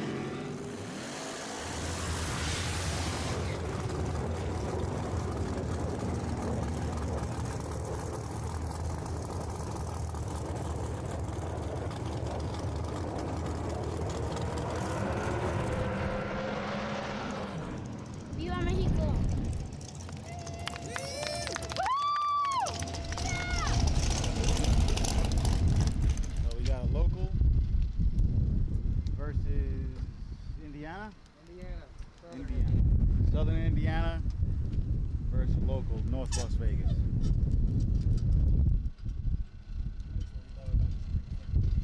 them out from all across the country. All the stops, all the talk stops, and the wind lights talk. Great. We're not done? I thought we were not done.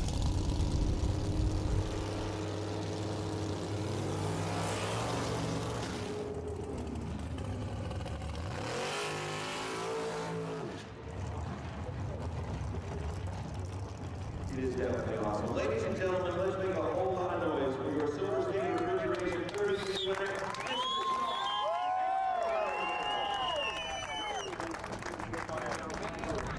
You had to do it, didn't you? What? Take us off? To get up to over 5,000. We're on the track. See? Wow. Go fast! Faster! Faster!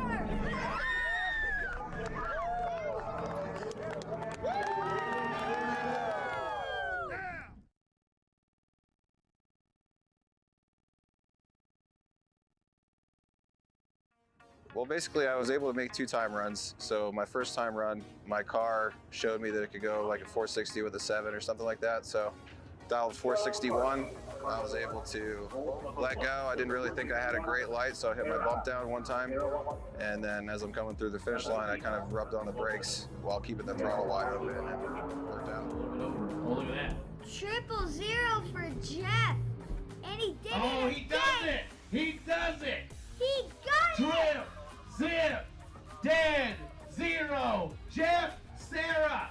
And at least a share of the Brody run for the 50K.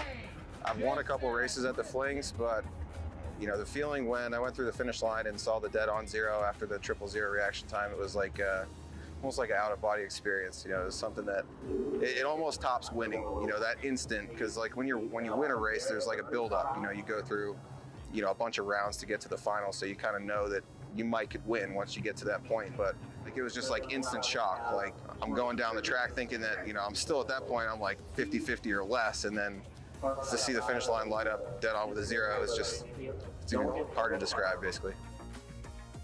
I was thinking how lucky I am, you know, just to be able to have these opportunities. Like I lived so far away, and then I was able to come race for Shane Thompson in SilverState. I'm thankful that, you know, he trusts me with his equipment, lets me race. And then I was just thinking, like, I wish my kids were here, my 2 daughters, Adrian and Brianna. Wish they were here to see it. You know, I called them immediately after, but, you know, if they were here, that would have probably just took it up just one more notch. Never a bad time when you get to take some of Peter's money.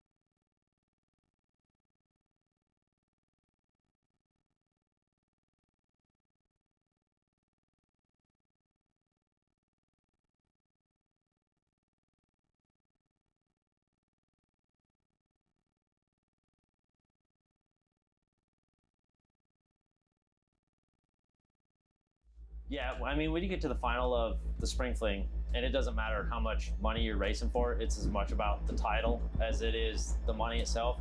And we've raced with the Pennington family for a long time. They take it super serious. They're amazing drivers, all of them, so they know what they're doing.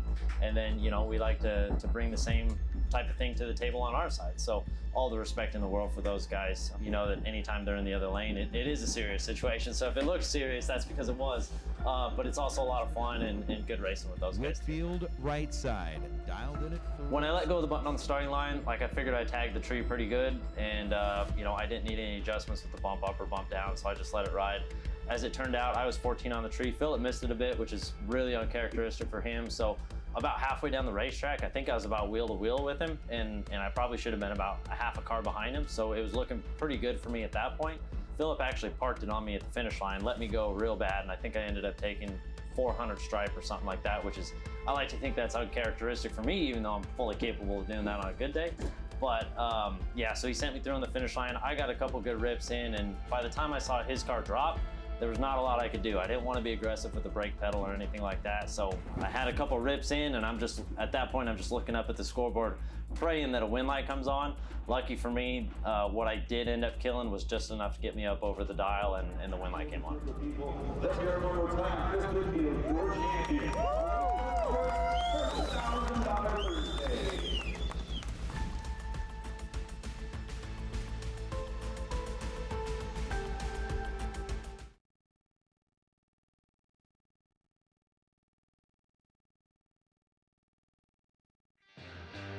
It really feels like if you can win a spring fling event, it's one of the most prestigious events you can win because a lot of really good bracket racers show up and it's just a really tough atmosphere. These are some of the best bracket racers all over the U.S. There's a great turnout this year, and I'm going up against the best of the best, trying to put my best foot forward. I think it's been really awesome. Definitely being challenged out here. If someone asked me about spring fling, I would tell them to come and enjoy it because it's a great time. It's a full week of racing and a lot of beautiful cars and a lot of good competition. If I was asked by anyone whether or not they should come to the spring fling, I would say absolutely. It's the best race on the West Coast. I would absolutely recommend it. Go spring fling team.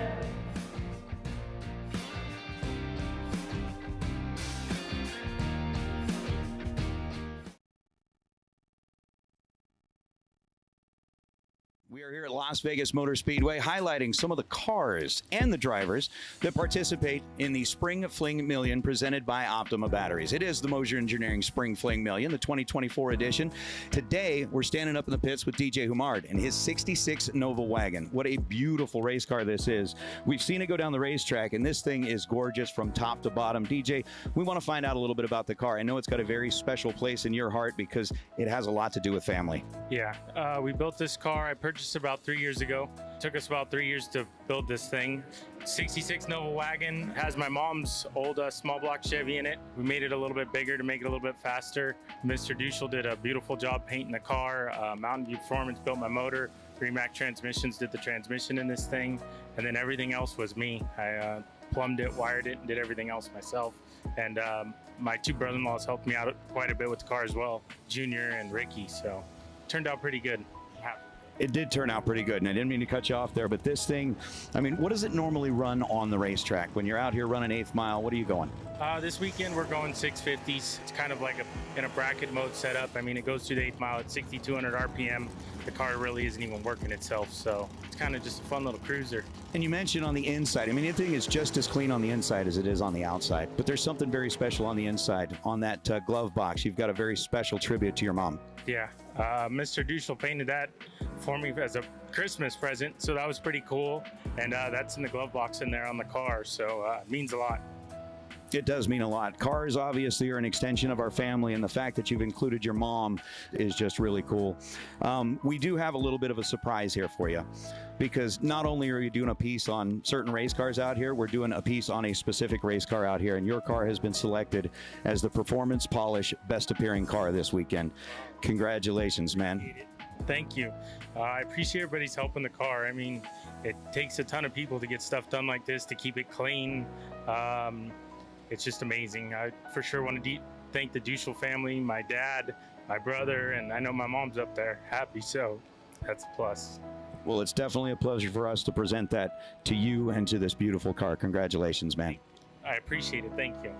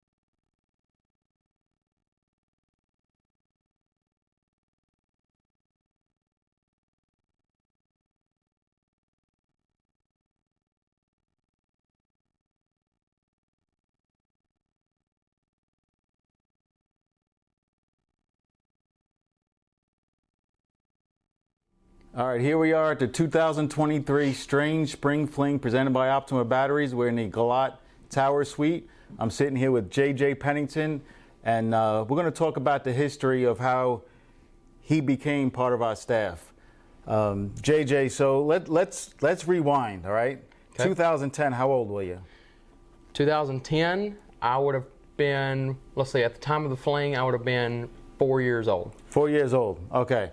So in 2010, when we had our first fling, I called up Jared Pennington, his father, and I said, can you come? And I was very impressed by his World Footbrake Challenge race. I attended it and I was super impressed by it. So I said, can you come and, you know, just kind of oversee what I'm doing? If I'm doing anything wrong, put me, you know, help me out a little bit. And funny part of the story is he goes, I'll call you back with a price the next day. He goes, how many days? I said, well, I'd like you to get you there 3 or 4 days. So calls him back the next day. He goes, all right, Pete, I got the price. And he says, it's serious as can be. He goes, it's going to be 10 grand. Take it or leave it.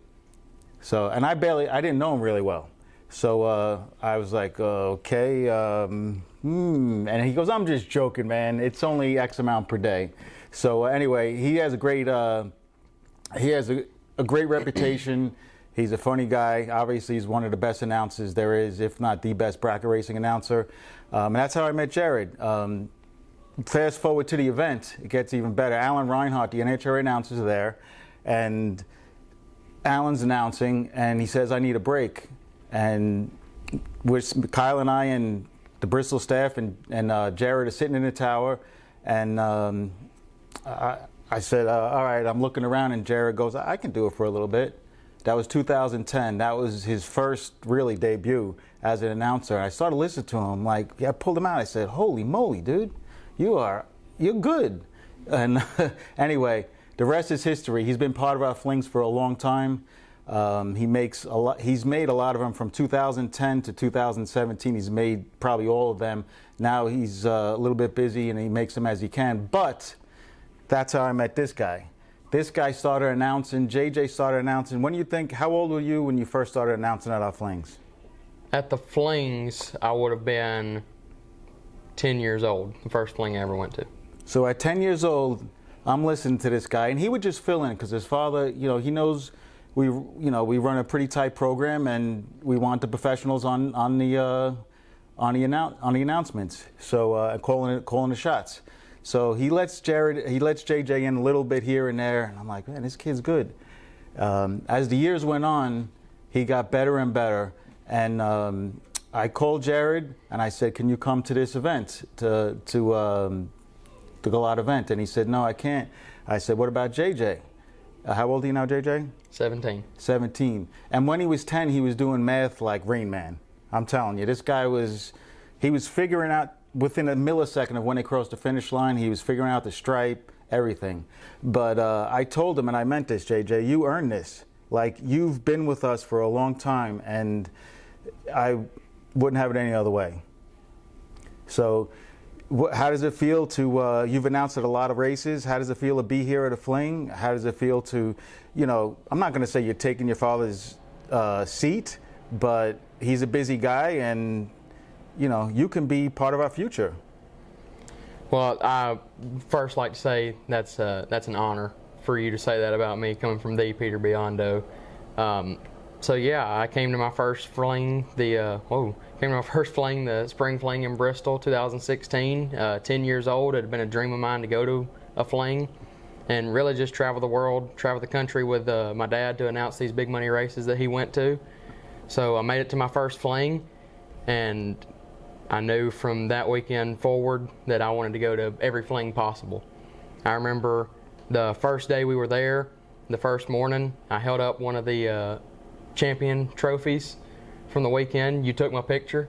I'll never forget that moment. Went out on the track, took a picture with you and Kyle. That's a moment I'll never forget.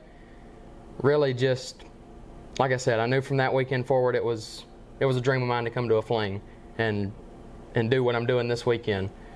From that point forward, made it to Galat, the very first year you had it, 2017. We were at that one. Made it to all the Galat events up until 2020.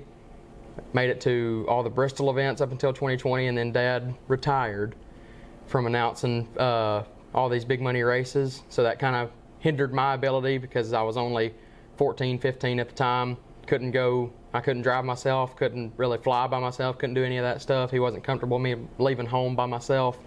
So when he called me, I guess it was about a month ago or so, close to it, and said, here's the deal. They've got an announcer at the Fling for Galot. Peter needs a second one. He wants you. Can you do it? I immediately said, I'd love to. Let me check my schedule. I'll know by next week. And I found out within the next week and a half. And when I found out that I was going to be able to make it, it really didn't set in until yesterday. Left school early, get in the truck with my friend Casey Pesnell, start driving out here, and it started to set in. The closer we got, I'm going to a Fling, I'm racing, I'm announcing. This is a dream of mine.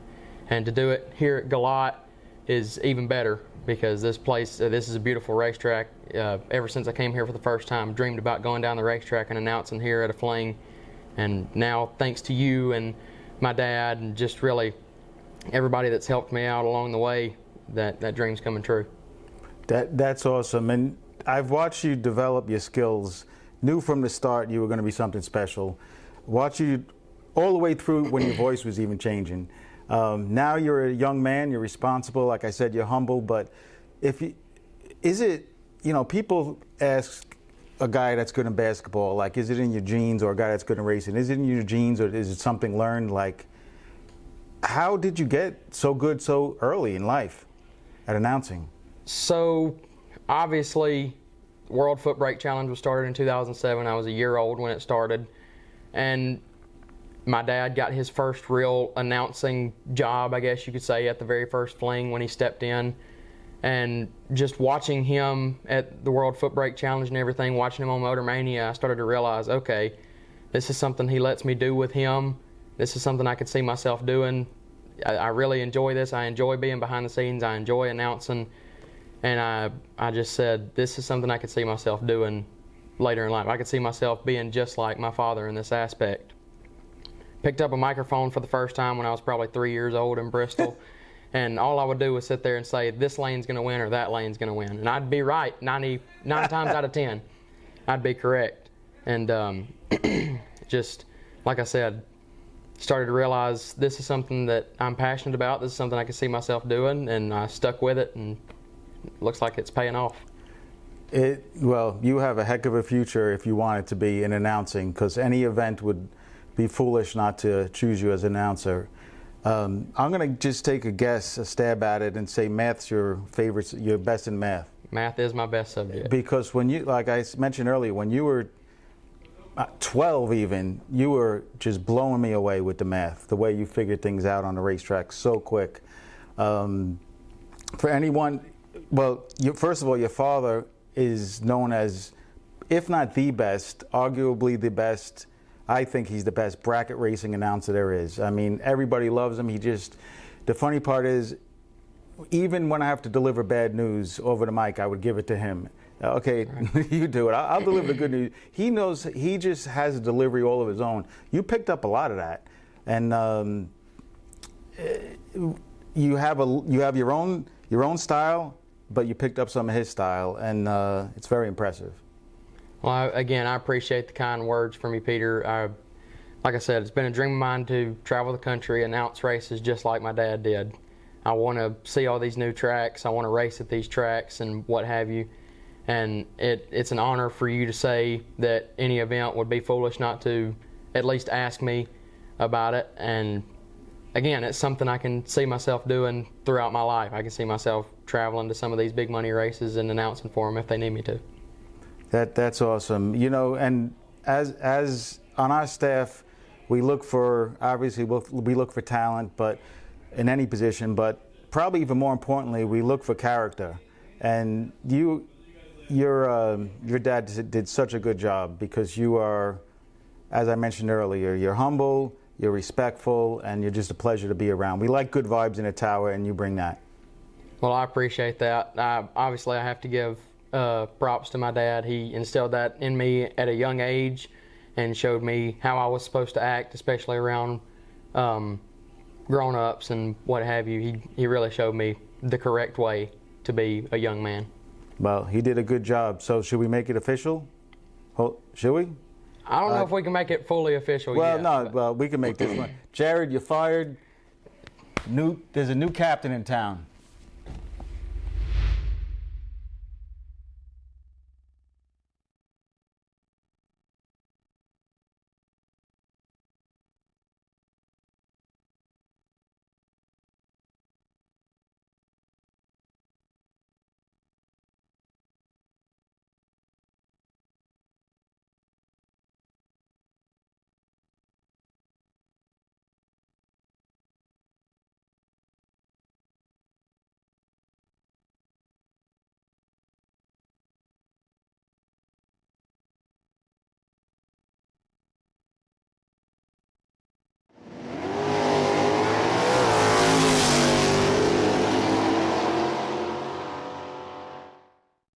All right. My name is Peter Biondo from the Spring Fling Bracket Races, and I'm joined today by the multi-time NHRA World Champion, Dan Fletcher. Dan, what's going on? What's up, Pedro? How are you? Doing well, buddy. Doing well, getting ready for the events. And you just came off a big foot brake win. Well, you won't call it a big win, but you I heard you had numbers that were top bulb like. So pretty good start to the year for you. Yeah, could be worse. It's nice to win something. I don't seem to win as much as I used to anymore. It's gotten a lot harder. We all know that, but no, it's fun. Galat's only 33 miles from the house. Greatest little track in the world. Looking forward to being able to race there more this year and running the Fling there in another few weeks. I won't be making Vegas, but I wasn't invited, so I'm not going. Well, I beg to differ. I heard there's an open spot in the Domino trailer. Well, yeah, that's kind of right outside. I guess I could go, but yeah. I need to, as Brad Pollard would say when he left Gainesville, I need to make a good adult decision here. So that's what I'm trying to do. All right. Well, listen, you're an adult. Well, I still think you should pack it in, put your big boy pants on, and strap it down in the trailer, and let's do it. In my weaker moments, I considered it. Believe me. I mean, it's a pretty good opportunity, and obviously it's a great race, and I'd like to go. But the 2-week commitment with driving out there and back, and just they got a lot of stuff going on here. Have 2 dogs and a cat to watch, so I'm home on a puppy patrol. All right. Well, there's going to be a lot of racers that aren't going to be disappointed that you're not there. Tell us the story. I'm always intrigued, and I think our audience would be intrigued. Tell us the story about, call a spade, how you were miserable working your 9-to-5 at Xerox, and you took a huge risk with a family, and I believe you had young kids at the time, and decided to roll the dice without any designated income unless you want to race. Tell us that story. And what was that, 93? I actually walked out of Xerox for the last time in 97, but I basically was there part-time, whether they knew it or not, from probably about 94 on. Yeah, just, typical guy that didn't like his 9-to-5, just, clearing paper jams and writing reports about a paper tray handling and dog ears on corners of papers just really wasn't my thing. It didn't, back then it was what? I mean, God, it's almost 30 years ago. I made a decent living there as an engineering technician, and, it was warm in the winter and cool in the summer. It wasn't terrible, but, I had aspirations to be a racer guy. And back in the day, you could make $20,000 in a national event, or damn near 20 grand. And it looked like a very winnable bottom ball bracket race. And that was kind of what I was good at. If, I was good at anything, was, trans brake bottom bulb. Seemed like a doable deal. Back in the day, you would turn your nose up at IHRA races that paid like 10 grand. NHRA was the better part of 20, but there was a lot of opportunity. And you could, again, back in the day, you could count on winning class at a couple races, and you could, make the better part of a grand. Tim Warner used to make 1,500 winning class. and class actually meant something back in the day. So I looked at it and laid out a business plan, and it felt like if I went to, 6, 8, 10 of those NHRA races a year, that, I got to be able to win 1 or 2. And if I went to, 3 or 4 IHRA races, if I could win 1 of them, some round money, so a couple class wins, a divisional win, I could put together, my God, if I can't gross 60 grand and not spend that much and be as ahead as I am at Xerox, I just thought it would work. I really did. And I felt like I was killing every day of my life walking into Xerox. You're only going to be alive so long. Like I just saw on the Google Snaps today that everyone's good friend and announcer guy, Bob Unkefer, and he's not doing good. And it doesn't look like he's going to probably make it through. And it's super sad, dude. Tim Warner passed away back in December. You aren't going to be alive forever. So you gotta kind of do what makes you happy. And I'm not saying that working on race cars like I do these days makes you too happy, but it's still better than Xerox, that's for sure. So you had kids at the time. Yeah, I had Thomas, and Tim was born in 95. So yeah, but at time, well, the way, it's a different world now. Guys get maternity leave all the time, right? But back in the day, when Taylor was born, and Tim was born in 92. I don't believe I just said that. Taylor's born in 95. So Taylor's born in December of 95. Right about that time is when they came out with a deal called the Family and Medical Leave Act, FMLA or whatever. And basically I took it as 13 weeks of unpaid leave, maternity leave for a guy. So Taylor's born in December. She's born, whatever, go back to work. Well, I walked into my boss and say, I don't know, May-ish, whatever. And the good news is, we are getting ready to call you back into the staging lanes. I'm going to do this Family Medical Leave Act. I'm out of here for 13 weeks. So he wasn't too happy, but it was, I wasn't getting paid for it. I think you might even get paid at this point, but it was unpaid leave, and it was my dry run to go out there and see if I could make this work. We went on the Western Swing. I think we did, as I recall it, but I know that I won Brainerd and I won an IHRA National Super Pro Door Car round number 2, and had not yet made your way down the racetrack. If you hadn't run yet in round number 2, we are going to resume where we left off. Again, we've got those 3 pair that were set.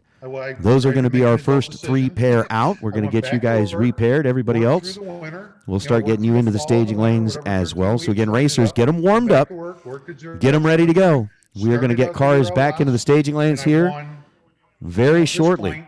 Again, the cleanup, or excuse me, the track dry effort. But I won, I think, like Phoenix and Gainesville. Gone quicker than expected, which is a good thing. We will be ready to get after it here again very soon. So racers, just want to let you know, I bring good news. I won't be not back. Too long. So that's how it went. And we will be racing again as a racer shortly. I know you can drive good under pressure. You and I have been rivals turned into good friends now, but back in the day, sometimes we wouldn't even look at each other in the staging lanes. We were pretty intense competitors. Mm-hmm. And I always thought you had a great knack for racing under pressure, but man, what was it like? How does that change your approach to a round? I'm sure there's sleepless nights going up to it, but you start the year, let's say, in a slump, and you got to put food on the table. Did it help you or hurt you performance in a race car? I got to tell you the truth, it really had like no impact. I would, honest to God, it had no impact. And when I walked out of Xerox, there was no catching that. I had no sponsors, zero. I had an orange Camaro. I had nothing. I had my dad's 77 Dodge van and a beat up old. Oh, hi, Mommy. Hi. I had a beat up old enclosed trailer. I had my dad's Dodge van. The beat up enclosed trailer was actually one with barn doors and ramps. That's how old it was. So in an orange Camaro, dude, I had no sponsor dollars. So I had to make it all happen on the track. Fortunately, Valvoline stepped up not long after I walked out of Xerox as my first primary sponsor, and that helped out. At the time, I thought that was the greatest thing in the world. I got like $1,000 a race or something, you know, for a national event deal, up to 15 races. I mean, obviously that wouldn't hardly get a man to Vegas and back at this point. But like Bertozzi, Anthony said, you know, that he, you know, I can't believe you can even stage a car. You know, I mean, you got to win to feed your kids. About, dude, the minute I would, and I'm not BSing when I say this. When I would start the car, I mean, sure, my nuts were in a vice all week or something. I mean, if you know, I knew I was close to, but at the time, you didn't need to make that much. Life was simpler. The mortgage was small, no car payments. You know, I mean, the overhead was down. You know, things didn't cost what they cost now. You didn't have to make that much, you know.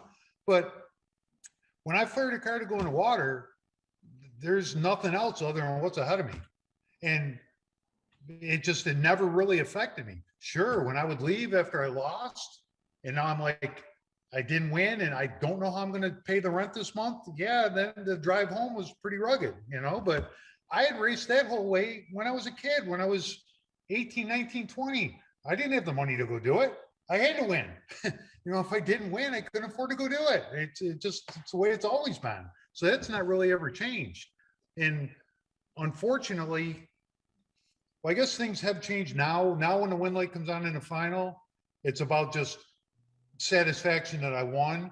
But 15 years ago, it was, okay, there's another month's worth of money. You know, that's what the win light in the final meant. But now it's with sponsor dollars. I mean, it's gone inverse. You know, I used to have no sponsors and have to win a bunch. And now it's, you know, I'm blessed to have MicroStrategies and ATI and VP and Denzo and Mickey Thompson. You know, it just, if I didn't have them, I couldn't do it now, because you can't win enough. And I can't win physically enough races, and you can't make enough money. So if it wasn't for sponsors, forget it. So there's my deal. Yeah, and I've watched it play out over the decades. So now I'm 51 years old. You're a few years older. What are you, 56, 5? Yeah, I like your thinking. You're close. Okay, I'm close. Mid 50s. I mean, so I can't help but ask, because this is starting to, I've never thought like this before, but now I get to a race, you see a lot of young guys. I used to hear my father talking about this and think he was crazy, but you start to wonder when you're not going to be able to compete at the level that you and I hold ourselves to a high standard. I mean, you see people in all kinds of sports. You see Tom Brady, who's coming back at it again. Like, where do you see it ending, and like how? Yeah. Well, let's face it. You know, careers never really end well, right? I mean, you generally, you got to hit a Rusty Wallace wall, right, where you're incompetent before you finally recognize it's time to hang it up. I'd like to think I'm going to be smart enough to realize, or be a realist enough to realize, I think that I'm still very, very good at what I do, but I will say that I make some mistakes that I don't think I should make, that I might not have made before. My friend, again, Tim Warner, used to say that as you get older, it's harder to concentrate. You're up there staging, and not that your mind wanders per se, but you're noticing that golf cart on the return road that's driving by. You know, you've got to have a level of focus where you aren't seeing any of that. And I don't want to be that guy, you know, with a friggin' little peephole, you know, in my shield or something, you know. Who was the guy from back in the day, Rard and Bob, with the paper towel tube? Your dad used your father's telling that story. I don't want to think that my focus is so bad that I need that kind of crutch, you know. But yeah, if I start seeing you with a toilet paper hole, paper towel hole, I'm gonna flag you down and say I think it might be time to hang it up, Dan. I think you're right. There's a lot of young kids out there, a lot of talented young guys. It's hard for me to believe. Like, there's some kid there the other day talking to me, whatever, and you know, I find out from Timothy that he's like 23 or 4 years old. I'm thinking, my God, I'm over 30 years older than this guy, you know. And I just like the old timers always used to tell us, right? You still think that you're 20, but then your back and your legs tell you aren't. But when you're out there racing, you still think that you're just as young as them. But when I went to a bracket race with the guys at Pittsburgh a couple of years ago, the one guy said, "Oh, you brought Pops with you." What the F? I'm Pops now? I'm the old guy? Yeah, that's what happens. I'm the old guy now. And I'm not really down with that, but that's just the way it is, right? Yeah, it happens fast, and I agree with you 100%. You tell yourself one thing, but your body tells yourself another. Yeah. So what's give us one thing. Let's say you're transitioning out of racing, and you have your son, Timothy, let's say, and you have taken him under your wing, and you have one piece of advice to give him. Just one. What would it be? Just one. Just one's hard, but just discipline. Just discipline. That's it. All facets of life, discipline. That's a good way of putting it, because you can relate discipline to all facets of racing and of life. So where do you see you have any? I mean, how many world championships have you won? And you won 102 national events, right? Yeah, I've 105, tied Manzo last year at Charlotte. That's, by the way, that's a huge deal right there. 105 NHRA national events. Yeah, but go ahead. Yeah, but it's not near as easy to win them now as it was. I've won 3 championships, but I haven't raced for points in, really in like over 10 years, probably. I mean, the divisional events aren't that lucrative, although divisional events used to pay like 3,500, $4,000, and nationals paid like 20. And now divisional events still pay like 3,500 to $4,000, and the national event's like 9. So divisional event is really a lot more appealing than it used to be, right? So I might have to start going to a few more of those, especially I'm only a half hour from Galat. I'm only 2 hours from Rockingham, 2 hours from VMP. I can probably hit a few more where it might make sense. It didn't used to make sense to go spend the same amount of money, the same assets, that's one problem is bracket race. Yes, I want to go out this weekend, but I made 20 runs on my equipment. Like Stennett would say, to double enter, you got to hate your equipment, right? I made 20 runs. Kyle's dad used to budget, right? Exactly how many dollars per run it would be. And it used to be like $20 a run. I can't imagine what it is now. I lost money. I won. I lost. Well, and for the audience that doesn't know Dan as well as I do, Dan's he's very articulate. He's very, he looks at all of the angles when he makes a decision on what to race, what class to race, what combination to build.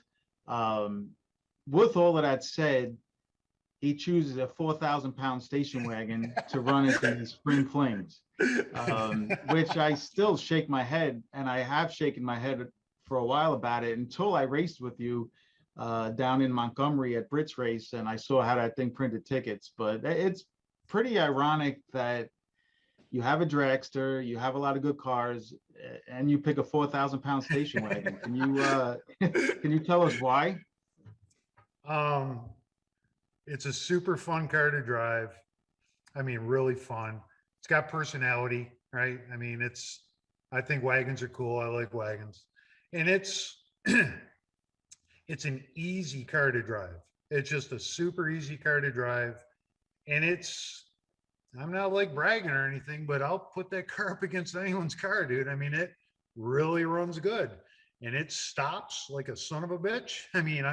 I know where my spot is, and it's just a really good car, and it's super fun. And unlike a dragster, that's just a giant pain in the butt to load and unload. And if it's raining, you get caught in the rain. The trailer's gotta be jacked a mile in the air, get the nose off of it. Just the wagon. It's very comfortable. And if it was comfortable and not good, that would be one thing. But it's pretty good. I know that everyone probably chuckles. They all got real race cars that are $80,000 cars, and I got this old street car, but I'm not afraid to go try with it, No, I think it's great. Dan Fletcher, gas or alcohol? I'm different than a lot, right? I'm gas. My kids always wanted alcohol, and I'm just not down with the whole alcohol deal and the problem set that comes with it. And I think a good gas setup is, you know, it might move just a little where alcohol's maybe not gonna, I guess. But again, like Pete Dagnall is a super great racer, hard worker, pretty smart, works hard on his stuff to make it better. And he runs on alcohol, and he's been with us with the Nova and the wagon. And, you know, I think he'd tell you that it's, you know, pretty damn good. So I'm a gas guy. I don't have, when you bring two cars and you go for these long races, I don't have enough room for that much alcohol. Well, let's close it out with, do you have one story from the races? What's your most embarrassing story at the racetrack? Dude, I can't pick one. I got lots of embarrassing stories. Okay, you could pick where, you know, I fell off the top of my motorhome, where I ran my scooter into a fence, where I ran my scooter into the guardrail at the end of the track, where I just, there's a million, but probably one of my most embarrassing on-track races is I'm at Gainesville, and I'm running Bo Kinney, who is Cambria's friend that I sold one of my old race cars to.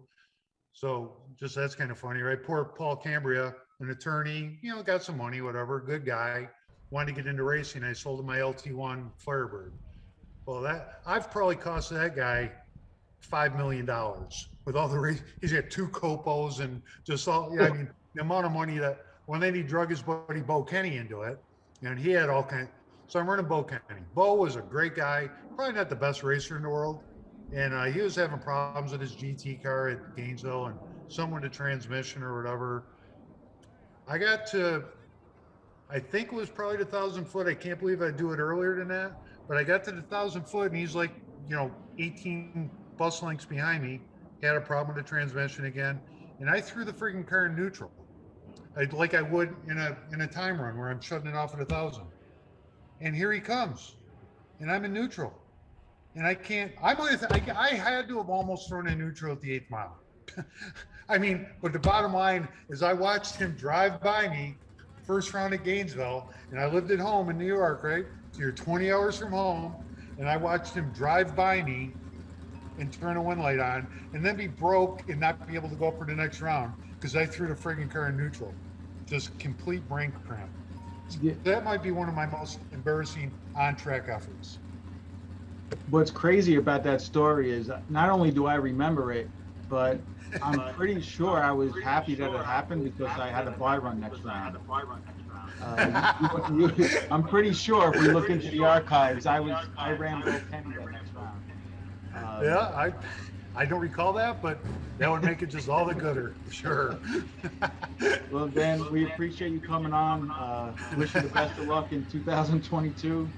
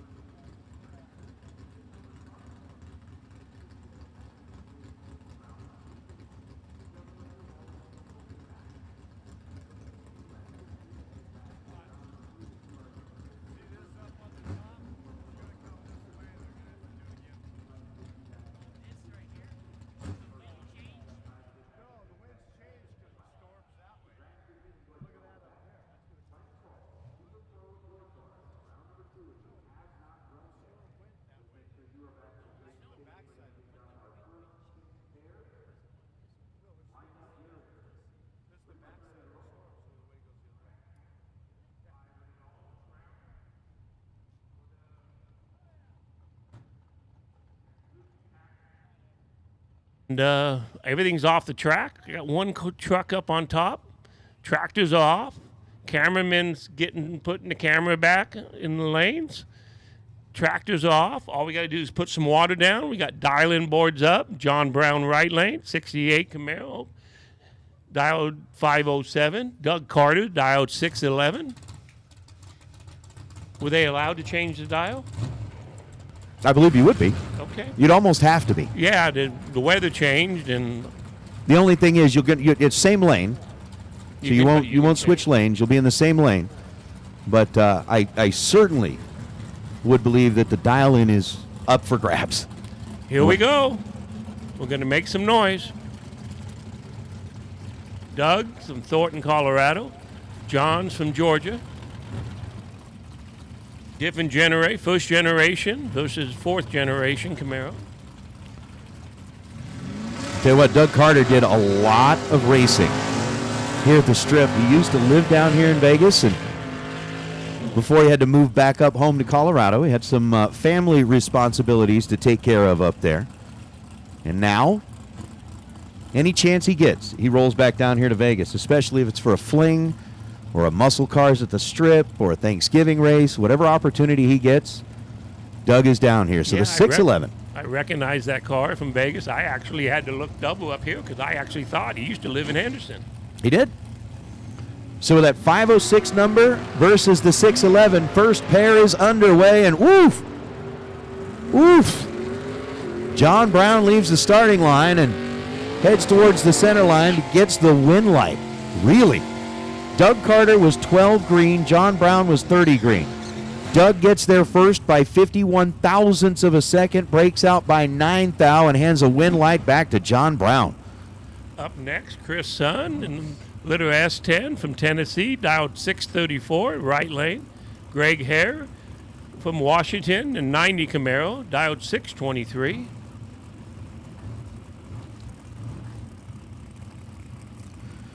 I'll tell you what, the Camaro over in the left lane out of, what is that, Ravenssoul, Washington? Yeah. That sounds like Chris it. Sun related to Danny's son? I don't They know were all that. from Tennessee. Danny used to was one of the originators of putting on these big buck races 25 years ago. Very well could be. Pre-stage bulbs are lit. Chris Sons is gently bumping the car into the beams, and away we go. There you go. Dead straight down the track, both of them. Someone's on the WAP. Chris Sutton goes 640 on a 634, 18 on the tree. Greg Hare missed it. Reaction time started with a 2. We might have woke him up from a nap. Possibly. Possibly. Unfortunately, he may have continued that nap a little longer than he should have. So unfortunately for Greg Hare, round number 2 went not the way that he wanted it to go at all, as Lindsey Back and Danny Paul. Paul out of Mobile, Alabama, 605, the dial for the Chevelle over on the right side. Lindsey out of New Carlisle, Ohio, rolling in the truck that is doing double duty here this weekend. Got a couple of drivers piloting that car. 634, the dial for the little red pickup truck.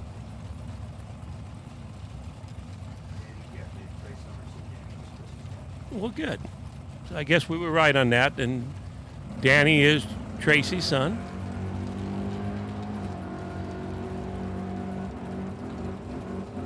Some more whopping at the finish line. Danny Paul's 20 on the tree, 4 above. Lindsay goes 070, dead on with a 9. It was decided at the starting line.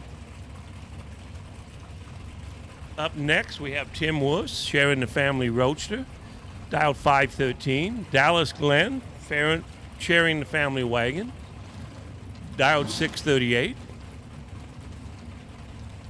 2 complete opposites, one a purpose-built race car, one a family wagon that someone's turned into a race car. Dallas is our resident pro stock racer.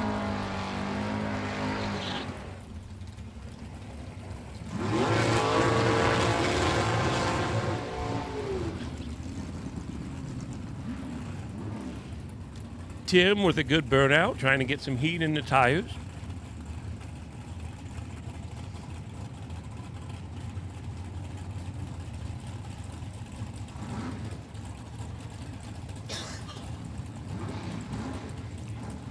So Dallas and Dad's car, which that is a cool one of those cars. We do a we call a hot rod diecast shootout here during our Las Vegas or our Thanksgiving race, where we pick 8 cars that essentially remind us of the cars we played with as kids.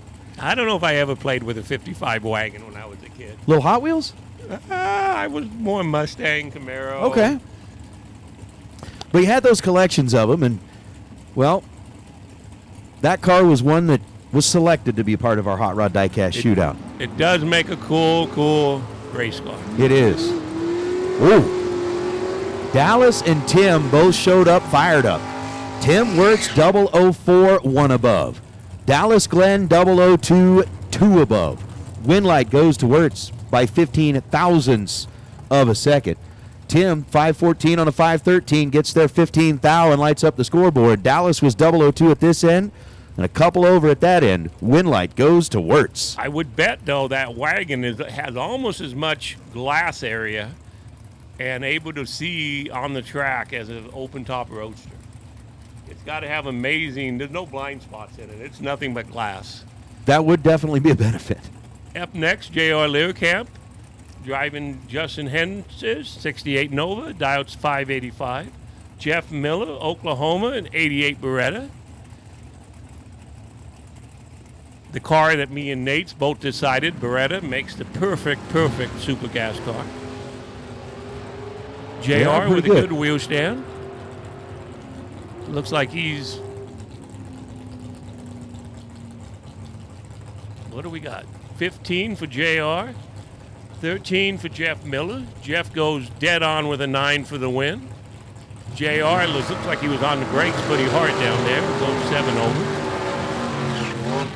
Hey, racers, real quick, after the burnout of Alberto Dominguez and Travis Rutzel, hey, racers, if you would, I know that you guys are back there prepping your cars and all of that, but please help us out. Make sure that we've got wheel wells, we've got any open or loose spaces on the car that may have collected water while we were down. Let's get those wiped out really, really good. Let's make sure that we got everything cleaned out, that we are not inadvertently bringing any additional water onto the racetrack. That would be very, very helpful, please. Thank you. We've got Alberto Dominguez from Mexico with the Nissan 240SX versus Travis Rutzel from Minnesota.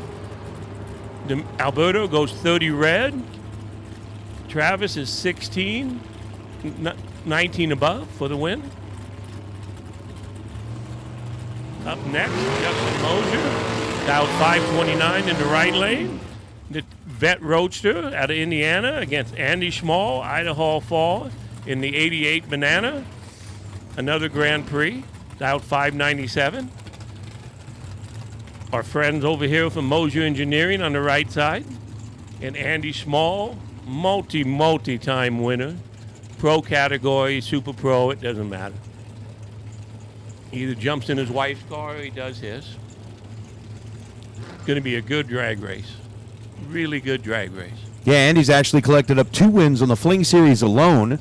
I mean, between that 2023 million win where he picked up over $400,000, also picked up a million win for 30K back in 2021. So if he's on a 2-year program, one in 2021, one in 2023, now it's 2025. And he's not going to get it here. Justin Moser, 22, 2 above. Andy Schmall, 008, 4 thou under. Justin's going to advance to round 3. Up next, Sean Ealing, driving the topless Corvette, dialed 651. BJ Van Ness, driving the 95 Oldsmobile Cutlass, I believe. No, that might not be a Cutlass. That might be a Grand Am. That looks like a Grand Am, doesn't it? A little bit. Looks like I was wondering if it was the Achieve. It's a Calais? Yeah, maybe it's a Calais. Maybe it's bigger. Maybe it's in the middle. Well, the Calais is much fancier. Much fancier. I don't think the fancy part's still inside. No, I think they took all that out. I don't know if it's got power seats still and heated seats and heated steering wheel anymore.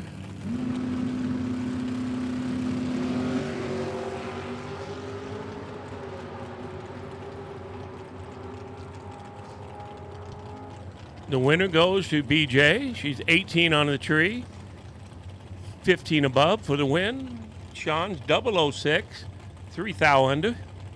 This is amazing, the job this crew did. Every car is going straight down the track, isn't it, Nate? Right down the middle of the groove. It's 50 degrees. We just got rain.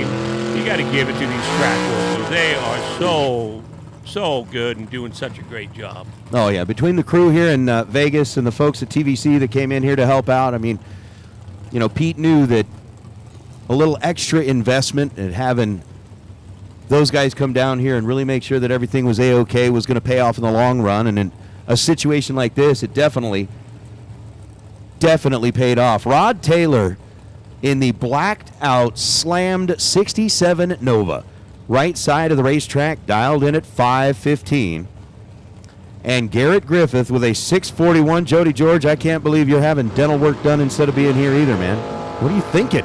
Red light start, 001 Rod Taylor. Garrett goes 005, 8 thou under for the win. Up next, Noah Cuevas. This is bright green 71 Camaro.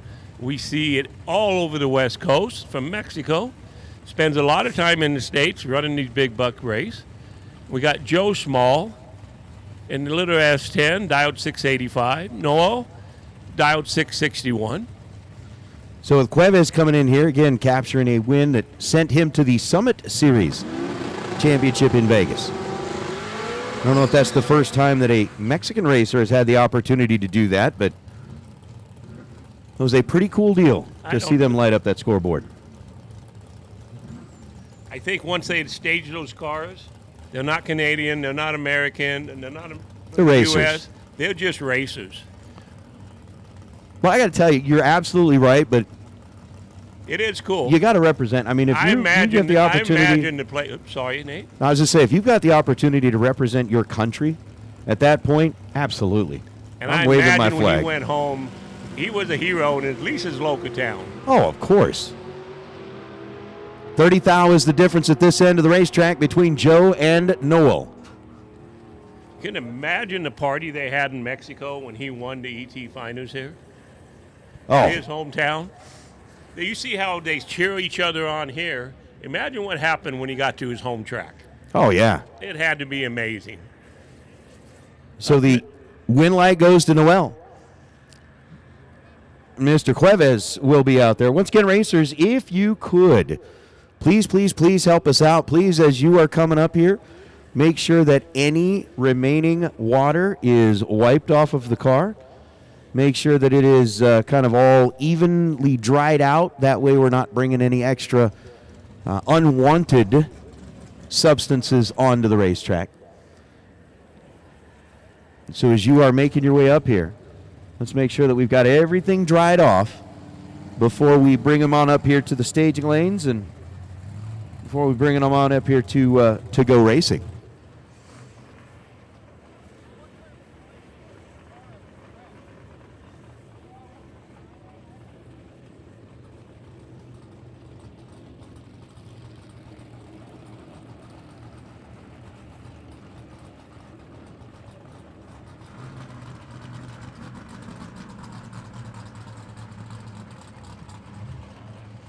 So we're going to get into our next pair, and it's going to be Bill Hensley out of London, Kentucky in the S10 pickup truck, and Luke Walker behind the wheel of Big Jed's Big Red. Big Red rolling up, dialed in at 607, and I can guarantee you that both Jared and JJ are absolutely stoked to get behind the wheel of that race car starting tomorrow. But for right now, Lucas Walker has control of the car and is keeping it alive in competition. So we got two racers here, one from Alabama, one from Kentucky, probably 100 miles apart. Drive 2,000 miles to race each other in the second round here at Las Vegas Fling.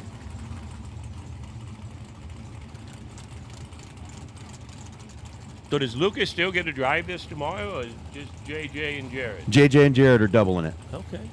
Well, they got a good driver right here, dialing it in for him. So the car is staged and set, tree drops, and away we go. How about nothing? Dead even on the start.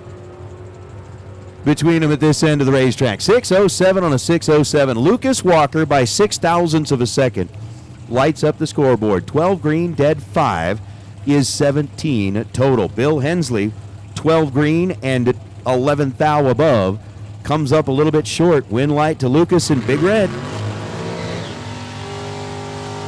Up next, David James, Odessa, Texas, in his 68 Camaro, right lane, dialed 581.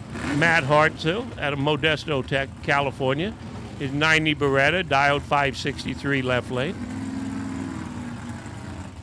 Matt's always been a dragster guy, but I noticed they've been showing up with door cars. We've seen a couple of those guys that have done this. I mean, I don't know that it's, I'm sure it's not uncommon, but I don't know that I've seen Cooper Chun in a door car very much before this weekend. Well, you got double the advantage, 2 different classes.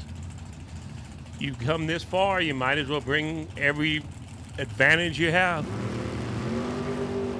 Red light start, Matt Hartzell. David James is 045. Goes dead on with a 0 for the win, right lane. Up next, Skyler Barcho from Mexico in the S10 right lane. Jamie Small, left lane. Hopefully Jamie can keep the family going.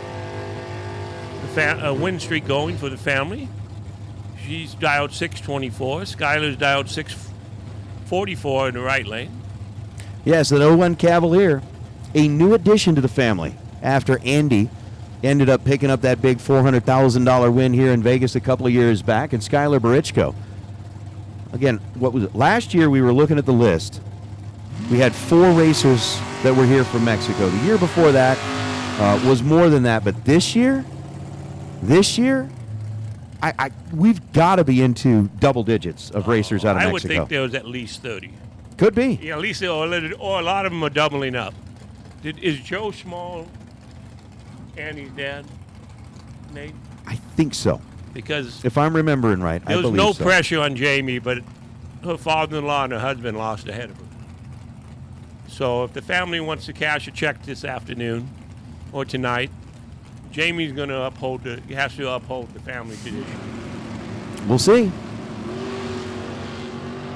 And Jamie goes 003 red. Skyler's 29, dead 9. So the Small family will be back tomorrow. I don't know if any of them are driving dragsters. Well, Andy's driving Jamie's car in Pro, right? Pro, okay. Yeah. So Andy I think still has a chance I think in they're Pro. still around. So I think they're still have around. one left. Oof. Ty Farmer's kind of getting a little crossed up on the burnout on the right lane, dialed 614 in his little S10. Mitchell Mars, I believe this is a misprint, right? I don't know if Mitch would be driving. No, I'm talking the last name. Didn't you say Oh, that? Marcy. Marcy. Yeah. Not so Mitchell Marcy, Is left Mitch, lane.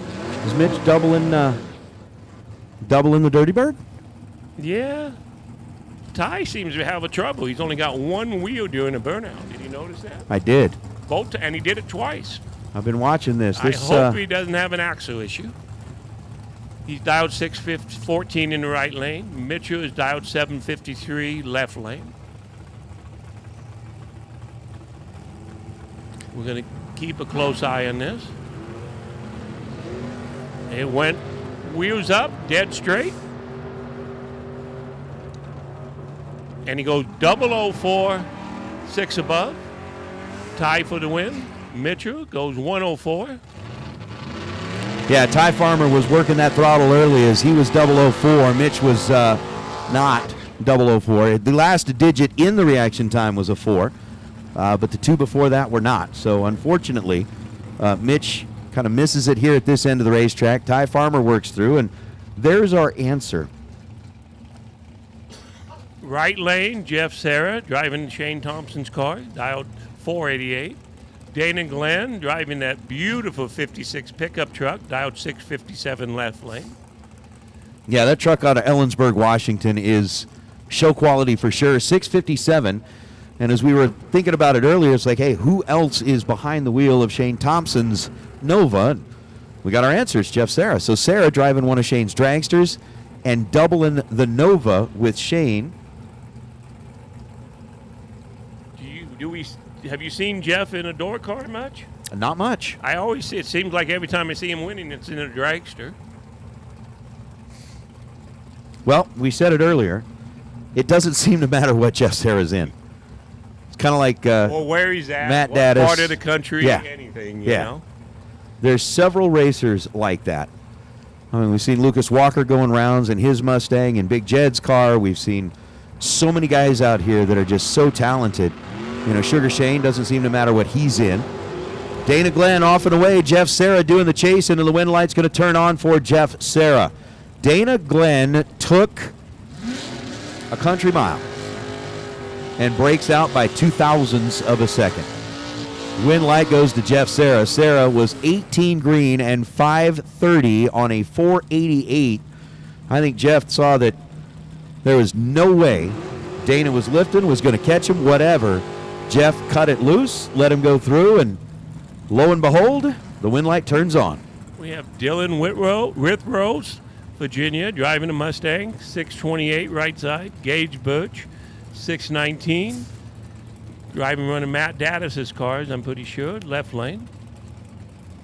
That's right. Thank you for the reminder, Danny Hoff.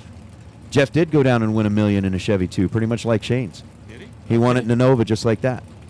Well, I would think a S10 or a Chevy 2 has got a lot of windows. It would be easy to drive, easy to see behind. So Gage on the left side, dialed in at 619. Witherow over on the right side, dialed in at 628. Summer Duck, Virginia.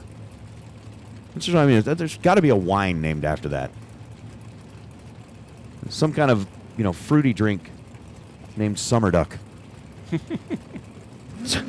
Just makes sense. What do you got? I got a Summer Duck special. 5 thou, the difference in reaction time.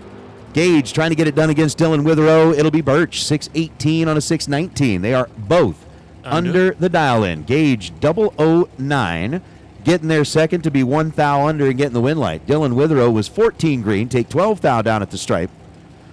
It was Gage who gave it back to him by 12 thou, fed him that stripe. Dylan goes 626 on the 628. Win light goes to Birch. Logan War, right lane, driving in a Super Gas Roadster, dialed 605. Jeremy Bargo, Kentucky, 621 in the little S10. I've announced this before, but that Super Gas car on the right side was the winner of Super Gas it was in the winter circuit at Super Gas at the Winter Nationals last week with Geron, the painter, the flying airbrush, driving it. So it knows its way to the winter circuit. See if he can turn on a wind light. Jeremy is one of the many S10 Blazers we have this weekend. It seems a quite popular vehicle to turn into a race car.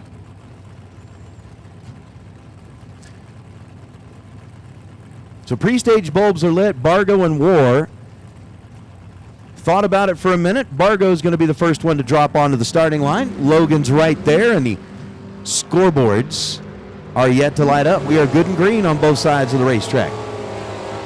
12 thou was the difference in reaction time. Win light goes to War. 37 green, 2 above. 607 on that 605 gets the job done for Logan. Jeremy Bargo took 21 thou at the stripe and breaks out with a 619 down to the big end. Speaking of Cooper Chung, here he is in a 67 Camaro. I think that might be a Dustin Hens's car too. He had a silver Camaro like that down in Tucson last year. Dialed 634, Cooper. Brandon Jarrell, Tennessee, dialed 618. It looks like it's a Grand Prix. Red light start for Brandon. Cooper's 002, 2 under for the win. Not a bad lap. Okay. So Billy Groten and Ernie Macias as our 2 that have made their way down the racetrack get clear of the top end. Thank you, Randy. I was trying to remember. I think the Camaro was Steve Kelly's. We saw him up a little bit ago. And so he and Cooper Chun are doubling that one up. The 92 Beretta. Ernie's dialed in at 544. Billy in the GTO. Coming in out of Delaware. Dialed in at 619. Head start left side.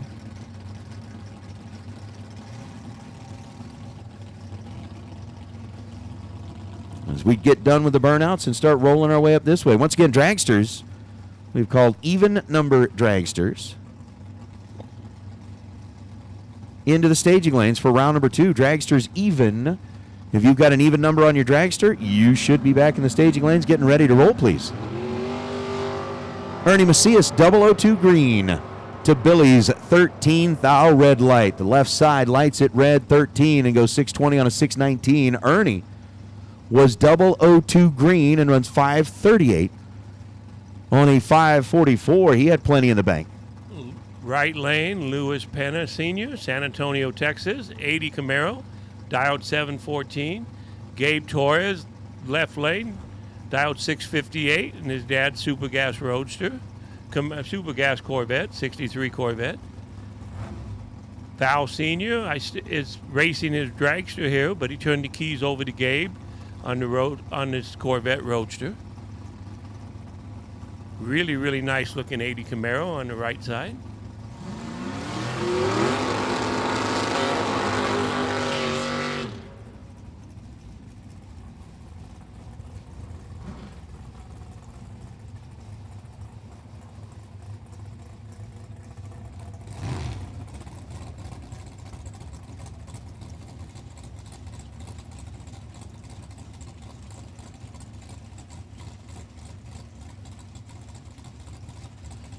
So we are getting close to the end of our Super Pro Door Car, round number 2, the Rad Torque Systems round.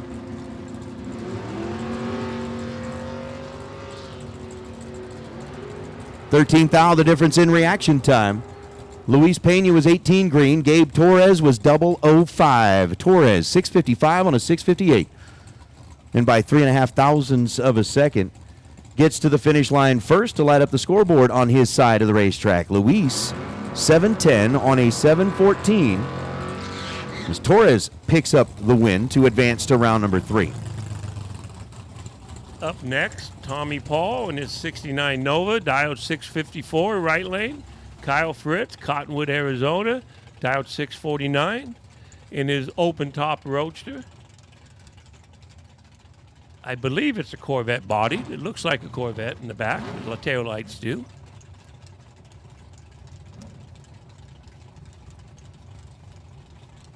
Really, really nice. Tommy Spalls from Mobile, Alabama. The people in Alabama must like Novas. That's almost as nice as Jared's. It might be as nice. I haven't looked at it close. I know Jared's is really, really nice. So, I've been to Mobile, Alabama. It's a really nice place.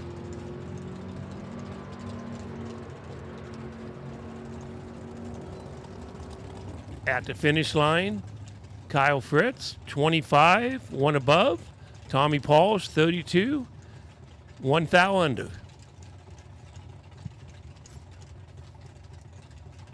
Quick little touch up on the starting line with the mops as Scott Hess and George Lewis are going to be next up. Scott, another one of those former Vegas racers, lived over in the Henderson area and has since relocated down to Surprise, Arizona. 66 Nova rolling back out here. 579 is the dial for Scott. George Lewis in the Chevelle dialed in with a 554.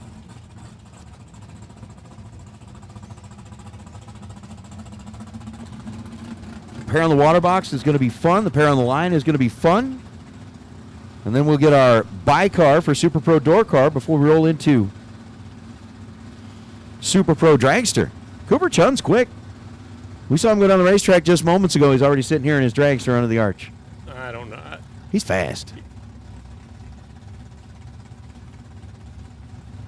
I'm telling you, he's probably got some help. Almost dead even, 1 thou difference off the starting line. The win goes to George Lewis, 30 on the tree, 12 thou under. Scott Hess, we missed. We got Mini Mac. That's what we decided he is, right? Daniel Yes. McClellan, out 550 in the family roadster, right lane. Dave Mazier in his 05 Chevy Cavalier roadster, left lane. Two racing families with a long, long history on the West Coast. The Maziers, I think we just raffled off or gave away one of the water pumps that they donated. Yes, we did. I think Chad Axford won it, right? Yep. I believe. And always good to support. Daniel, his dad, his grandpa's all been involved with the sport since the NHRA was founded. His grandpa was the voice of the NHRA for years and years. And between the Mazier family and the McClellans, it's one of those things at any of the divisional races, or whether you're racing out at Bakersfield, down at Famoso, whether you were in Irwindale when it was operating, Fontana, these guys would probably line up side by side on a regular basis. Well, Daniel McClellan hands it over to Dave Mazier by 11 thousandths of a second. The red light turns on Daniel's side of the racetrack. The win light turns on Dave's side of the racetrack.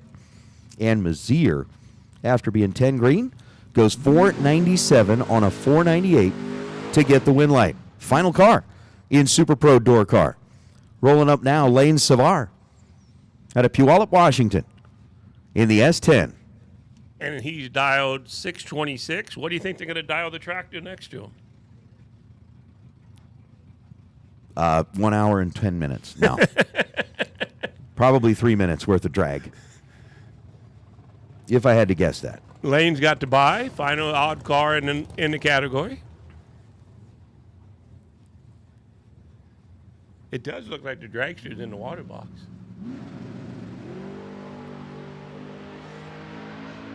Lane, let's go 6 thou red on the solo shot. Trying to play match game with a 626. Goes 627 at 109 miles an hour.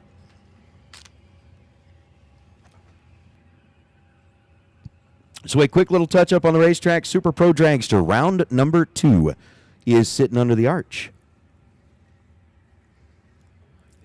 We'll be back after it very soon. Hey, racers. It's that time. The street lights are on. So we're going to ask if you would also please make sure that you have your tail lights on and functional. Again, we do know that this track has absolutely phenomenal lighting. It is pretty easy to see anybody that's on the racing surface and those that are up in the shutdown area. But once you get up there, occasionally we can lose you in a shadow, and it makes it a whole lot easier to be able to keep track of you and your race car if you've got your tail light on. So if you would please make sure that we've got tail lights on, that would be helpful. Thank you.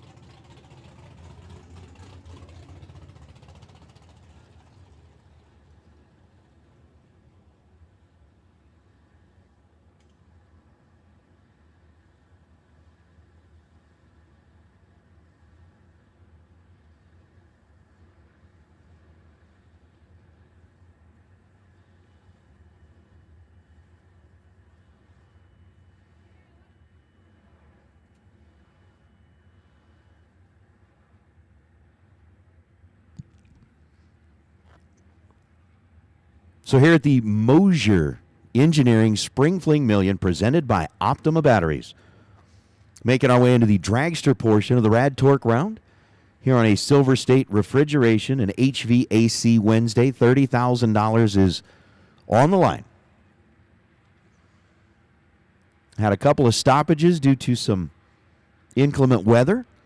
Had a little bit of downtime due to some unwanted fluid out on the racetrack. We're able to get all that handled, and again, I think Pete absolutely made the right call, bringing in the folks from TVC, Total Venue Concepts, to come in and help out, make sure that they are, everybody's got a job that they're focused on. Bring in that specialist that masters one thing and takes care of it. Well, bringing in the folks from TVC, they keep a close eye on the racetrack, make sure that everything is ready to go. And speaking of close eyes, Jared and JJ have found their way back into the tower, so I'm going to watch my back. Thank you again, Nate, for letting me come up here and enjoy a few more minutes of talking on the mic. Of your bucket list? Of my bucket list. I like it. I like it. Thank You are doing a Jared. great job. Thank you very much. With dragsters rolling in here, where'd you boys go to eat? Did you find something fancy? Well, we've got cheese and crackers coming. What was it? What was the name of that? Fancy like Applebee's? You fancy like Applebee's? What'd you find?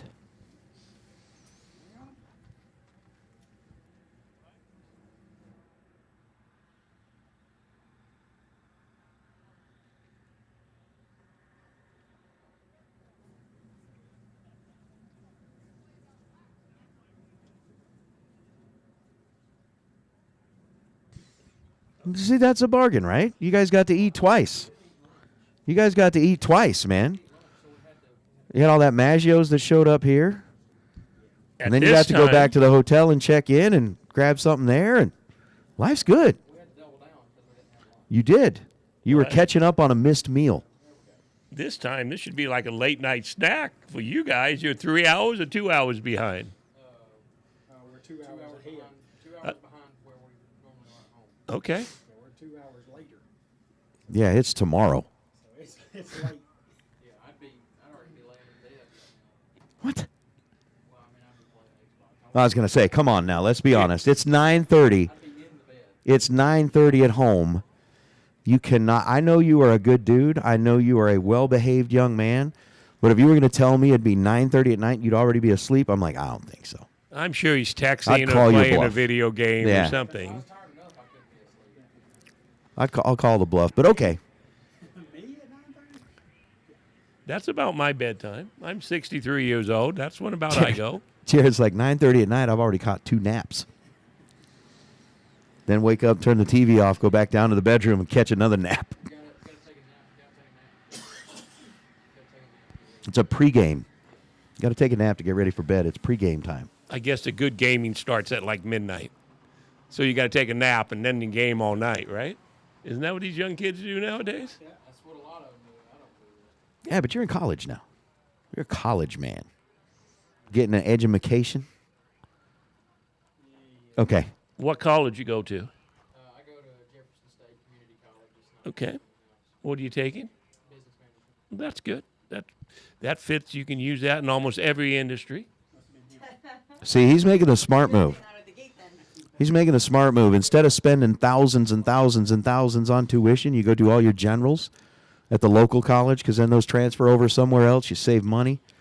Stay home. Apparently, you can be in your own bed by 9:30 at night. Are you going to go to Alabama once you for your? Right now, the plan is to go to UAB. Okay. Okay. All right. It's a good basketball school, isn't it? At times. Yep. Yeah, they're decent. Yeah, the off season. Yeah. Yeah, when the season starts.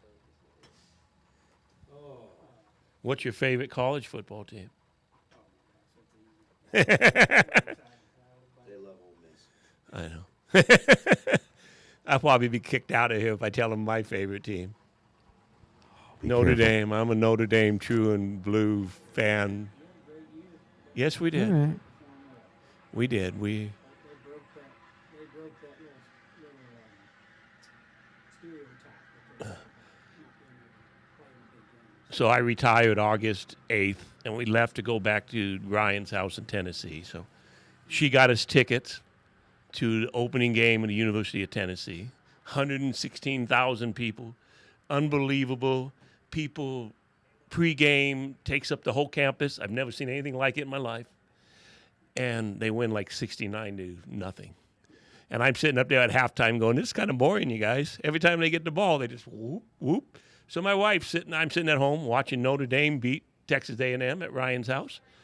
And my wife, and I go, wow, they're winning. She goes, well, let's go buy Notre Dame tickets.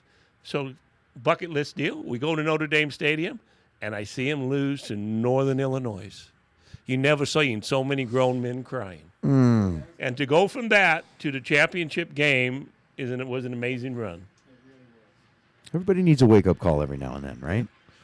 Yep. Little wake-up call to They wake up took the something program. bad and turned it into something good and used it to motivate themselves all the way through the national championship game. You have a fellow Notre Dame fan out there in the chat bleachers with you. Do I? Yep.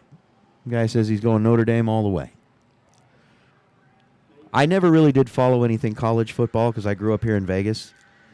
And, back then, UNLV's actually, they're coming around, right? They're coming around.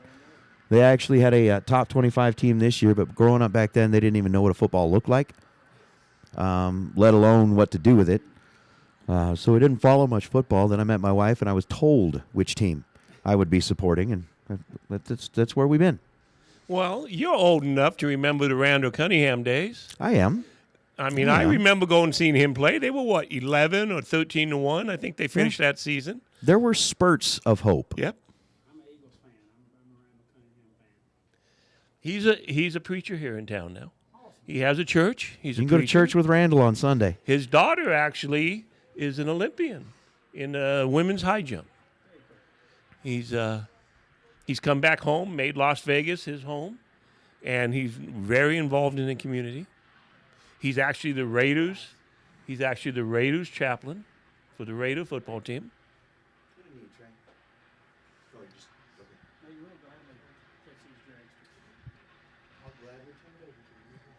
I'm going to go home. Dinner's calling. And I finally get to have a Coors Light. Can't argue with dinner or that. Everybody keeps texting me, are they letting you have a Coors Light? I asked Nate earlier, Nate, why does everybody ask why I'm drinking Coors Light? And he goes, because you always have a silver can in your hand. Well, I do drink Diet Pepsi, too, so it's silver. It's not always Coors Light. Seriously, if somebody were looking at you and go, hey, Chris, do you like Coors Light? That's like asking Grumpy Jenkins if he likes cigars. Here you go, Jared. All right. We're going to get out of the way. Jared and JJ have made their way back in here. And I want to find out later what JJ thought of, the big property, which that's kind of a tiny casino compared to some that are downtown. But like I said, JJ, we'll go out later, and not tonight, but later, and find some really good museums here in Vegas.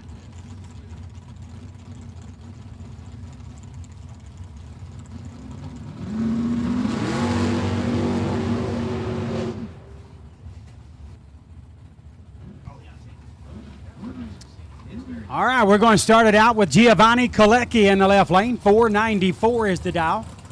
Valerio Joe Hodson in the right. Joe on a 484.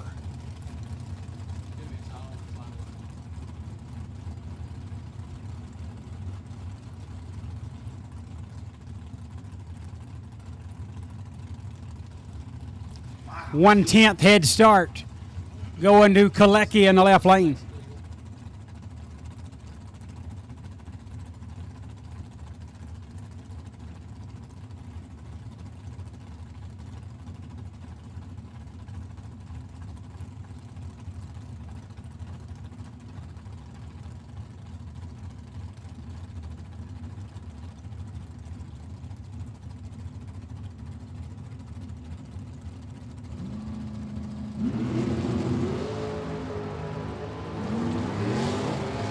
$3,000 red for Hodson right side, and dead on to Colecchi. 006 and 3 above. Going to turn on the wind light. Giovanni Colecchi in around number 3.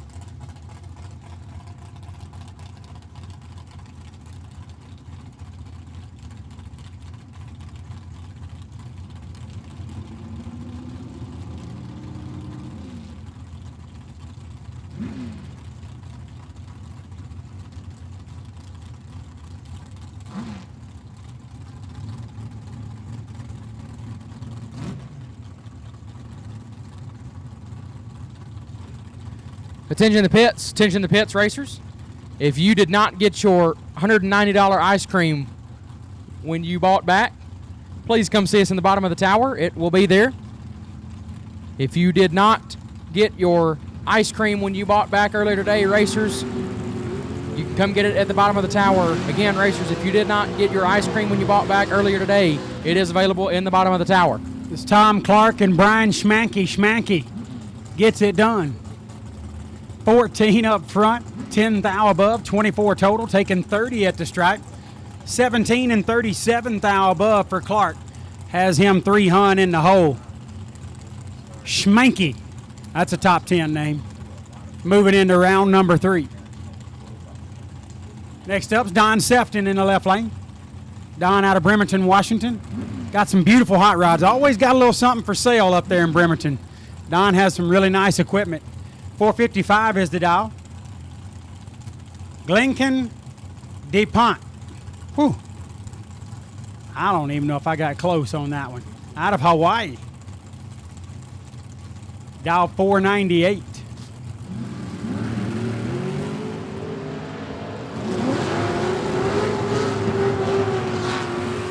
Wind light goes to Sefton, 11 and 8 thou under, getting to the stripe, 8 thou in front.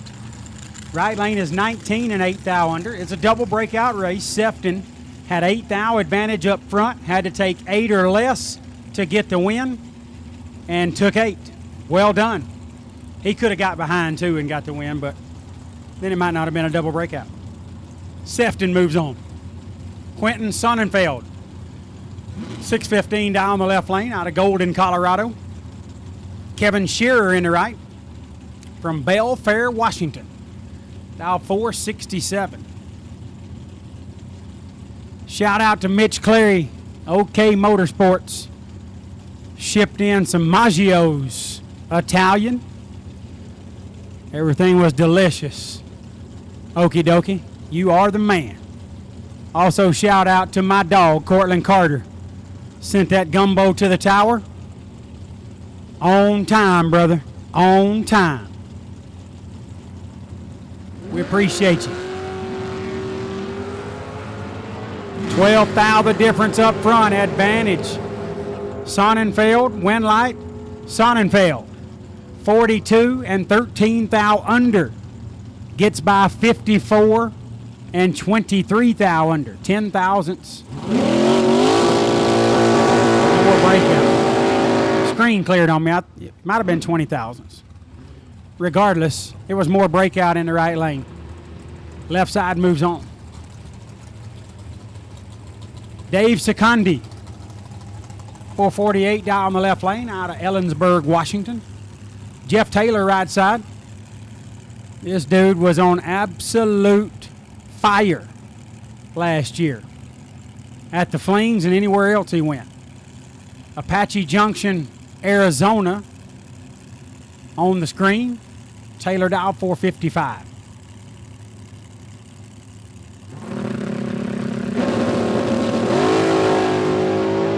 $27 thou separate them up front. I haven't been doing anything, so I figured I'd get started. You come right off a Rice Krispie treat. I mean, wasn't even through chewing I'm not yet. done yet. Taylor 004, take 22 to be one above 15 total. Secondi 31 dead 6, no good. Jeff Taylor into round number 3. That was impressive, bud. I appreciate it. Paul Dowdy next up in the left lane, Centerville, Utah. Dial 491. Right lane, that's the legend. Anthony Bertazzi out of Ashland, Virginia, dial 459. That's probably the only impressive thing I'll do all weekend. So, that Rice Krispie treat, or just coming off of it? Coming off of it. Because it's impressive watching you eat it. Is it? Looked like somebody was trying to take it from you. Well, then make that 2 impressive things I'll do all weekend. We got a tough act to follow. Lucas Walker's crushing it out there in Big Red. Bertozzi, lights are double deuce red. Left lane, Dowdy moves on, 009, 5 thou under. Moving into round number 3. Bertozzi's 22 red. Goes 2 above to end his day in that entry.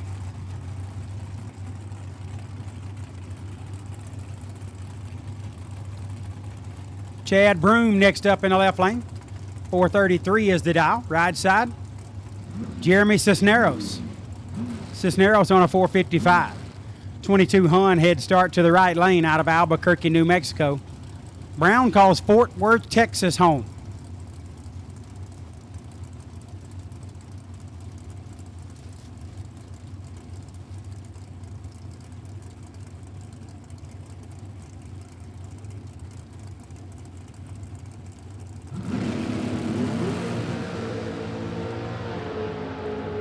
Cisneros out in front, holds on for the win. How about this lap right here? 4 dead 4. 8 total for Cisneros. 16 thou ahead at the stripe. Brown is 12 and 12th thou above, 24 total.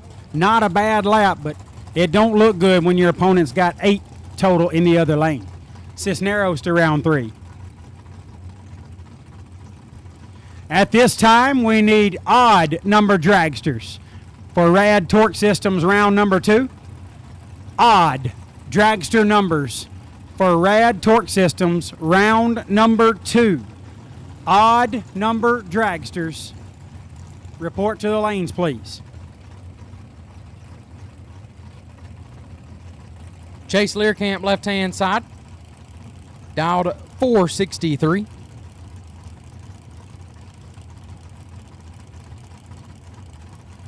Virgilio Tamez Jr. right side, dialed 473. The Team Mexico racer right side. Nasty. 6 thou separate them up front. Wind light right side to Tamez, 007, one above, 118 total. Nice lap there. Learcamp 1, get their first 20 to be 3 thou under. Had to take 17 or less. Tamez moves on.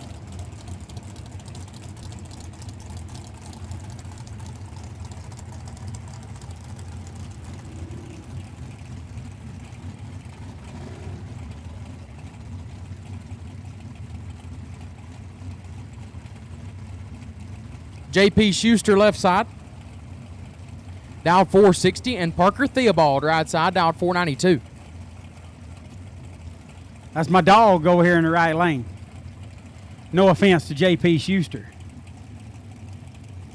He's an awesome cat.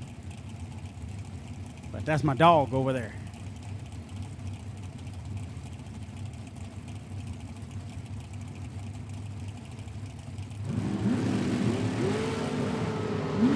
Nasty. 10 thou separate them, and one of them is 10.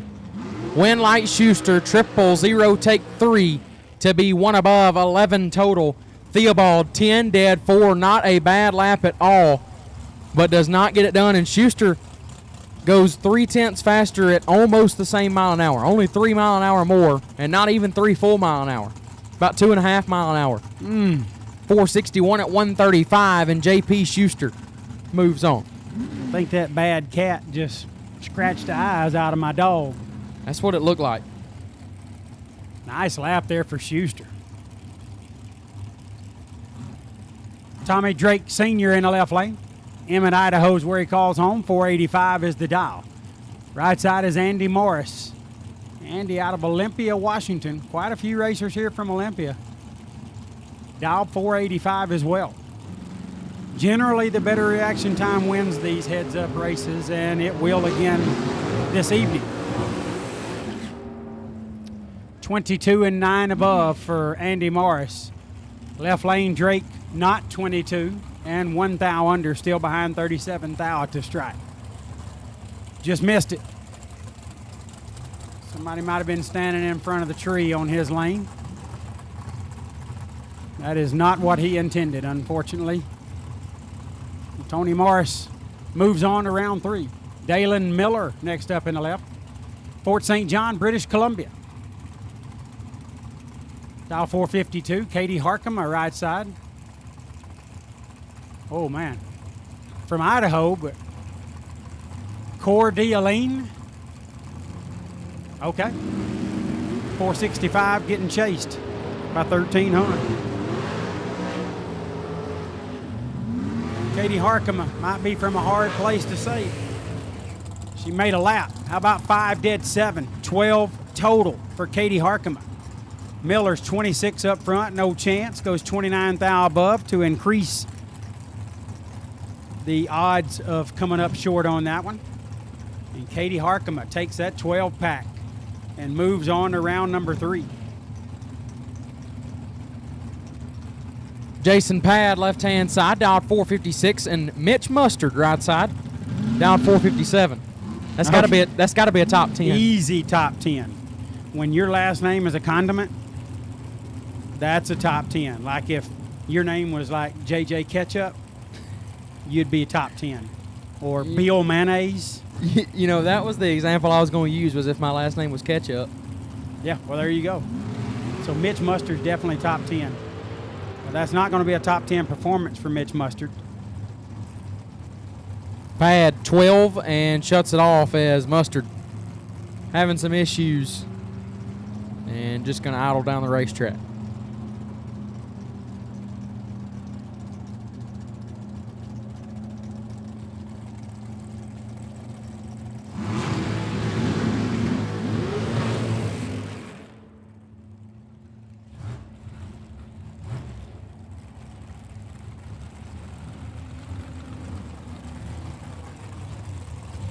Okay, so Mark Brewer says Coeur d'Alene.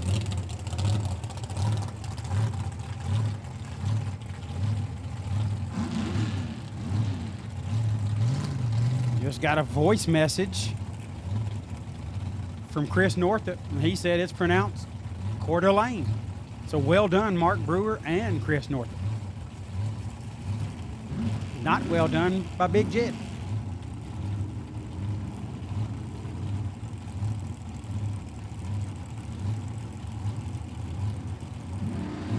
Dwayne Ringeth, left-hand side, dialed 467, and Alfonso Vite, Merrill's right side, going to get the win, 15, and one above as Ringeth having issues and doesn't make it off the starting line. Did you hear Alfonso down there give it a late kick and a leg? It was just a check and leg. I think he might have repped it twice, but to go one above. You know, it's very uncomfortable when you're out there and you can't find your opponent. You don't have rear view mirrors on dragsters, so you can't find your opponent. You know they should be there. Every race you run, super tight at the stripe, so you're expecting that. And then you get down there and it's kind of, you get lost a little bit. So Alfonso did a good job with a couple of rips to go one above and move into round number 3.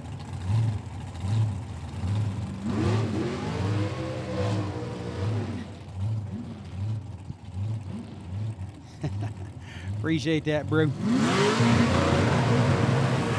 Kelly Rivera, left-hand side, dialed 481, and Charlie Crosby, right side, dialed 470.